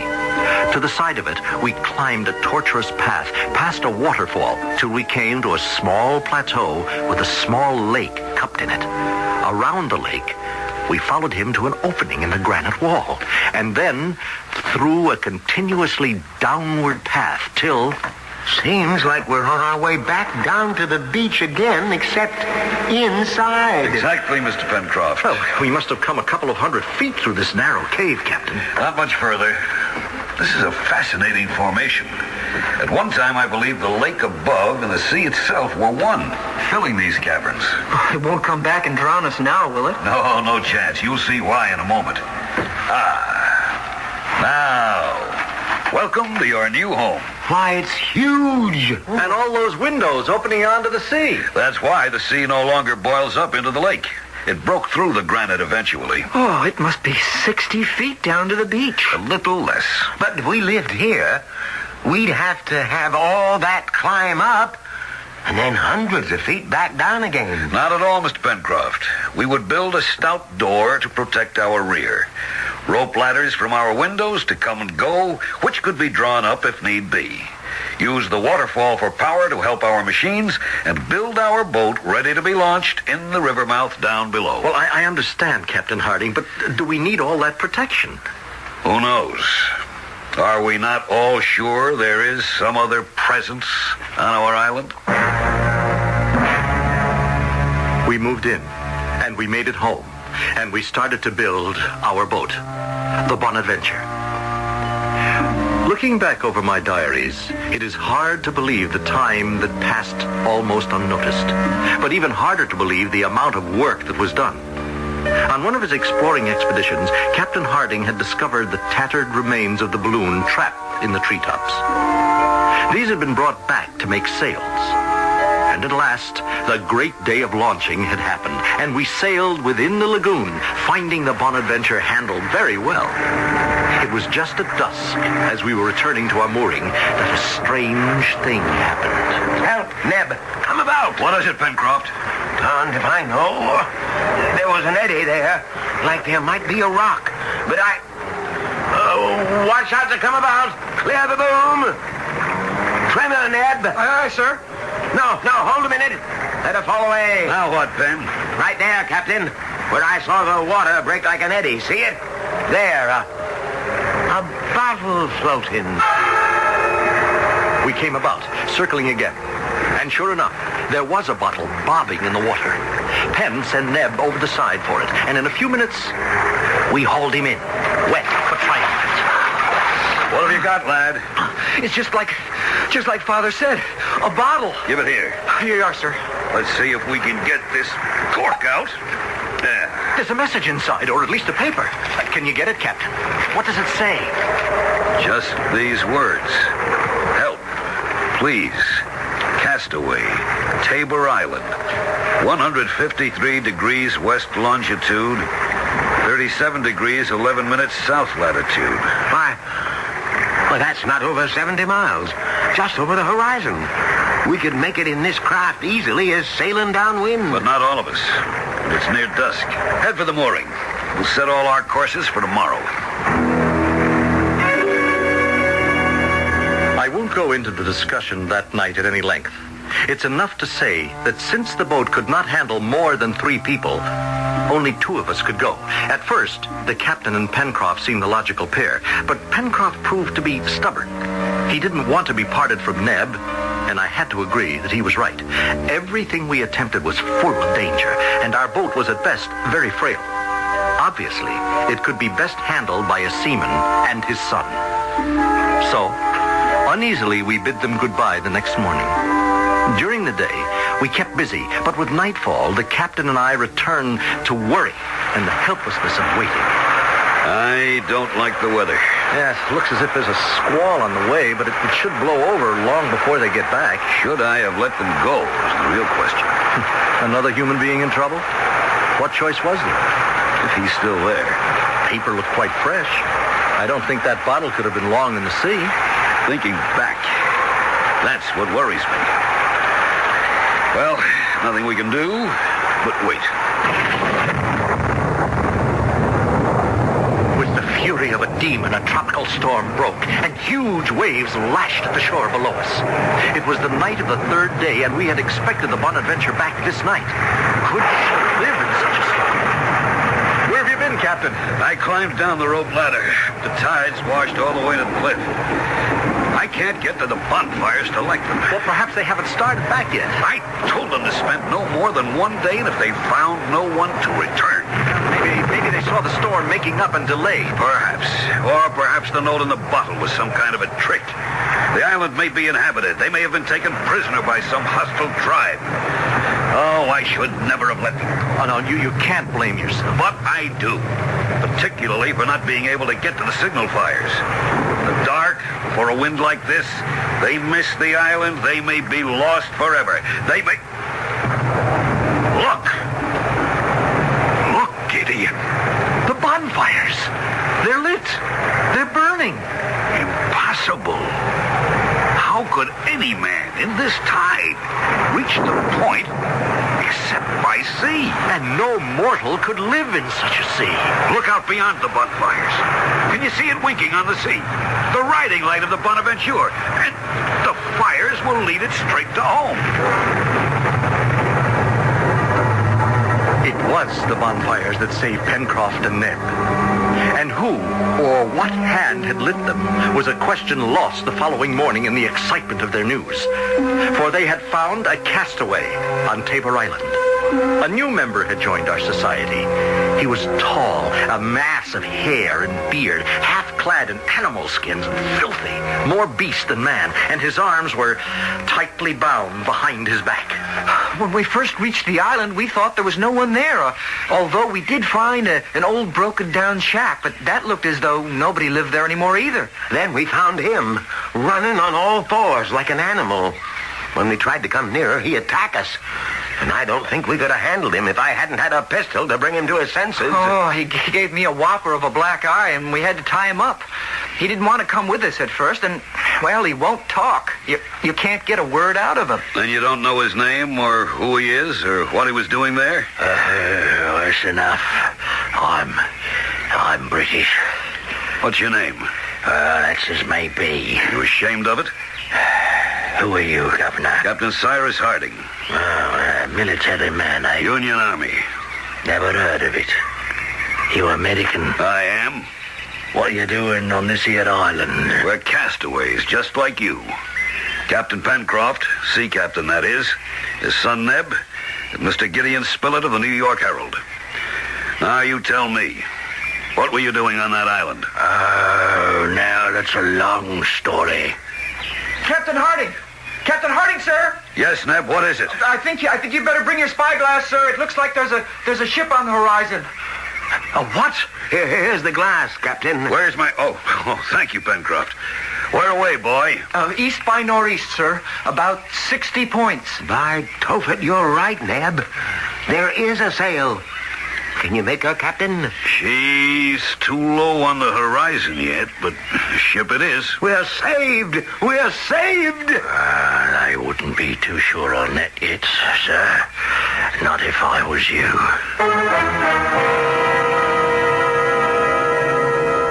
In the midst of their excitement, all four of them turned to the stranger among them, their wild burst of hope and enthusiasm dampened, chilled as though they'd been doused in ice water by the ominous tone of his voice. What does he mean? What enemy could the approaching ship turn out to be? I'll return shortly with Act 3.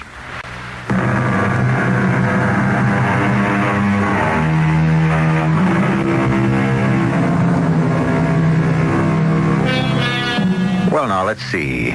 We left our four castaways gazing in surprise and dismay at the marooned man they had rescued from Tabor Island. But he wasn't looking at them. With his arms still bound behind him, he had moved to one of the great windows in the rock of Granite House and was squinting out to sea with a seaman's eye, his gaze fixed in the direction of the faraway sail, just clearing the horizon. What do you mean you wouldn't be too sure? Of that ship. till she comes a lot closer. It'll be an hour or two before she comes near enough to see what she is. It doesn't matter what she is. She's a ship, and it means a chance to get back off this island and home. Pencroft is right, Captain. I'll go light the bonfires. Plenty of time for that, my boy. She might sheer off if she sees no sign of life here. Not much chance of that, I should think. She could mean rescue for you four. And she could be bringing you what I'm afraid she brings me. She could be flying the Black Flag. The Black Flag? The Jolly Roger. A pirate ship. All right, everyone, let's calm down. Pencroft, take my glass and keep a close lookout on that sail. As for you, I think you'd better tell us this story of yours and make it fast. Aye, sir. 'Tis 10 long years since I talked to any man. The words come slow and my throat is stiff, but I'll try. As you may have guessed, my trade was the sea. But in 1855, I'd been on the beach in Australia, and in desperation to keep body and soul together, mixed up in various trades, none of them quite legal, I palled about with another no-good who in his cups more than once claimed to be the legal heir of Lord Glenarvan. You mean the millionaire, the shipping magnate? Yes, the same. I never paid him much heed. And one night in a barroom fight, he was knifed and killed by another Joey of mine. Joey? An Australian word for friend, Neb. Go on. About a year later, this big steam yacht put into Melbourne, and it's his lordship looking for his son. Between us, Bob Joyce and myself, we saw a real opportunity to make our pile and end up rich. The plan was simple. Lord Glenarvan's ship needed to take on some crew. I was to say I knew where young Glenarvan might be found. And then, ship aboard with some men we had on our side, and enough of Bob Joyce's gold to buy enough others in the crew. For what purpose? The boy was dead. Where could you leave them? Just far enough to sea to take over the ship. Now, don't forget, a steam sail ship in those days in Australian waters. We'd have a freebooter which could own the seas. What's a freebooter? A pirate ship. And I take it something went wrong with your plan. Yes, that's right. One of the crew I tried to buy went to the mate and threw him before Captain Gray. I'll never forget that day as long as I live. This sailor, fully proved guilty of the crime of fomenting mutiny, shall forthwith be hanged from the yardarm as an example. A moment, Captain Gray. May I speak to the condemned? Of course, your lordship. I can do little to save you, but first, my son is dead. You can take the word of a dying man. Who killed him? That's not for me to say. Give me the name of the man so I can hunt him down, and perhaps I can save your life. Well, why should I protect him now, whatever? The knife was in the back. His name is Bob Joyce. Very good. Bob Joyce. If I find this man, would you be witness against him? Well, that's a hard promise to make. Since within 15 minutes, I'll be dancing on the end of a yardarm. I could intercede. And have me set free? No one can promise that. On his ship by maritime law, a captain is in total command. Yet, I am sure my request could save your life. You do that, my lord. And whenever you need me, just call on me. Oh, his lordship was as good as his word, as far as it went. Oh, I was saved from the gallows, but by the captain's orders marooned on Tabor Island for the rest of my life. His lordship has never returned to call on you, as you suggested? No, sir. Why do you suppose that is? Well, until 2 years ago or thereabout, I had supposed because Bob Joyce was dead. And then... And then? A ship came to call at my island. I was delirious with joy. But some sixth sense warned me. I let the boat land remaining hidden in a secret place, saw the men who felt I had betrayed him, Bob Joyce, and heard him. He vowed he would search every island in this area until he found me either dead or exterminated. Well, why was he so violent against you? Because he felt I betrayed him, condemned him to a life of piracy and fleeing the hangman. That's why you're afraid of this ship we see bearing down on us. That it may be his ship. Yes, Captain. Because if it is, I give you my word for what it's worth, that he will destroy me and all the rest of us without a single regret.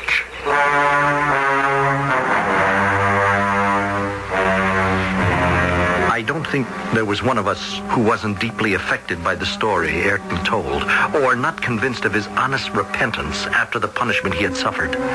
But we had little time to dwell on that, for under a steady wind, the ship was upon us sooner than we expected. Less than a mile offshore, she came about, and after breaking out the Jolly Roger...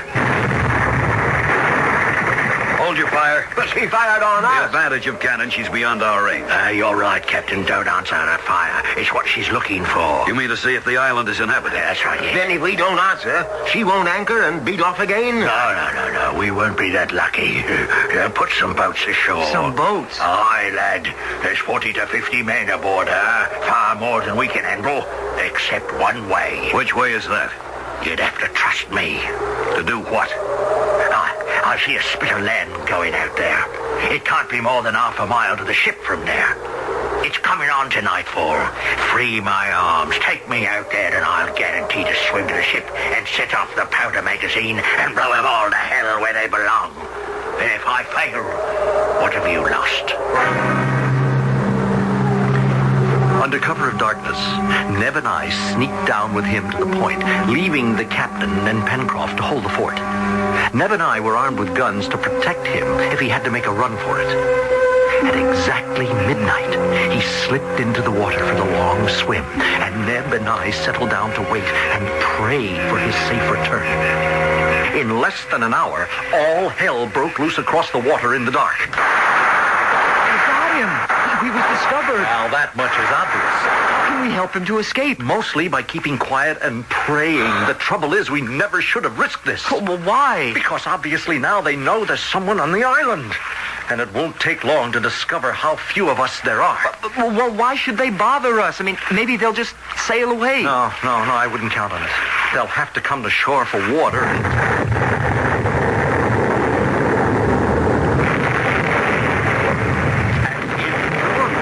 Explosion and red in the flare of it, we could see the ship exploding literally into fragments, which burst into the air in a spray, and for a long time, like a flaming rocket, hovered, till at last all the fragments came down to the sea and hissed out. Once again, it was black. We waited tensely, and at last, we heard the splashing of a swimmer coming near. Guns at ready, we greeted... Mr. Ayrton! Aye, lad. Oh, give me a hand. Here. A long swim. And a worthy one. You got to their powder magazine. No, not I. They found me before I could get there. The pirates? It was them, all right. We've all had a fortunate escape. Oh, thanks to you. No thanks to me, lad. But their powder magazine blew up. Not through my efforts. Well, whose? Maybe the good gods, but some other hand than mine. He's passed out, Mr. Gideon. Yes, exhaustion, I hope. Here, I'll take care of him.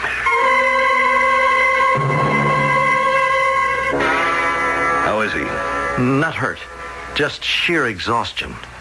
Neb tell you about... Yes, and as you can see, now it's getting light. There's no trace of the ship, and... Well, what is it? Look, maybe that's our answer. To what? To the blowing up of the ship. The chest with the supplies, the bottle with the message. Everything that's been happening to us since we landed on this mysterious island. I looked, and rising from the sea was a sight I had never seen. A man, or was it a man, clothed in rubber with a great iron bubble on his head and two heavy tanks strapped to his back.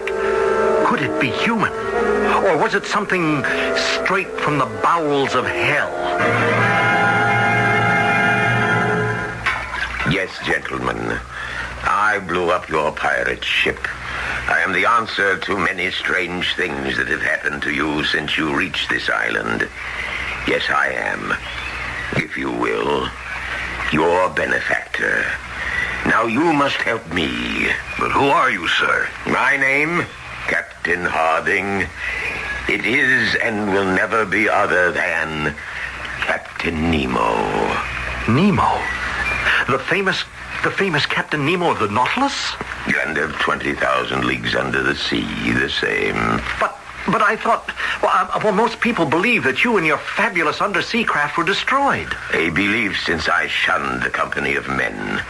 I was happy for the world to accept.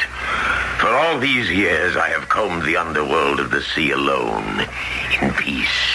And your crew?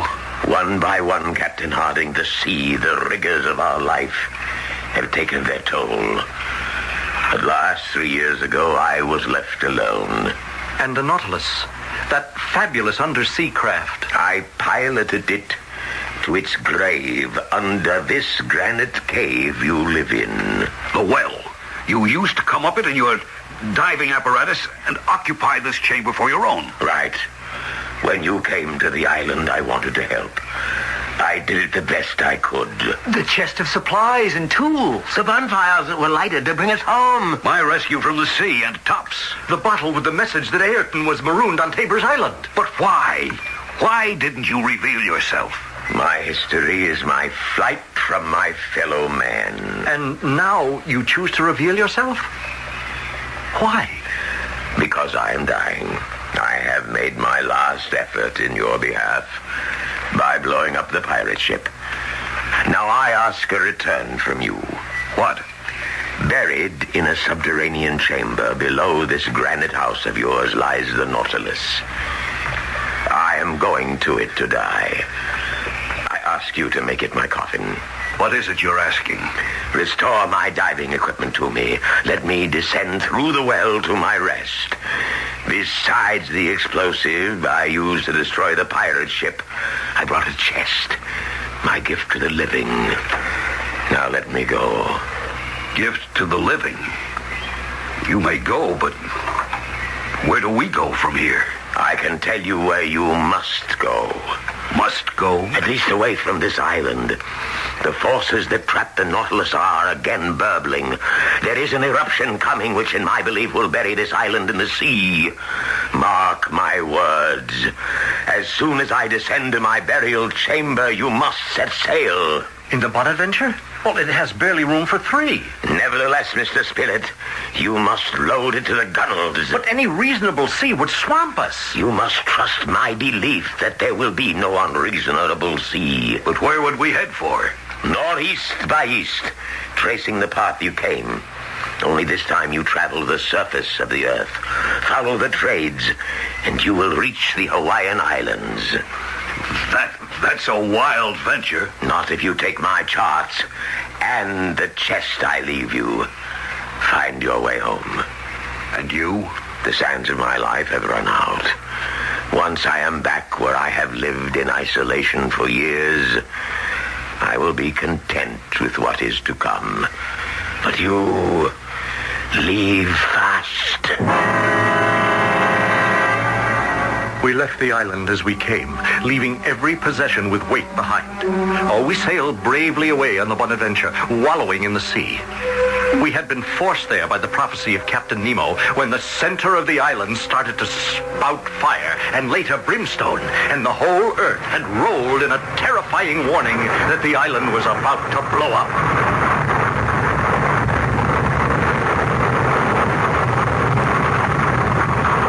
We watched while it did, and within all of us was a thankful prayer.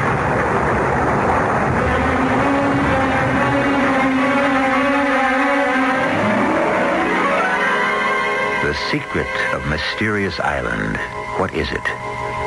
That life is made to be lived, no matter how we find it, or how it may present itself to us, and that beyond us there is a special being. Yes, if you want to believe in that, and if you do, you can believe that he can make anything possible, or much more important, that through him You can make anything possible if you just try hard enough. I'll be back shortly.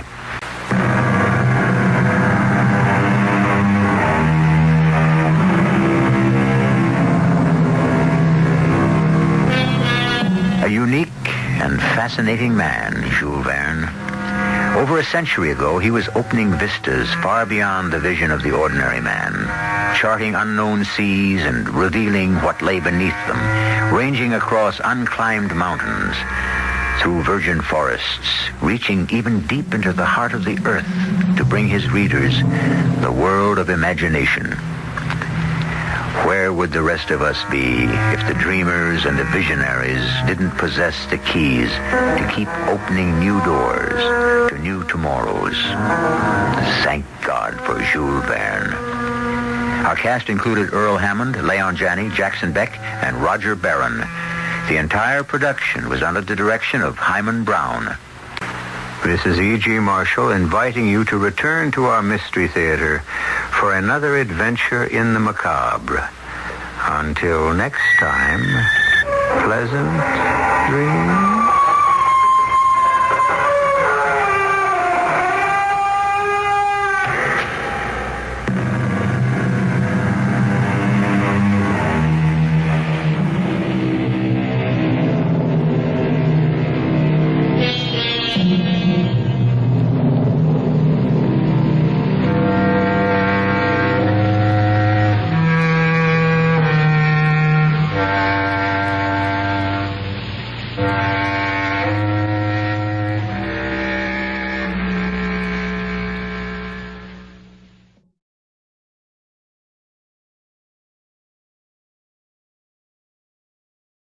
The CBS Radio Mystery Theater presents...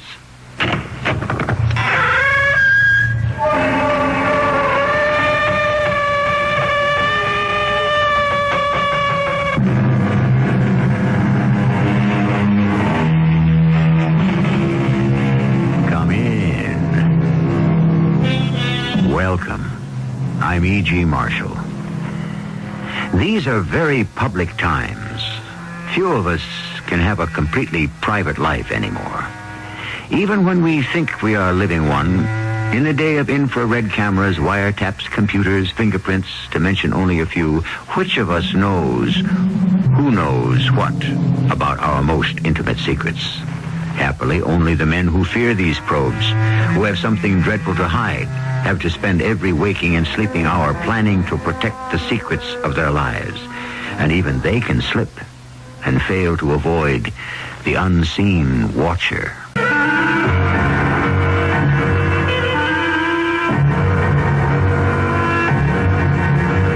Our mystery drama, The Unseen Watcher, was written especially for the Mystery Theater by Ian Martin and stars Earl Hammond and Mandel Kramer.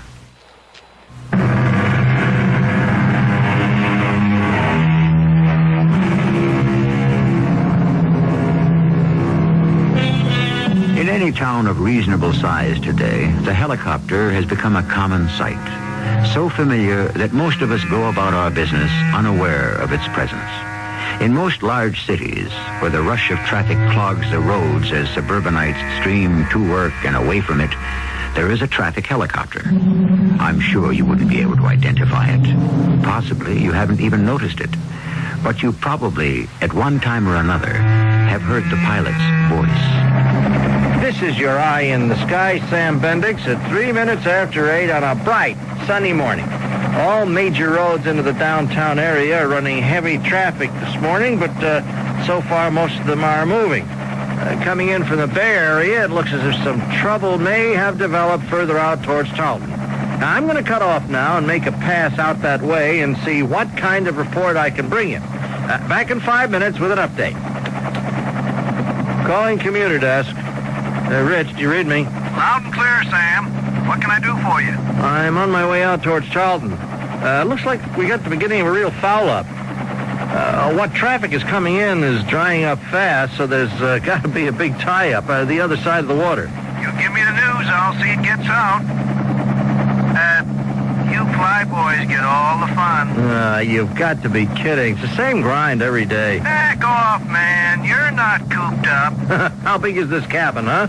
There's more room in a compact. Yeah, but you look to expanding horizon. Yeah, same old parkways, same old freeways, same old toll bridges. What about the fringe benefits? What fringe benefits? Where are you now? Columbia Shores, just about to head over the bay. Why? Why?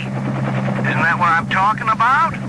Is she out today, or is it too early? Who? You know who I mean, Suntan Sue. Oh, her. No. A little early for her yet. Hey, is she really that stacked? You'll never know till you come upstairs with me. Can you really see that good from that high? Hey, only with my X-ray vision. But I mean, you're sure she doesn't have anything on? Who needs X-ray vision for that? Hey, hold on. I'm across the bay now, and, I see the trouble. And, man, it is not good. I'm banking down to take a closer look. Somebody jumped the guardrail coming out of the city. Oh, we really have a Donnybrook down there. They won't clear this one in under an hour. Look, can you sandwich me in on somewheres between the world falling apart and the elderly citizens' revolt? Give you airtime in 10 seconds. Stand by.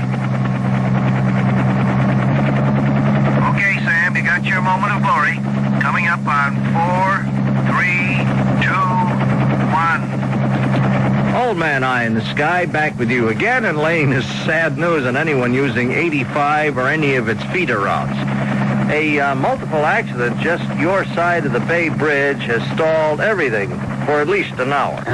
Thank the Lord for small favors. I had to check out how heavy the traffic is where I'm going. A little late to check that out, wouldn't you say, Morgan, dear? Don't try to be funny, Cheryl. There's nothing very funny about the spot we're in. Correction, Morgan. The spot you're in. I had nothing to do with it. You're involved. Look, I got to take a ride out to Guernsey this morning and face Lou Roney. Now, I owe the man $100,000 or more. Now, I have to pay it some way, cash or blood. Well, that's your choice. What do you mean, my choice? You know that I'm busted, that the only way out is to sell the house. Over my dead body. Cheryl, honey, I don't think you understand. If I don't ante up, these guys play for keeps. It could be over my dead body. That's your problem. I don't owe him anything. Look, the only asset I've got left is this house, and it's in both our names. Now, I can't sell it without your permission. That is so right. That's why I made you make it joint ownership. All I've got left out of our marriage, Morgan, is my interest in this house. And nobody's taken that away from me. It's only temporary, honey. I wouldn't like to think you consider me the same. That's too bad. You were obviously such a small-time operator that you blew everything. You handle your debts and don't bother me with them anymore. Where are you going? Oh, to take a little sun up on the roof. One of the few pleasures left to me. Look, let me put up the house against the debt, will you, baby? The debt I could wipe out. I just need some room to operate, that's all, to breathe. Now, let me tell the guys out in Guernsey when I get to them that I've got something to back up what I blew. You go see him first and then let me know. You use the word. I'm not about to blow anything. All I care about is how I come out. And you better convince me it's very far ahead. You want to talk any further business? You'll find me on the roof in the raw. And the business had better be just as basic. Hey, woodchopper. You gonna sleep up there? No, Rich. What do you want? Just a kind word. What are you seeing up there, Sam? Not much. Just came back across the bay. Where are you heading now? I guess I'll just mosey on up to Queen Parkway and take a gander to see if that parked car is still blocking the lane. Except for the mess the other side of the bridge, everything else looks peachy dandy. Hey, you over Columbia Shores yet? Yep, right smack on top of it. Has Suntan Sue made her appearance yet? I'll hold everything. I'll take a look.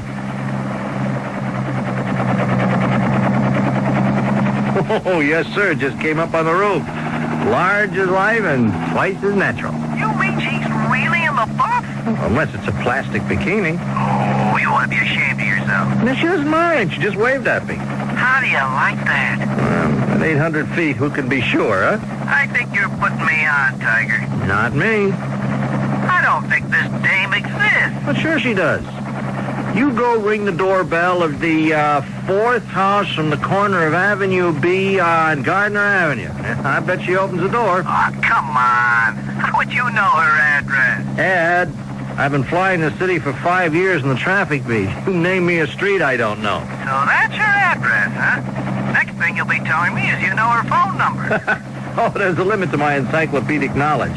Anyways, forget it. She's married. You crumb, you've gone low enough you can see her ring? Her husband. He just came up on the roof. How do you know it's her husband? It's elementary, my dear Watson. She didn't even reach for a towel. Oh, that's enough of this idle chatter. Now, come on, let's both concentrate on what we're paid to do.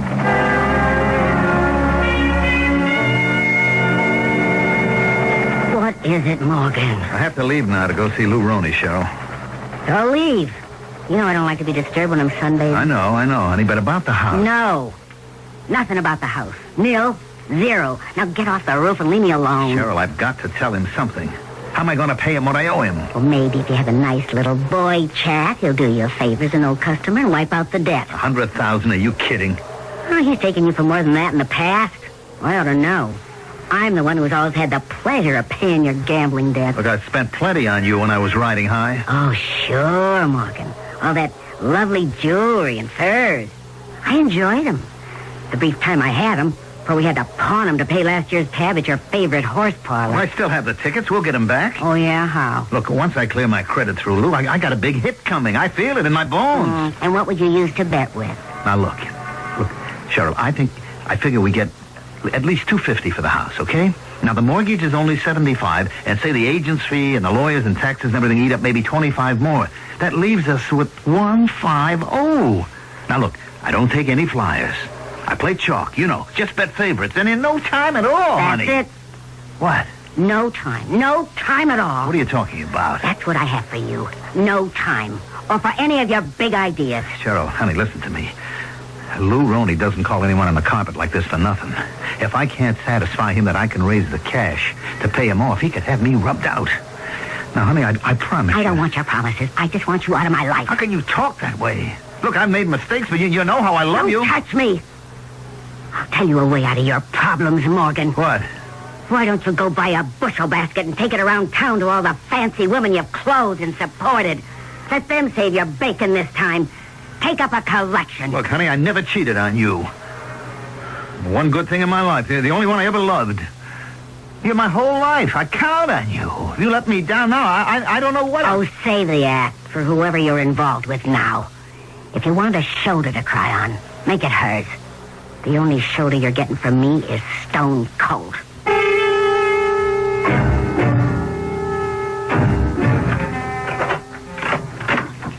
Who is it? It's all right, Denise. It's only me, Morgan. Oh, you gave me a start. I woke up and heard the door. I thought someone broke in. What's the matter, Sugar Pie? What are you doing here so early in the morning? I got to talk to you, honey. I don't have much time. Okay, well, here. Help me out with my roll first, okay? Yeah. You want some coffee? No, I need a drink. Well, you know where it is. I'll get some ice. I'll forget it. I'll take it straight. Hey, what's got you so down? Had a call from Lou this morning. He wants to see me. The office? No. His place. Out in Guernsey? Oh, that's not good. I know. I'm scared, Denise. Well, you don't have to be if you have the money. I don't. I mean, you can have it when you sell a house. Well, I can't sell the house. Well, why not? Because it's only half mine. The other half is in Cheryl's name, and I can't sell it unless she agrees. But she's got to agree. Doesn't she know the spot you're in? Yes, she knows. Oh, Lou Roney doesn't mess around. He plays for keeps. Well, she knows that, too, and it doesn't make any difference. She hates you that much? Look, she wouldn't lift a finger to save me. Denise, honey, you're the last hope I've got. You got to help me, please. Me? Look, you can talk to him. You can ask him to give me a break. Oh, no, Morgan. I'm the last one who can get mixed up in this. No matter what I think about him, he's still my father. If he knew I'd been messing around with you, he'd hand me my head. And we'd be deep six for sure. No, sugar, that's no way. Well, what am I going to do? There's only one way out I can see. You'll have to get a torch. A torch? Yeah, a guy who sets fires. A pro. How would I go about getting someone like that? You've got the best contact in the world. Lou Roney. If it's anything against the law, he's got it. Or can get it. You tell him it's the only way he'll ever get his dough out of you, and he'll find you somebody. Well, suppose he does. I mean, what do I want him for? To burn your house to the ground. And if it was me, I'd burn up that wife you married with it.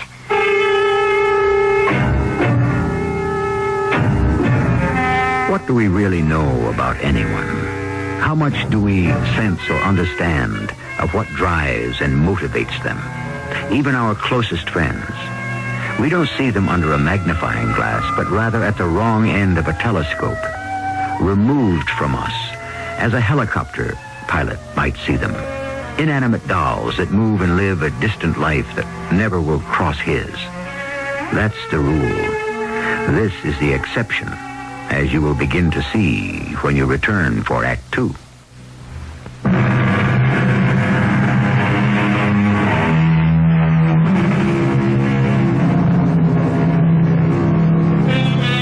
By the time Morgan Denning crossed the Bay Bridge heading in the general direction of Tarleton, they had already cleared one of the lanes jammed by the multiple accident on the inbound road.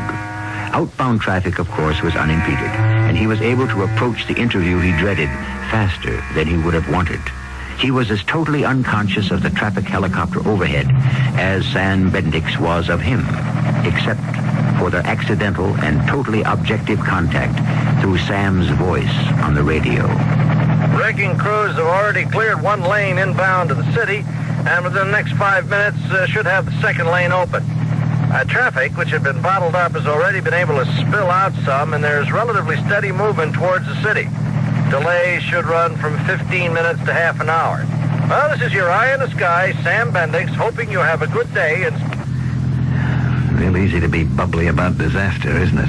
Sam Bendix, or whatever your name is, when you're not sitting in the middle of disaster. Why, wouldn't it be great if you could just fly that whirlybird down here and lift me off the hook? What's the matter with me? I'm flipping my lid, talking to nobody.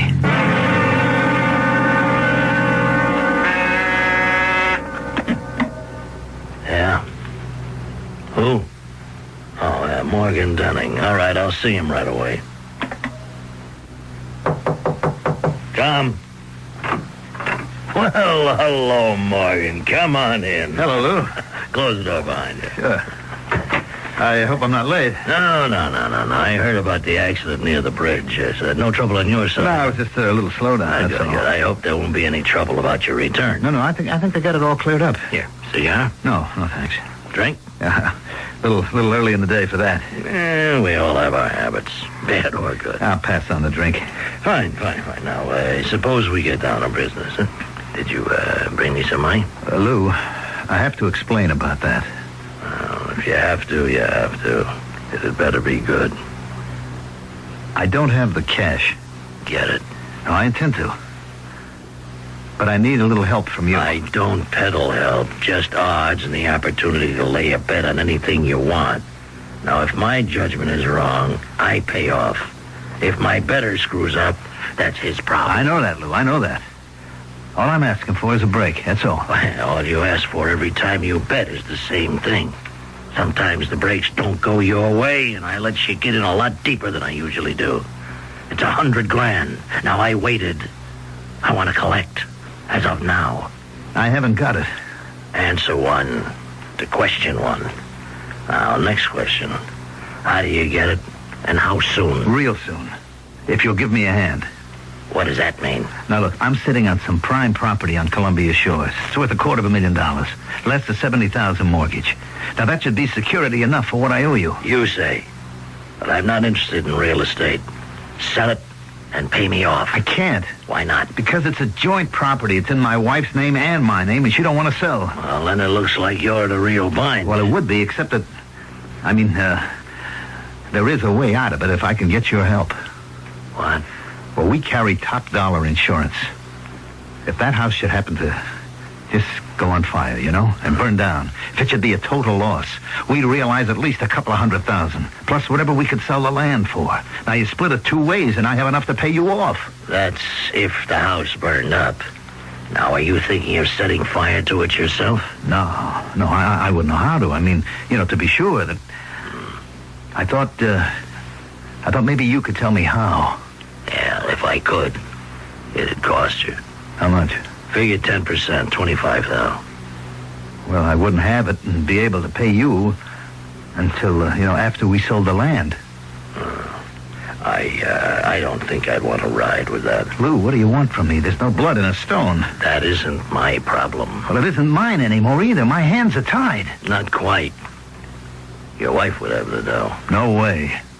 I mean, she won't put anything up for you? No. That's why she won't sell the house. Oh, and she doesn't care about your health, huh? She'd just as soon see me dead. It's too bad. She could just get her wish. Lou, please. You're not serious. Nothing personal, Morgan. Just business. Of course, you could be sitting pretty if you turn the tables on her. You got a week. Whatever you figure. If you need the torch, contact Dave Varga. You know where. You placed enough bets. I won't be seeing you again. What are you saying? Either way, you and me don't have any business in the future. Ever. I don't like deadbeats. You better come through. What choice have you got, Morgan? You realize what he was telling me? Just as flat out as if he'd said the words. Oh, I don't need any pictures. He was as good as telling me to murder my wife. That's my father. He never loses a string on anything. One thing I have to say about him, he always knows the answers. His answers. That's the bottom line with him. Which means it has to be with me? Of course. You mean you agree with him about Cheryl? I told you the way out before you even went. You mean I have to kill her? Well, it would be better for her if she's going to burn up with the house. How can you talk about it like this? Well, how can we not talk about it if you value your neck? Look, I never killed anyone. She doesn't mind seeing you get rubbed out. Why should you hesitate to protect yourself? At least I wouldn't know how. I haven't got a gun. I haven't got any weapons. Oh, don't be a fool. It can't be anything that would show up later. And don't think the insurance company won't sift the ashes. Well, then how? Use your head. Strangle her or smother her, feed her an overdose of pills. Anything that can't be traced in the remains. You want me to do this, Denise? Well, it solves a lot of problems for us. But we've been all right as we are, haven't we? No. I want to tie you down. Why? Oh, don't ask me questions I can't answer. You're a sickness with me, Morgan. Maybe with most women. I need you. I don't want to be without you. If I should go through with this, you'd have me on a platter, tied hand and foot. You know something, baby? That'd suit me just fine. Make sure you'd never stray again. Well, you don't ask much. Only your life, lover. It isn't worth a plug nickel any other way.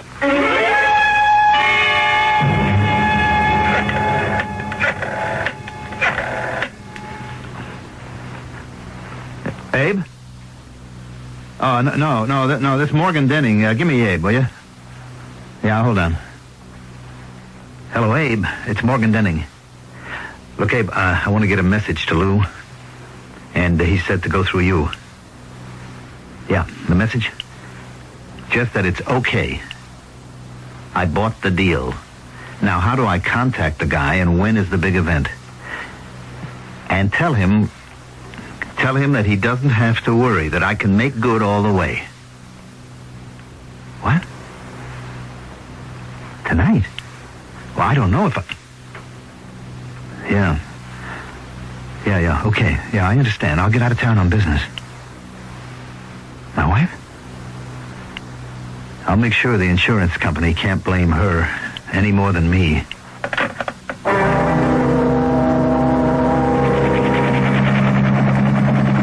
Commuter's desk to copter. Sam, hey, you up there? I got you, Rich. Where are you now? Town end of the Bay Bridge. Any trouble? No, not yet. Evening traffic's building up, but everything's moving. Why? What do you got? Big Harry, our peerless producer, has a mobile unit out covering some Boy Scout rally in Pier Square. He'd like to get a fast color story of how it looks from the air. Could you skip over there and catch it for him? Sure, okay by me if you kill my 6 o'clock report. But I'd like to get back over here before dark. They're patching the road in from Tarleton where the accident tore it up this morning. And some of the heavy equipment is blocking the flow out from town. We're liable to have a big tie-up here. Fine. This won't take you long, and you should make it. Okay, I'll wheel over there right now. Just for me, before you leave, how's our girlfriend? Is she anywhere around? Oh, suntan Sue? A little late for sunbathing, but wait a minute. Yep, yeah, she's there. But she don't stand a chance. She's got her husband with her. So what's her husband got that I haven't? Right at the moment, the pillow.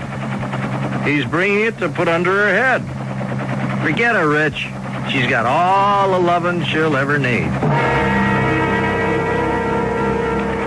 Cheryl? You startle me. What are you doing up here on the roof? I want to talk to you. Well, I don't want to talk to you. Oh, look, you can't get any sun anymore. Get your robe and come downstairs. I don't want to. Cheryl, I have to talk to you. If it's about selling the house, no, that is out. It can't be. Now, I saw Lou Roney this afternoon, and he laid it on the line. I have got to find that cash. I told you my idea where you could get it. Now, look, I'm not fooling around, Cheryl. This is deadly serious. I'm giving you a last chance. Last chance for what? To bail me out.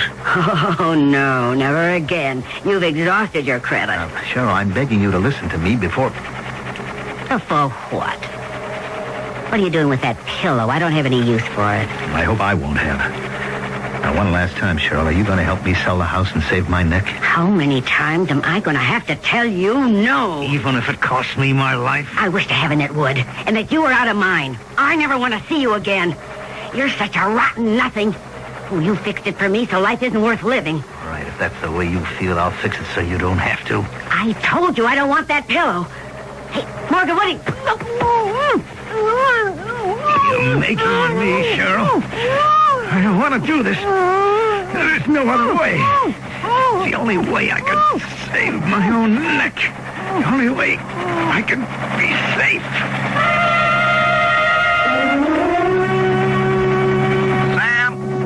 Sam, where are you, buddy? Come in. I'm here, Rich. Where? Back over Columbia Shores. Well, what the heck you doing there? Harry's waiting for that color story over at Pier Square. Well, I had to swing back here, Rich. Something funny going on. What do you mean, funny? You remember you asked me about Suntan Sue? Yeah? Her husband was bringing her a pillow? Oh, forget that, babe. It's all just a gag. Yeah, well, not what I thought I just saw. Now, I can't be sure. I'm too far away, and I just caught it by accident. But right at this moment, if you ask me to swear to it, I'd have to say I think I just saw a murder. I said in the beginning, these are public times. It's hard to avoid some unseen watcher over our lives. But how much has Sam Bendix actually seen from the vantage point of his helicopter? Even he is not sure. Has murder been committed? And can he prevent Morgan Denning from getting away with it? Or is his accidental witnessing of an event, as far away as it is, too late? I shall return shortly with Act 3.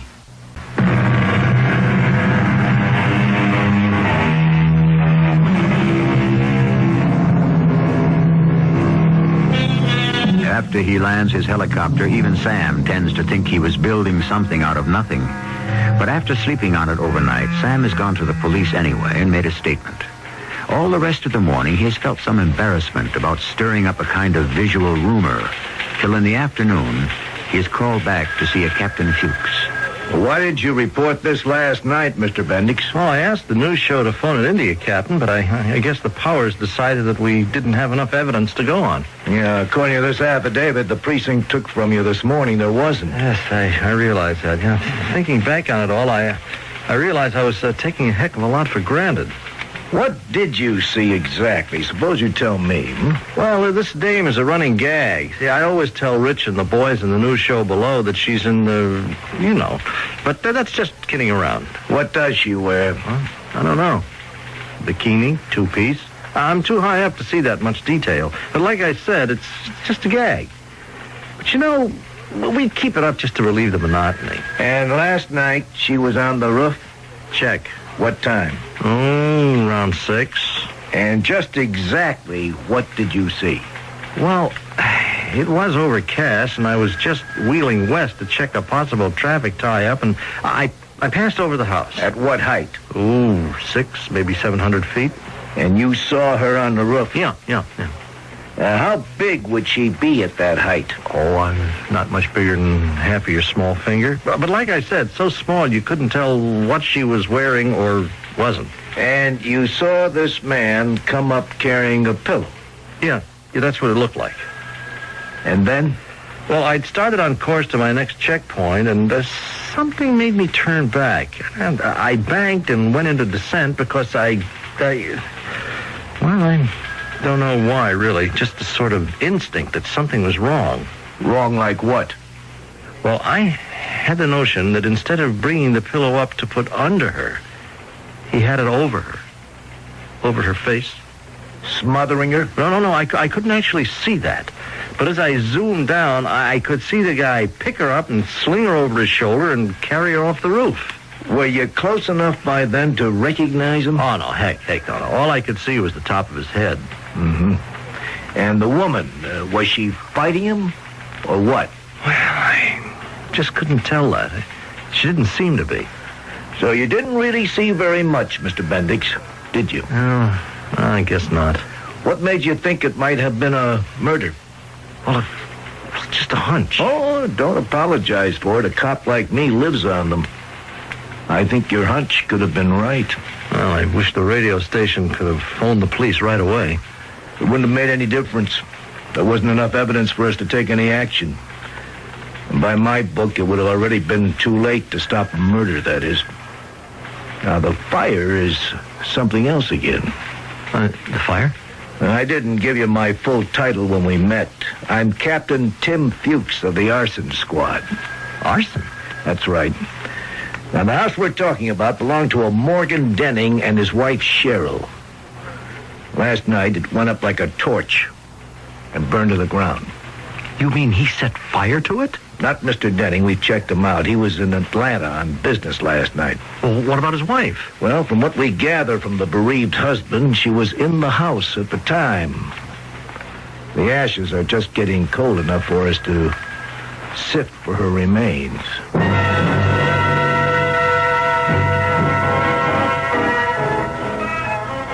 Why did I have to meet you here, Denise? Oh, relax, Morgan. You're a hot item. Till your skirts are clean, anyone takes a risk being tied up with you. Me especially. You can't pin anything on me. I have an alibi. As for the fire... Well, that wiped out the other. We'll keep our fingers crossed. Have you contacted Lou? He got to me. I'm okay now. With all the insurance going to me, I can pay off him and the torch and come out well ahead. Plain sailing for you and me, Denise, from now on. Well, first we lay low and let this blow over. You're not home free yet. What's to stop it? There was nothing left of the house. Nobody can trace a thing. That's what has to be made sure of. Oh, it's going to kill me, Morgan, but you and I are split for the next 6 months. You walking out on me? Well, for 6 months, we better act like neither of us exists. Why? Well, for the police, that they shouldn't find a motive.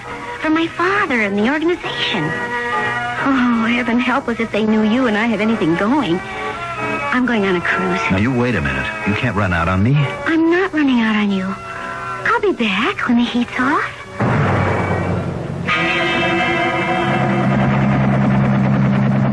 I appreciate you bringing me up here, Sam. Oh, it's my pleasure, Captain Fuchs. Now, we're right over at Columbia Shores now? Yeah. You see down there, the empty spot between those two buildings? That's where the Denning house was. And this is the height you were flying? Yeah, right. Now, I'll give you an idea. You see the house to the right, 3 away from where the Denning house was? Yeah, I got you. Yeah, good. Well, there's a guy working on the chimney there, huh? See? That little dot? That's all you could see? Well, I'm a little more used to looking from this angle than you are. But you still couldn't identify that guy face to face? No. Any more than you could swear that it was Morgan Denning you saw on the roof of the house 2 weeks ago before it burned down? Well, I gotta say no. Or that you could even testify that you actually saw a murder? Well, I couldn't swear to it, but... If you couldn't swear to it, what good is it in court? Nah, the only thing you know for certain is the date. October 24th. No. Yeah, come right down to it. That's right. Come right down to it, we're stymied, Sam. Now, you know, I know, that Morgan Denning murdered his wife and burned up his house and her for the insurance money to pay off his debts. But we're never in the world gonna prove it. The son of a gun is gonna get away with it. Even with a witness. Yeah, but that isn't fair. No, son, it sure as all get out isn't. The only consolation is that life has a way of catching up. Well, how's it going to catch up with a heel like Denning? I don't know it will. But give it time. I'll give you odds one way or another. You'll get his comeuppance. This is your eye in the sky with the first report of a grim morning in late November. A driving rain is slowing up all the traffic with poor visibility, and flooded roads are causing massive backups on all access routes into the city. And it ain't a fit night out for man, nor beast, nor helicopters, nor traffic. This has been a long winter, and if anyone thought we were through with the snow, forget it. As far as I can see over any major traffic. Well, I guess most of you thought winter would never end. But it has been a glorious day, and from all the signs, spring is here to stay. Now, all the roads are clear tonight, so let's all take a deep breath and say, hallelujah, it's been a great day.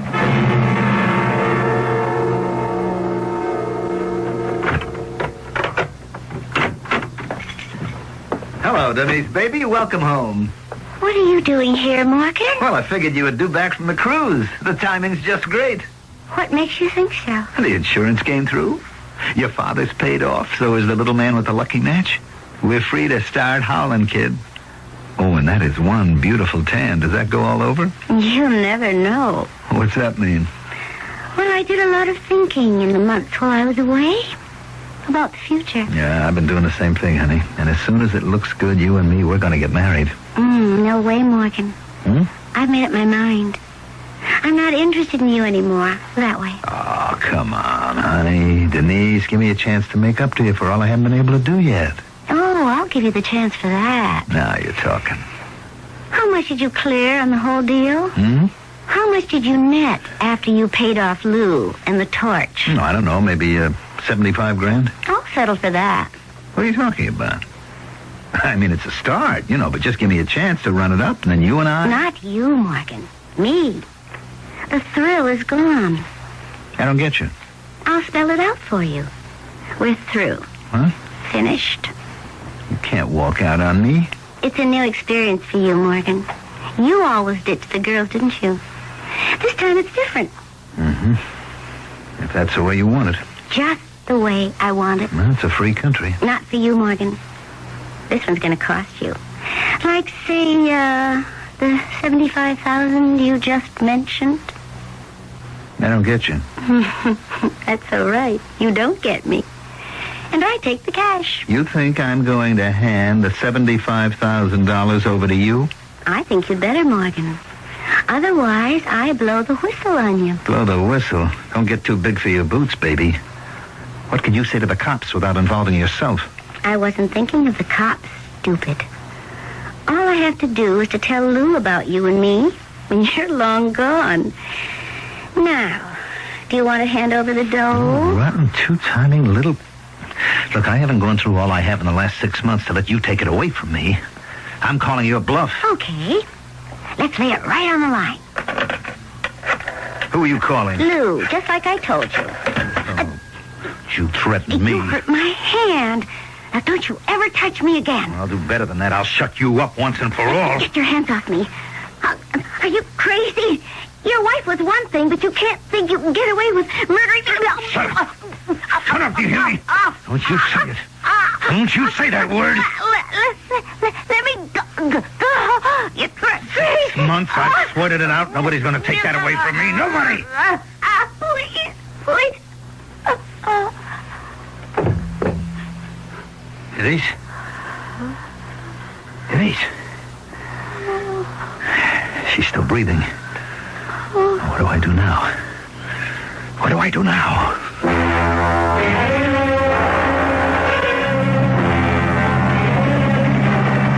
Hey, you reading me, Rich? It's gotten to be a habit. Where are you? Over Queen Parkway. Nothing to report, really. All systems go. Did you say something about some ice slicks still hanging about? Well, only a few spots after you swing onto the parkway off Piers and head north out of town. How's traffic in general? It's heavy, but moving. This is the kind I always worry if someone does foul up. The stream is running so hard, you got a real pile up before the cars behind have any chance to stop. I think I'll drop down and have a closer look at the road conditions. I'll get back to you.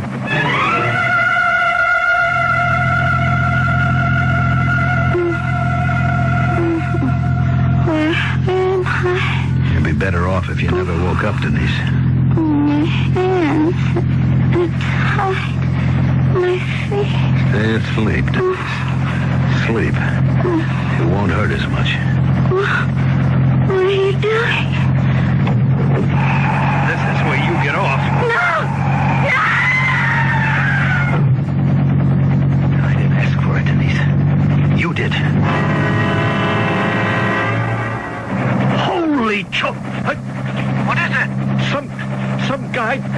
guy shoved someone out of a car. Oh, no. Hey, Sam, what's going on? You heard me. I saw this guy shove her out. I think it was a woman. Then he cut off the Queen Park exit, gone like a bat out of hell. Well, what happened to the woman? I'm not sure it was a woman, but whoever it was, the cars are panic-stopping now. 15, maybe 20 of them have just gone over her before they could stop. Oh, what? All hell is broken loose down there. I'll get you an air spot so you can report. No, never mind that. I'm taking off after that guy. Oh, that was no accident. It was deliberate. I'm going to stay on his tail till you get the police to intercept him. He's headed north on Queen Parkway, and I am right on top of him. I'll keep in touch. You raised the cop, Rich? They're on their way, Sam. They'll set up a roadblock around Stammet and beyond. Now, where are you? I'm right over his tail. Hey, he's seen me now. He's trying to run away from me. He hasn't got a prayer. Oh, brother, I'd like to sit down on him and squash him like a bug, whoever he is. All right, take it easy. Maybe what happened was just an accident. Just stay with them. Yeah, don't worry. I wouldn't let this guy get away for... Uh-oh. What is it? He's hit an ice patch. Oh, wow, he is out of control. His car is spinning around like... Oh, man, he's heading straight for the underpass wall. Oh, he has bought it.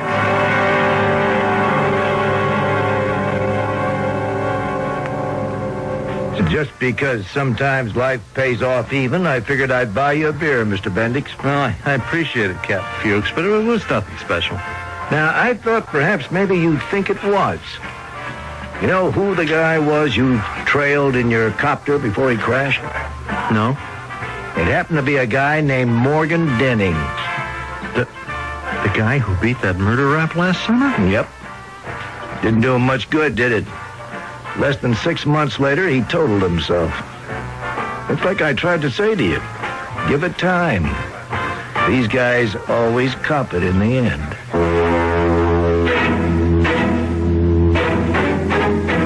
I always wonder, when I think of this story, what went through the mind of that frantic man, Morgan Denning, when, after he rolled Denise out onto the highway, he found that his crime had been witnessed by a silent watcher from the sky. No wonder he lost his head, and in panic, also lost his life.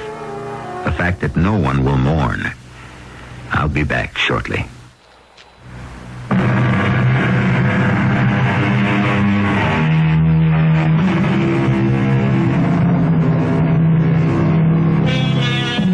I was surprised to find, when I looked it up, that I couldn't locate the derivation for the phrase, time heals all wounds.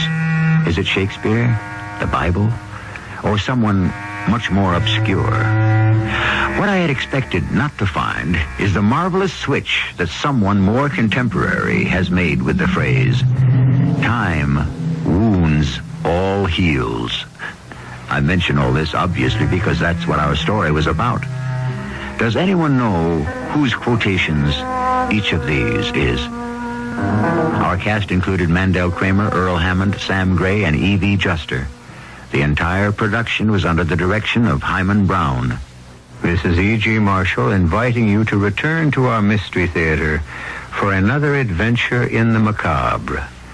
Until next time, pleasant dreams.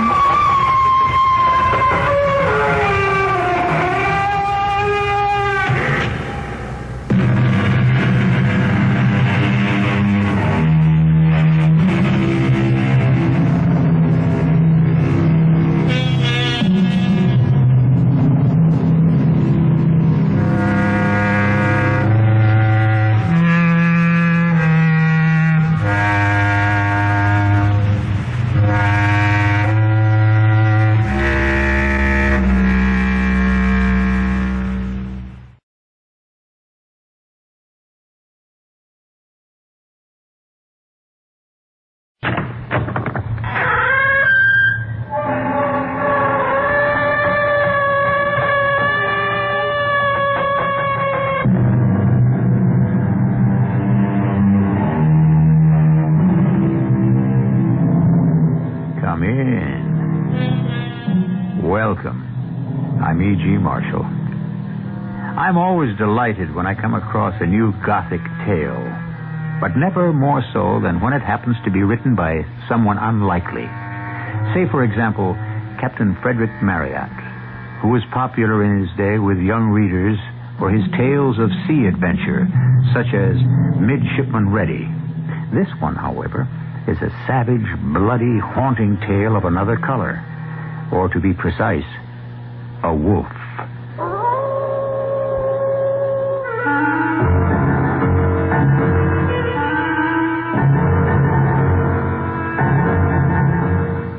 Our mystery drama, The White Wolf, was written especially for the Mystery Theater by Ian Martin and stars Norman Rose and Christopher Tabori.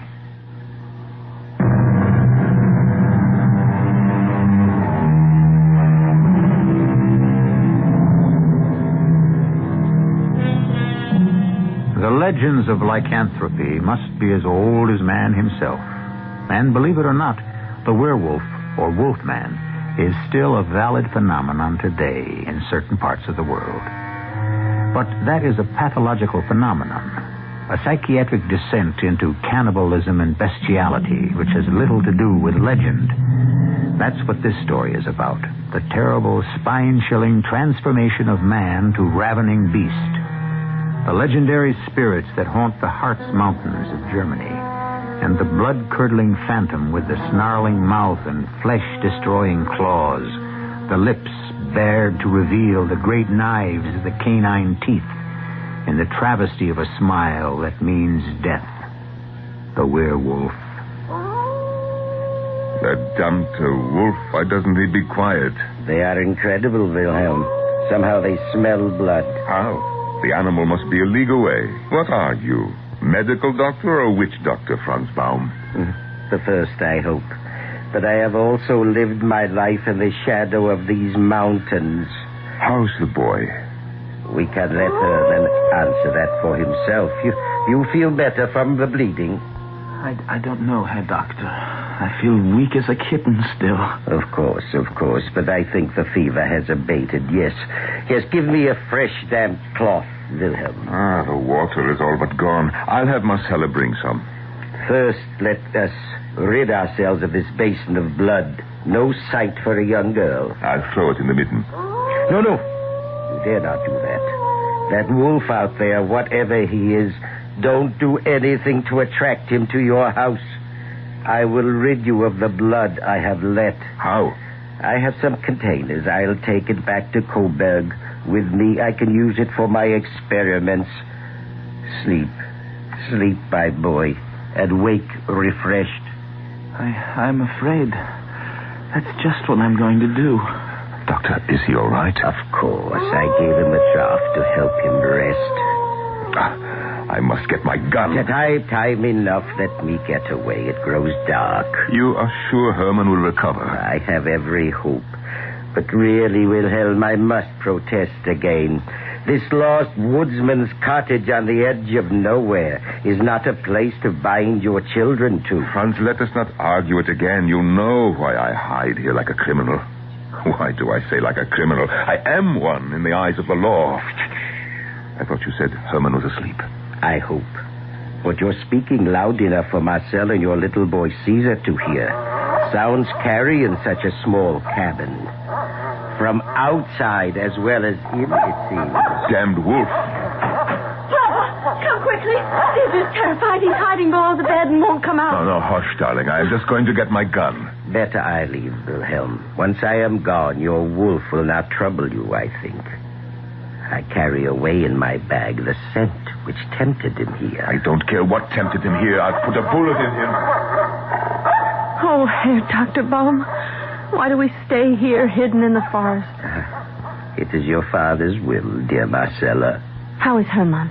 Your brother is resting quietly now. I'll be back to see him as soon as I may. But I think we have drawn away the fever from within him. How can I help? Bring him some fresh, cool towels, Marcella. See that he sleeps. Keep him quiet. Oh, I've got to go to Caesar. He'll be scared. Did you kill that terrible wolf, Papa? No, just grazed him. Go tend to Caesar, Marcella. Yes, Papa. Where was it? damn near inside the house, scrabbling at a back window. An unusual creature. You know, it was pure white, with fur like ermine. A white wolf? Yeah, against the snow it moved like a ghost. But at all events, it is gone. Yes. Then I will take with me the blood scent that brought it here. But what about Herman? I shall return within the month, unless I can persuade you to abandon the wilderness, come back to the world. I have a deep fear there is some evil threat about you in these haunted mountains. You mean this white wolf? I really don't know what I mean, old friend. I am a man of science until I return to these tree-shrouded slopes, and then I become... Become what? A primitive, afraid of all I do not know or am afraid to know, afraid of the dark which I must run to escape, afraid of myself because I have no resource with all my learning to stifle primeval fear. These darkening woods and tortured hills are somehow unnatural, supernatural. My name is Herman Warner Krantz, and I was born in the year 1763. I'm now 21 years old, and I live with my father, my sister Marcella, who is almost 20, and my brother Caesar, who is 11, in a woodsman's cabin deep in the Hartz Mountains. The nearest house to us is several leagues, and the nearest town over 25. I recite all these facts to myself, light-headed with this raging fever, and sorrowing that we must all live this isolated life. Why? I do not know. There is something quite terrible in my father's background, of which he will not speak. I wonder how long I've been ill, floating half in this world and half, perhaps in some dread other. But now at least the pounding in my head is gone. The ache is washing away from my bones, and I feel myself coming back. Come, Herman. That's better. Take some more soup. You need to build back your strength. Never fear. I'm on the mend. Thank God for Dr. Baum. Oh, why must we stay buried here? I don't know, little one. But I think the time has come for us to get back among people again. You think you could convince Papa? Well, I can try. Where is Father? Out hunting, he says. But I think he searches for only one thing. What? The white wolf. The what? Why, that wolf meat isn't good to eat. He's not hunting it for food. Just to kill it. But why? Because the stories, the legends about the spirits here in the mountains. You mean the werewolves? That is an old wives' tale. I don't know. Something almost human about its voice. And it doesn't sound like a man, but like a woman. A woman? Yes. You know something, Herman? Why I am really most afraid? Why? Because I think it is me she really comes for. You hear? As if she were calling me. Well, that's stopping your white wolf. Father's killed her. No. He missed her again. He always misses. My little sister, you give me 3 or 4 days to mend my health with your good soups and your good cooking, and I will shoot your white wolf for you.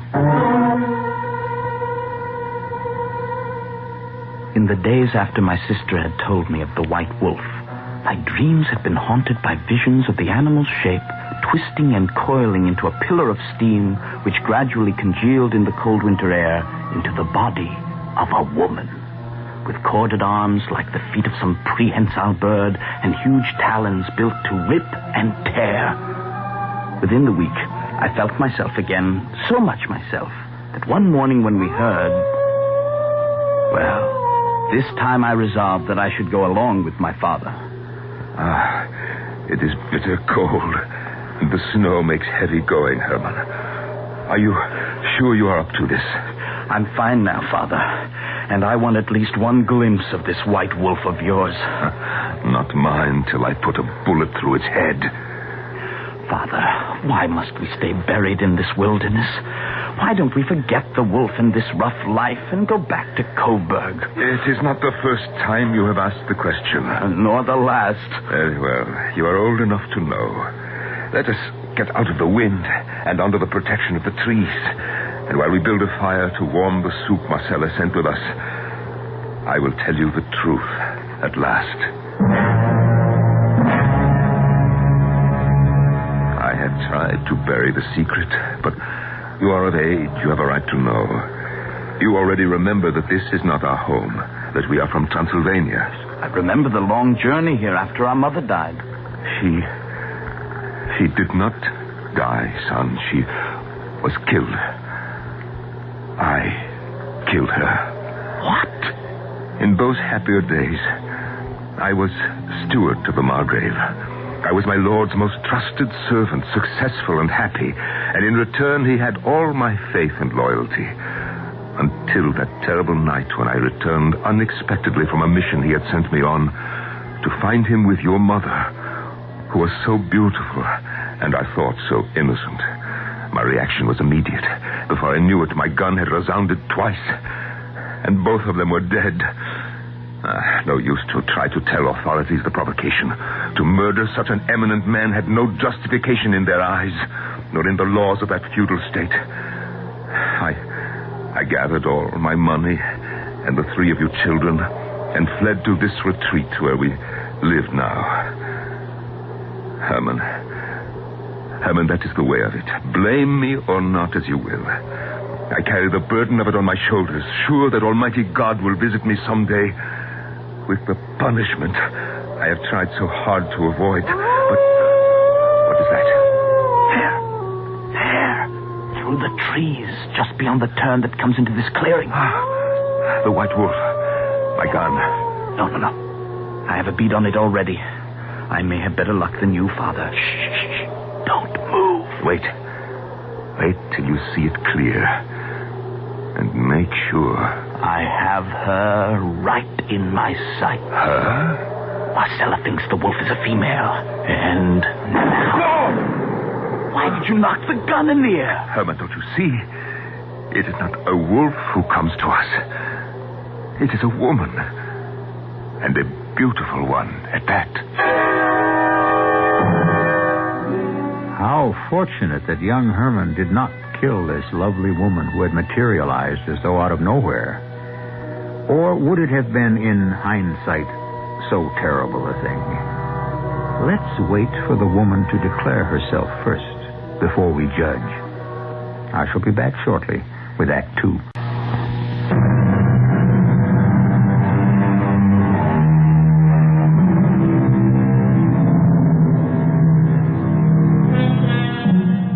For a moment, Herman and his father are transfixed. The older man by the dark beauty of the woman, who, even stumbling and reeling from exhaustion, manages to retain an air of grace. The younger man, appalled that, but for his father's hastily flung arm that allowed the carefully aimed gun to discharge harmlessly in the air, he might have ended her life. Then, suddenly coming out of shock, both men rush to her aid. Are you all right, Fräulein? Just tired and frozen. Oh, my father? Come to the fire and warm yourself. Where is your father? The horse tumbled, and we were both thrown from it. I landed in the snow. But my father, he must have hit his head on a rock. I couldn't rouse him, and our horse ran away. You stay with my father, and I'll see to yours. I ran quickly into the forest by the path from which she had appeared. Racing through the twists and turns, I seemed to be in some enchanted palace. The snow-laden trees, frozen by the cold, forming a shimmering, otherworldly ceiling over my head. Before I knew it, I was slithering and slipping into a declivity. Lying at the bottom, facing me, was the figure of a man richly dressed in a velvet tunic overlaid with a magnificent cape trimmed in fur. Sir? Oh, I think I must have been stunned a moment. Never mind that. My daughter? Have no fear, sir. She's with my father. Not over 200 yards from here. She found us and sent us to your aid. Oh, thanks be to God. We were both at the end of our tether. Krantz, did you say your name was? Yaman here. Your father could not by any chance be Wilhelm Krantz? Yes, that's his name. Must be fate.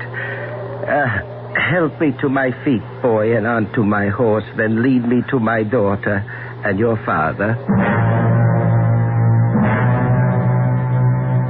And that is how we discovered and brought Manfred of Barnsdorf and his daughter Christina into our home and into our lives. From the beginning, our father was enchanted with her silvery voice and her ethereal beauty, and of course, by the common heritage that we shared with Manfred.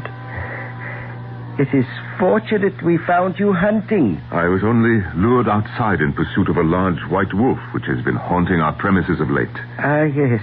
Our quarters are small, but you are welcome to shelter here for as long as it takes you to recover. You said you come from Transylvania. Even so, mein Herr. I was a chamberlain in the service of the House of Verneigen. Even as I once was to the Margrave of Bitterstein. But why would you leave such a fine position? You may well ask. My master conceived a desire for my daughter, not as legal wife, but simply to use for his pleasure. And it ended up by my giving him a few inches of my hunting knife. Then we are brothers in misfortune, my dear sir. Ah, brother indeed. And you need not renew your grief by telling me your story, which I know only too well. We are comrades in misfortune. Well, you shall make this your home as long as you desire. Did you hear, Marcella? Yes, brother. It seems our family is to be enlarged. Oh, I pray not. Why? I don't know. I cannot bear to look on that woman. For all her beauty, she frightens me so. Although I was fascinated with Christina, some deep chord in me echoed Marcella's fear. Yet it seemed unreasonable, for Christina was a lovely woman, her features classically molded, her mouth was a dark red, startlingly vivid against the pastel of her other color, and somewhat larger when it was open, revealing the most brilliantly white teeth I have ever beheld. I'll never forget the night I heard my father and Manfred talking together, almost a month after they had come to live with us. If it is Christina's will, of course you may have my daughter's hand in marriage. And I shall leave you now that my head has mended and find habitation elsewhere. Why not remain here, Manfred? No, I am called elsewhere. But I... Let what I say suffice. Ask no more questions. You may have my child. I thank you for her truly and will duly value her.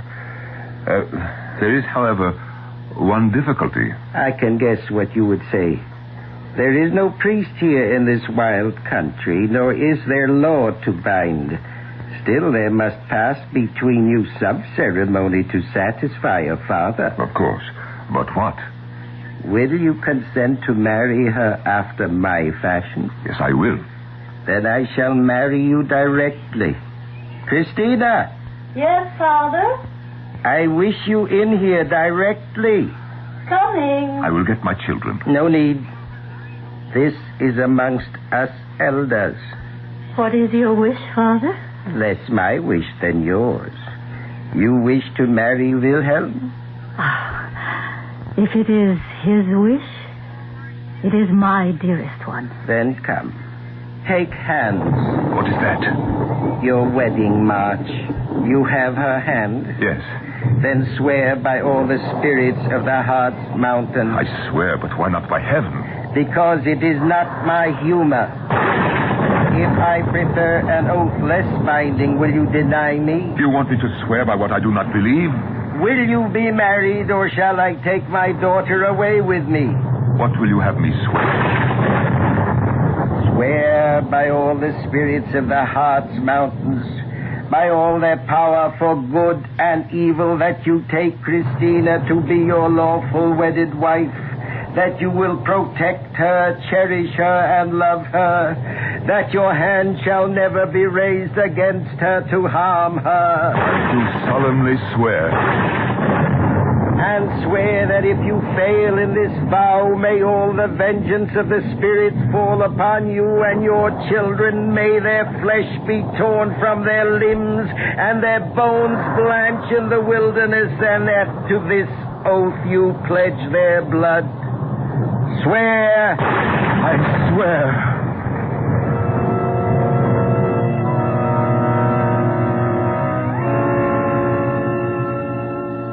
Such was the second marriage of my father. From the inner room of the cottage, peering through a crack in the door, we three children watched. I with an arm about Caesar, who was struck dumb, and my sister Marcella, who was trembling from hand to foot with fright and despair. The next morning, our life with our stepmother began. Marcella, come here at once. Yes? Marcella. I'm sorry. Yes? Who? Yes, Mother. You find it so difficult to say? Yes. No. I mean, just strange. How do you mean, strange? Just that my real mother has been... I mean, we have had no mother for so long that it's hard to say. You will learn to say it, and to treat me as one, and to obey me. All of you. And when I call, I want you to come quicker. I'm sorry. Sorry who? I'm sorry, Mother. I was preparing a soup for the dinner. Who told you to do that? Why, no one.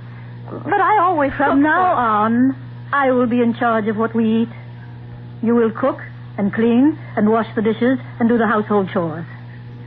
But I decide what we eat and how we eat it. Yes, Mother. That's better. Now, you can prepare the vegetables and set the table. I will prepare the meat. Herman, wake up. Well, what is it? Shh, it's her. Who?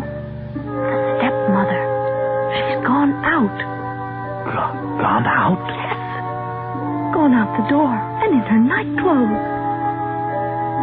Are you sure?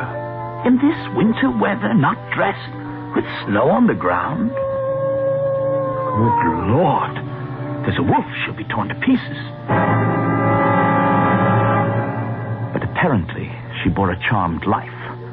For a few minutes later, we watched her return, still in her nightdress.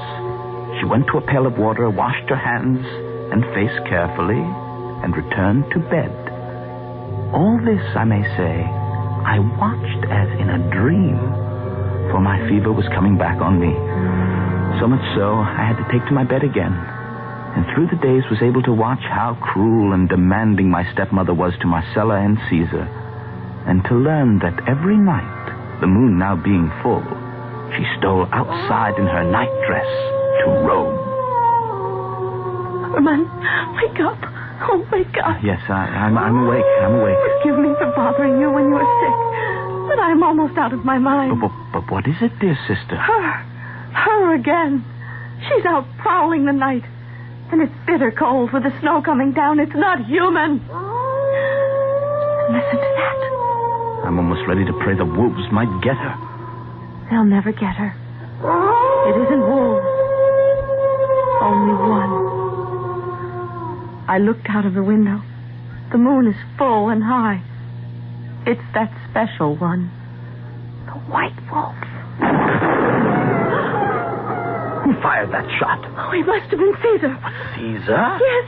He knew you were sick, and he's been bragging to me how he could take your place and guard us all. Oh, that's why I woke you. Somehow he followed her into the night. Well, at least he seems to have driven off the wolf. Marcella, help me out of bed. No, you have the fever, and I... What's that? Shh, it's her.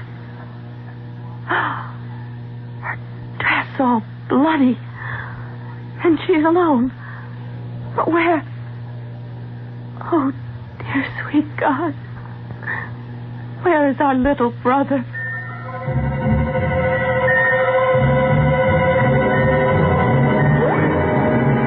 Behind the door, the watching girl suddenly feels the blood drain from her head, and a wave of faintness makes her reach for support. In the room outside, the woman turns, moving silently to her bedroom, her wide mouth open in a caricature of a smile. There is blood on her gleaming teeth. I shall return shortly with Act 3.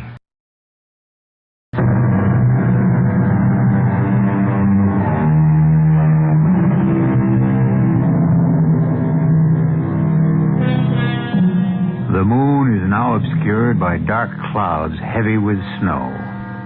Outside the cabin, the snow is pouring down. And what might be a small figure dark against the snow has now become only a minor unevenness in the white carpet.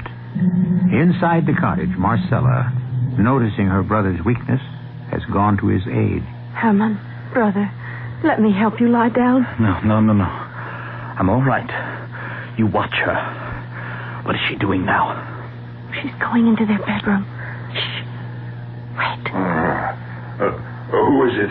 Lie still, dearest. It's only me. I have lighted the fire to warm some water. I'm not quite well. What? I'll get up, Christina. No need. It's nothing. I can manage myself.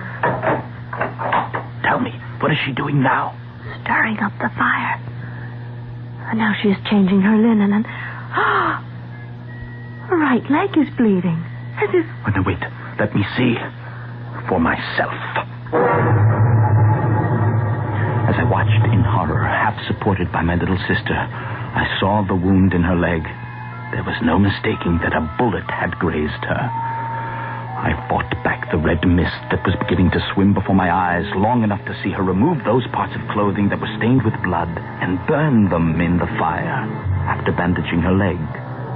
Then she sat, huddled before the flames. The last thing I saw was her wiping her lips daintily and casting the kerchief into the roaring blaze. When I woke up, Marcella was sitting in a chair by my bed. All right, Herman? Yes. I feel better, but weak. The fever's gone. You were with me all night? Yes. I was afraid to go to bed. She's still sitting there in front of the fire. And Caesar, did he come back? No. He never returned. Oh, Herman, where is he? How was she wounded unless it was from his gun? And if that's how she was wounded, then that means that she's... Good morning, Christina, my dear. You're up and about early. I thought to make your breakfast. Why? Where is Marcella and the boy? Hey, quick, go ask him, where is Caesar? All right. Oh, there you are, Marcella. What are you doing in Herman's room? If you please, Father. Herman has the fever again. He cannot rise from his bed. But where is my little brother, Caesar? Is he not in his room? No, his bed has not been slept in. And he is nowhere in the house. Oh, merciful heavens. Perhaps that's what woke me. I was restless and not feeling well, and I thought I heard the door latch opening. But when I came out, the room was empty. Why would the boy... What is it, Christina? My dear husband, nothing, I hope. But your gun is missing. It's no longer hanging over the chimney. Father, Papa, I thought I heard the white wolf last night. And Hush, child, a little boy. Christina, hand me my broad axe. Leaning weakly against the door, I had heard and seen all this. And when my father went out without another word, in the short while he was gone, I was able to dress myself, so that I was just coming out into the main room as he returned. Caesar! Oh, no! No, clear the table, Christina, so I may lay him down. Yes, husband. Stop your weeping, girl, and help her. Yes, Papa. You may put him down now, Wilhelm. Yes. Poor, broken little body. Savaged and mangled. The boy must have taken your gun down and gone after some wolf. But the animal was too powerful for him. Oh, poor child.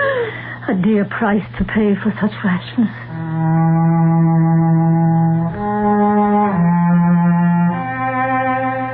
For 3 days, while the family mourned, I lay in a stupor. You see, my days and nights were filled with fevered dreams, through which a great white wolf ran snarling, slashing at me with gleaming white fangs. Waking sometimes, I seemed to see my stepmother's face floating above me. And through my twisting, fevered tossings, again and again with the looming of night beneath my window about the house, I heard the growl of a wolf. Till one day, I came back to my senses to find Marcella sitting beside me, holding my hand. Oh, you're awake. Can I get you something? No. I'm all right again, I think. Well, how long have I been... Almost a week. Are you all right? Yes. But Caesar... Oh, I seem to remember. Marcella... He's dead, Brother dear. Every day I've wanted to go to his grave and pray. But Papa has kept us all here in mourning. Today, Father went, at my constant urging, to make sure that all was well. And was it? He hasn't returned yet. And the stepmother... You'll be glad to know that I'm in the best of health. I'm sorry for your indisposition. You must be very weak. Thank you, but I'll soon have my strength back. Dr. Baum is due to return soon. He'll have me on my feet in no time. For that matter, I feel fine now. Where is everyone? In Herman's room, husband Can you dear. imagine, Christina, that those wolves, perdition take their whole species, have contrived to dig up my poor boy, and there is nothing left but his bones? Oh, no. No, that's impossible. Not so, Papa. A wolf growls under our window every night. Why didn't you tell me, Marcella? You wake me the next time you hear it. I will. Wilhelm. Herman is much better, and everything is under control here.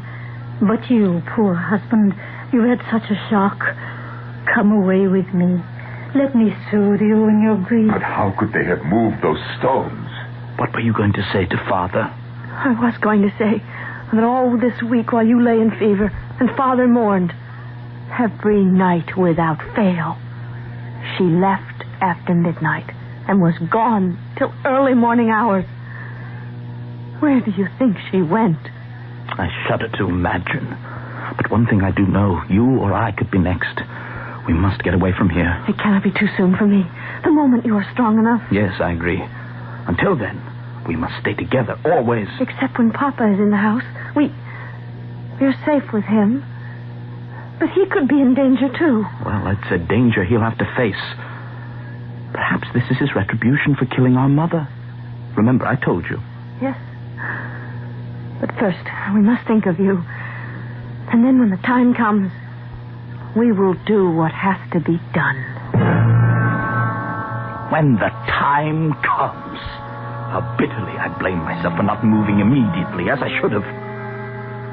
Dr. Baum arrived suddenly, just as I had a full remission of my fevers and my weakness. I was still abed, but ready to rise. More ready, I suppose, than the good doctor realized, else I would never have heard his fatal words. These anemic conditions, a kind of cancer of the blood for which there is no known cure yet. Some colleagues lean to the name leukemia, but even in the enlightened 18th century, we have no way to stop it from being terminal. How long? Who knows exactly? A week, a month, and certainly not much longer. Probably sooner than later. I stumbled away from inside the front door where I had been listening. I fell on my bed and wept. Why? Why had God singled me out for this fate? By that very night, I was to know. It was shortly before twilight when the doctor left. An hour, perhaps a little longer, had passed, when suddenly I was summoned out of my melancholy by... Marcella! Marcella! Father, where is she? She went out to pick some herbs for dinner. No, I don't mean my sister. I mean your wife. Christina? Out walking. Not Christina. She is the White Wolf. Don't you know what you married? Oh, Herman, my poor boy. You are under the influence of a fever. You don't know what you're saying. Don't I? Well, look. There, you see. That damn White Wolf. Back again. Give me my gun. What is it, Christina? What is it? Did you see a white wolf? Yes, but what is it? Oh, it's too horrible to think of. Marcella. Oh, no. No, I can't say it. She... Not dead. I'm afraid so. My loving stepson. That wolf has torn her to pieces. For several days, I thought my father would never recover from the shock of losing his second child. I was numb myself. Together we buried her, although it was 2 days before he could bear to consign Marcella to what he called her last resting place. If only that could have been true. But the monster was not yet satisfied, nor was I. On the third night after my sister was buried, I watched that foul woman, or whatever she was, rise and leave the house. Immediately, I went and wakened my father. Who is it? It's Herman, Father. You come with me. But where are we going? What are you doing with my gun? We're going to kill the White Wolf. But first, I want you to see her for what she really is. It was bright moonlight as I led my father to my sister's grave. And there, too ghastly to relate, was my stepmother in her white nightgown tearing away the stones piled above the grave. She was frantic with haste. In a moment, she was in the grave and ready to rend the sweet flesh apart with her hands, ready to devour it. Oh, great God in heaven. Your wife, or what passes for one. See what you sold yourself, and us too. This time, I will make sure there is no miss. She dropped like a stone, a bullet through her head. We rushed to the grave. But imagine our horror to find, lying across the remains of my dead sister, not my stepmother, but the body of a large white wolf. What have you done to my daughter, Wilhelm? Where is she? Where she should be, Manfred of Bonsdorf. Where fiends belong. In hell, I hope. Remember your oath that you would never harm her. I made no compact with evil spirits. You did.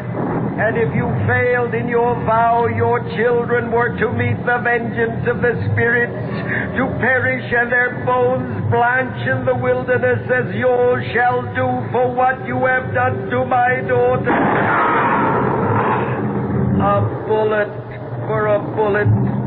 But my daughter is immortal and will wreak her revenge on the last of your blood.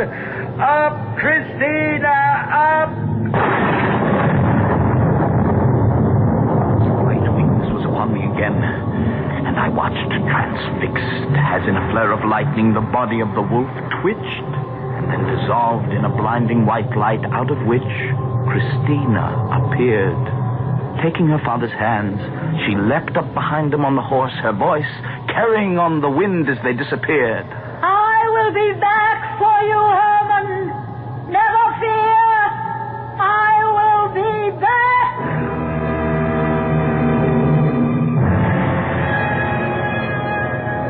Somehow I brought my father home to die, and somehow I buried him beside my sister and my brother. Then the fever overwhelmed me. I lie now in my bed, weak and helpless, waiting for her to come, the white wolf, the glistening teeth bared, the fangs ready to sink into my throat and slake her insatiable thirst on the blood which first attracted her to this mountain cottage.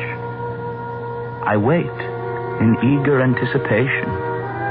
No bullet, no dagger, no mortal means could damage this white wolf. Only the tainted blood which flows through my veins. And so, by an ironic twist of the Almighty, will bring her to the death she so richly deserves. Come, Ilion, come. Sink your fangs and drink my blood so that in dying I can send you to burn to hell for all eternity.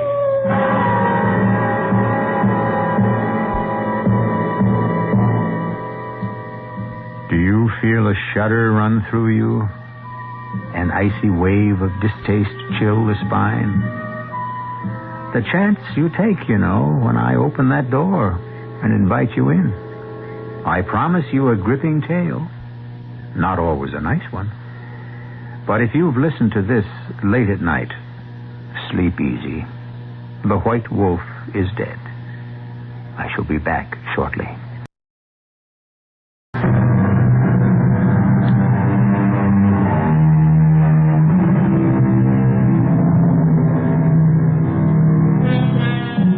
I know there is a move afoot to persuade us that the wolf is a much maligned creature, that he is a loving, a good companion, and never kills except for food and sustenance. I'm sure it may be so, but I'll take it on faith. I don't want to prove it by testing the theory. Personally, every time I hear a wolf howl, which is not often, I'm glad to say, I'm tempted to revert to childhood and hide my head under the nearest blanket. Our cast included Norman Rose, Christopher Tabori, Jada Rowland, Ann Shepard, and Paul Tripp. The entire production was under the direction of Hyman Brown. This is E.G. Marshall inviting you to return to our Mystery Theater for another adventure in the macabre. Until next time, pleasant dreams.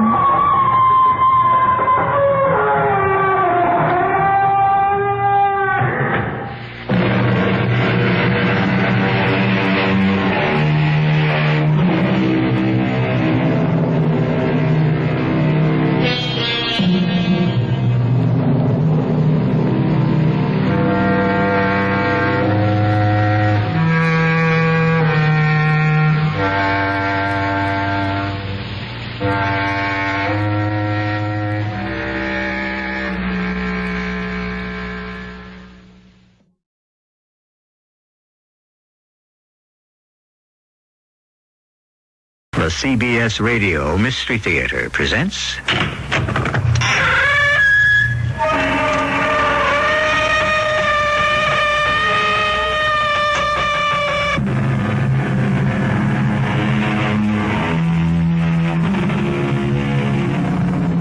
Come in.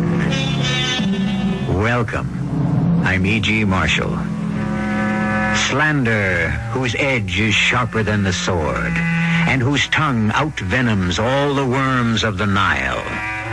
From which we can see that Mr. Shakespeare did not look kindly upon slander. And yet, what would we ever do without it? With what would we fill our newspapers, our news broadcasts? What a world. Somebody's always eager, willing, and able to give us the dirt about somebody else. And we can't wait to hear it.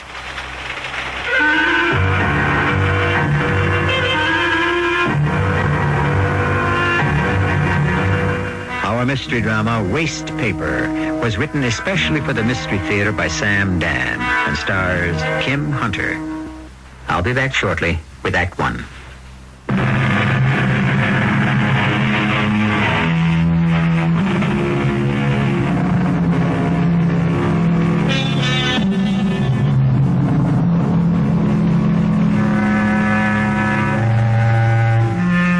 As long as crime is regarded as wicked, it will always have its fascination. When it is looked upon as vulgar, it will cease to be popular. It was Oscar Wilde, I think, who said something like that. And so, the major preoccupation of our society seems to be crime. After all, what fills most of the space on today's front pages?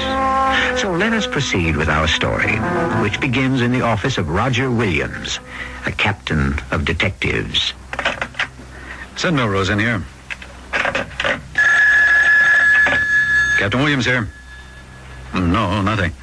Blank and zero. Yep, bear with me. I'm putting one of my best people on it. You sent for me, Captain? I have an assignment for you, Detective Melrose. Did somebody lose a dog? Why, Melrose, you're with homicide now. Oh, did somebody kill a dog? I have a nice little case for you. Mm-hmm. A little something tucked away someplace where I can't do any harm. Now, Melrose, I have a homicide for you. A homicide? See? It happens. Finally, your very own homicide. What kind of homicide? Oh, it's not a page 1 homicide. Naturally. Don't say naturally. Already the morning paper has called for details. Make sure they spell your name with 2 L's, and so your career is launched. What are the details, Captain? The lady's name was Martha Malone, age 52. A woman? Well, yes, I thought you might be more comfortable with a woman. Why? Well, you're a woman, aren't you? Yes, Captain. Oh, Mrs. Malone was a widow. She worked as a cleaning lady. She was murdered last night. Here are the details on the sheet. And now, Detective Melrose, it's all yours. He means well. They all mean well. I suppose they can't help it. They were raised that way. Well, at least he gave me a case. Well, he had to. I guess he wanted to be able to say, look, in my division, women detectives are right out there in the field. So, what have I got here? A cleaning woman killed. Why, how, and by whom? How is easy. A .32 caliber bullet through the heart. That was in the medical report. She worked for a firm called Novelties Incorporated. Yes. Who? Oh, well, yes, have him come in. Yes? I'm Detective Melrose. You're Detective Melrose. Well, I thought that, Yes? Nothing. You are, Stanley J. Drone? Yes, that is correct, yes. You're president of Novelties Incorporated? Well, to be accurate, and I suppose we must in these things, I am vice president and chief executive officer. You employed a Mrs. Martha Malone. Oh, yes, terrible thing, just terrible. How long had she worked for you? 9 years. Did you know Mrs. Malone very well? Well, just as the char lady, or the cleaning woman. And then you didn't really know her? Well, I was aware of the fact that she existed some evenings. Yes, I might stay late, and there was this lady, drably dressed, in a working costume, yes, and she would be going about her business. Did you ever speak to her? Well, in more than 9 years. What did I ever say to her? Good evening, and yes, I'm through here, and you may start to clean. That was the extent of your conversation? Yes. Isn't it remarkable? This building, do you occupy all of it? Yes. It's mostly offices, but we use some space for warehousing. What is the nature of Novelties Incorporated? We import merchandise from the Far East, from Hong Kong, Singapore, Taiwan, Korea, and so forth. What sort of merchandise? Little novelties, drinking glasses, and music boxes, small figurines, and so forth. What's worth stealing? Not very much. You'd have to load a very large truck with enough of the merchandise to make it profitable. Mm-hmm. Money? Oh, no, none to speak of. We're a wholesale house, and we're paid, and we pay by check, and various commercial paper. There isn't any cash worth considering. Mr. Drone, I understand you were the one who found the body. Yes. You see, I'm usually the first to arrive in the morning. Can you describe what you saw? Well, I told the police officer. I know. Please, tell it again. Yes, that makes sense. Well, I arrived here at 6:30, and I drove my car around to the back entrance. I took out my key, and I opened the rear door, and I walked in. And then I heard it, the vacuum cleaner. Oh, my goodness, I said to myself, is the cleaning lady still here? Just a minute. When you described this to the police officer, you didn't mention a vacuum cleaner. Well, the state I was in. You heard the vacuum cleaner. This one here? Yes, I haven't had a chance to, anyhow, it has a certain sound to it. Yes? Let me turn it on. You hear it? Usually the sound goes up and down because it's moving around and working. But when it's just on, it just has that same steady hum. I understand. You mind if I turn it off? Well, honestly, every time I hear a vacuum cleaner again, I'm going to have a nightmare. Well, it was coming from my office, so I walked in. And there she was, lying on the floor, and I could see the blood. And I knew she was dead. That vacuum cleaner is very loud, isn't it? Yeah, something's loose there, I think. I've been meaning to have it fixed, but I guess now I'll just get rid of it. Thank you, Mr. Drone. There's nothing else you want to ask me? Not at this time.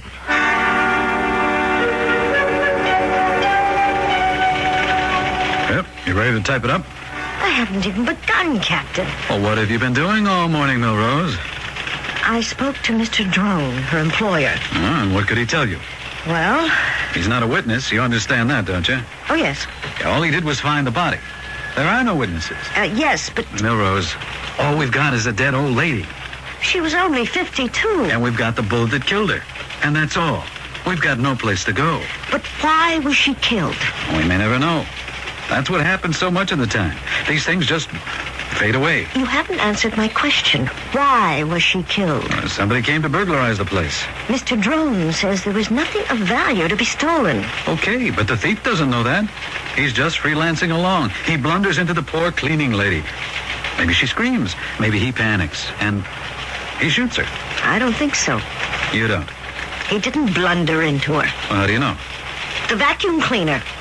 It could be heard all over the building. What vacuum cleaner?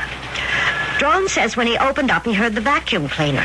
It must have been going on all night. Or are you telling me the thief shot her and then turned the vacuum on? Why would he do that? The answer is he didn't. No, he knew she was there. He could have avoided her or backed away and called it off. No. He killed her deliberately. Maybe. Yeah, but he could have confronted her to ask her, where's the safe, or some question like that. He'd have had to make her turn the vacuum cleaner off. With that racket, you could hardly hear yourself think. Melrose, you're introducing a complication. And so I have to ask you the question you've been asking me. Why was she killed? I don't know. I want to find out. I'll give you one more day. One more day? Police work has become a matter of logistics and production. We must invest our resources where we have the greatest chance of a tangible return. It was hard to admit it, but he was right. On any given day, there can be 2, 3, 4, as many as 5 or even 6 murders in a city the size of ours. And they keep piling up. Some of them you can never solve. It's like casualties in wartime. You try first to save those with the best chance of recovery. Listen, Detective, don't become personally involved with your cases. Don't allow them to become part of you. Sometimes you just have to let them go. I still have a day. I know you feel a deep sympathy for this poor old lady, but without facts, evidence, and material we can hand to the prosecuting attorney, there'll be nothing we can do.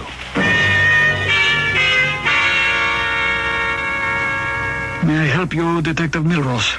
Father Lisinski, one of your parishioners, Mrs. Martha Malone. Ah, yes, poor Mrs. Malone. What can you tell me about her?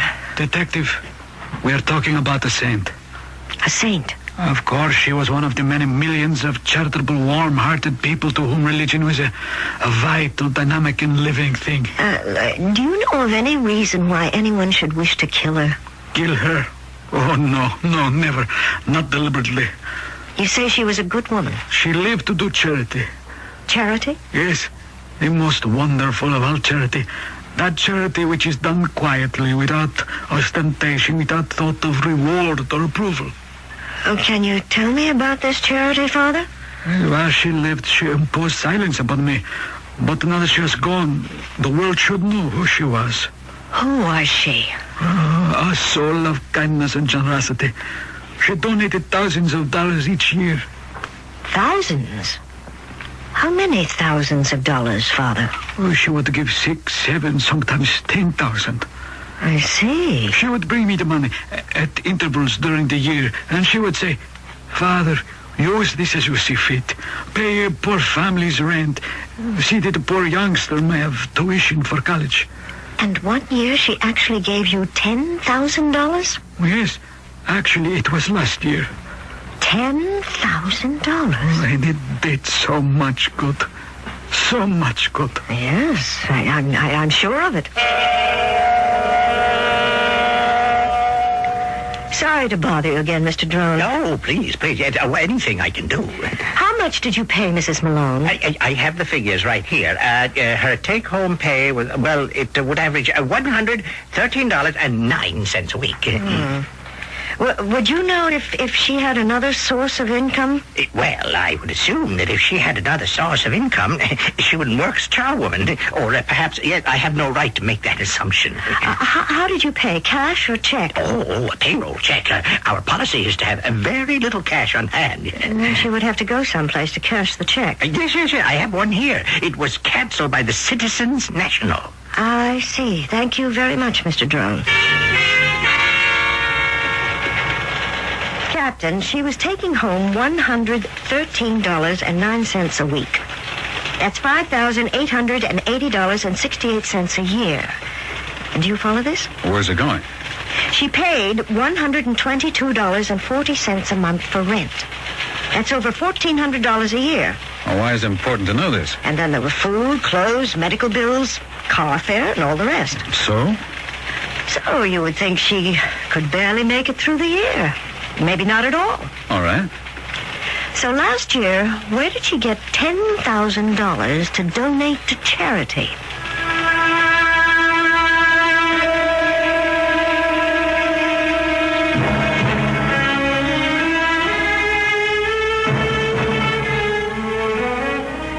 That's a good question. Certainly it's thought-provoking. Where is she, or was she, getting that kind of money? Her employer insists that there's practically no cash to speak of in the Novelties Incorporated building. But obviously, the place is a gold mine. We'll do some prospecting when I return with Act 2.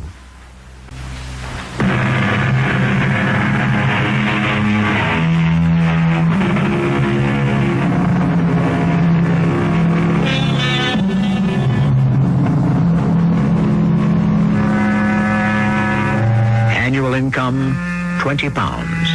Annual expenditure, £19. Result, happiness. Annual income, £20. Annual expenditure, £21. Result, misery. That made very good sense when Mr. Dickens wrote it. Spend less than you make. But we are confronted by a poor lady who only made some $6,000 a year, and yet was able to donate $10,000 to charity. How did she do it? I don't know. Did she have another source of income? We don't know. Money in the bank? She cashed her paychecks at Citizens, but she didn't have an account there. Did she have an account anywhere else? A safe deposit box? I don't know. Well, why don't you find out, Detective Milrose? I'll need more than a day, Captain Williams. Take 2 days. I needed 3, and I even had help. There was nothing. We searched her flat. No sign of any money or any place it could be coming from. Where'd she be getting that money? She could have stolen it from the building. But Mr. Drone assures me there's nothing to speak of on the premises. Merchandise. She took the stuff home and sold it. She'd have to steal so much it would have been noticed. Especially enough to add up to $10,000. Well, now, Detective, you've reached that point. What point? Where you come up with a theory. Oh. Well, you better have one.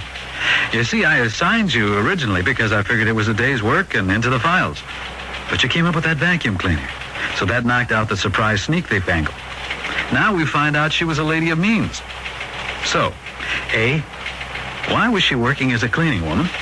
And B, where was she getting that money? But I don't have any theories yet. Well, the chief inspector's going to want a theory. Do you think you can have one by the end of the day? By the end of the day? Well, it doesn't have to be right. Just make it sound plausible.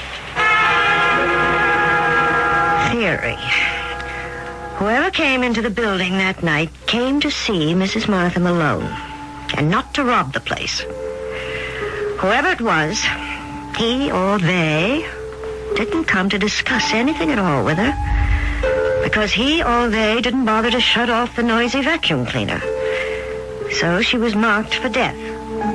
Therefore, it was an execution. But for what reason?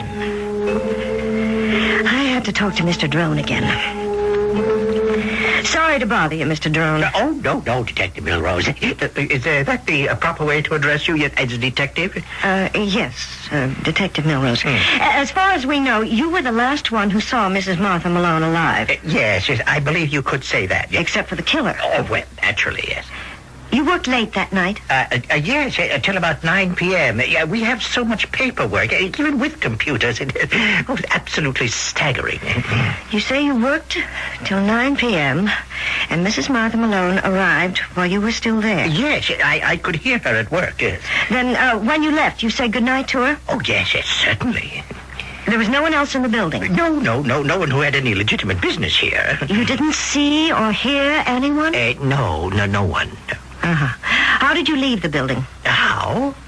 Well, there are two doors, one front and one rear. Oh, yeah, by the rear door. Was the door locked? Oh, yes. We locked both doors, the front and rear, at 6 o'clock.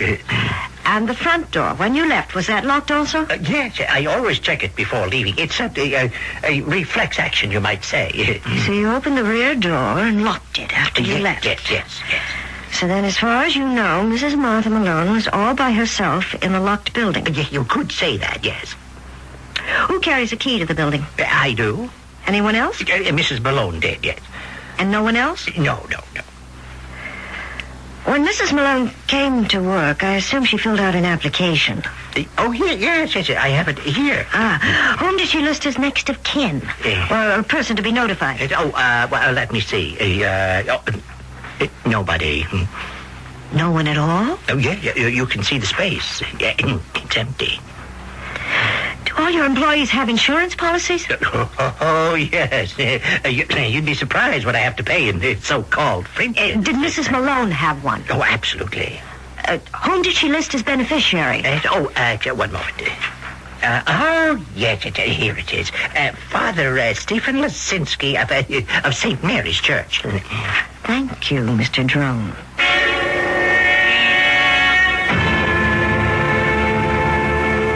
I checked with the morgue. Who had claimed Mrs. Malone's body for burial? The answer, Father Stephen Lisinski. After all she had done, I was not going to allow that beautiful soul to disappear into a nameless pauper's grave. I see. Father Lisinski, are you aware that you are the beneficiary of her insurance policy? Oh, yes. She told me to use the money for those in want. Why should she leave you the money? It's not uncommon for people to leave their money to the church. Yes, but she left it to you, personally. Even to the most devout, the church can sometimes seem extremely large and impersonal. I was someone she could talk with, relate to. But didn't she have a family? Well, she never spoke of anyone. She gave me what for a poor working woman would be a considerable sum of money. Yes. And I would say to her, Martha, are you sure you're not neglecting your own? And she would answer, the poor, everywhere, are my very own.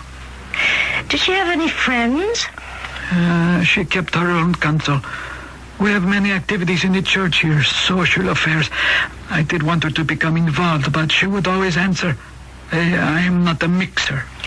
Her name was Mrs. Martha Malone. What about Mr. Malone? I don't know. She never spoke of him. And that's all you can tell me about her, Father Lisinski? I'm so sorry. I wish I could be of greater assistance. Excuse me. Yes. Oh, I don't know about that. As a matter of fact, I'm not sure we can count on it anymore. Perhaps I can call her former employer and explain the situation. Yes, I'll have to let you know. Goodbye. Talking about Mrs. Malone, this was another example of her good works. This call I just received. Yes? You see, there was considerable waste paper at her building. Very nice quality. The small packages that they imported would be wrapped in it.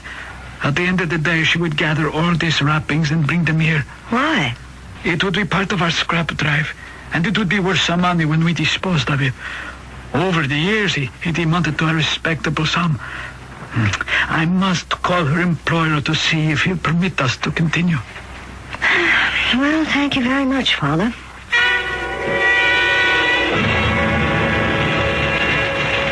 So, here we are, Detective Milrose. Where are we, Captain Williams?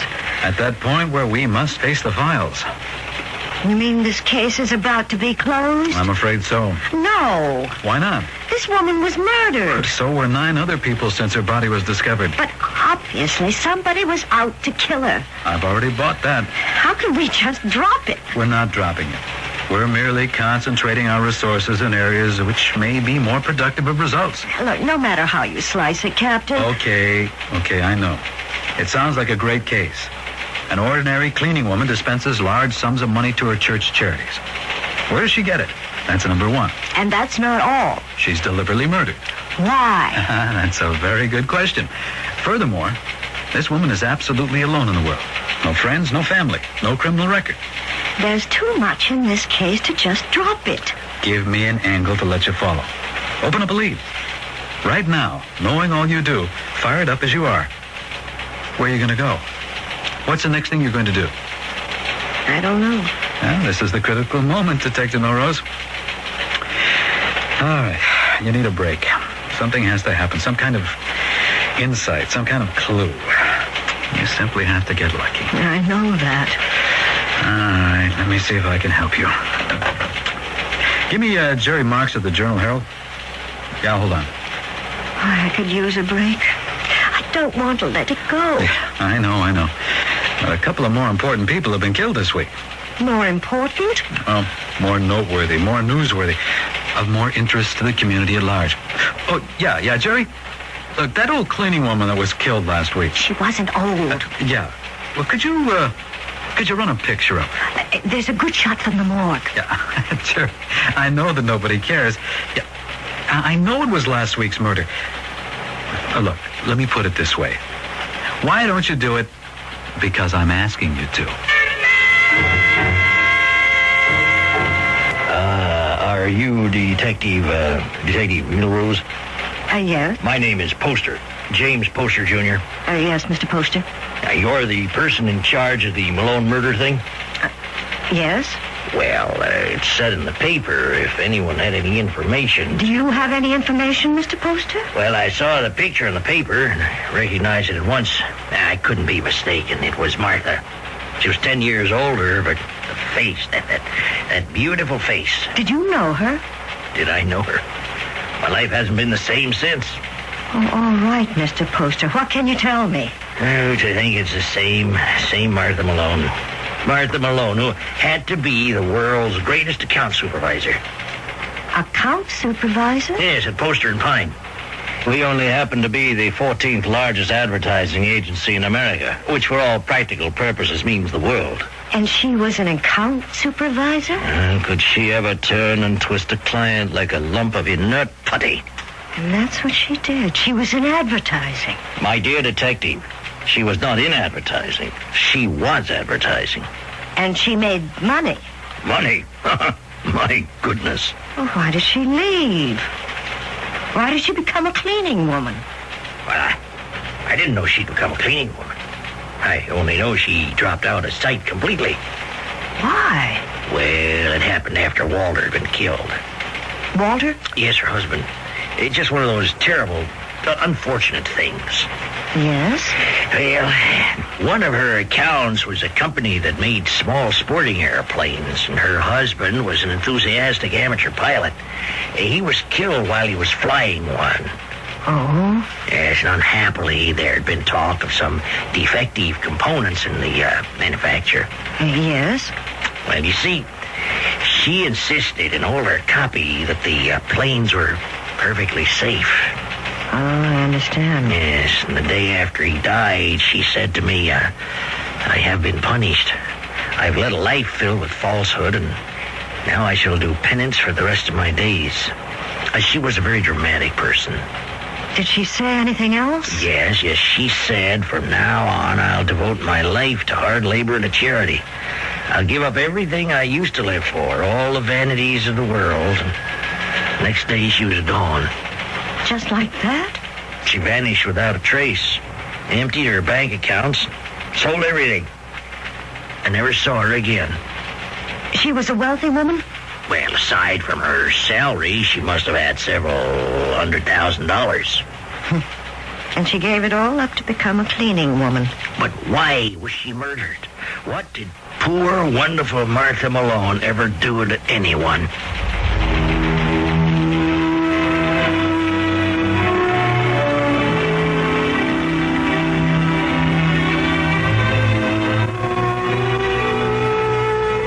Well, that's the problem. And it's been the problem since the very opening moments of Act One. And it seems that the more we learn about Mrs. Martha Malone, the less we really know about her.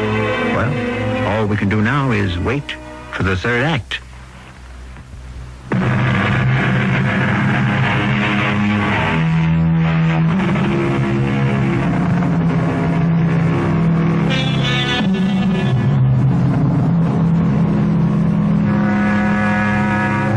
The wonder is not that so few murders are solved, but that so many are. When the motives are obvious, when the witnesses are present, there is basically no problem. It's that random killing of someone for no apparent reason, by no one we know of, that usually slips into the back of the file folder. It may be filled with fascinating possibilities and intriguing twists and turns, but there is nothing solid for the police to investigate. So, since they can't, they don't. Is that what's building up here? All right. You've got an angle. That airplane outfit she was doing the advertising for. Maybe somebody who lost someone had it in for her. Oh, in the first place, the average person wouldn't blame her, but the company. I'll check it out anyhow. I did. There was a defective part, all right. But only her husband was killed. Yeah. Well, Detective, how do you feel? Don't take me off it. I won't. You have a whole new world to play with. Her past life, the glamorous lady. Did she have any enemies there? Oh, this Mr. Poster says she was well-liked. An attractive woman is never well-liked by everyone. We could assume that someone from her past tracked her down after 10 years and managed to get into the place where she worked and shot her. I say she was killed because of a situation in the Novelties Incorporated building. Well, you've already established there was nothing to steal there. I thought we both agreed the object was not to steal anything, but to kill her. Why? I'm ruling out the past. Yeah, but the public doesn't. See here? Tonight's paper. You're on page 3. Murdered cleaning lady turns out to be former top drawer advertising executive. You gave that to the press? Well, why not? Can't do any harm, and it keeps them happy. It also keeps you on the case. And we have a lead we can justify. But it's all there, in that building. What's all there? I don't know what, but she was murdered. I looked at her picture. Not the mugshot from the morgue, but a glossy portrait that Mr. Poster had let me have. It showed a spectacularly beautiful woman in her early 40s. Her face was not only lovely to look at, but you could sense that she was a woman of keen intelligence. And she had chosen to spend the rest of her life on her knees, doing penance. Oh, that I could understand. But murder, why was she murdered? Go back over the same ground. But I've been over it and over it. I can only talk to 2 people, really, Father Lisinski and Mr. Drone. Talk to them. But they've already told me everything they know. People are always remembering little things. Drone told you something he neglected to mention to the first cop on the scene? No, you mean the vacuum cleaner. That vacuum cleaner is what put you in business. All right, I'll try again. It's your very own little case, Detective. You have to nourish it. Keep it alive. No, Detective Milrose. I know nothing of her past life. And therefore you would know none of her associates or her problems there, if any. None at all. Excuse me. Yes. Oh, no, I haven't. Oh, well, why don't I take care of it right now while I'm thinking about it? Let me call you back. That was the chairman of our scrap paper committee. Would you excuse me? I have to call... Oh, where's that number? I looked it up. Here it is. Odd that you should be here. This has to do with Mrs. Malone indirectly. Mrs. Malone? I'm trying to continue her good work. Hello, Novelties Incorporated. May I speak with Mr. Drone? Yes, I'm Father Lesinski of St. Mary's Church. Thank you. Hello, Mr. Drone. Yes. As you know, Mrs. Malone used to supply us with some very nice paper from your plant. Well, nice as it was scrap which was being thrown out. We were selling it to raise money for our parish charities, and I was wondering if I could have a man pick it up. Well, yes. Oh, I understand. Oh, yes, of course. Well, thank you, sir, in any event. He says he cannot do it. Oh? He says he has made arrangements with a scavenger who pays him for the paper. Of course, I can see his point of view. Yes, that's true. It's odd. What is? It may have been my imagination, but he seemed quite frightened. Frightened? I think so. You're sure the word is frightened? Detective Milrose, I'm more than sure. I know. Was this the break? The lead? The sudden flash of insight? I looked at Father Lesinski. I smiled to myself. If something really came of this, I would call it the revelation. I hope I'm not imposing again, Mr. Drone. No, Detective Milrose. I'm glad to be of help. I understand that Mrs. Malone used to collect the waste paper and donate it to her church. You mean the wrappings? Yes. Yes, that's true.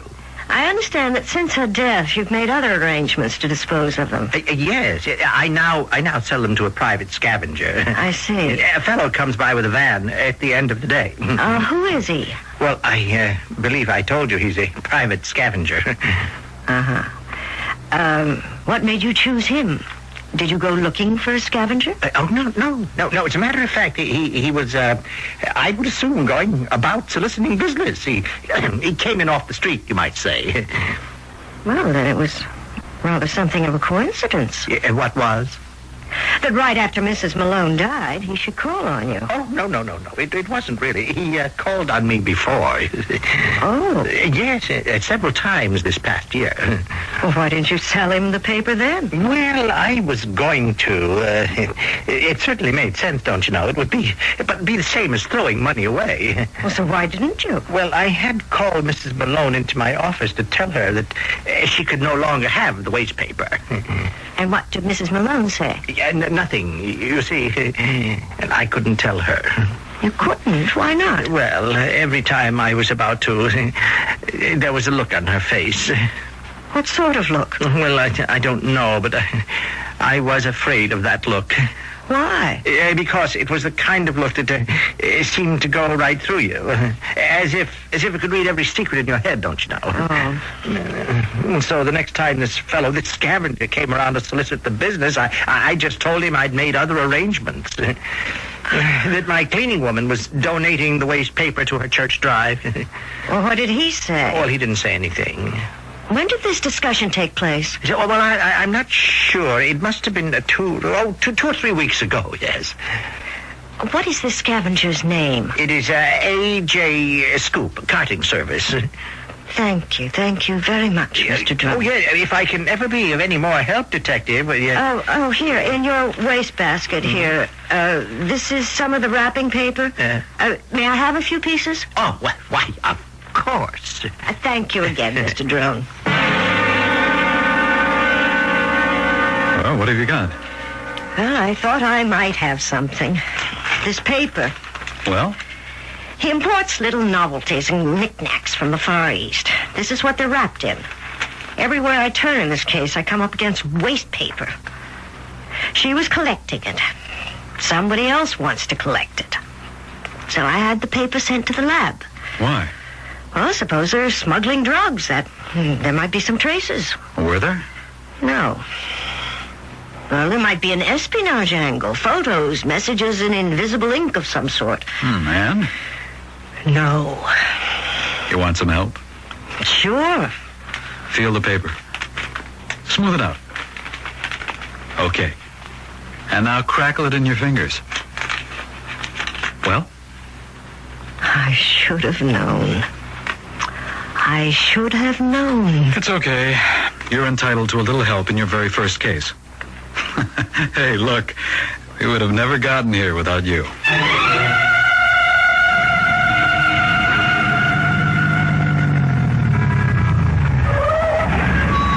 Yeah, that's the pickup van.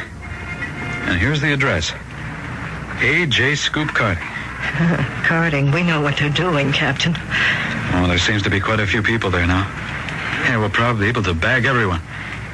You sure you want to go in? It's my collar, Captain. All right, let's go. Everett, Harry, follow us.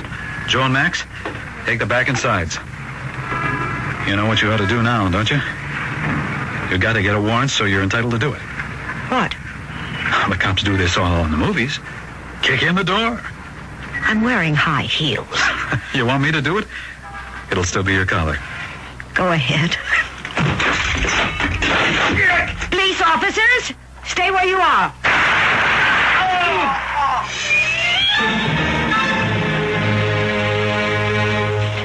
There you are.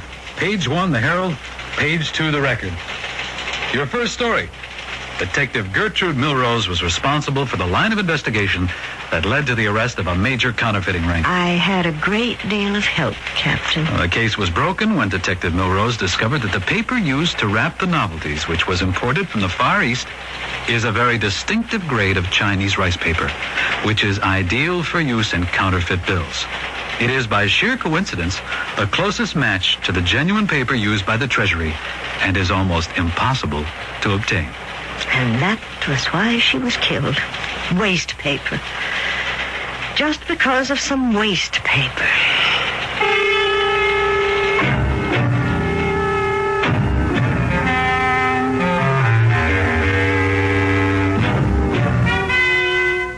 Waste paper. Have you any concept of the staggering amounts that pile up every day? So much paper.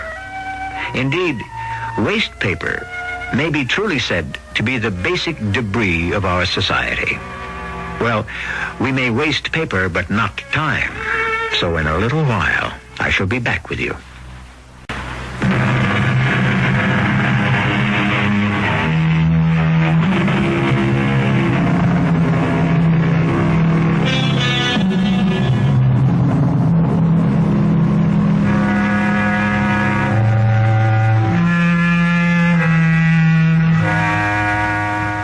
So many murders, so few solutions, and well, we know why. Needed is the flash of insight, that crystal moment of clarity when everything comes together. Indeed, it is like the vision of creativity to the artist. Artists and detectives, we don't tend to think of them in the same terms, but why shouldn't we? Without that certain something called inspiration, for all their hard labor, they are doomed to remain in the dark. Our cast included Kim Hunter, Lloyd Batista, and Earl Hammond. The entire production was under the direction of Hyman Brown. This is E.G. Marshall inviting you to return to our Mystery Theater for another adventure in the macabre. Until next time, pleasant dreams.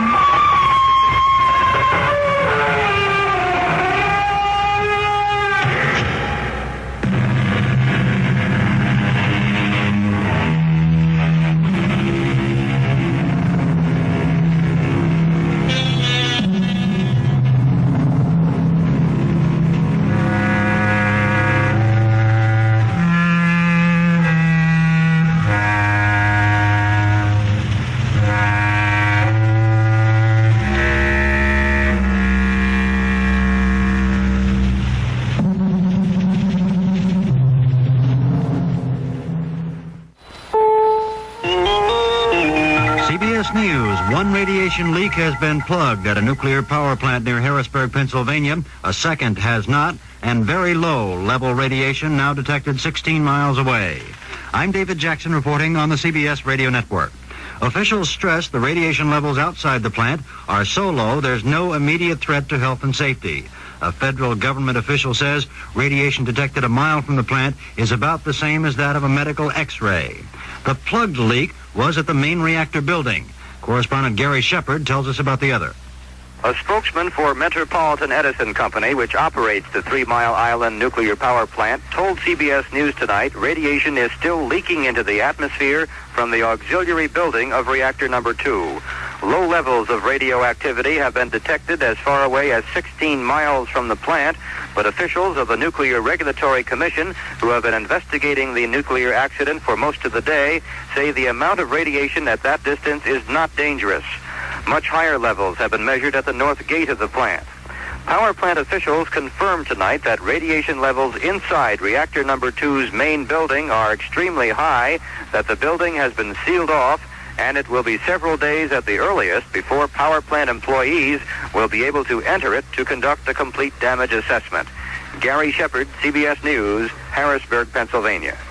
Exactly what caused the pre-dawn accident at the plant is still not known. Federal officials, however, now say no damage was done to the reactor core, the part that holds the uranium.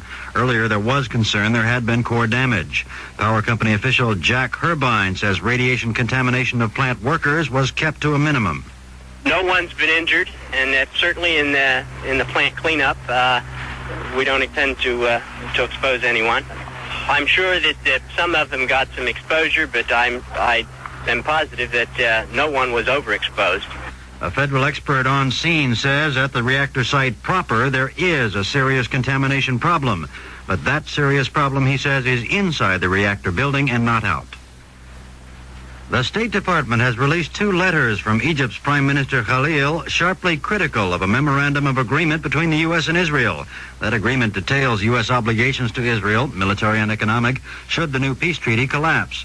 Khalil calls that tantamount to an anti-Egyptian alliance. Secretary of State Vance says the Egyptians can have a similar pledge from the U.S. anytime they want. The vote of no confidence in the British Parliament was close, a 1-vote margin, but it was enough to bring down the Labour government of Prime Minister James Callaghan. First time in 55 years, Parliament's voted to turn a government out. New elections expected in May, and opinion polls show the Conservatives ahead right now, indicating Conservative leader Margaret Thatcher stands a good chance of becoming Britain's first woman prime minister. 4 cars of an Amtrak passenger train flipped over on their sides Wednesday night in north-central Montana. About 100 people were hurt, most of the injuries broken bones and bruises. An Atlanta jury has convicted the owner of Hustler magazine, Larry Flint, on 11 counts of obscenity. The sentence, fines of $27,500 and an 11-year suspended prison sentence. Sources close to the Atlanta grand jury investigation of Burt Lance's finances say Lance is suing for sanctions to be taken against government lawyers and some of the grand jurors. Lance reportedly claiming his rights to protection from self-incrimination and to due process have been undercut by improper leaks of information.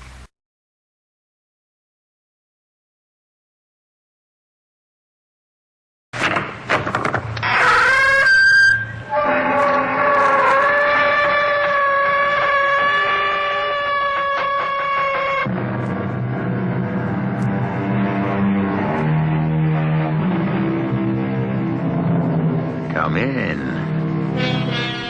Welcome. I'm E.G. Marshall. You're acquainted, of course, with the game of chess. So absorbing a game of skill that Thomas Fuller wrote, "When a man's house is on fire, it's time to break off chess." If you play the game, you understand what he meant. Luck plays no part in it. Mistakes do, caused by the superior strategy of your opponent. You're attacked. You retreat and form your defenses for the king. Can he be saved from checkmate? Life is like that, isn't it? Had Jeff Powers made a mistake, or had he been outmaneuvered? Tim Whalen, an insurance investigator, wants to know.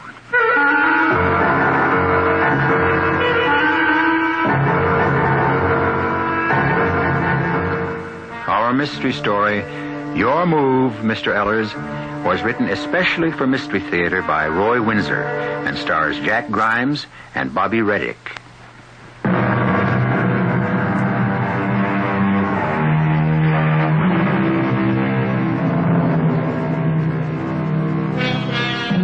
In many ways, life is like a game of chess. For instance, what else could be meant by putting your best foot forward? All of us try to do just that, appear at our best to others, evaluate the other person in advance so he doesn't think you're overly confident, arrogant. Again, to repeat, very much like a game of chess. You must think about your opponent because he's thinking about you, and one thoughtless move can be your ruin. Another costly gem has been stolen from the showroom of Maudley & Son. Gentle old Mr. Ellers is distressed. This is terrible. Terrible, Mr. Whalen. Well, my company is very upset. Of course, it's understandable. We may have to refuse to renew the insurance policy. What? Maudley & Son is the most respected... Yes, we realize that. But these unsolved thefts have cost us tens of thousands of dollars over the past few years. Your company has become a bad risk. Yes, all of us are aware of that. I don't really know what to say. I've worked for the firm for 35 years. Proudly, our reputation... But we won't go into that. It's the times. Years ago, it was unthinkable that anyone would steal from us. Today, an emerald worth $30,000 was stolen from a showcase. Your security officers swear that no outsider pocketed the gem. Now, they said that before. And they're honest men. We know, we've checked. The thief, Mr. Ellers, is an employee. But how? Every one of us is thoroughly inspected before we leave the store. It's embarrassing but necessary. How? How is it done? I'm still trying to find out. You've talked with each of our employees, I know. I'll vouch for every one of them. So will Mr. Maudley and his son. Members of our staff are carefully screened. They're dedicated to our kind of work. They admire our products, appreciate the beauty and craftsmanship of our gem. Yes, I've talked with each of them. Mr. Ellers, tell me about Jeff Powers. You certainly don't suspect Jeff. I suspect everyone. But not Jeff. He's exceptional. I expect that young man to advance quickly in the firm. He's bright, direct, and personable. Yes, I agree. I'm very fond of him. We share an enthusiasm for chess. You mustn't suspect my chess companion. I noticed the men set up on your side table. Oh, Jeff and I often have a game at lunchtime over a sandwich and coffee. He's quite a good player. Chess is our hobby. I enjoy the game, Mr. Ellers. Do you? Mm-hmm. I'm glad to hear it. We should play sometime. Jeff and I belong to Check and Mate, a private chess club. If you'd like to be my guest... Well, thank you, whenever you're free. Well, this Wednesday I'll be at the club after dinner, say 9 o'clock. Fine. And the address? I'll write it down for you. Well, these are fine big chess pieces. The classic Staunton kind. Wooden. I like the feel. Here you are. It'll be a pleasure to see you, especially after this unpleasant morning. How do we solve the unsolvable? Well, the stolen gems didn't fly away, Mr. Ellers. And none of the staff has an artificial limb. Good heavens, you've thought of that. And many other possibilities. Such as? Well, I think it's better if I keep my own counsel. Or I could turn you into a spy. But I want to help. I know that. Just be reassuring to everyone. Keep your eyes and ears open. Given time, the thief will give himself away. He hasn't so far. True. But we now have detailed information on everyone who works here. By a process of elimination, I've reduced the suspects to only a few. Then you have made progress. I'll tell Mr. Maudley. He'll be pleased. I've already told him. And he wasn't pleased at all.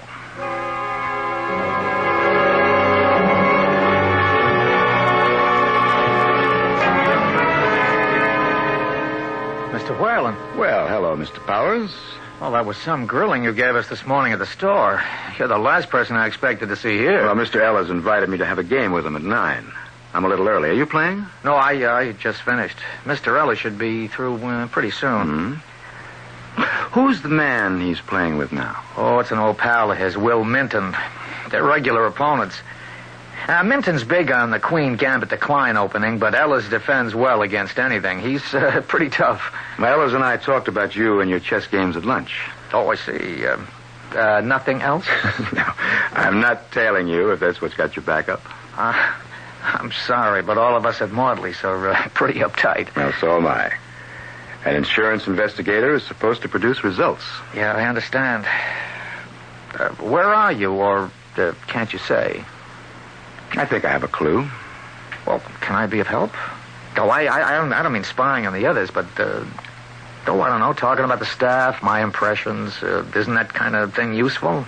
Yeah, I know it is in books. It's very useful. I appreciate your offer, Mr. Powers. Make it Jeff. Huh? No, I'm Tim. You know, it bugs me. It really does. Maudley is a fine firm, and these gem thefts kind of tarnish its reputation. Now, it has to be one of us employees, and that's creepy. I've thought about it, and I'm nowhere. You say you've got a clue. That beats me. Well, it's my job. The thefts have been going on for years. And only today did I see a glimmer of light. Oh? I'd like to take you up on your offer to chat. What if I drop round after my game with your boss? Well, sure. You, know where I live. I know where everyone on the staff lives. What he does, spends, and many more things besides. Okay, then I'll wait up for you. I'll say goodnight to Ellis. Game's over. Minton's laid his king on his side, and... yeah, there he is, bringing his captured pieces out of his pocket. Ellis is now ready for you. Come on. I haven't seen that before. What, Minton pocketing the pieces he's captured? He always does that with everyone. That's a little crazy. Evening, Mr. Ellis. Jeff and Mr. Whalen. Mr. Whalen, Will Minton, my worthy though vanquished foe. I'm glad to make your acquaintance. Thanks. You playing this tricky old devil? When you make a stupid mistake, Will, you say I'm tricky. Chess is the complete game, and luck plays no part in it. You're so impetuous, bullying and flailing away, but you don't intimidate me. I wait until you've overextended yourself, and then I strike. I've been playing for 30 years, and I still have to listen to Edward Ellis' little sermons of chess truth. And then I strike. I ask you, is he far out? Well, how about a game with me, Will? That's an idea. One condition. If you win, which is unlikely. No 30-second sermons, agreed? Absolutely. I've heard all of them. He hands me one at least twice a week. There's nothing worse than losing a game of chess. Sit down, Mr. Whalen. Well, which hand do you choose? Here, my closed hands. The left. The white pieces. Let me turn the board around. There we are. Handsome, aren't they? Some quite new. At least some of the pieces are. Oh, they get hard use. The club replaces the worn or broken ones. All right, sir. Begin. Well. Pawn to king 4.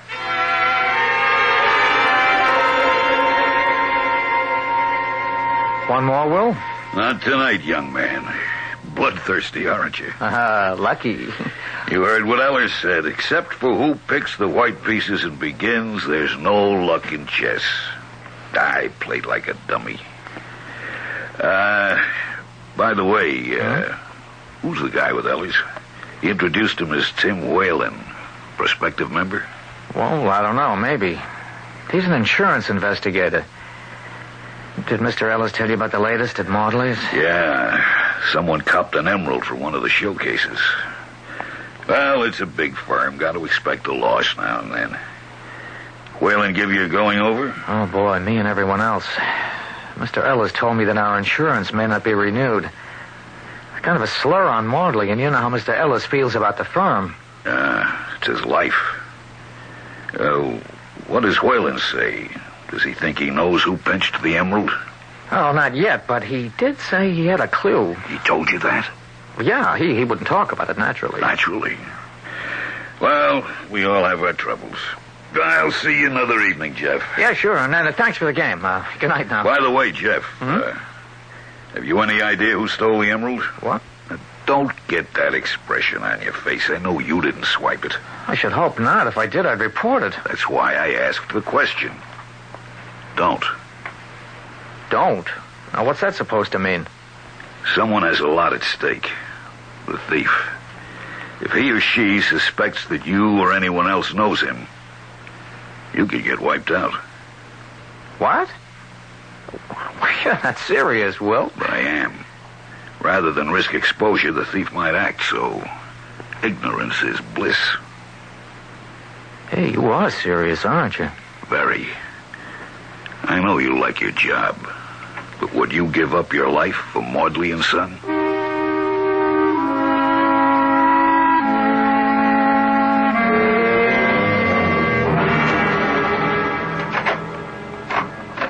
Hi. Come on in, Tim. Thanks. Well, nice place. I won't take up much of your time. Oh, that's all right. Please sit down. By the way, how'd you make out with Mr. Ellers? Well, I'm proud to say I played him to a draw. Hey, you must be good. And he's a cautious player, but so am I. We both played well. Well, I'd like to play a game with you sometime. Well, we'll do it. I don't know quite how to begin. Well, at the beginning, of course. No, I think not. I'm going to make you angry. Oh, you are? Why? Because you're straight and loyal. I don't get you. What do you know about Will Minton? Well, I'll be darned. I didn't expect a question like that. Well, tell me what you know about him. Well, I like him. He's rough, but he's bright. Will's in the import-export business, somewhere in the downtown area. And he and Ellers are good friends. Well, the best. Will's a chess bug, too. They've known each other for years. Well, Will Minton has another hobby, which you wouldn't know anything about. No, I don't know him well, personally. He's a fence. A receiver of stolen goods? Receiver and disposer. The police know about him, and so do I. How about that? So? He specializes in stolen gems. Ah, I see. So he's the clue you mentioned. He doesn't know me, but I recognized him. Minton's well known for slick deals. Many a stolen gem finds its way into his hands and into Antwerp, where it's cut up. And so far, he hasn't been caught. And you think he has the emerald stolen from Maudley's? Yes. Where did he get it? Who gave it to him? If you're thinking what I think you're thinking, I guess you've taken up all of your time. Well, I haven't made an accusation, Jeff. Not yet. Yes, but your inference is obvious. Edward Ellers. Ah, you're spaced out. Mr. Ellers is the most trusted employee at the firm. Forget it. I respect him and I love the old man. And he's not so old. He's not 60 yet. You can't suspect him. If you even hinted at it, both Mr. Maudley and his son would throw you out. You wouldn't have a chance to cancel the insurance. They'd cancel it. Yeah, that's quite a speech. And now that you've got all that off your chest, you think you can listen to reason? You've made your statement. Can you listen to mine?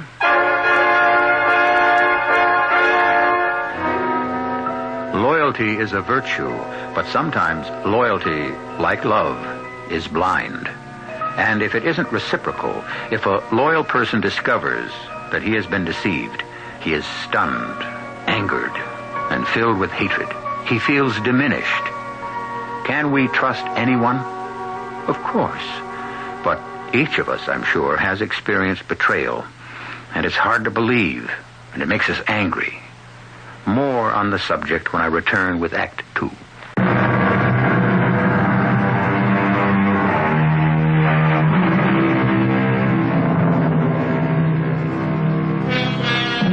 He who filches from a person's good name and makes him poor indeed is a universal truth because it obtains every day in every walk of life.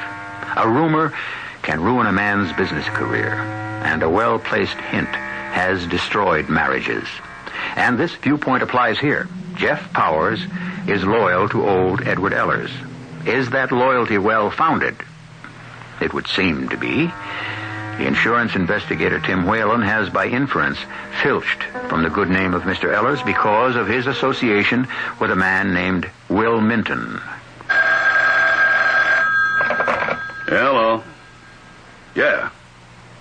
All right, I'll be there. What's up? Judas, you don't dare. Not so soon after. How big?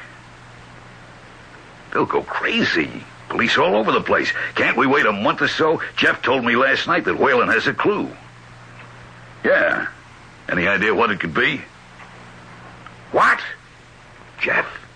You'd pin it on him? Yeah, it should work. And I'll meet you at the club. When? 8? Okay. Now remember, bring out the queen rook as soon as you can. Yes, I'll have it with me. Good luck.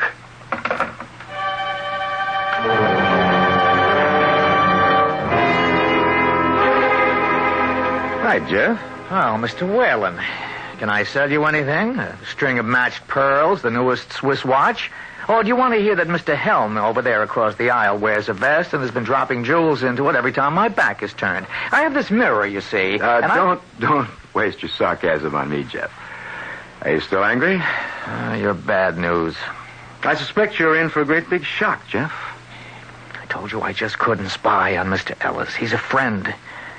If he thought I was spying on him, he'd be horrified and hurt. You played chess with him? You know that. You're playing in his office today at lunchtime. Well, I guess so. Well, enjoy yourself. How can I with your lousy suspicion stuck in my mind? Well, then you do share it, huh? Neither, not at all, but you planted it in my mind, and it sits there. Well, then do what I asked. I can't. He'd wonder right away. I'm no good at being devious. Now, what's devious about examining the chess pieces? Well, I've never done it before. We play. I capture a piece and place it on the table next to the board and wait for his move. Now, how can I pick up the captured piece and turn it upside down and study it? You'll think I'm nuts. Not if he's innocent. Well, you do what your conscience tells you to do. I'm sorry if I've distressed you, but my job is to arrest a jewel thief. I've got the accomplice pegged, and his very good friend is Edward Ellers. The natural conclusion... Look, why don't you get lost? Are you loyal to the firm or to Ellers? You want to protect one man at the expense of the others? You have nothing on Ellers, and you know it. Confront him. Make your charge against him. Examine the chess pieces yourself. Why not? If I show my hand too quickly, I'll come up with a blank. Oh. Don't you think that Ellers, as a chess player, has anticipated any move I might make? Well, of course he has. That's why I need your help. Now, it's your privilege to refuse. Then I'll have to work through Will Minton. Well, you do that. I don't want any part of your dirty scheme. Okay. Don't get caught on the switches. Now, what's that supposed to mean? Well, if Ellers feels that I've got a clue to the identity of the thief, he'll act. I see. Ellers wonders about your interest in me, suspects that I might be dangerous, and some dark and gloomy night shoots me with a gun with a silencer. You know something, Tim? Except that all of this is so ugly, I'd find it funny. Now, don't make that mistake. It isn't funny at all. Very well played, Jeff. I congratulate you. You've been studying. Oh, little. My end game is getting stronger, isn't it? Oh, much, much. Very good defense. Good. I may say so again. What you must do is never to forget the cardinal rule of once attacked, once defended. You know that, but like Will, you sometimes become impetuous. I enjoyed our game. How about another cup of coffee? Well, me too. I'll get them, Mr. Ellis. Not only a good chess player, but a gentleman, too. Well, I won't be but a minute. Take your time. It's only 1 o'clock. Hi. Have a good game? Oh, no. You again. I told you to get lost, Tim. Yes, I know. I'm hard of hearing. Okay, now what? Did you look at the pieces? No, I did not. I'm on my way to get some coffee. You want a cup? We'll have it in Ella's office, and you can hold him while I search everything. You going to be at Check and Mate tonight? Don't tell me you're coming around again. Yes, I think so. Careful with those cups. You're spilling. I know what I'd like to do with them. Thank you, Jeff. Just what I needed. By the way, was that Whalen out there? I thought I noticed him through my door. Yeah, it was Whalen, all right. He's always out there. It seems he's driving all of us crazy. Oh, dear. That's not right, is it? He's a very conscientious man. I know he's determined that this time he'll capture the thief, but I don't want him to harass the staff. Where did I leave my cigarettes? Oh, the chess table.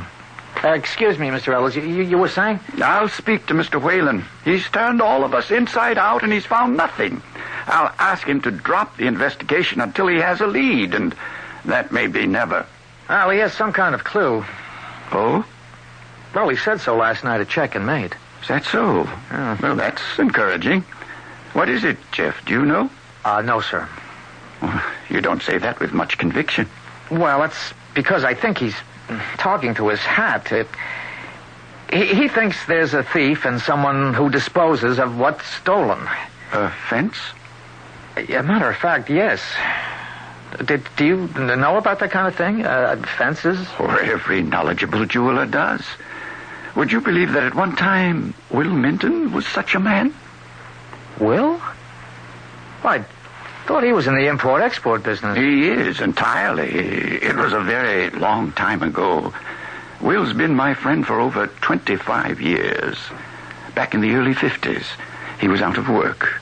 A man he'd gone to school with turned out to be a petty thief, borrowed money from Will in exchange for a stolen watch. Will sold it at a profit, and for a while he was in business. I'd never guess. Don't mention it. This is confidential, Jeff. Oh, of course. I take credit for making Will come to his senses. I helped him get started in the import-export business. You can be sure he's very glad that I did. The fence business is far behind him. He'd burn a hand before he'd handle stolen goods. Well, I'm very glad to hear that. I knew Whalen was off his rocker. Oh? He has his eye on Will? I think so. And I certainly will speak to Whalen. I don't want Will to have his past raked up and to be embarrassed by it. You know what that could do. Ruin his business. Let me see. 1:30. We'd better get back to work. Good game, Jeff. Thank you for the chat. I'll make quick work of Mr. Whalen. Good gracious.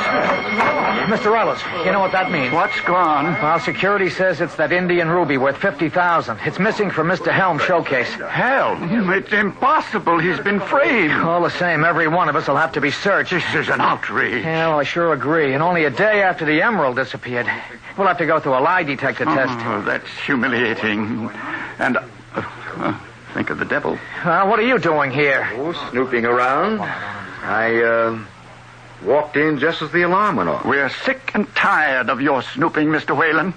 I intend to recommend to Mr. Maudley that you be removed from your investigation. You haven't been very effective, and you've begun to harass the members of our staff. You're right, Mr. Ellers. I have failed. I'll withdraw from the case. And you'll also, I hope, withdraw your suspicions about Will Minton. He has a record, it's true, but he's been straight as an arrow ever since he went into business. I told him, Tim. Now, that's obvious. Now, that's what I call service. This is going to be a new experience for me. Along with everyone else, I'm going to be searched. Then maybe I'll be allowed to help the police.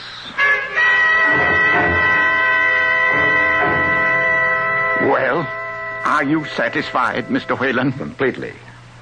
Why are you so upset? Wouldn't you rather be searched by me than by a strange cop? No matter who searches me, it's an indignity. Now may I put my clothes on? Yes, and then you may go. Are you next? I'll go when I please, Mr. Whalen. Don't forget this is my office. Okay, all right, stick around. Now get going, Jeff, down to the shorts. Give me your coat, then your trousers, socks, and shoes. Okay, here's the coat. You better check inside the lining. I've got the ruby taped in there with a Band-Aid. I don't think that hasn't been tried. Well, the coat seems to be all right. Wallet, pen and pencil set, cigarettes in your handkerchief pocket. Perhaps you should cut open each cigarette, Mr. Whalen. An ideal hiding place for a jewel. Well, that's a thought. Tim, for gosh sakes. No. Mr. Ellers has a very clever idea, but I'm not going to go through 15 cigarettes right now. Later. You're going to keep the cigarettes? Now, let's have the rest. Trousers, and then... I know. Absurd. Jeff, if you'll excuse me, I'll see you at the club. Yes, sir. All right. Put your clothes on. Huh? Well, what about... Forget your clothes. I have what I want. I want to examine those chess pieces. So that's how you got to examine this. The police are in on this. Of course, we worked together. I told them about my hunch, and they said play it. I don't see anything here. Maybe that's good. Well, just what are you looking for? You wouldn't believe me if I told you. If you knew what I'd found already, you'd go through the ceiling. You found something? If I hadn't, you'd be in jail. Oh, you're really too much. No. If these pieces are okay, where's the phony one? Jeff. No. I don't have to ask. You came out for coffee about 1 o'clock. Yeah, that's when it was done. But how? Jeff, give me a straight answer. Where do the employees hang their coats when they come to work? Well, we've got lockers downstairs. And the executives? Well, we have closets in their offices. That's Ellers over there. Now, wait a minute. He didn't wear a coat when he just left. Yeah, but he brought one to work. I know that. I saw him wearing it when he went in to see Mr. Maudley at 5 o'clock. He was prepared to go home. But I found the two of you in here just before the burglar alarm went off. Well, Mr. Ellers came back to get some kind of report from Mr. Maudley. What's wrong with that? Everything. So when he left a few minutes ago, he returned to Maudley's office and picked up his coat. Well, sure, I suppose so. I know so.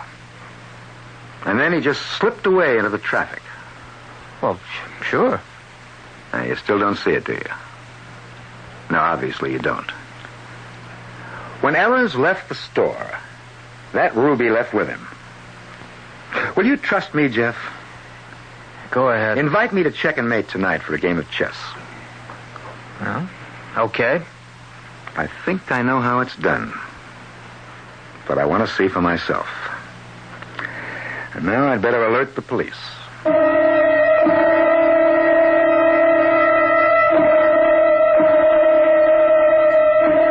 It is only natural that men who are avid chess players carry their kind of thinking over into the game of life. So far, Mr. Ellers seems to be playing the white pieces and is the aggressor. Tim Whalen, several times over the years, has had to resign. This time, however, he seems to know his opponent's strategy. We'll find out more when I return shortly with Act 3.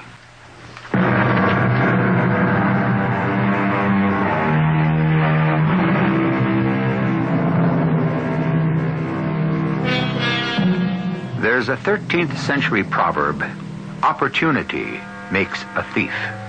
That's true enough, I'm sure, but it takes a certain kind of mentality in a man or woman to make stealing a career. I leave the explanation to the psychiatrists. Is a person born a thief, or do conditions make him resort to thievery? Under certain circumstances, even an honest man will steal. But what about our Mr. Ellers? Is he a thief? If so, why?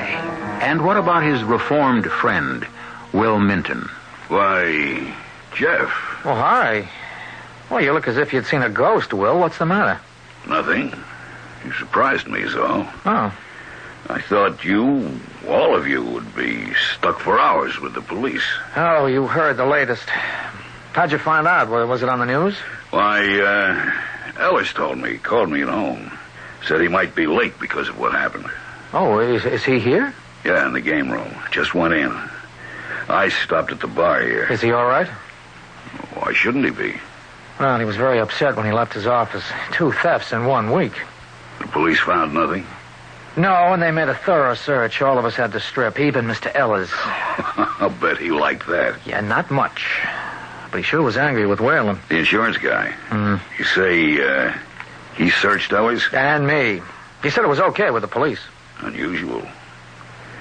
Well, I'll see you later. Yeah, if I'm here. But how about a game, Will? And not tonight. After I play Ellers, I have to run along. Some other time, thanks just the same. Oh, sure. Have a good game. Oh, Will, thank you. How thoughtful. Guess who's here, Edward? The ghost of Christmas past? Jeff Powers. That's so. Extraordinary. That's how it struck me. What went wrong? I don't know. Let's begin the game. Make a pretense of play. We'd better call it off. And we may not have another chance. I'll play the black pieces. Jeff said that Whalen searched him and you. Yes, a humiliating experience. What about Whalen? So, pawn to king 4. Conventional. Well? Whalen? Persistent, but not much imagination. Jeff told me that Whalen has a clue. I doubt that. Let's not prolong this, Will. Surprise me in 15 minutes. It is the Queen's Rook. As prearranged, yes.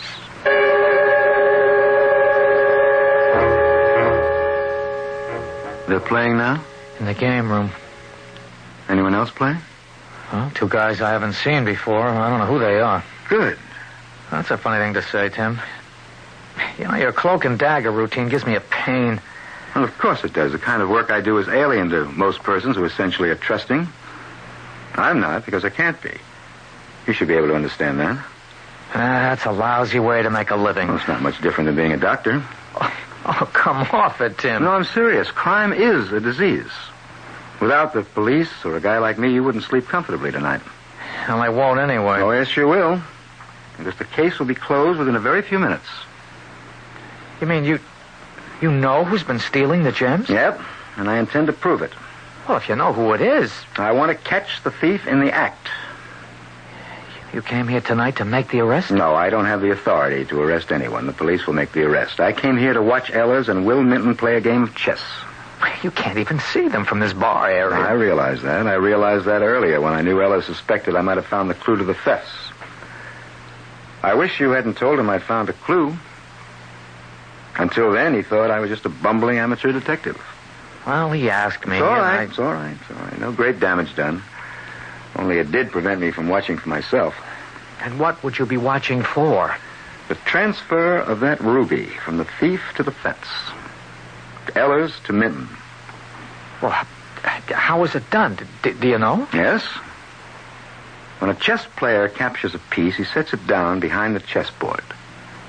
Not Minton. Well, that's true. For some reason, he shoves the pieces into his pocket and... Tim. You got it? Think about the number of new chessmen that replace old or broken ones here at the club. And then picture the chess set in Ella's office. Are all the pieces equally worn? Sometimes isn't there a new knight, king, or rook? I see. It's a genius. Especially when the thief is the most trusted man in the firm. Tim, you're not going to arrest him in the club. Certainly not. It's a fine old club. You don't want it harmed by publicity, and neither do I. Now, there are two strangers in the game room right now. Two plainclothesmen. One of your plainclothesmen has just come out. Yes, he's leaving. So is the other man. Well, they got what they wanted. What are you doing here, Mr. Whalen? Well, Jeff invited me. Did he indeed? After what this man has put us through, Jeff, I should think you'd have better taste. May I buy you something from the bar, Jeff? No, thank you, Mr. Ellis. I was about to leave. You mean you and Whalen have already played? No, we intend to, but Jeff's a bit depressed.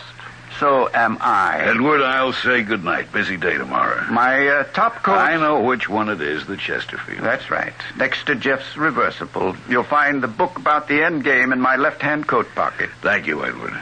Good night. Good night, Jeff. If you'd like a game, Jeff. No, sir. I really am kind of done in. I'll be getting along. Very slow here tonight. Can't understand it. I'll see you in the morning. Tim, when does the action begin? By now, it may be over. Are you susceptible to colds? Have you flipped? Are you? No. You're the weirdest gumshoe I ever heard of. Since when is my health a factor in who's got the $50,000 ruby? I wanted to know because I'm pretty sure that your reversible top coat has been appropriated. You don't make any sense. Ellers is a cagey player. He tipped off Will Minton to get rid of the chess piece. Now, Ellers missed once today. This was his second chance. To do what? Put you behind bars? While we're waiting in Captain O'Hara's office, I have a surprise for you, Jeff. Swell. Have a cigarette. Yeah, but you don't smoke. This your brand? Yeah. Well, the package is yours. I thought I'd return it. Oh. Well, thanks. Remove all the cigarettes. Okay. Look, how long are we going to play games? I'm exhausted. I want to go home and hit the sack. Now, tip the cigarette package upside down. Okay. And what do you find? Tim, a diamond? Good for you. It is a diamond. It's the one taken from Mr. Helm's showcase and placed in your cigarette package where it was supposed to be found. No. When you stepped out of Eller's office for coffee, he slipped the diamond into the package. Remember his suggestion that I cut open the cigarettes? He said it in a very superior manner. But his intention was very clear. He was leading me by the nose to the stolen diamond.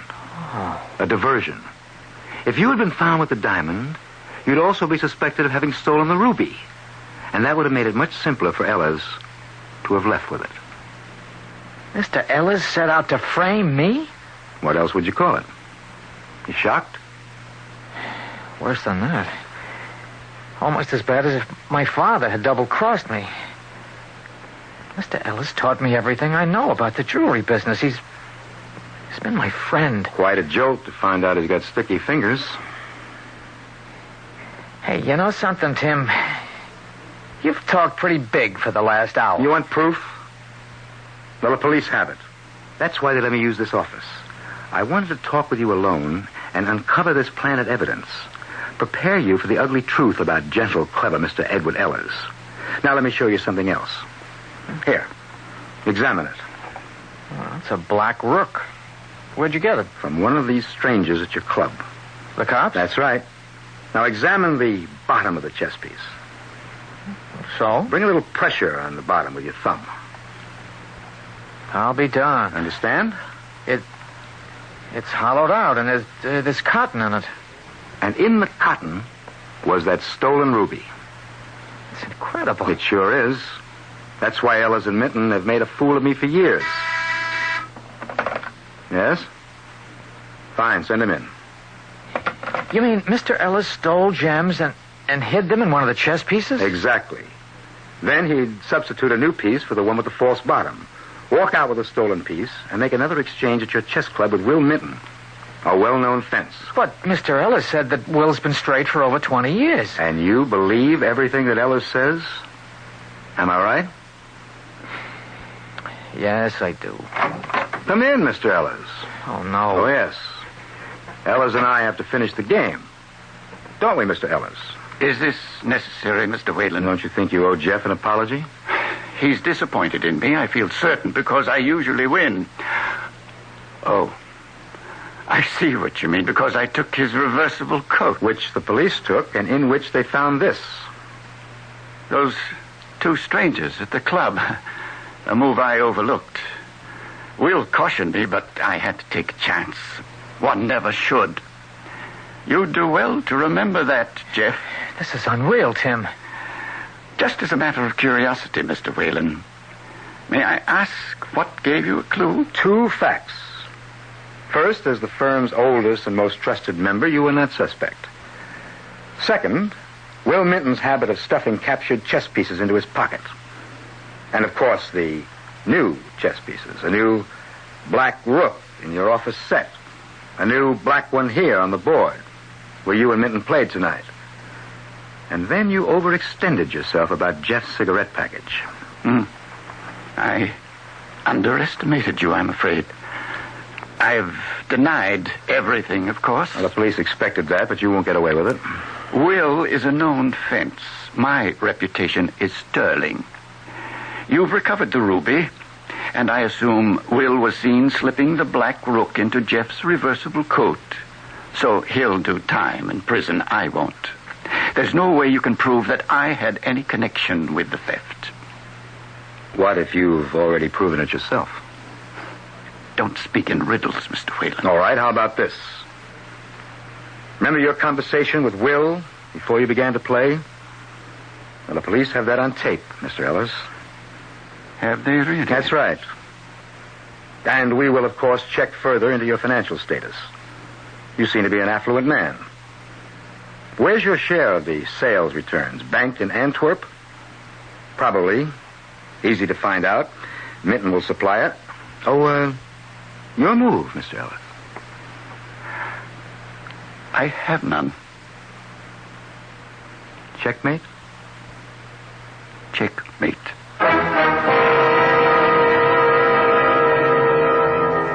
The origin of chess is lost in obscurity. Its invention has been ascribed to the Greeks, Romans, Egyptians, Persians. Who originated it? We have a famous array ranging from King Solomon to Aristotle, to the Brahmin Sissa, and the celebrated Persian astronomer Shatranshah. The game never loses its appeal because its moves parallel our own in life, as Mr. Ellers found out. I shall return shortly.